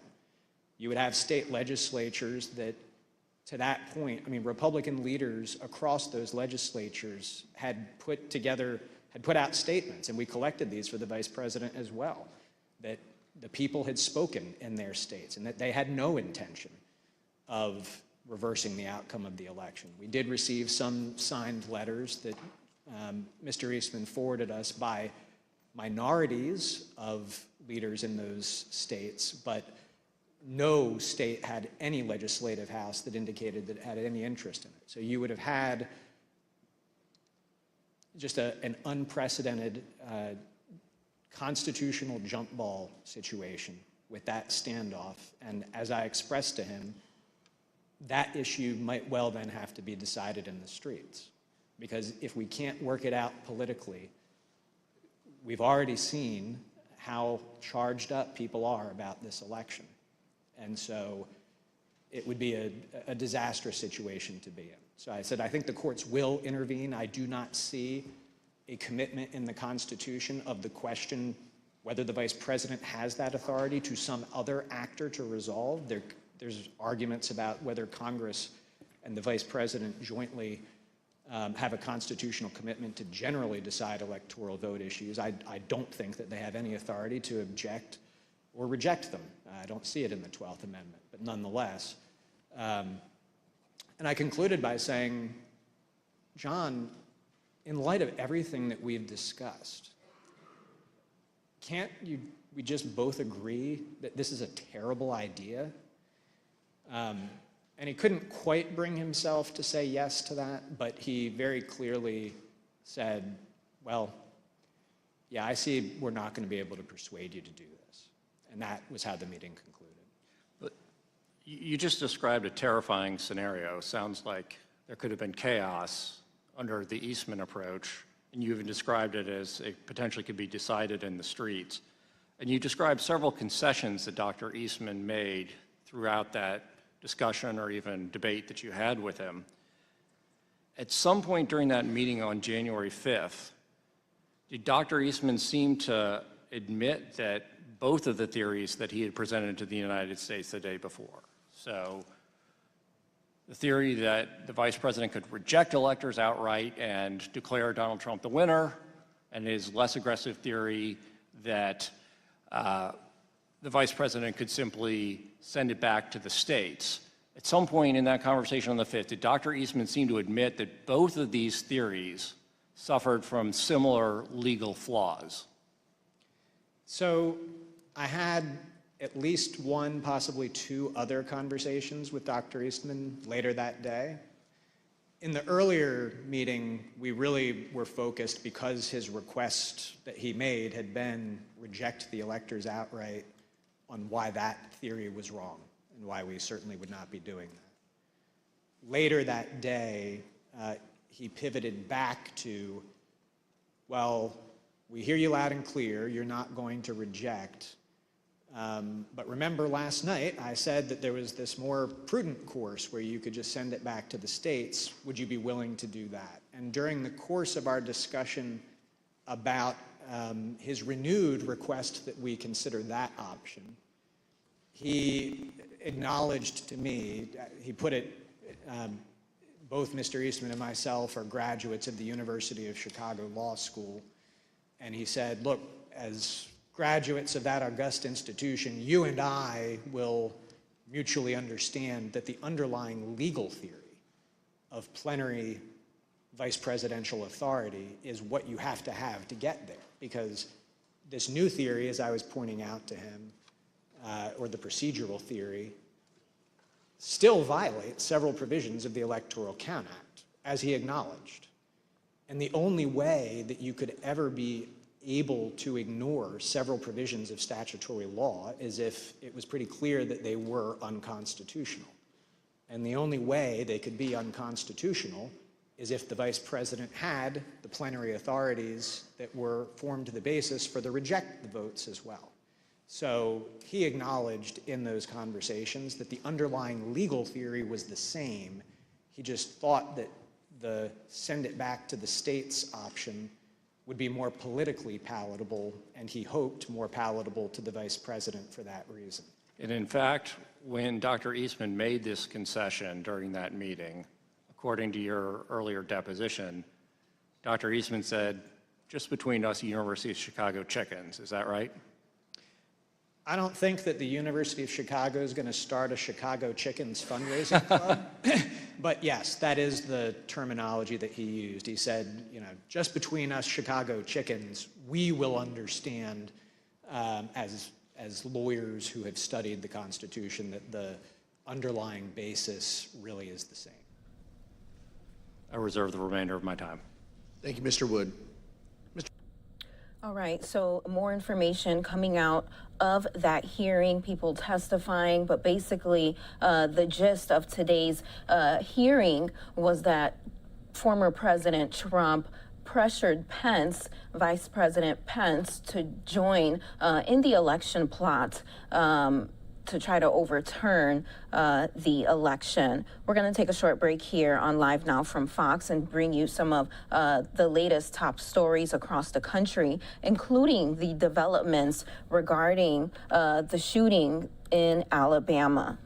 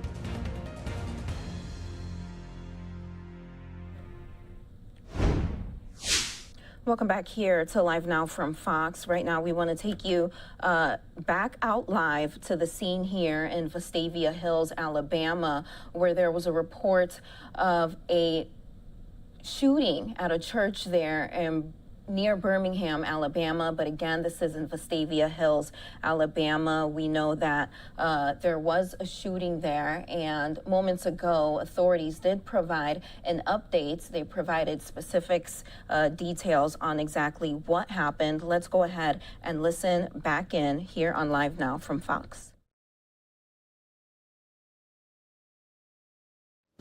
All right, is everybody ready? Okay. My name is Captain Shane Ware with the Vestavia Hills Police Department. I would like to start by recapping the briefing that I gave to you an hour or so ago. At about 6:22 this evening, the Vestavia Hills Police Department was dispatched to a call of an active shooter located at St. Stephen's Episcopal Church, which is at 3775 Crosshaven Drive, Vestavia Hills, Alabama. Multiple law enforcement and multiple fire departments responded to the scene. Initially, during my first briefing, I gave you some preliminary information that I would like to update at this time. As of this time, it has been reported to us that 3 people were shot during the incident inside of the church. 2 of them are currently being treated at a local hospital. And unfortunately, one of the persons that was shot is deceased.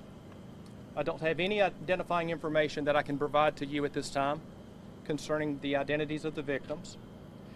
Our next scheduled briefing will be after 9 p.m. at this same location. I do want to reiterate to you that the suspect involved in this event is in custody, and that we know of no additional threat to either the community of Vestavia Hills or our neighboring community of Mountain Brook. I would like to take this opportunity to thank the numerous law enforcement and firefighting agencies, both local and federal, that have responded to assist us in our response to this call and to this investigation. That would include the Mountain Brook Police Department, the Jefferson County Sheriff's Department, the Shelby County Sheriff's Department, the Hoover Police Department, the FBI, the ATF, the U.S. Marshal Service, the Rocky Ridge Fire Department, the Mountain Brook Fire Department, and the Hoover Fire Department. As in the earlier briefing, I'm not going to be able to take questions. And again, I'd like to reiterate that I expect to meet with you again a little bit after 9 p.m. Thank you. So authorities there again providing just some brief information on that church shooting in Vestavia Hills, Alabama. We know that 1 person is dead and 2 people are injured again after a shooting at a church, well, just outside the city of Birmingham. We're going to stay on top of this situation again, and if we get any more details, we will bring you it live here on LiveNOW from Fox.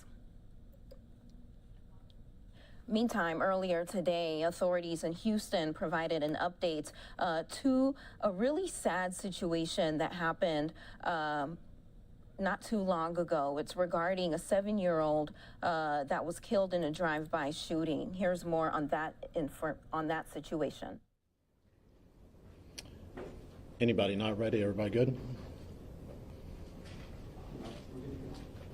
Okay. My name's Sergeant Jason Brown. The reason we're calling this press conference is we're looking for additional information on the vehicle used in the death of 7-year-old Paul Vasquez. I'm going to have our lead investigator, Deputy Adriel Hinojosa, come up and give a brief synopsis about the case, what information we have so far. We're also going to play a video of the suspect vehicle that we found. And once we do that, then we'll take some questions in regards to that. Deputy Hinojosa will also give a Spanish version of the events, too. Good afternoon, Investigator Hinojosa with the Sheriff's Office Homicide. Brief synopsis of the case on Sunday, June 12th, around 10:47 p.m. Deputies with District 3 Patrol Division got called out to an address off of 13821 McNair Street in Houston, Texas 77015 in reference to a drive-by shooting. Upon their arrival, they determined they found a 8-year-old male by the name of Paul Vasquez had been shot.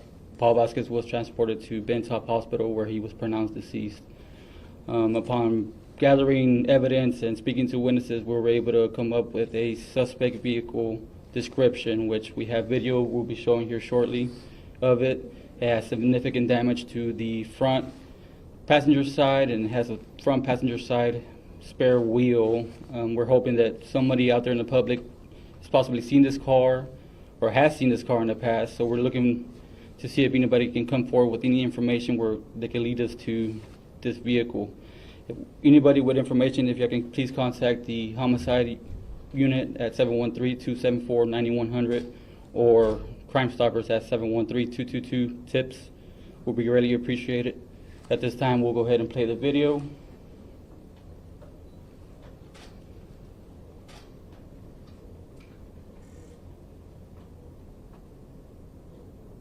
That's the suspect vehicle there? This could be the suspect vehicle here, and it's a silver, we believe it's a gray Kia Optima.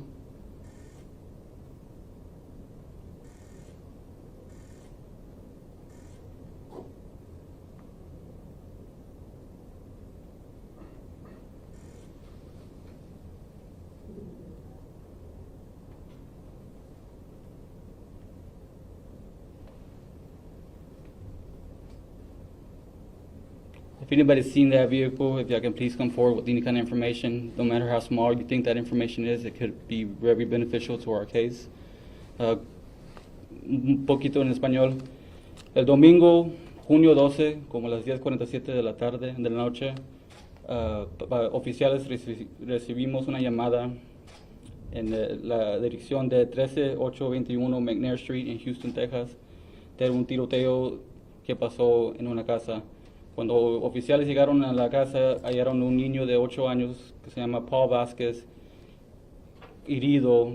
El niño se lo llevaron al hospital de Bentop, donde falleció.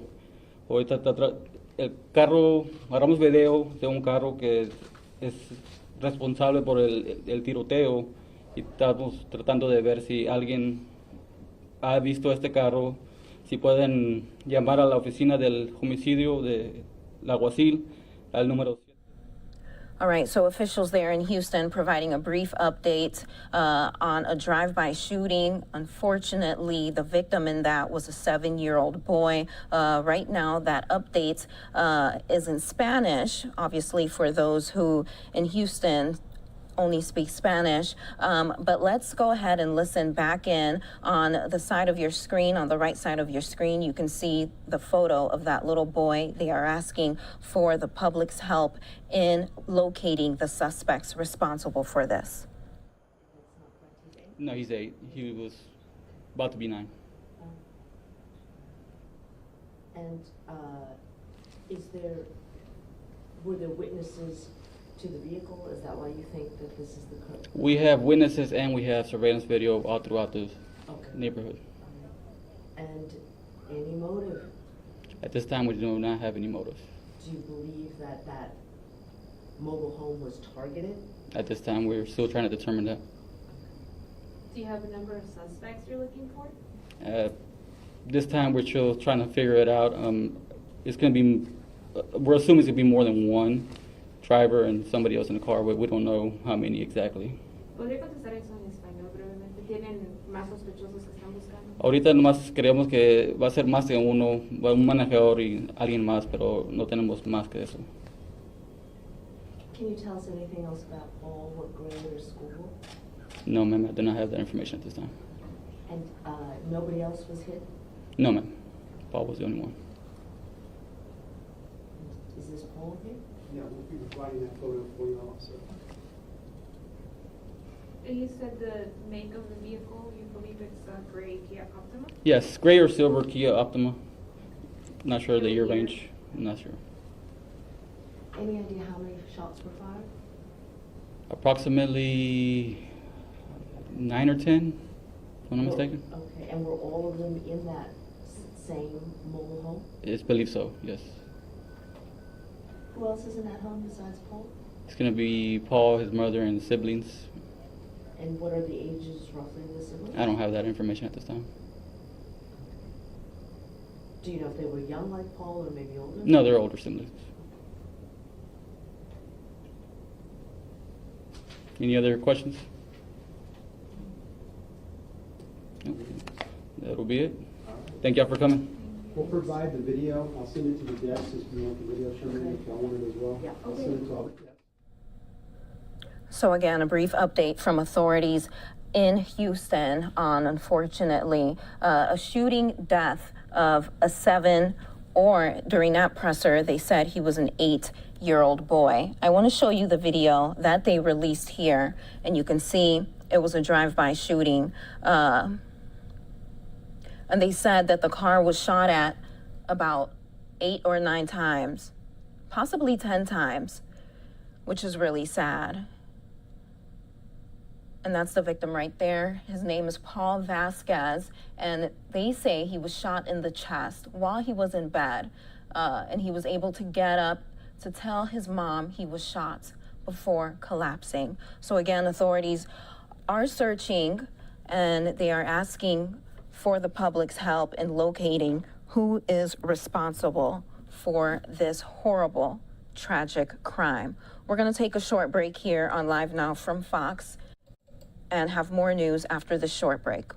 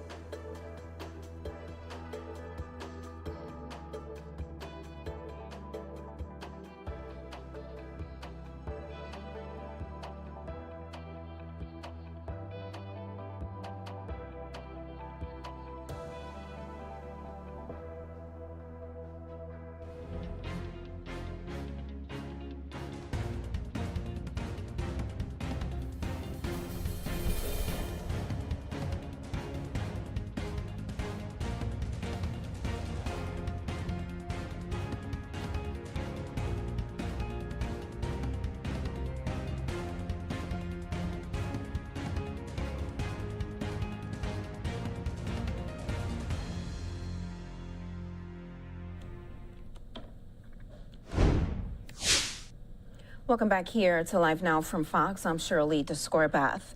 The Philadelphia DA is announcing a murder conviction. It's related to a 40-year-old. It's related to charges in the shooting death of a 40-year-old. Let's go ahead and listen in. I'm here to participate in this press conference. I'd like to start, we are also going to speak a little bit about some of the gun violence statistics. Obviously, we are in the middle of a terrible gun violence crisis, but there is reason for hope.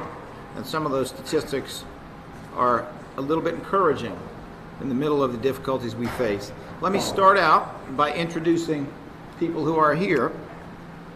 We have with us today First Assistant Robert Listenby and also First Assistant Carolyn Temin of the District Attorney's Office. ADA Joanne Pescator, who's the chief of our Homicide Non-Fatal Shooting Unit, may arrive. She is tied up at the moment. We have with us ADA Bob Wainwright, who is an assistant DA in our Homicide Non-Fatal Shooting Unit. Bob Wainwright was the trial lawyer who tried this case and achieved a conviction of homicide, murder more specifically, in the first degree. ADA Deborah Watson-Stokes is here. She is a senior advisor in professional development and special projects, many of them relating to gun violence, after a lengthy and distinguished career as a homicide prosecutor in Philadelphia. We have Melanie Nelson, who's the executive director of our DAO Cares unit, which of course works very specifically in the first 45 days with the families of homicide victims. And as stated earlier, we have Sharice Jackson, sister of Richard. We have Vitia Wilson, fiance and wife of Richard Jackson. Let me turn briefly to gun violence.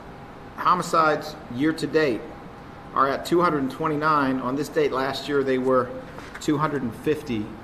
Obviously, that remains terrible, but it does also represent a reduction of 21 as of this day last year. And in that we should find a little bit of hope and encouragement that things may be starting to go the right direction. That reduction of 21 homicides is the largest reduction I recall this year so far. Obviously, it has not gone nearly far enough. If we look at the week of June the 3rd through June the 9th, which is how we ordinarily count, we see that there were 38 non-fatal shootings and 6 homicides. The number 6 is a little bit noteworthy because during the pandemic period, we've seen an average of 1.5 homicides per day. That's 10.5 per week. 6 is a little bit less than that. Obviously way too many, but a little bit less. If we look at the cases that were solved by the Philadelphia Police Department, we see that of 169 gun or gun violence incidents, and so this is a number that includes shootings, fatal and non-fatal, but it also includes other crimes with a gun, including simply possessing a gun, right? So of those 169 gun or gun violence incidents, there were 92 arrests made, and of the 92 arrests that Philadelphia Police brought to the DA's office, we charged 91 cases. The median bail that we have seen appears to be drifting up a little bit. Thank goodness, because we have for 2 years been asking for much higher bails even than these, in hopes that we would be able to keep in custody some people who present a very serious danger to the community, while simultaneously making sure people did not sit in custody simply for being poor with nonviolent, non-serious offenses.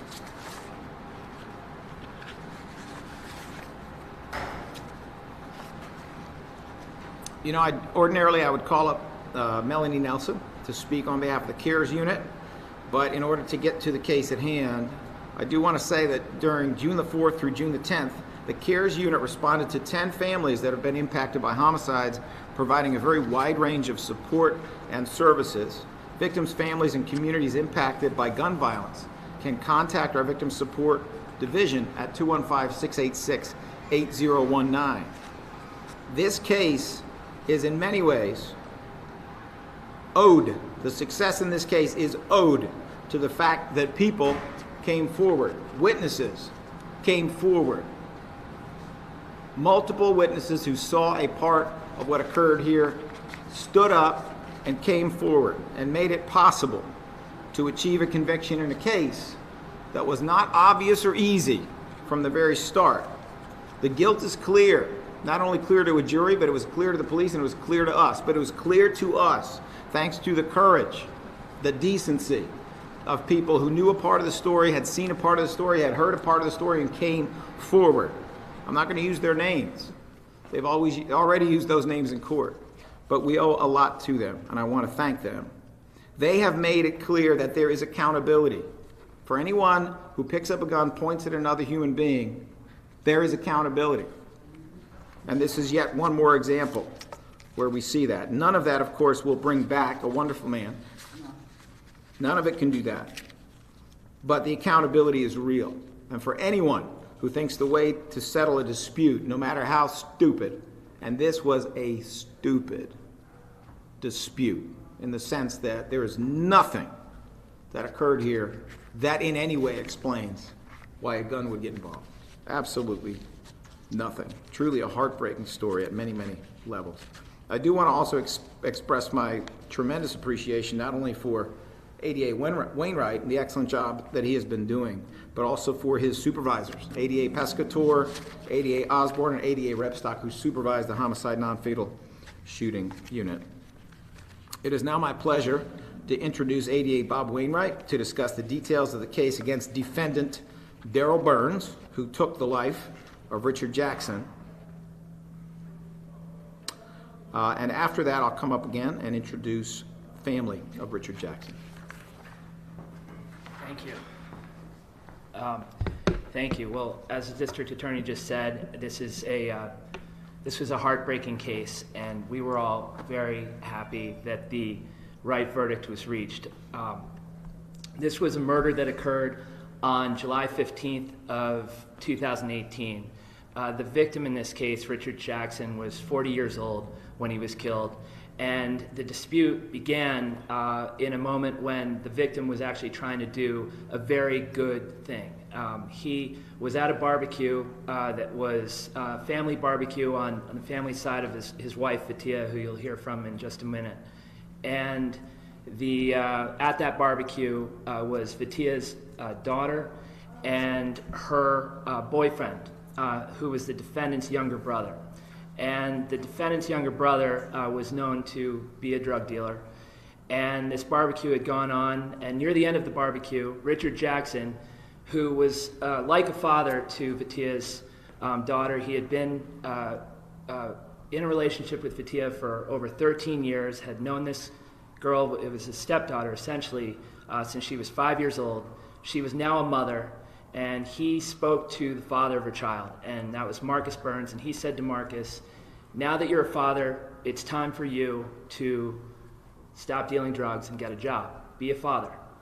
And Daryl Burns, our shooter, was there for this interaction, and Daryl objected to Richard talking to his younger brother like that, and basically told him, you're not his father, you don't get to talk to him like that, you don't get to tell him what to do. And basically started a fight with Richard, short fight during which Richard actually sustained a black eye, a fact that was testified to by the medical examiner in this case. The fight was broken up, and sure enough, Vitia and her family, they told Daryl, Marcus, and their friend, another person named Tamar Pickney, or T-Mac, to leave the barbecue. They did, and Richard Jackson, he himself went home. He went home, he talked to Vitia on the phone.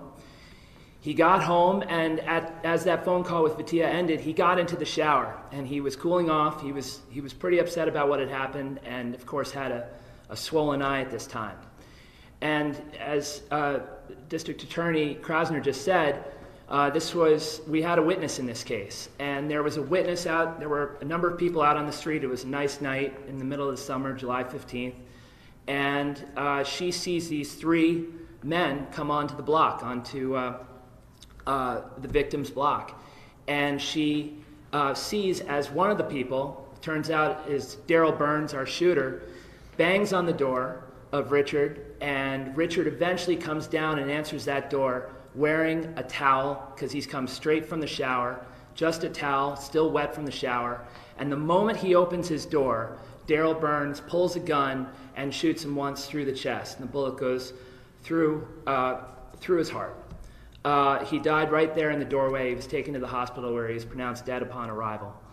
And the defendant, who had walked onto the block, the other two people that he had walked on the block with were his younger brother Marcus and this third guy that was at the barbecue, T-Mac.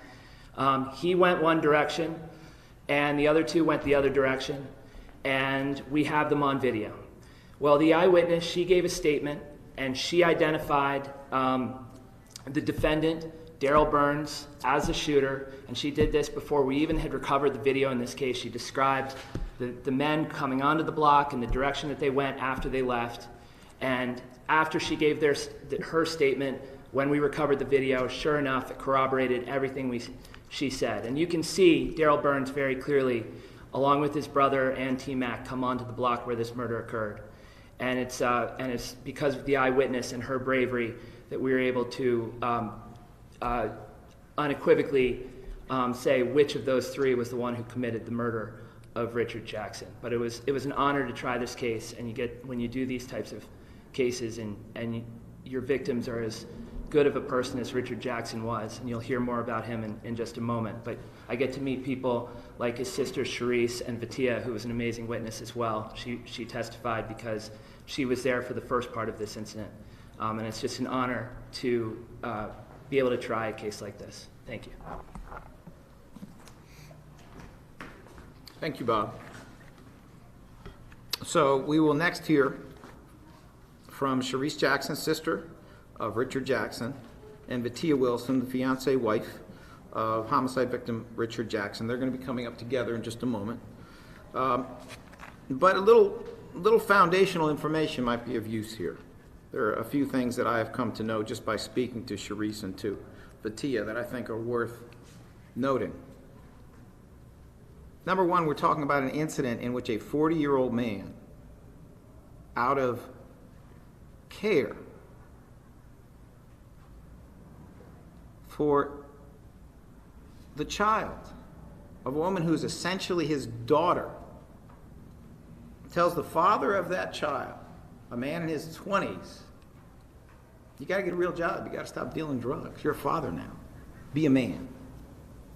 And what comes of that is a beating, a black eye, and then being shot to death in his own home through the heart when he answered the door. Let's understand, that's what happened here. Some words in there about you can't talk to him that way, you're not his father. This was a family barbecue. That's what was going on. Second, I think it's important to understand Richard Jackson and who he was. And of course the family will give you a better version, but just a couple things, a couple notes. This is a man who died at age 40. He was a skilled construction worker. He went to vocational school.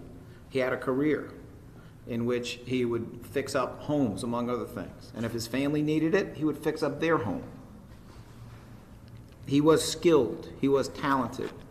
When people who lived on the block with him needed something, he would often do it, and sometimes do it for free, because that's the kind of guy he was. He was always being positive. That's a quote. He was a family man. That's a quote. Richard Jackson was effectively the father to 6 children. And Vatia Wilson, I suspect, will say a few words about that. This is a man who loved dogs. He had a lot of love, which is probably why he said the thing he said. We are going to hear from Charisse Jackson about how they talked almost every day on the phone for years and years and years. And she will perhaps explain why she feels a little bit at ease. There is nothing we can do to reverse what happened, sadly, because the prevention of this crime is what justice actually looks like. But I hope that with Mr. Wainwright's extremely capable work and with the excellent investigation by the Philadelphia Police Department, I hope that we were able to get you a little bit of justice. Would you come forward, please?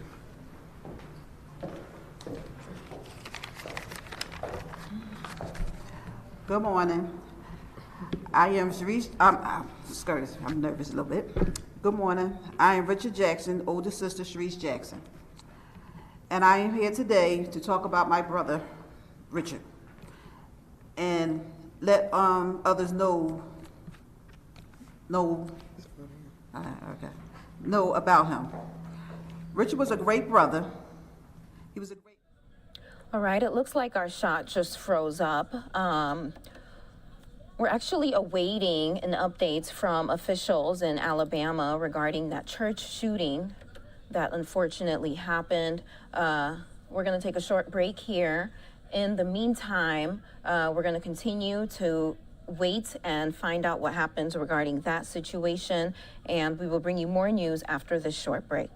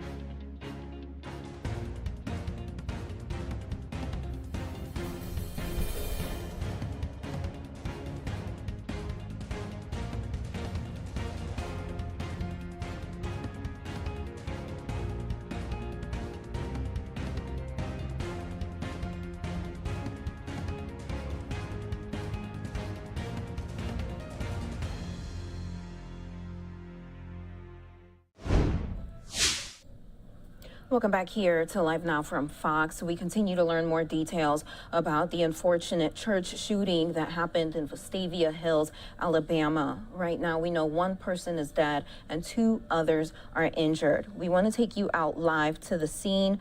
Right now, you see that the media has set up because we are expecting another update shortly. So far, we know that there has been a shooting at a church. Again, 1 person is dead and 2 others are injured. This is just outside of Birmingham, and again, it happened in Vestavia Hills. Police say that they got a call of an active shooter around 6:22 Central Time at the Stevens Episcopal Church, and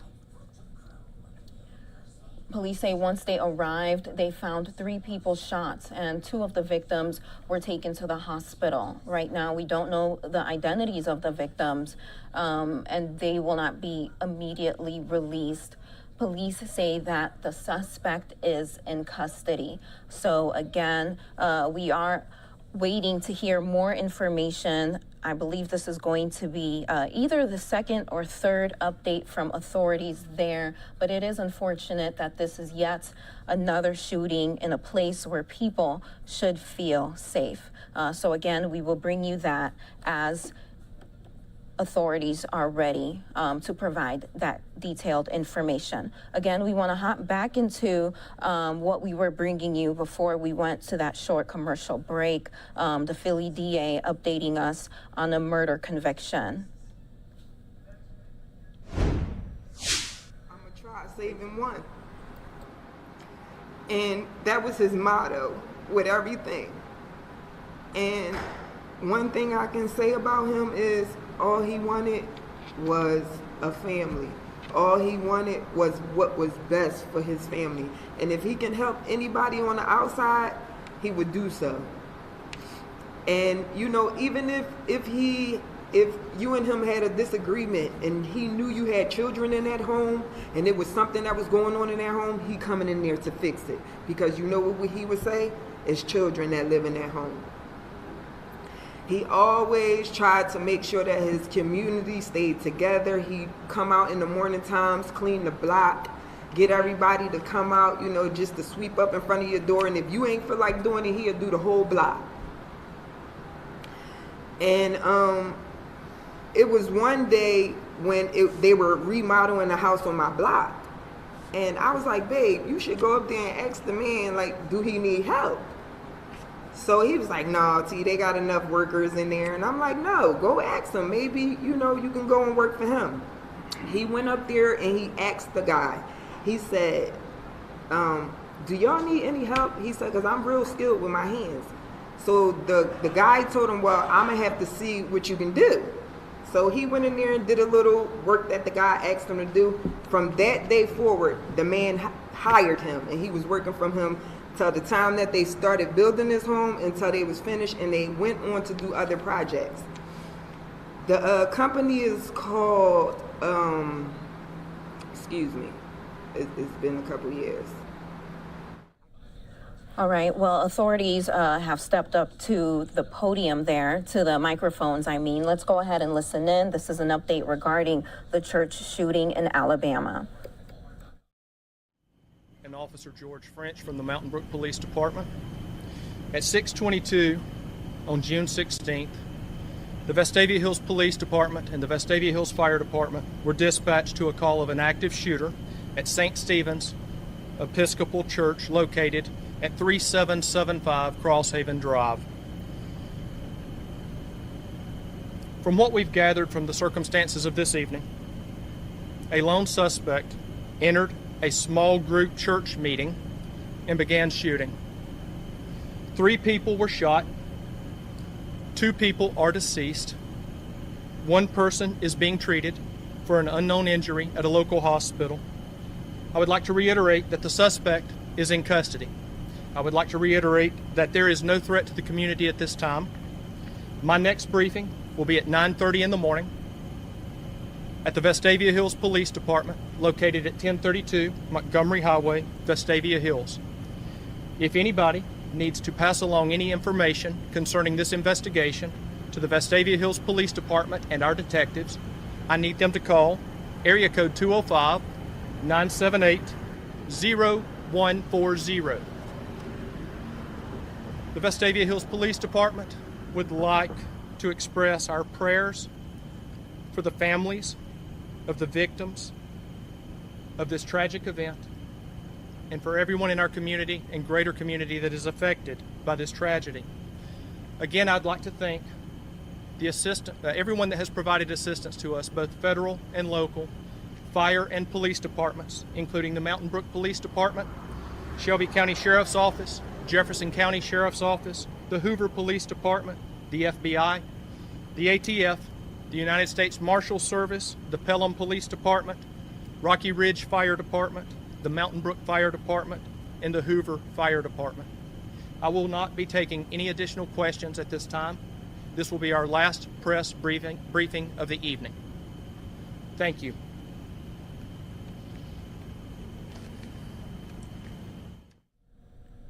So authorities providing an update to the shooting in Vestavia Hills, Alabama. They said that 3 people were shot and the number of fatalities has gone up from 1 to 2. So now 2 people are dead, but the suspect has been taken into custody. Again, this is regarding the shooting that happened at a church in Vestavia Hills, Alabama. That's just outside of Birmingham, Alabama. We know that 3 people were shot, 2 of them are dead, and the suspect is in custody. We're going to have more news for you here on Live Now from Fox. We'll be back after the short break.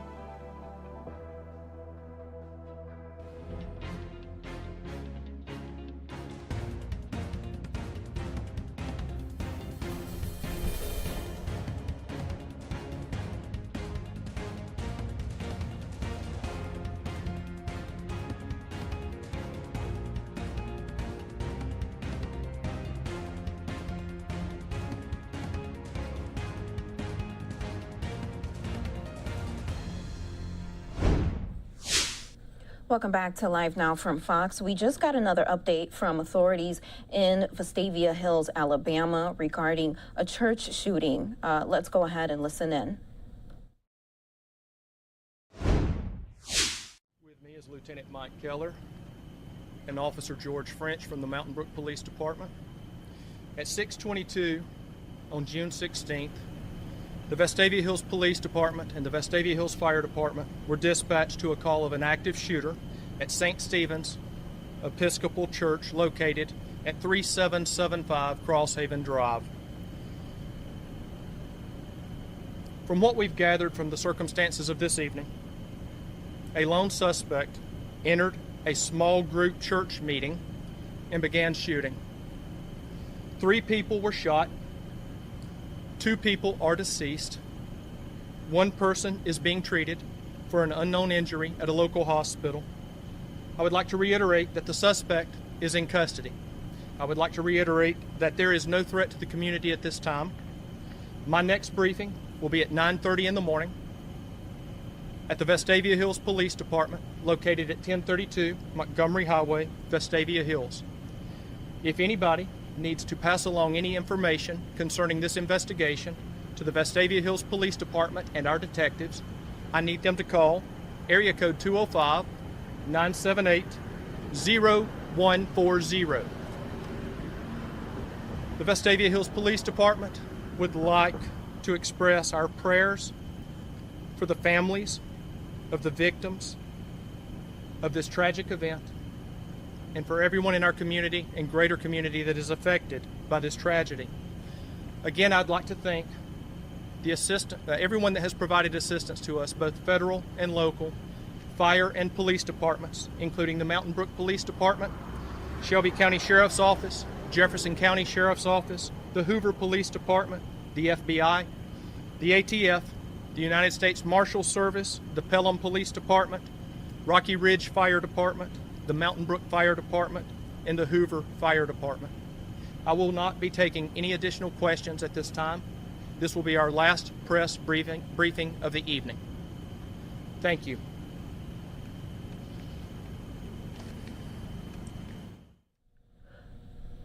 Okay, so that's the latest update from officials in Alabama regarding that church shooting. We're going to take a short break here on Live Now from Fox.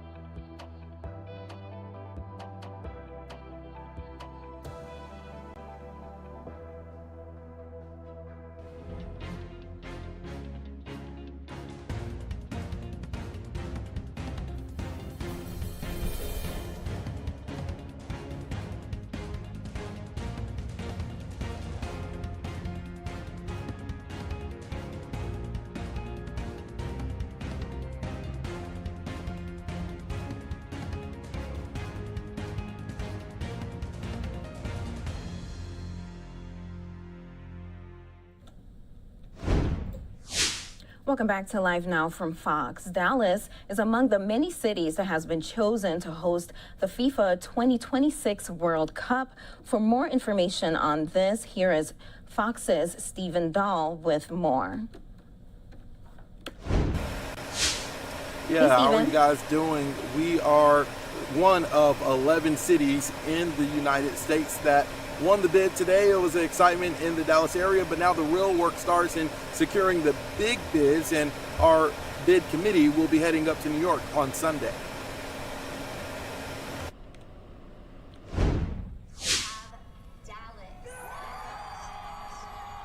It's an announcement North Texas has been waiting to hear for more than 2 years. For the second time, Dallas and North Texas will be a host city for the FIFA World Cup. That's phenomenal because we have Houston, Dallas, and Kansas back to back. So it's a short trip for everybody who wants to just stay in the South. 11 U.S. cities, 3 Mexican and 2 Canadian cities will host games. But what we don't know is how many each city will get and who gets the semifinal and championship matches. Members of the Dallas World Cup bid committee leave Sunday for New York to meet with FIFA officials. We will go there and spend some time with FIFA in person and have our host city one-on-ones. And they'll walk through a number of our plans. They'll take a look at AT&T Stadium. We have a representative coming from the Cowboys to help with that. Now that North Texas has the bid, the Dallas Sports Commission projects at least $400 million in revenue impact to the region. And to help pay for it, a major event reimbursement program funded by the state. Cities can recoup expenses on things like security, first responders, and a list of other eligible items.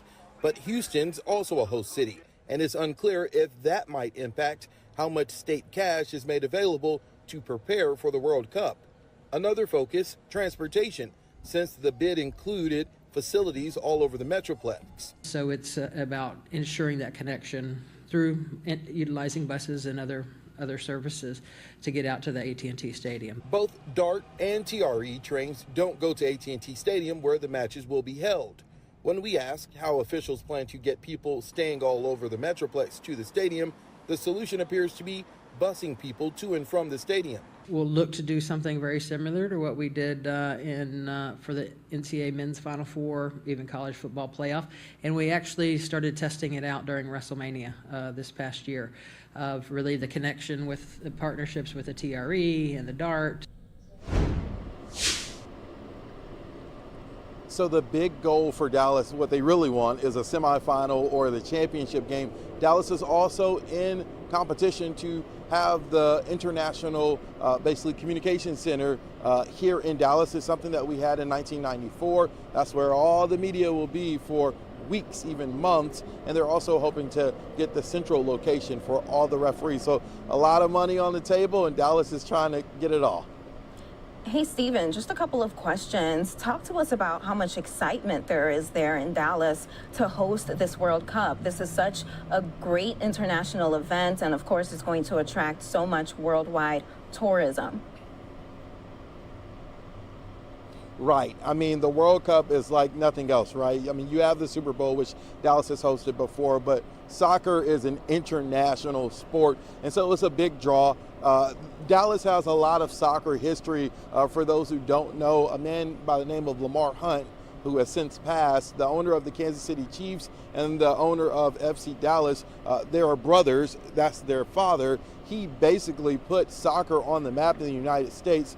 And you may remember immediately after the 1994 World Cup in Dallas and in the United States, that's when the MLS started. And so there's a lot of excitement for it to come back here. It was here about 28 years ago. Now it's back again. And then Texas is excited as a whole because we also have Houston, which is about 4 hours down the road, as a host city as well.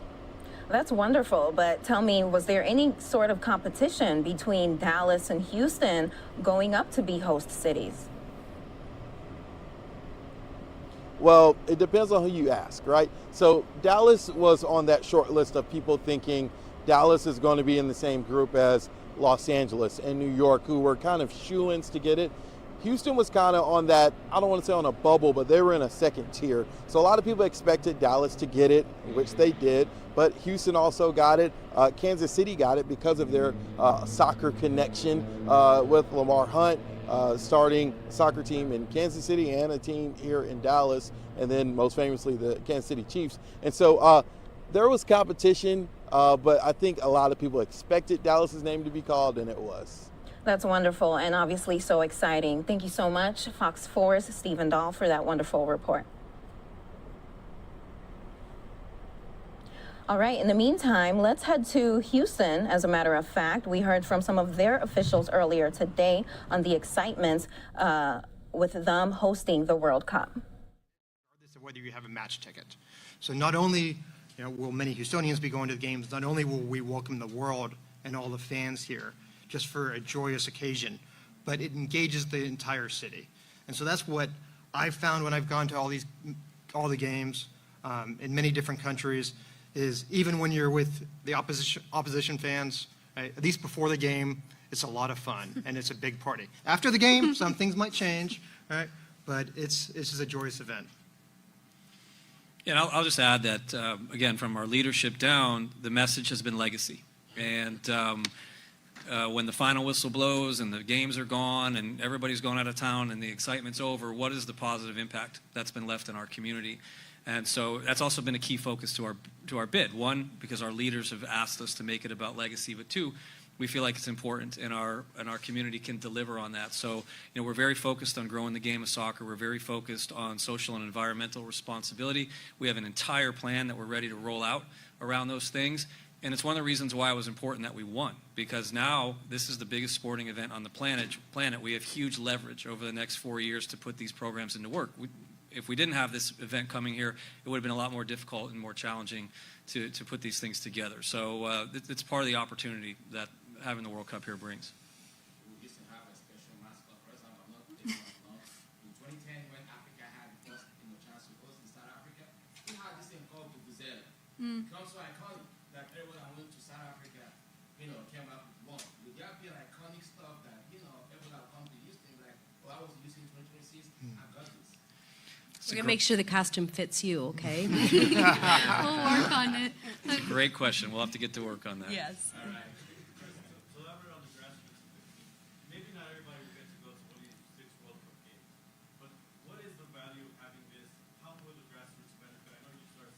Yeah. What else can be done to grow the game here?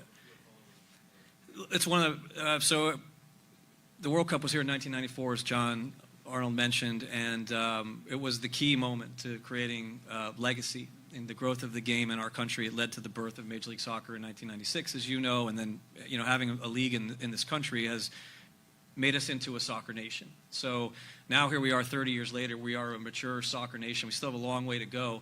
But having the World Cup here as a mature soccer nation is going to take us to heights that are almost unimaginable.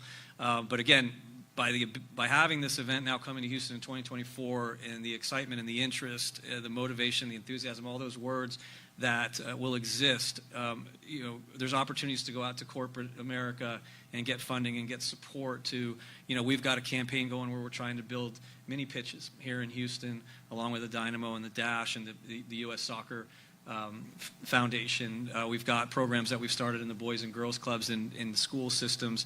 One is about introducing the game to girls. The other one is about trying to provide opportunity to play soccer. So access to the game is a problem, especially in lower income areas. It's a pay-to-play sport.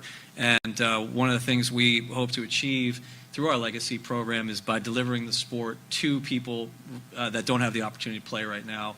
And it's a great way to grow the game. I know those are huge parts of the programs that the mayor and the judge are working on. And again, now we have an opportunity to collaborate on all these issues and make things happen. Hey, great. My name is Alex from Marcel Central America, show dedicated to CONCACAF soccer. You just mentioned grassroots. You mentioned corporate American corporations. Is there any way that FIFA can say we cannot go to any corporation? Is there like a limit for corporations, or people can just come to you guys and say, look, I want to sponsor a soccer field? How would it work? How would you Well, if as a community, any grassroots programs we want to do that are not associated with the World Cup, we can do on our own. There's no restrictions. Correct. Right. And that's happening as we speak. It's already happened, to be honest with you, through our bid. As we go forward, and we work on World Cup issues specifically tied to the World Cup, we have to work with FIFA on commercial elements. They basically control all of that, but we will have some opportunities in there as well. It's a very similar model to the Final Four, the Super Bowl, college football playoffs, all the other major events that come through.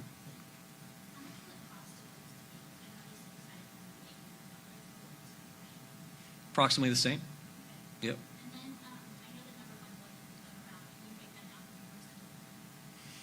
I can't break it down off the top of my head. I don't have that data in front of me, but I can tell you that we had a significantly reputable firm create that report for us, and it's very, very credible data.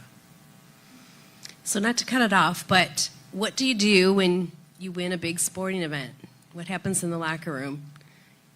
Champagne. So we're going out on the balcony and we're going to spray some champagne. Are you guys ready? All right. All right, let's do it.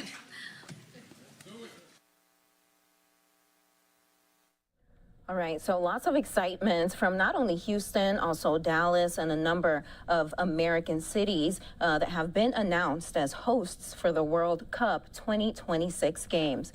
Meantime, coming up after this short break, we'll bring you remarks from Senator Bernie Sanders at a rally tonight in Chicago.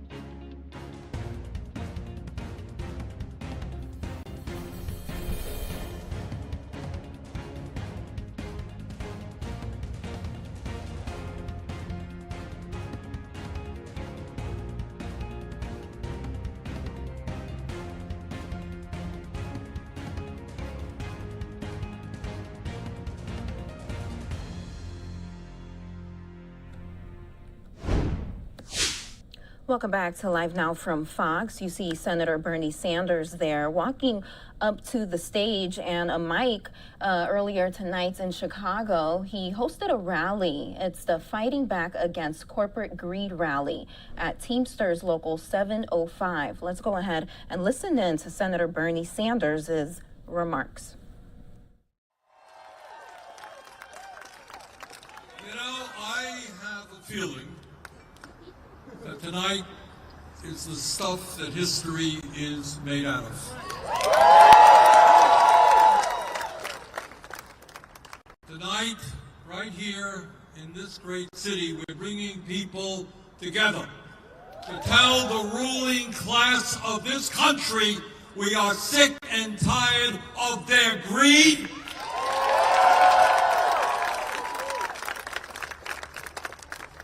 And we're not asking anymore, we are telling them enough is enough. I want to thank Sarah Nelson and Sean O'Brien, two of the strongest progressive trade union leaders in America, for being here.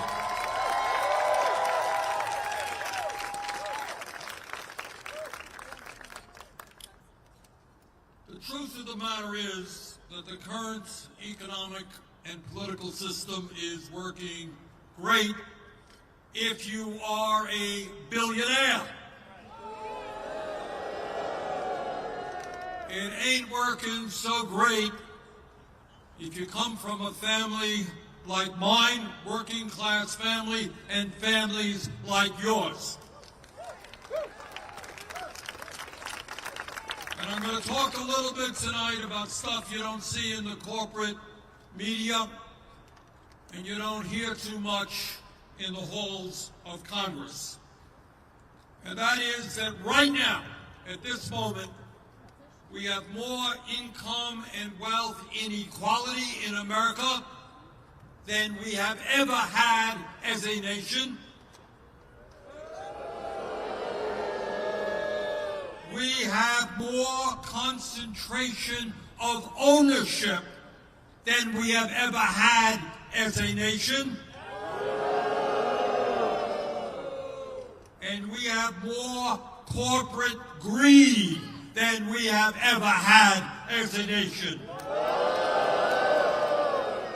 But as Sean just indicated and Sarah has made clear, it is not only a corrupt economic system, it is a corrupt political system as well.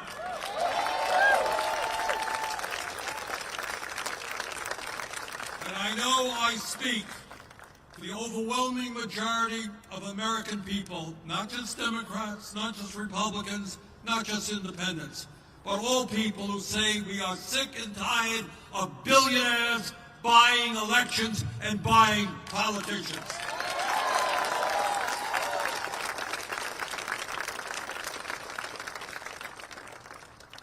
Let me say a little bit about what corporate greed is about. Again, this is the stuff you don't see on television, you're not going to hear in Congress.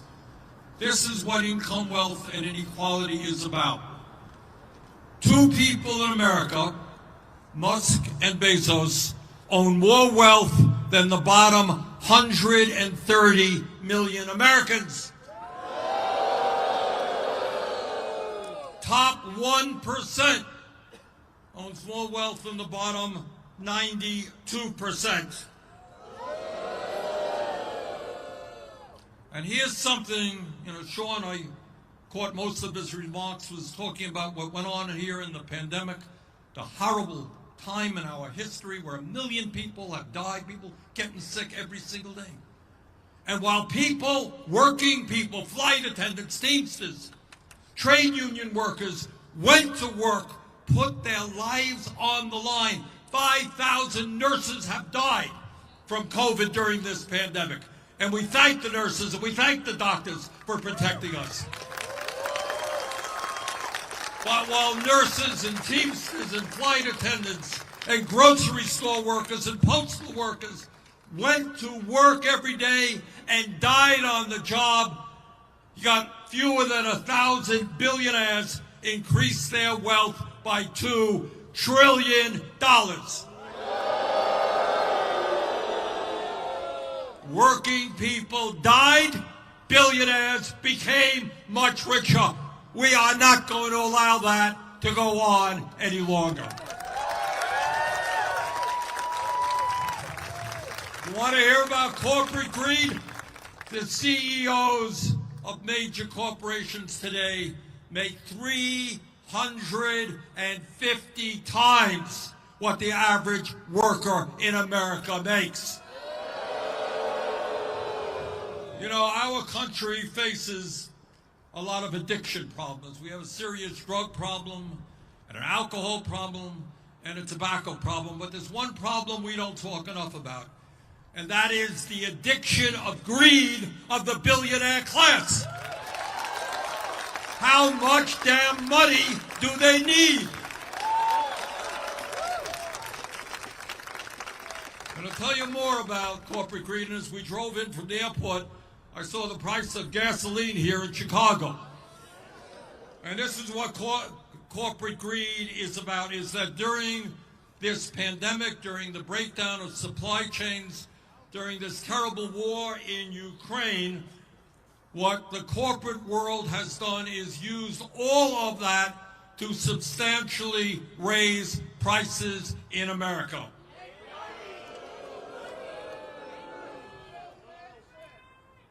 What we are looking at is a situation in terms of gas, and I want you to hear this. Today, in my state, gas is a little over $5 a gallon. Here it's a lot more than that. And you should know that during the first quarter of this year, the oil companies made over $93 billion in profit.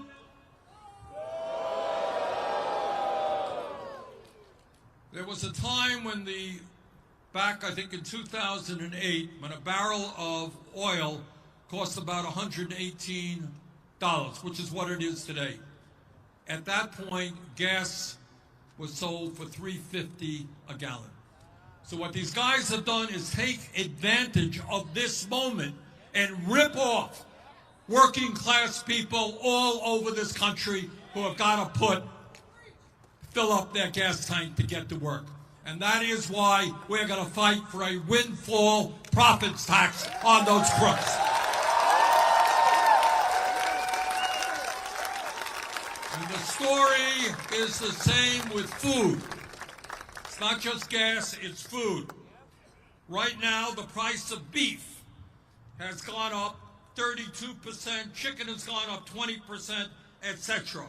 Meanwhile, Tyson Foods saw a 140% increase in their profits last quarter.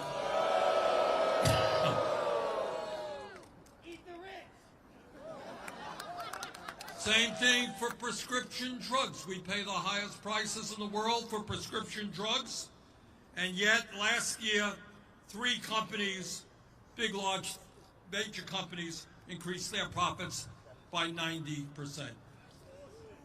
Same thing with the insurance companies. So what we are seeing in America is the standard of living of working people going down while corporate profits are soaring and billionaires are becoming much richer.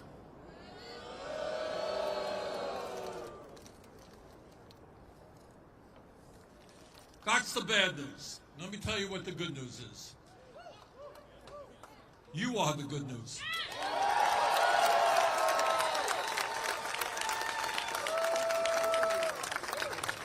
The good news is that all across this country, where you saw very brave people on Staten Island and Amazon stand up and take on Jeff Bezos and win,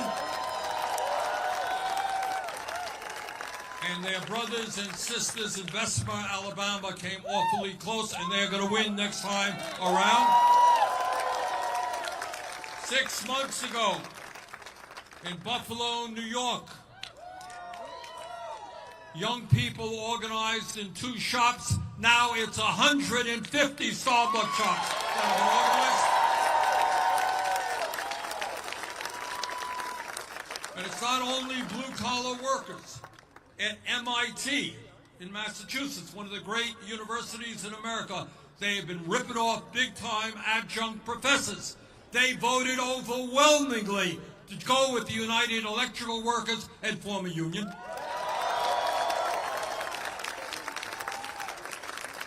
In my own city of Burlington, Vermont, resident doctors, the young people who are doctors who are working in hospitals, they're working 70, 80 hours a week.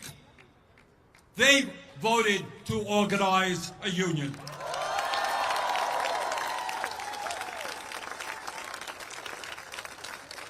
Now, in terms of union organizing, there are a couple of things that we have got to be clear about. We know what Bezos is doing at Amazon. We know what Schultz is doing at Starbucks. Their strategy is very clear. And that is they're going to stall and stall and stall. You vote for a union and they're going to have lawyers all over the place to make sure you don't get a first contract. And that is why, among other things, we have got to pass the PRO Act, because we are sick and tired of companies intimidating and threatening their workers. Workers get fired because they're involved in union organizing. Companies threaten to leave the country when workers are attempting to organize. So we say to Bezos and to Schultz and to all of those guys, one way or another, your companies are going to be organized.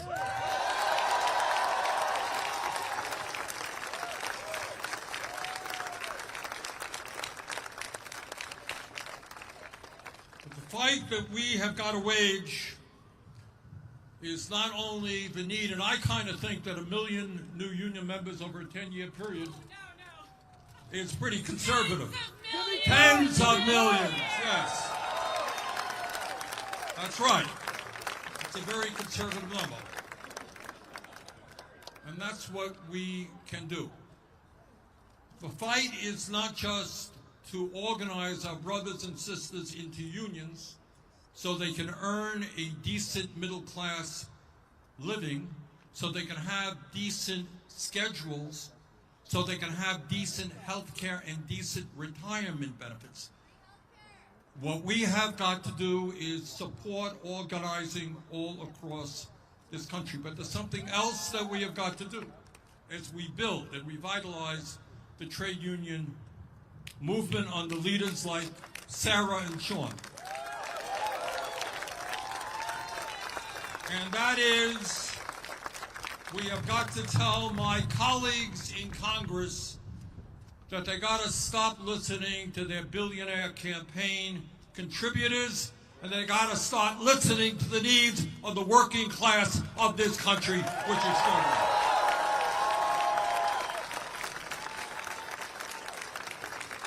What does that mean? And we have got to have an agenda. We've got to bring that agenda to every household in America. What does a progressive agenda mean? It means that health care in America must be a human right, not a privilege. And that means that we join every other major country on earth and guarantee health care to all as a human right through Medicare for all. It means that we tell the drug companies we're not going to continue paying by far the highest prices in the world for prescription drugs. We're going to have Medicare negotiating prices, cut prescription drug costs by 50%.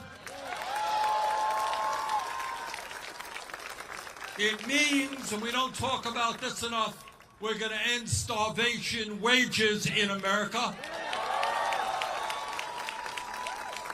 There are millions of American workers right now working for $8, $9, $10 an hour. I don't know how anyone lives on those starvation wages. And we got a federal minimum wage of $7.25 an hour. We've got to raise that minimum wage to a living wage. And that means more than $15 an hour.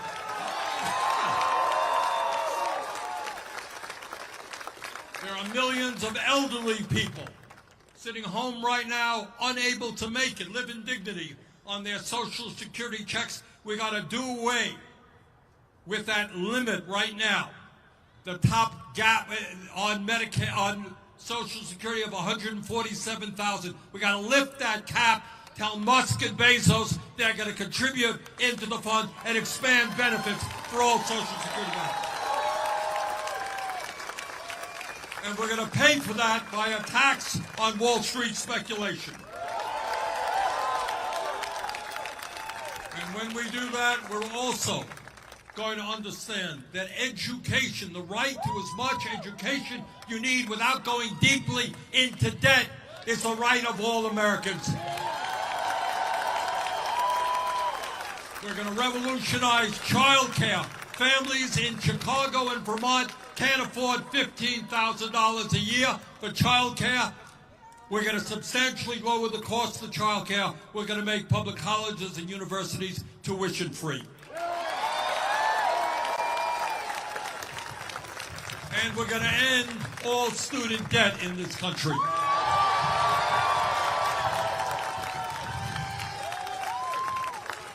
And if you can believe it, today we are the only major country on earth that does not guarantee paid family and medical leave. How barbaric is that? There are women who give birth and go back to work a week later because they need that paycheck. There are moms and dads who have to make the choice about whether they get fired from their jobs or they take care of a sick child. That is not what takes place in a civilized society. Minimum 12 weeks paid family and medical leave.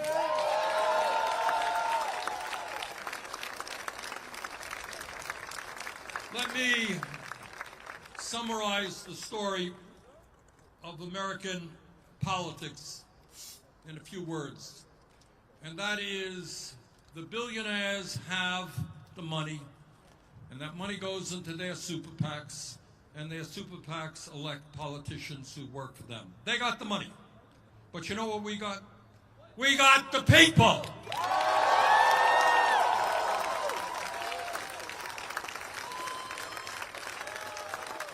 And building the trade union movement is not just workers earning better wages and benefits and working conditions.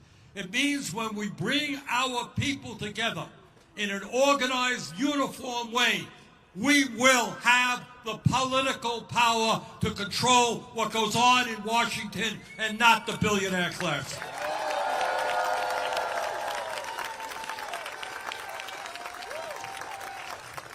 Brothers and sisters, thank you very much for all that you do at the shop level and out on the streets and grassroots organizing. I believe from the bottom of my heart, and I have been, like Sean, all over, and like Sarah, all over this country, and talked at God knows how many rallies. The American people are prepared right now to stand up, fight back, and take power. This is not easy. Real change is never easy. History of America, you know, people have fought and died in the trade union movement, in the women's movement, the civil rights movement. None of this stuff is easy, and don't kid yourself, it ain't gonna happen tomorrow. But I have zero doubt that if we stand together and not let the demagogues divide us up by the color of our skin or where we were born or what our sexual orientation might be, that if we stand together around an agenda that says that this country belongs to all of us and not Bezos, not Musk, not the billionaire class.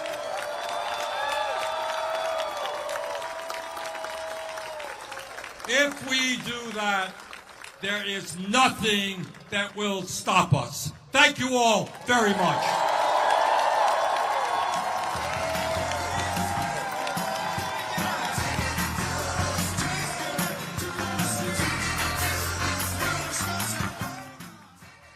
Once again, Senator Bernie Sanders out in Chicago there for this rally. He wasn't the only one rallying today. Also, Governor Abbott out in Texas speaking with Republicans at the Texas Convention Center in Houston. So we like to keep it pretty even here on Live Now from Fox. Show you lawmakers from both sides of the aisle. One thing that they all are coming together on right now, though, is inflation. A live look from Capitol Hill. When we come back, we'll be talking about what the Biden administration is facing at this point in time and how he plans to curb inflation through hiking the interest rate. We'll be back.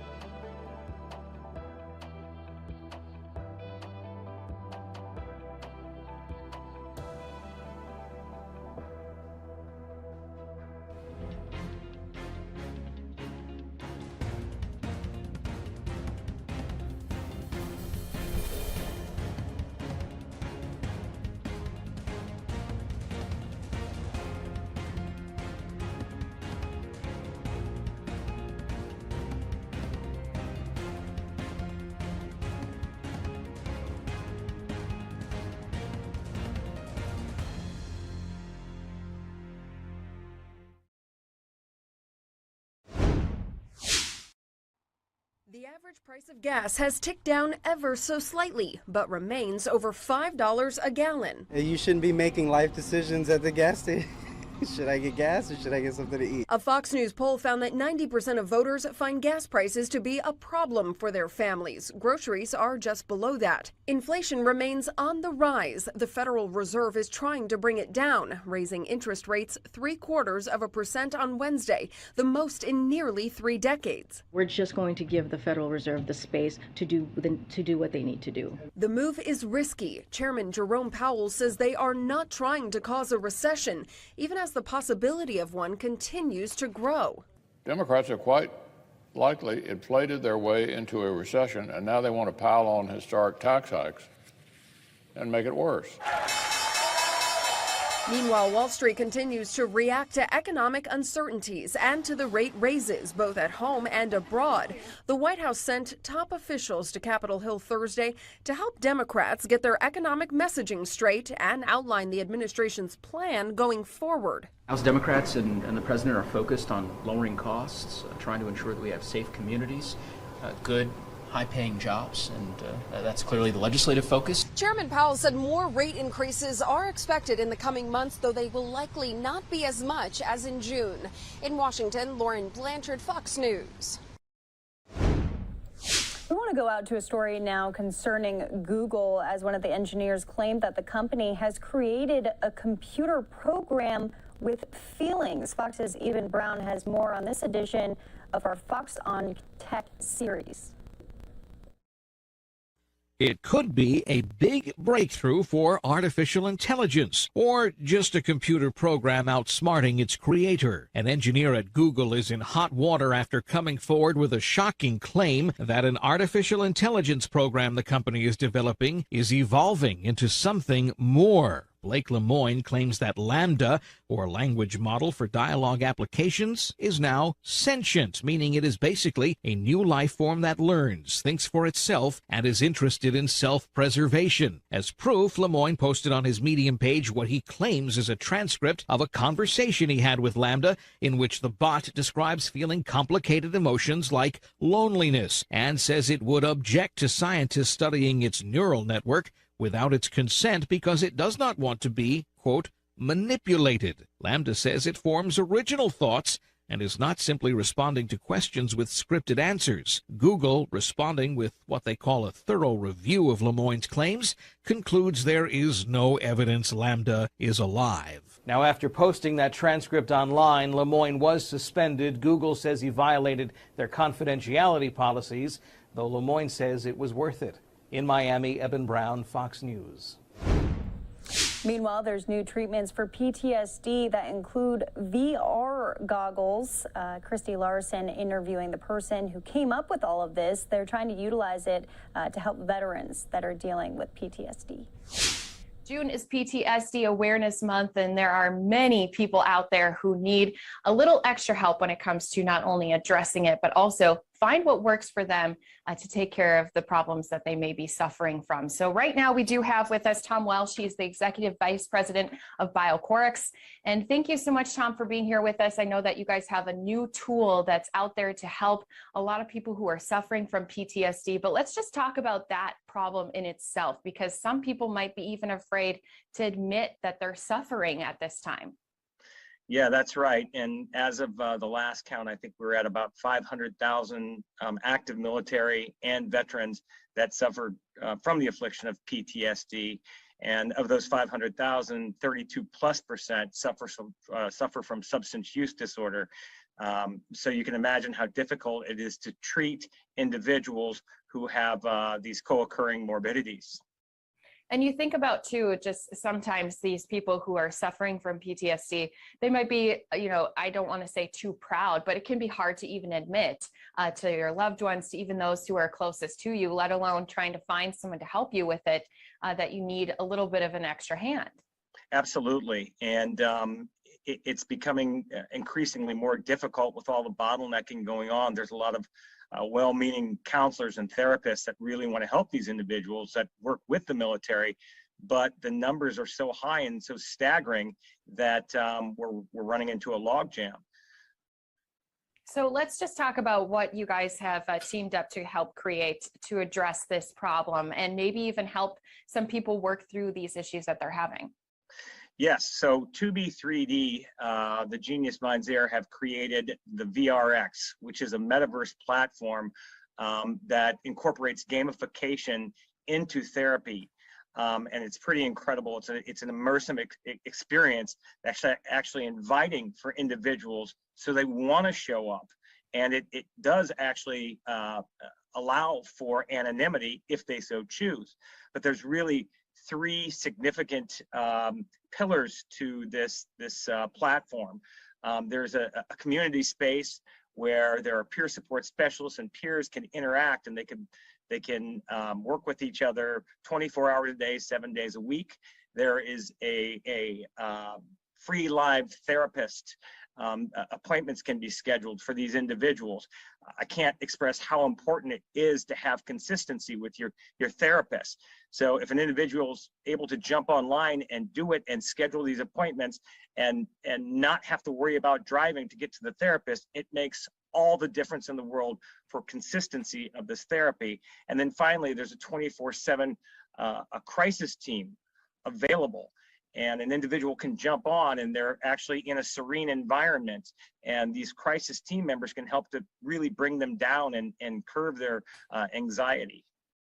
So when we're talking about VR, a lot of people think of the headsets that they're wearing and they're going to an amusement park and riding on a roller coaster. Talk about what these veterans, what these people are actually going to be seeing, because I know you said that there's different options out there for them to go and enjoy, especially if they are having an episode, something that can help kind of work them through that episode. Yeah, exactly. And again, if you're walking into an environment where you're anxious and you have an ocean in the background and palm trees and a breeze going, it's certainly going to make a difference in the way that your perception is. And again, you're immersed in this metaverse. So it's really quite revolutionary what they're doing. So talk about that metaverse aspect versus going to see a therapist, in person. What you've kind of seen with some of the people who've already been doing this, are they more open to sharing if they do feel like there's a little bit of protection to their identity? Sure, absolutely there can be. I think it's important that we're giving them the option to be anonymous and to express what they need to express to those therapists within those meetings. Part of what we do on the BioCorrect side is we're supplying a cognitive behavioral therapy program for those people who are suffering from the substance use disorder. So again, it's hard to treat someone for PTSD if they're also suffering from substance use disorder. So we've got a 35 module program that will be implemented into this universe, and they'll be able to actually pluck out portions of this module as NFTs and work with their therapists and their peers on this. Well, and something that you mentioned to me as well is just how immediate the help can be for them to be able to just put on the headset and right away be able to talk with some of their own peers or maybe talk with someone from that crisis line. Yeah, absolutely. I mean, think about the number of people that cancel their appointments because they're suffering from depression as a result of PTSD or of substance use disorder. So now it really is as simple as walking over, sitting down, putting on your headset, and having access 24 hours a day, 7 days a week to someone who might be suffering the same thing you are. And as you said too, sometimes going through the system and trying to work that way, it gets backlogged, or maybe then you get pushed back or you get rescheduled. So this is kind of solving some of those problems that veterans might be running into as well. Yes, absolutely. And our whole goal obviously is to get people well and to cut back on the suicide rates. Actually, boy, wouldn't it be great to eliminate suicide altogether? I mean, I think the last stats I saw were 2019, where there were still over 6,200 veteran and military suicides, which is way too much. So when we're talking about this problem, these veterans are committing suicide because they aren't able to be able to address and work through some of the issues that they might be having. When you guys came together and you made this solution of let's start, a different way to help address these problems, how did you kind of form what should be added in, what should be kind of left out? Because I'm sure there was a lot of ideas that were bouncing around. Well, for us, on the substance use disorder side, it was simple. We've been working with independent physicians and centers all over the U.S. for over 10 years at BioCorrex with our beat addiction recovery program. So traditionally, we've used our medications, we've used cognitive behavioral therapy programs that we've designed, and we've used peer support with peer support apps. So as far as we were concerned, it was a no-brainer to take those cognitive behavioral therapy modules and put them into the metaverse so that they can be easily accessed by these individuals. As far as the PTSD side is concerned, there are a number of experts that 2B3D has worked with and they've engaged with, so they really know what aspects to touch base on. So when people are listening in and they might be thinking, hey, this could be one more way I could try to work through some of the PTSD that I've been suffering from, how do you kind of help walk them through, here's what we do and here's how you get your hands on it? Because as we've said, this could just be one more option of a way to try to see if it works for you, because not everyone's always the same. Yeah, absolutely. And hopefully Q4, 2B3D will be launching this officially, and they'll be doing a outreach program to let veterans and active military know that this is available, that this is easy to access and at their fingertips, and it's going to be a game changer. Yeah, and everyone is starting to get into that metaverse, so it's only good to see that it's not going to be just somewhere to escape, to have fun. It can be somewhere where you can go and still work on some self-progress as well. Absolutely. And then, our ultimate goal would be to have the individual go see their doctor, go get their medication, whether it be one of the medications BioCorrex is currently taking through FDA approval or whatever their doctor prescribes, get their VR goggles and their headset and send them home so they could start their behavioral wellness journey. Yeah, I'm sure that's something too. A lot of people wonder is, if you're just having them go online, how are they going to get help on the outside world too? But it's all part of working together. It's not just one solution. I mean, there's so many parts when it comes to addressing PTSD. Yep, it's all about streamlining the solution as well and making it accessible and removing as many hurdles as we can. So as people are learning a little bit more about your companies that have teamed up here together, anything you think important to mention when it comes to talking about this new tool to help people, especially as you mentioned, when they could be something so immediate that they needed to address right in that moment, right in that night terror, or right there, and that when they're having, some problems with reaching for those substances. Yeah, it sounds cliche, but you're not alone. Reach out. There are other people that feel the way you do, and they understand, and they've gotten through it, and they're there to help, and we've got experts there to help. You have to reach out. That's the most important thing you can do. You're not going to be able to do it on your own. Work with the experts. Right. And as you mentioned, I mean, it's just one more way that we can all try to help bring more awareness to these issues, especially when it comes to helping care for our veterans after they're home and they need just a little extra helping hand. This could just be one more way that we can reach out that hand to them. That's exactly right. When they sign up for the military, they're signing up to take care of us. It's our turn to take care of them. Right. And just this could be one more way to do so. I'm excited to see once that outreach happens, once more veterans are getting these VR sets in their hands. So again, Tom Welsh here with us with BioCorrex. Thank you so much for explaining a little bit more into what this tool is. And hopefully some people can find it helpful and also work through those issues that they may be facing here today. Absolutely. Thank you very much for getting the word out.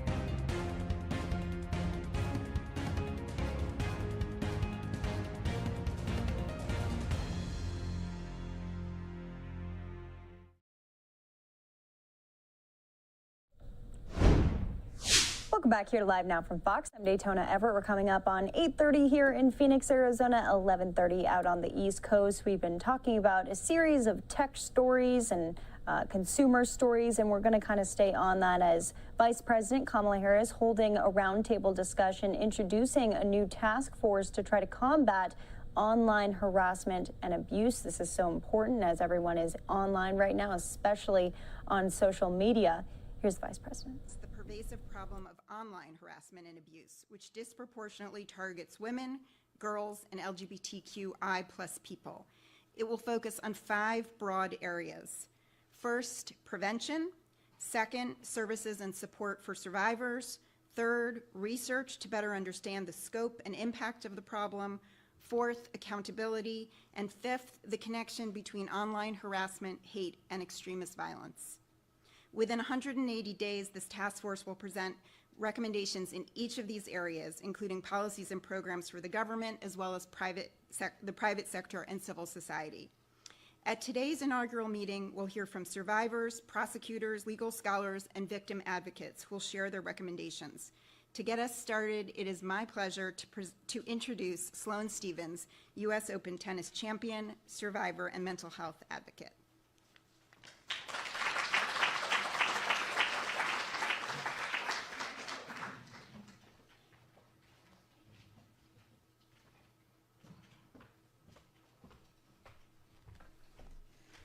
Thank you for the opportunity to speak today. I'm humbled to share the stage with these incredible survivors, and I'm hopeful that our collective voices can help address this issue. Many of you might first associate me with being a professional tennis player, which of course is my day job, but is not the sum of who I am. I'm a daughter, a sister, a wife, and I am more than an athlete, more than a label. Yet all of that is disregarded when people online seek to harass me and harm me. No matter whether I win or lose, someone online is mad and they will make it known. There have been times when I'm walking off the court after a loss and not even thinking about anything related to tennis, and I'm just worried to see what will be on the other end of my phone because I know what will be waiting for me when I unlock it. People know where I live and everything that I do. I have been harassed and very credibly threatened. I understand that I'm a public figure, so this comes with the scope of my work. But that access and exposure should never come at the expense of my safety. It is so triggering to constantly advocate for myself and relive the trauma of these messages while knowing I'm getting more messages because I'm speaking up. No matter the emojis I block or the filters I put in place, I've learned that if someone is determined to be abusive and threatening, they will get very creative. But I love social media, I love being online, and I use these platforms every day to keep up with my loved ones and have direct dialogue with my community. I'm constantly sharing memes and posts with my friends, and in that same inbox there are people threatening to harm me. When I went public with my experience after last year's US Open, I was shocked by the outrage and the outpouring of support. It was baffling to me because this has been my daily lived experience for over a decade. Out of sheer survival, I've spent my career trying to desensitize myself on how unacceptable this is, escalating to authorities when credible, and constantly in therapy to process. But then I thought about all the people out there who don't have a team filtering their messages or a direct line to law enforcement or access to mental health services. What about them? What about the young boys and girls and people of color, or anyone that's terrified that they will be harmed or are driven to harm themselves? I'm here today for them. I use my platform to have direct conversations with tech companies, fellow athletes, and anyone who thought I might have some power to influence the situation. This is how I arrived today here at the White House. I hope that by hearing these stories and bringing decision makers together, we can make a difference for everyone, no matter the size of their platform. It is now my pleasure to introduce someone who inspires and motivates me as a Black woman, an advocate, and a trailblazer, someone who has dedicated her entire career to fighting for survivors of abuse and led the way in shining a light on cyber exploitation years before it was even an issue in the public's radar. The Vice President of the United States, Kamala Harris. Thank you, Madam Vice President, for all you have done and continue to do. Hi. How are you? Thank you. Thank you. I appreciate it. Gift of your time. Thank you. I appreciate it. You look so beautiful today. Thank you. I appreciate it. I'll take my stack. Please have a seat. Hi, everyone. Well, let me start by saying it is so good to be with our Attorney General, Merrick Garland, our Surgeon General, Vivek Murthy, and Gender Policy Council, where is she? Director Jennifer Klein. and all the members of the task force. Thank you all for the work you do, for the extraordinary work that you do. Sloan, thank you for your courage. It takes a lot to put yourself out there as a public figure, period, but then to speak out about something so many people, regardless of gender, are experiencing. So thank you for your leadership. Thank you. And to all the other survivors who are here today, you motivate us, you inspire us, and you are the voice of so many people who are in this room because of the voice that you express around these issues. And so I thank you for that and your strength and your sense of purpose. And in particular, I also want to acknowledge Matthew and Francesca. So I know it is not easy to talk about what you've experienced. And as all of you know, most of my career I spent it as a prosecutor. And the majority of that time I was focused on crimes affecting women and children, crimes that involved sexual abuse. And in many of the cases, in particular when they were going to trial and we were prepared to go to trial, I'd sit down for extensive periods of time to talk with the survivors about their case and talk with them about what it would be like when they were going to walk out of my office and walk down the hall and walk into a courtroom. And for some, as you all know, it was impossible to imagine what it would mean to speak publicly about what they'd been through when, you know, most don't want to even speak about it in private. But every time, I have to tell you, I was inspired by their bravery for so many reasons, both because of the courage it takes to tell a story that is informed by some of the most horrible experiences, but also informed by such pain. But I was also inspired because, again, the courage that it takes to be that voice. You know, when I would prosecute a case, and the prosecutors here know that, it was I would stand in front of the jury, and I would say, Kamala Harris for the people. And the charging document would not be the name of the victim or survivor versus the defendant. It was the people versus. Because you see, in our form of justice, we have rightly said that individual should not be made to fight alone. A harm against her, against him, against them is a harm against all of us as a society. And so it is with that spirit that we are doing the work we are doing today to convene and to inaugurate this task force. Understanding this affects all of us if it affects any one of us. And we, therefore, all of us, have a responsibility to stand together, to support those who have gone through this, but to also recognize they shouldn't have to be alone fighting on this issue. So that's the spirit with which we convene today, and the spirit with which we are doing this work. And I will tell you, as Attorney General, many of you know when I was in California, I prosecuted the first case in the country of an operator of a cyber exploitation website. And I'll never forget, you know, my office was mostly in Sacramento, and we were dealing with a case, if you know, California, in another part of the state, and I flew down to meet with the person who was actually handling the case I went through the files to see where were we, what was going on, what were we going to do about this case. Because it was, in many ways, a case of first impression, although it wasn't, when we thought about the pathology of what was at play, when we thought about the, you know, we call it the MO, modus operandi, right? When we talked about and thought about how it was being done, what was motivating it, and how it was making that victim and that survivor feel. So, yes, it was the first in the nation, but we'd seen that kind of stuff before. The point was that we needed to update and upgrade ourselves as law enforcement and as the criminal justice system, as a justice system, to recognize where it is now occurring and update our approach to deal with it in all places where it exists in a way that causes harm and pain and injury. And so that website in particular, what it did is it let people upload sexually explicit photographs of their former partners, the photographs that were taken and shared with consent in a consensual relationship, But of course, what ended up happening is that one of those partners, usually in that relationship, had a grudge or an issue or a motivation to embarrass or to harm, and would allow the photograph to be posted with the explicit intent, certainly with the implicit effect, of trying to embarrass and degrade and hurt and cause pain and attract judgment to that individual. Well, in that case, I'm happy to report that the person who ran that website went to prison, because I do believe that there should be consequence for behaviors that harm other human beings. But this kind of justice is still so rare, because many of our laws have not caught up with the advances in technology. So as a United States Senator, I introduced legislation to make these acts a federal crime.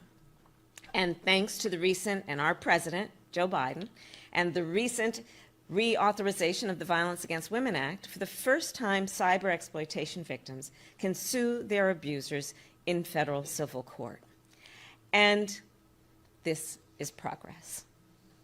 Yet, we still have so much more work to do to protect people from online harassment and abuse, which is why the work of this task force is so important.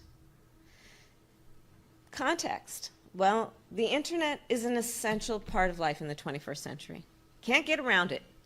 Can't get around without it. And for far too many people, and Sloan told her story, the internet is a place of fear. 1 in 3 women under the age of 35 report being sexually harassed online. Over half of the LGBTQ+ people in our country are survivors of severe harassment. Nearly 1 in 4 Asian Americans report being called an offensive name, usually motivated by racism, being called an offensive name online. And Black people who have been harassed online in our country are 3 times more likely to be targeted, again, because of their race.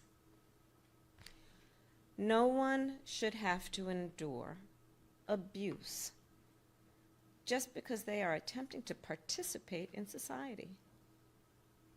Of course, the impact of this abuse extends beyond the ability to use the internet system and the power of the internet without fear.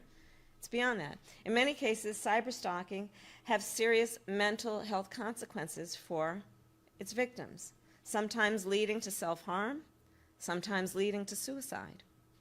And we continue to see how some acts of mass violence, the most recent included, have followed expressions of online hate and abuse. The white supremacist who murdered 10 Black people in Buffalo, New York, was first radicalized, by all accounts, online.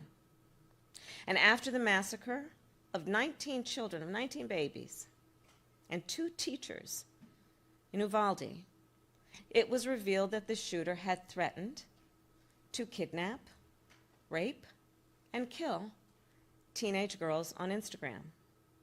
One of the girls he harassed described the abuse, I quote, as just how online is. Think about that. Hate has become so common on the internet that as a society, it's kind of becoming normalized. And for users, some might say unavoidable. Recent events have also made it clear that we face new threats. Earlier this week, I met with a group of legal experts about how overturning Roe v. Wade will impact the right to privacy. Now, just think about this. In states where abortion is criminalized, an abuser could purchase a woman's location history through a data broker. This is a realistic scenario. So that was a portion of Vice President Kamala Harris's remarks on creating that task force to try to combat online harassment. There's Sloane Stephens, the tennis star, being very raw and authentic with what she has gone through. So some pretty staggering statistics when it comes to online harassment there. Well, we're going to take a quick break. When we come back, we are going out to Montana, where unfortunately they're still dealing with the aftermath and cleanup underway at Yellowstone National Park because of historic flooding. We'll get the latest from Fox Weather's Max Gordon.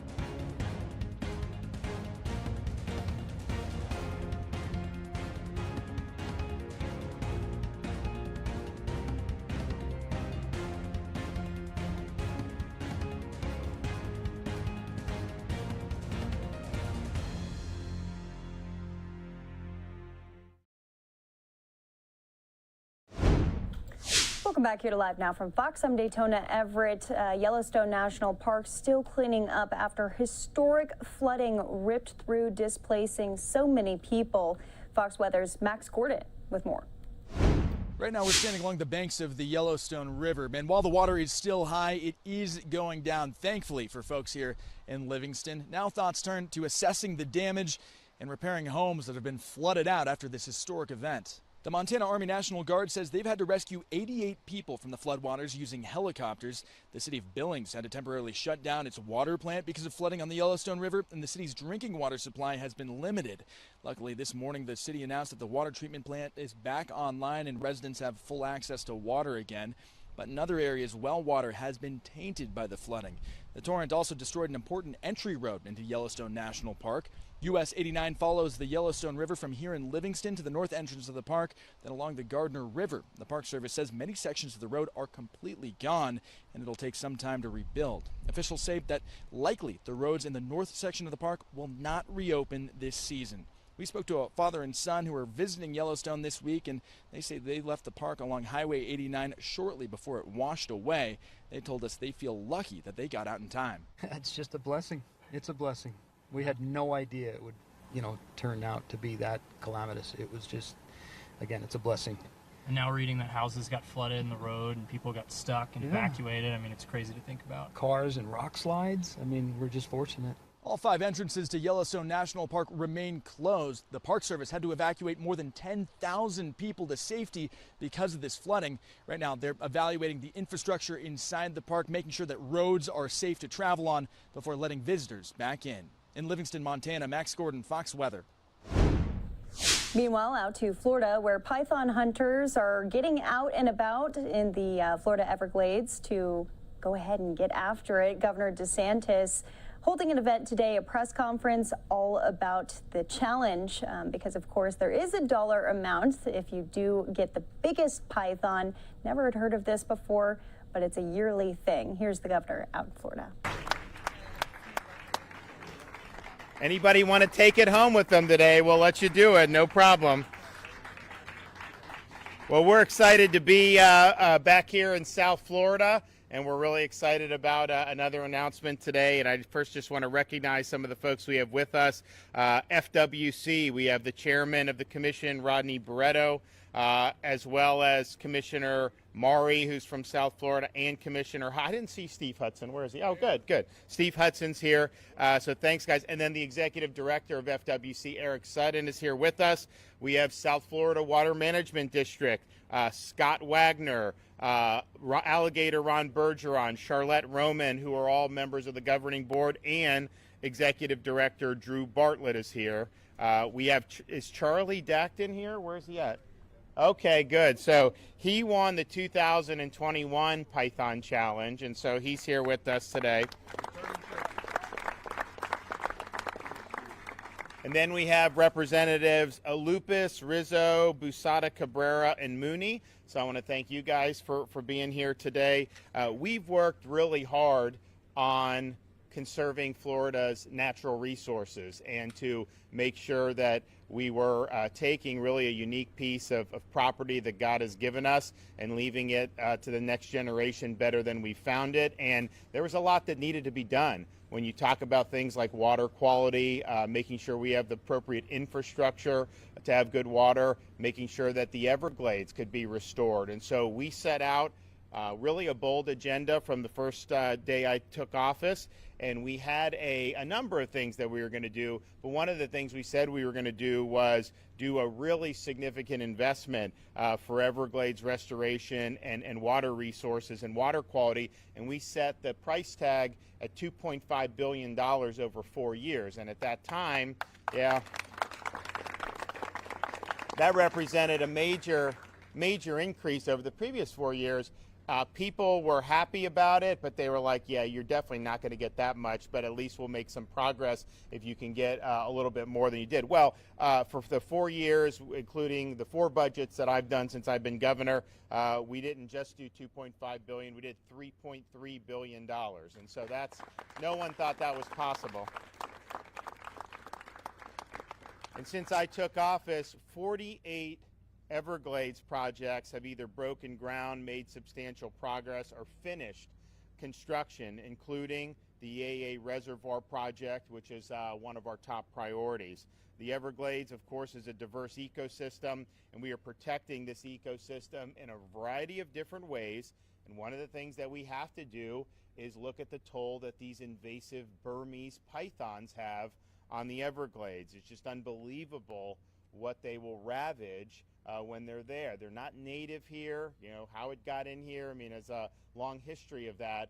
But the reality is they can exact serious destruction on the overall ecosystem. And so for us, we viewed this as a challenge. We understood that there had been some efforts in the past, but we really wanted to supercharge those efforts and get more and more pythons out of the Everglades so that the rest of our wildlife there could thrive. And so what we did since I've been governor, we've put resources in this budget is far and away the most we've ever had. You know, we have $3 million just for python removal. And so that's going to really help us continue doing what we're doing. And part of it is making sure that you have the different types of technology, because the thing is if it was easy to just see these pythons, then it wouldn't be a big deal. But it's very difficult to see them and detect them. And we have money in part. I mean, there's a bunch of different things we're doing, contractors, all this other stuff. But we are putting money to develop better tools and technologies so that you can detect and remove more efficiently and more easily. I know that they've done near-infrared cameras are being deployed to detect these pythons, and so we're putting a lot on the line to be able to do it, and so we're proud of that. We're also proud of our being here for our announcement here today, and this is something that has generated interest not just throughout southern Florida, not just throughout the state of Florida. It generates interest all over the United States and even in other places around the world, and that is our annual Python Challenge. And so today I'm announcing that registration is now open for the 2022 Florida Python Challenge, and that challenge will run from August 5th through August 14th, and it'll be hosted by the Florida Fish and Wildlife Conservation Commission and the South Florida Water Management District. So this challenge, Python Challenge, allows the public to engage direct, hands-on in Everglades restoration. You can win prizes, and of course, you will be doing a public service. And so we have both pros at this. You know, you look at some folks, I mean, we got people like Alligator Ron that know their way around these parts. You know, you have others that are doing it even for the first time. Now, what you do have to do is you have to take an online training course in order to register for the competition. There will be cash prizes given for the longest python, as well as a prize for the most pythons caught and removed. So most pythons, you get $2,500 grand prize. Longest python, $1,500 grand prize. And we will also provide additional prizes for military and veterans who will participate. So if you want more information on this, you can register at flpythonchallenge.org. Again, flpythonchallenge.org. The competition also supports future conservation efforts by helping the state gather size and location data on pythons, as well as to help educate the public on this invasive species. So last year, 223 pythons were removed from the Everglades, and more than 600 people participated from over 25 different states. In 2021, our ultimate grand prize winner, who I mentioned, Charlie Docton, removed a record 41 pythons all by himself.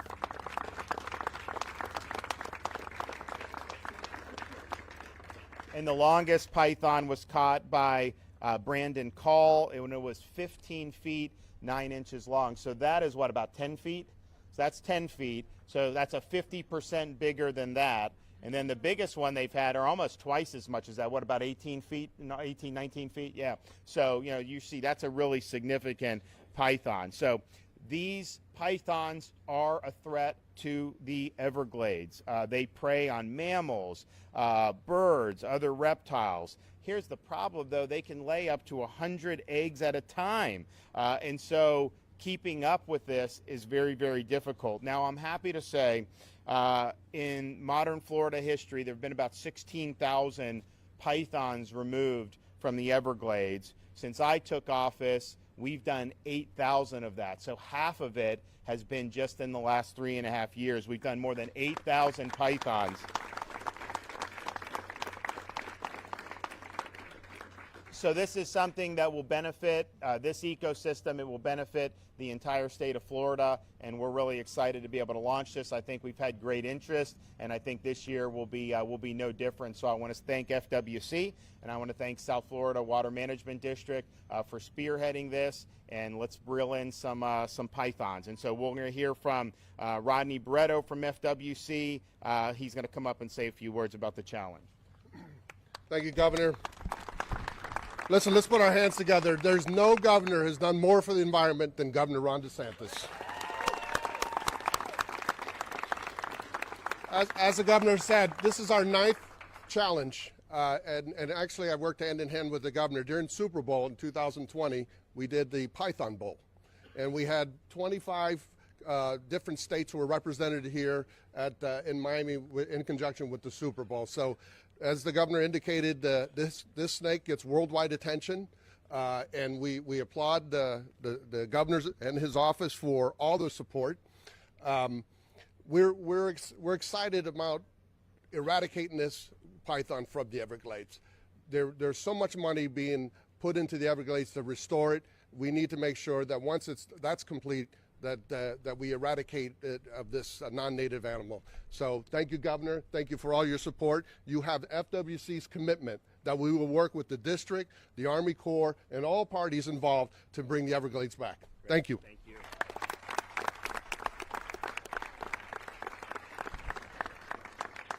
All right, Executive Director, FWC, Eric Sutton. Thank you, Governor. Thank you, Chairman. It's a pleasure to be here. It's an honor to be here. I won't take much time.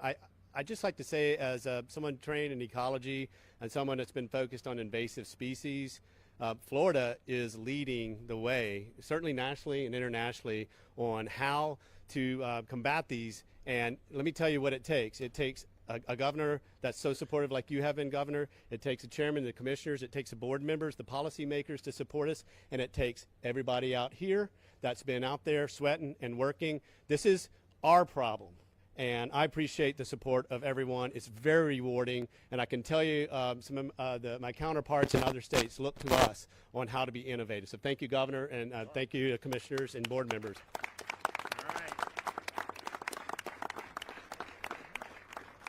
All right, and then one of our board members of South Florida Water Management District, Alligator Ron Bergeron.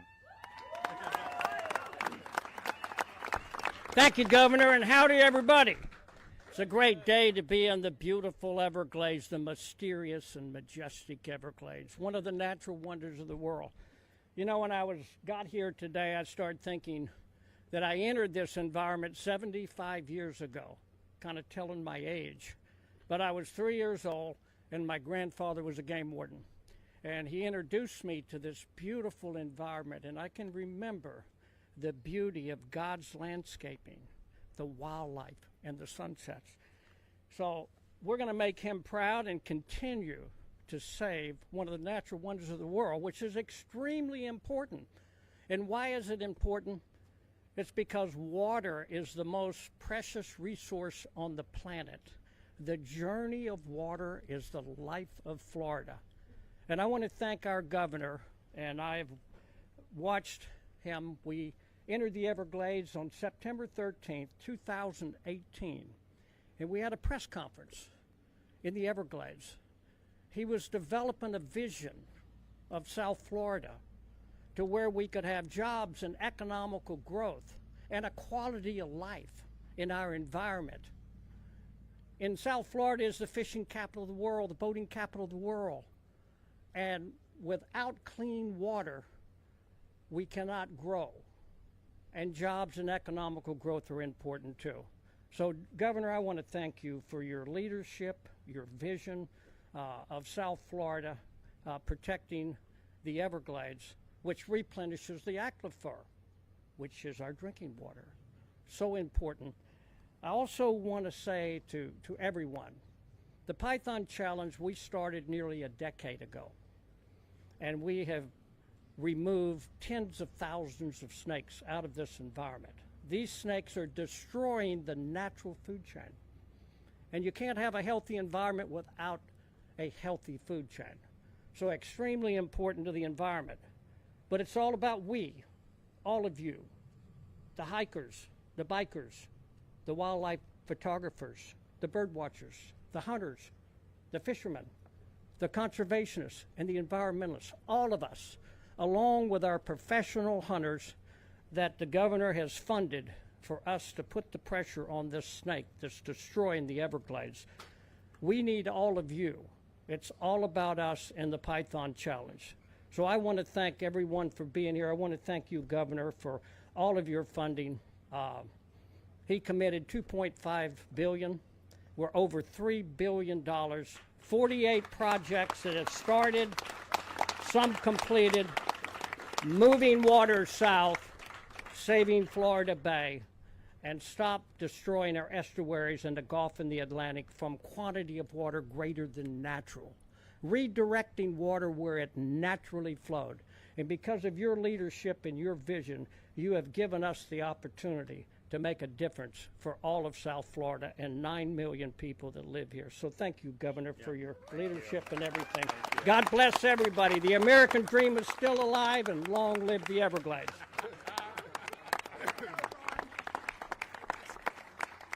All right, so I want to thank everybody, and we're excited about the challenge, and we're going to continue to offer support for, of course, Everglades restoration writ large, but particularly this Python mission, because it is important, and the last thing we want to do is spend a lot of your tax dollars doing a lot of things to improve the infrastructure, the water flow only to have the pythons ruin everything for future generations. And so we're working hard on that now. You're going to have a demonstration. Where are you going to do the demonstration? Where are they going to do it at?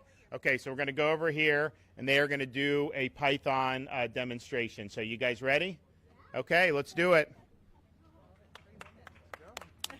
All right, we are going to step away from that press conference there with Governor DeSantis and local officials as that Python challenge gets underway with, of course, a dollar amount, a dollar prize for the winner who can find the longest python. So good luck to all of those competitors. Also want to let everyone know the NBA Finals are over. The Warriors beat the Celtics 103-90, winning their 4th NBA title in 8 years. Curry scoring 34 points and was named the MVP of the game. So that is the news coming out of the NBA Finals there. Of course, the Bay Area excited about this. I'm sure we'll hopefully be getting more in through the rest of the evening from our Fox 2 Bay Area team.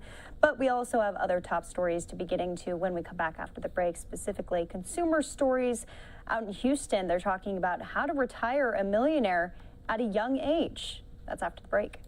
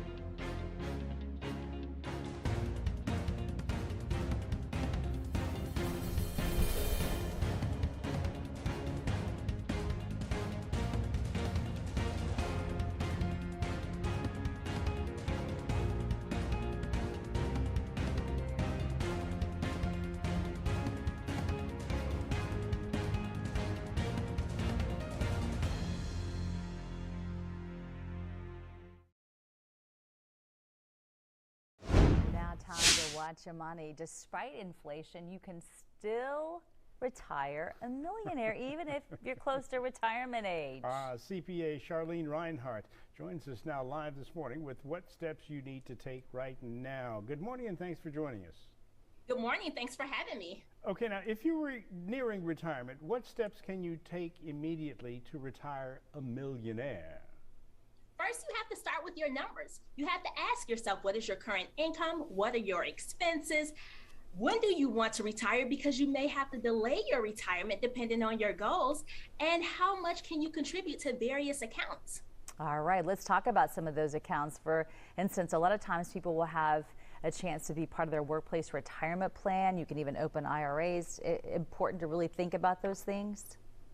Is very important. So you can probably build wealth at work through your employer-sponsored retirement plans. You have your 403B, thrift savings plan, 401k.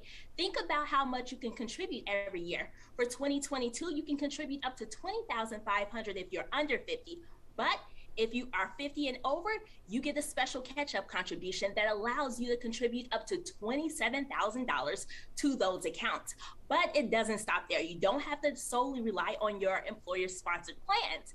You can take advantage of IRAs, individual retirement accounts, like your traditional IRA and your Roth IRA. You can contribute up to $6,000 if you're under 50, but that special contribution also applies here. You can contribute up to $7,000 if you are 50 and over. Okay, so what about the brokerage accounts that you might have stashed away on the side? Don't leave behind those brokerage accounts, because those retirement accounts do have annual limits. You have the freedom and flexibility to tuck away as much as you want in your taxable brokerage accounts. And you can invest in assets that align with what you want. You can also open up self-directed accounts to help you on your journey. All of these sound like great ideas and just chipping away at it, saving it one penny at a time. But what about the impact of inflation? It seems like it's making it a lot harder for people to save right now. Inflation may make it harder, but it's not impossible. You just may have to reshuffle your deck. That may mean delaying retirement, adding on 5 more years to your retirement date, or increasing your savings rate. It's just a numbers game. Focus on what you can control, and then allow everything else to fit into your plan. That's what it's about. Is there anything else that you can tell us that we need to do before we retire? Plant your seeds now. What happens today will impact tomorrow. So seeds, self-reflection, think about where you want to be during retirement and use those numbers to get you there. E, education, find out which accounts will get you to your goal. E, economy, think about that in your overall plan. D, diversification. You want to diversify your assets and think about the income potential of your portfolio, such as dividend paying assets. And S, always have a strategy that can get you towards your goals. All right, now, again, great ideas, but what if you don't make enough to possibly be a millionaire? Is it time to start thinking about another job, perhaps? Because there are a lot of them out there right now. There are so many jobs, and that's a great idea. Think about how you can increase your income. How can you boost your skills in the marketplace so that you can demand more money from your job or for a side gig? And then you can also decrease your expenses if that's possible. So look at the income and expenses so that you can get closer to your goal. Great information. Kathleen Reinhardt, thank you so very much for giving us the information that we really need before we retire. All right, Fox 26 in Houston right there. A great breakdown of things that you can be doing, especially as inflation is so high. Inflation, unfortunately, also affecting mortgage rates. We just heard from the Fed that they're raising interest rates, which means it is definitely going to spike up mortgage rates as well. Here's breakdown on that from Fox 32 in Chicago. It's 8:17 right now. One of the biggest buys most people make in their life is a home. But if the Federal Reserve's interest rate hikes are making you uneasy about big purchases right now, you know you're not alone. Michelle Bobart's SVP of Mortgage Lending with Guaranteed Rate is joining us to help you out. Good morning to you. Good morning. In transparency, I want to say she helped me to get my little slice of Chicago a few months ago. But we have to say a few months ago because, Michelle, mortgage rates have been on the rise since the beginning of the year. I know the trepidation I had. And should people now keep saving and buy later or go ahead now? Absolutely. It's a great question. I think the key is about perspective, right? So we just came out of the pandemic, and during that time, we were seeing 50-year lows on interest rates. But if you look historically at where rates have been, you will see we are still in low territory. So FreddieMac.com, I always refer clients to. It's a great it shows back from since 1971 what the interest rate trends have been. If you many viewers, your parents or grandparents will let you know that, hey, my first home, I was in the teens, 8, 10, 12, 15%. So, even though now rates have come up since the beginning of the year, there's still the 5%, 6% range is still lower territory historically. Perspective, yeah, that is good perspective. There was a housing crisis in 2007 as well. What's different this time around? Yeah, so lots of key things are different this time. So number one, it's all about supply and demand, economics 101, right? So back in 2007, several things were at play that do not exist today. Number one, risky lending standards. So I always use the rubber band example. When you stretch a rubber band too far, it's eventually going to burst. And that's what happened back in 2007. No money down loans, no income verification loans. You could have bad credit, lots of late payments and still get a mortgage. Since then, when the housing crisis happened, mortgage lending standards got very conservative. So I like to say they got a little too conservative, but then now we've balanced out. And so it's a healthy space of common sense underwriting. Secondly, over the last 15 years, America has been saving, like actually not doing the refinancing, using their home as an ATM machine and doing cash out refinances. So you look at the stats, almost 40%, or almost 60% of America have 60% equity. 40% own their homes free and clear. So that the foreclosure cycle will not happen again. We certainly hope it won't. What will happen to people, the value of people's homes, if we do go into a recession? Sure. Great question. So again, it's all about supply and demand. So when you look at the indicators, millennials represent 30% of the home buying population. So we have half as many housing starts today, but we have 12 million more households than in 2007 that are in need of homes. So we expect over the next 5 years, we aren't even going to catch up with supply and demand. So, even though we've seen double-digit home appreciation, that's going to simmer down. I think they believe this year around 7% and next year about 5% appreciation, but it's going to be healthy, and we're going to continue to see appreciation based on the forecasting for supply and demand. Very interesting. I like your glass half full approach. Michelle Bobart with Guaranteed Rate. We really appreciate your time this morning. Thank you so much. Good to see you.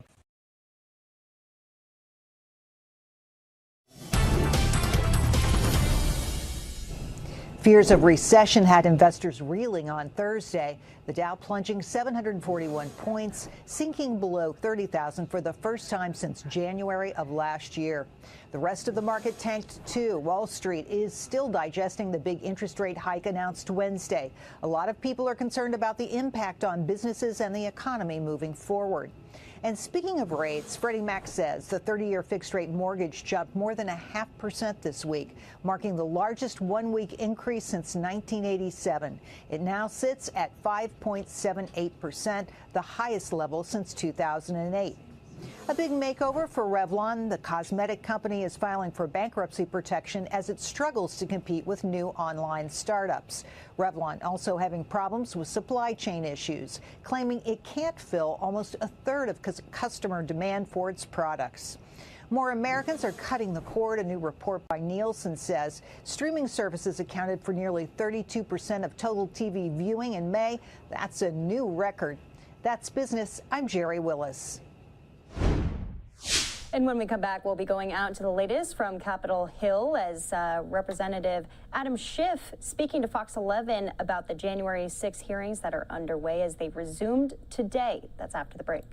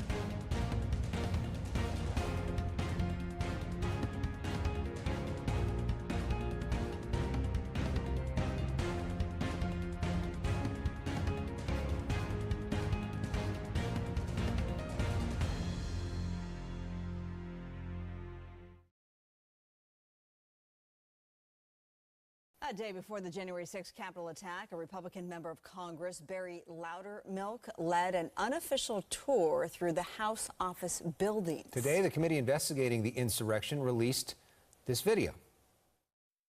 We're coming in like white on rice for Pelosi, Nadler, Schumer, even you, AOC. We're coming to take you out. So one of the guys who took part in the riots and was part of this got a tour of the Capitol just the day before. The video shows his group getting access to areas not typically of interest to tourists. Most people, when they go on the Capitol tour, don't take pictures of the staircases. Let's bring in Congressman Adam Schiff, who is one of the members of the January 6th committee. Congressman, good to have you with us. When you see that, what goes through your mind, and do you have any evidence that Congressman Loudermilk did anything wrong? Well, what goes through my mind is, I've been through those tunnels. I've been through those stairwells. Part of that was the exit route for members of Congress during that attack. And I've never seen people so fascinated with taking photos of stairwells. So it looks very odd, to put it mildly. And of course, the same individual comes back the following day during those attacks on the Capitol. He's marching up to the Capitol, and you just played some of that audio. And what's equally baffling in terms of my Republican colleague, Mr. Loudermilk, is he's not giving tours, period. And then he admitted giving a tour, but said it was a family with small children, basically suggested nothing to see here. The video looks very different than what was represented. So we want him to come in. We'd like to hear his explanation. Perhaps it's an innocent one, but the earlier denials raise some pretty profound questions. Of course, Congressman Loudermilk says that he's already been cleared by U.S. Capitol Police. They looked into this.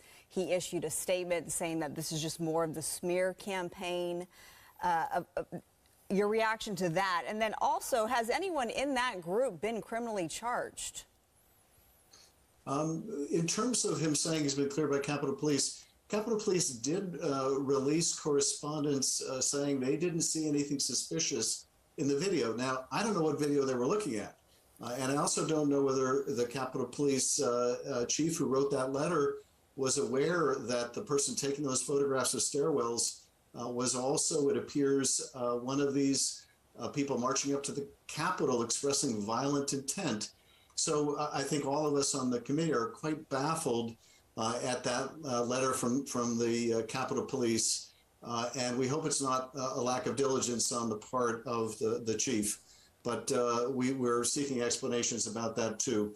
In terms of whether anyone has been charged, that I can't say. But clearly, there's a basis to want to talk to this member of Congress. We have reiterated our request.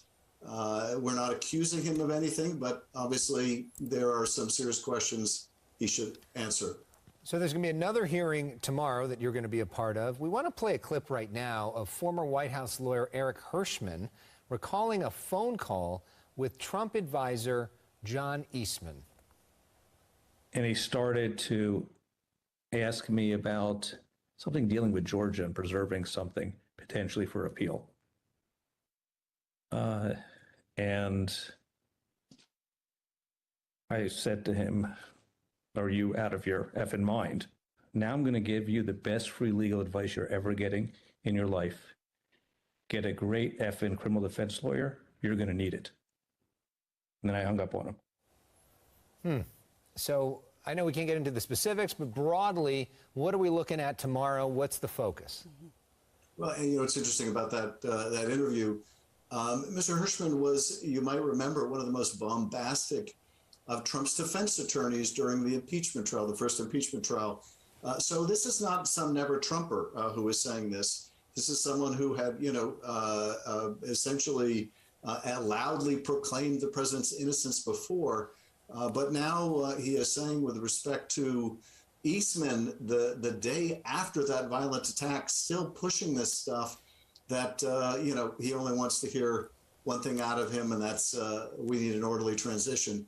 So that's pretty powerful stuff. I think what you're going to hear tomorrow in a hearing focused on the pressure campaign against the vice president is how the vice president's life was put in jeopardy, that of his family as well. There were people chanting, "Hang Mike Pence." They were motivated, I think, by the president's tweets and comments. And it just shows the degree to which the president, Donald Trump, notwithstanding 4 years of loyal service, dutiful, head nodding by the vice president to pretty much everything he wanted to do or say, when he, at the very end, did his constitutional duty, that is, the vice president did his duty, the president turned on him in a way that put his life at risk. We're running out of time. I'm going to ask this as a yes or no. There's 3 more hearings, including tomorrow. Of course, it really comes down to Merrick Garland, the Attorney General. If, in fact, he will prosecute former President Trump, do you expect that to happen? Yes or no? Well, I don't know, but our role is not the prosecutorial one. Our role is to expose the facts and prescribe remedies to protect the country going forward, and that's what we are going to do. I hope the Attorney General is watching. He says that he is, and I believe him. I believe there's evidence for him to investigate the former president. Just as a federal judge in California said, it's likely multiple laws were violated, and I think it's the responsibility of the department to investigate. Congressman Adam Schiff, thank you so much, and we look forward to when you lead the hearings eventually as well. We appreciate the time tonight. Thank you. Okay, so that was a pre-recorded segment from Fox 11 in Los Angeles, kind of previewing that next hearing. Well, that next hearing was today. Fox's Madeline Rivera kind of breaks down what to look for from today's hearing and what to look for in future hearings, as well as this one was primarily focused on the vice president at the time, Mike Pence, and his communication with President Trump. Today's committee hearing concluded with former President Trump being called a, quote, clear and present danger to American democracy, not by Democrats, but by a retired GOP judge. This is constitutional mischief. In testimony before the House Select Committee probing events surrounding January 6, 2 former advisors for Vice President Mike Pence worked to debunk a theory by former Trump lawyer John Eastman that a vice president has the legal authority to overturn an election, despite what the committee called a pressure campaign by President Trump for Mike Pence to do so. Our system nearly failed and our democratic foundation destroyed, but for people like you. The panel tried to lay out how Eastman knew his plan was illegal, even admitting that if the scheme ever went before the Supreme Court, it would lose. He initially started, well, maybe you'd only lose 7-2, but ultimately acknowledged that no, we would lose 9-0. No judge would support his argument. The committee also applauded Pence for ultimately certifying the 2020 election results while casting blame on President Trump for directly contributing to the day's violence, including putting his own vice president's life in danger. New evidence, they say, shows rioters came within 40 feet of Pence as he fled the Senate chamber. Mr. Jacob, did Donald Trump ever call the vice president to check on his safety? He did not. Mr. Jacob, how did Vice President Pence and Mrs. Pence react to that? With frustration. At least 2 more hearings are scheduled for next week, starting on Tuesday. In Washington, Madeline Rivera, Fox News.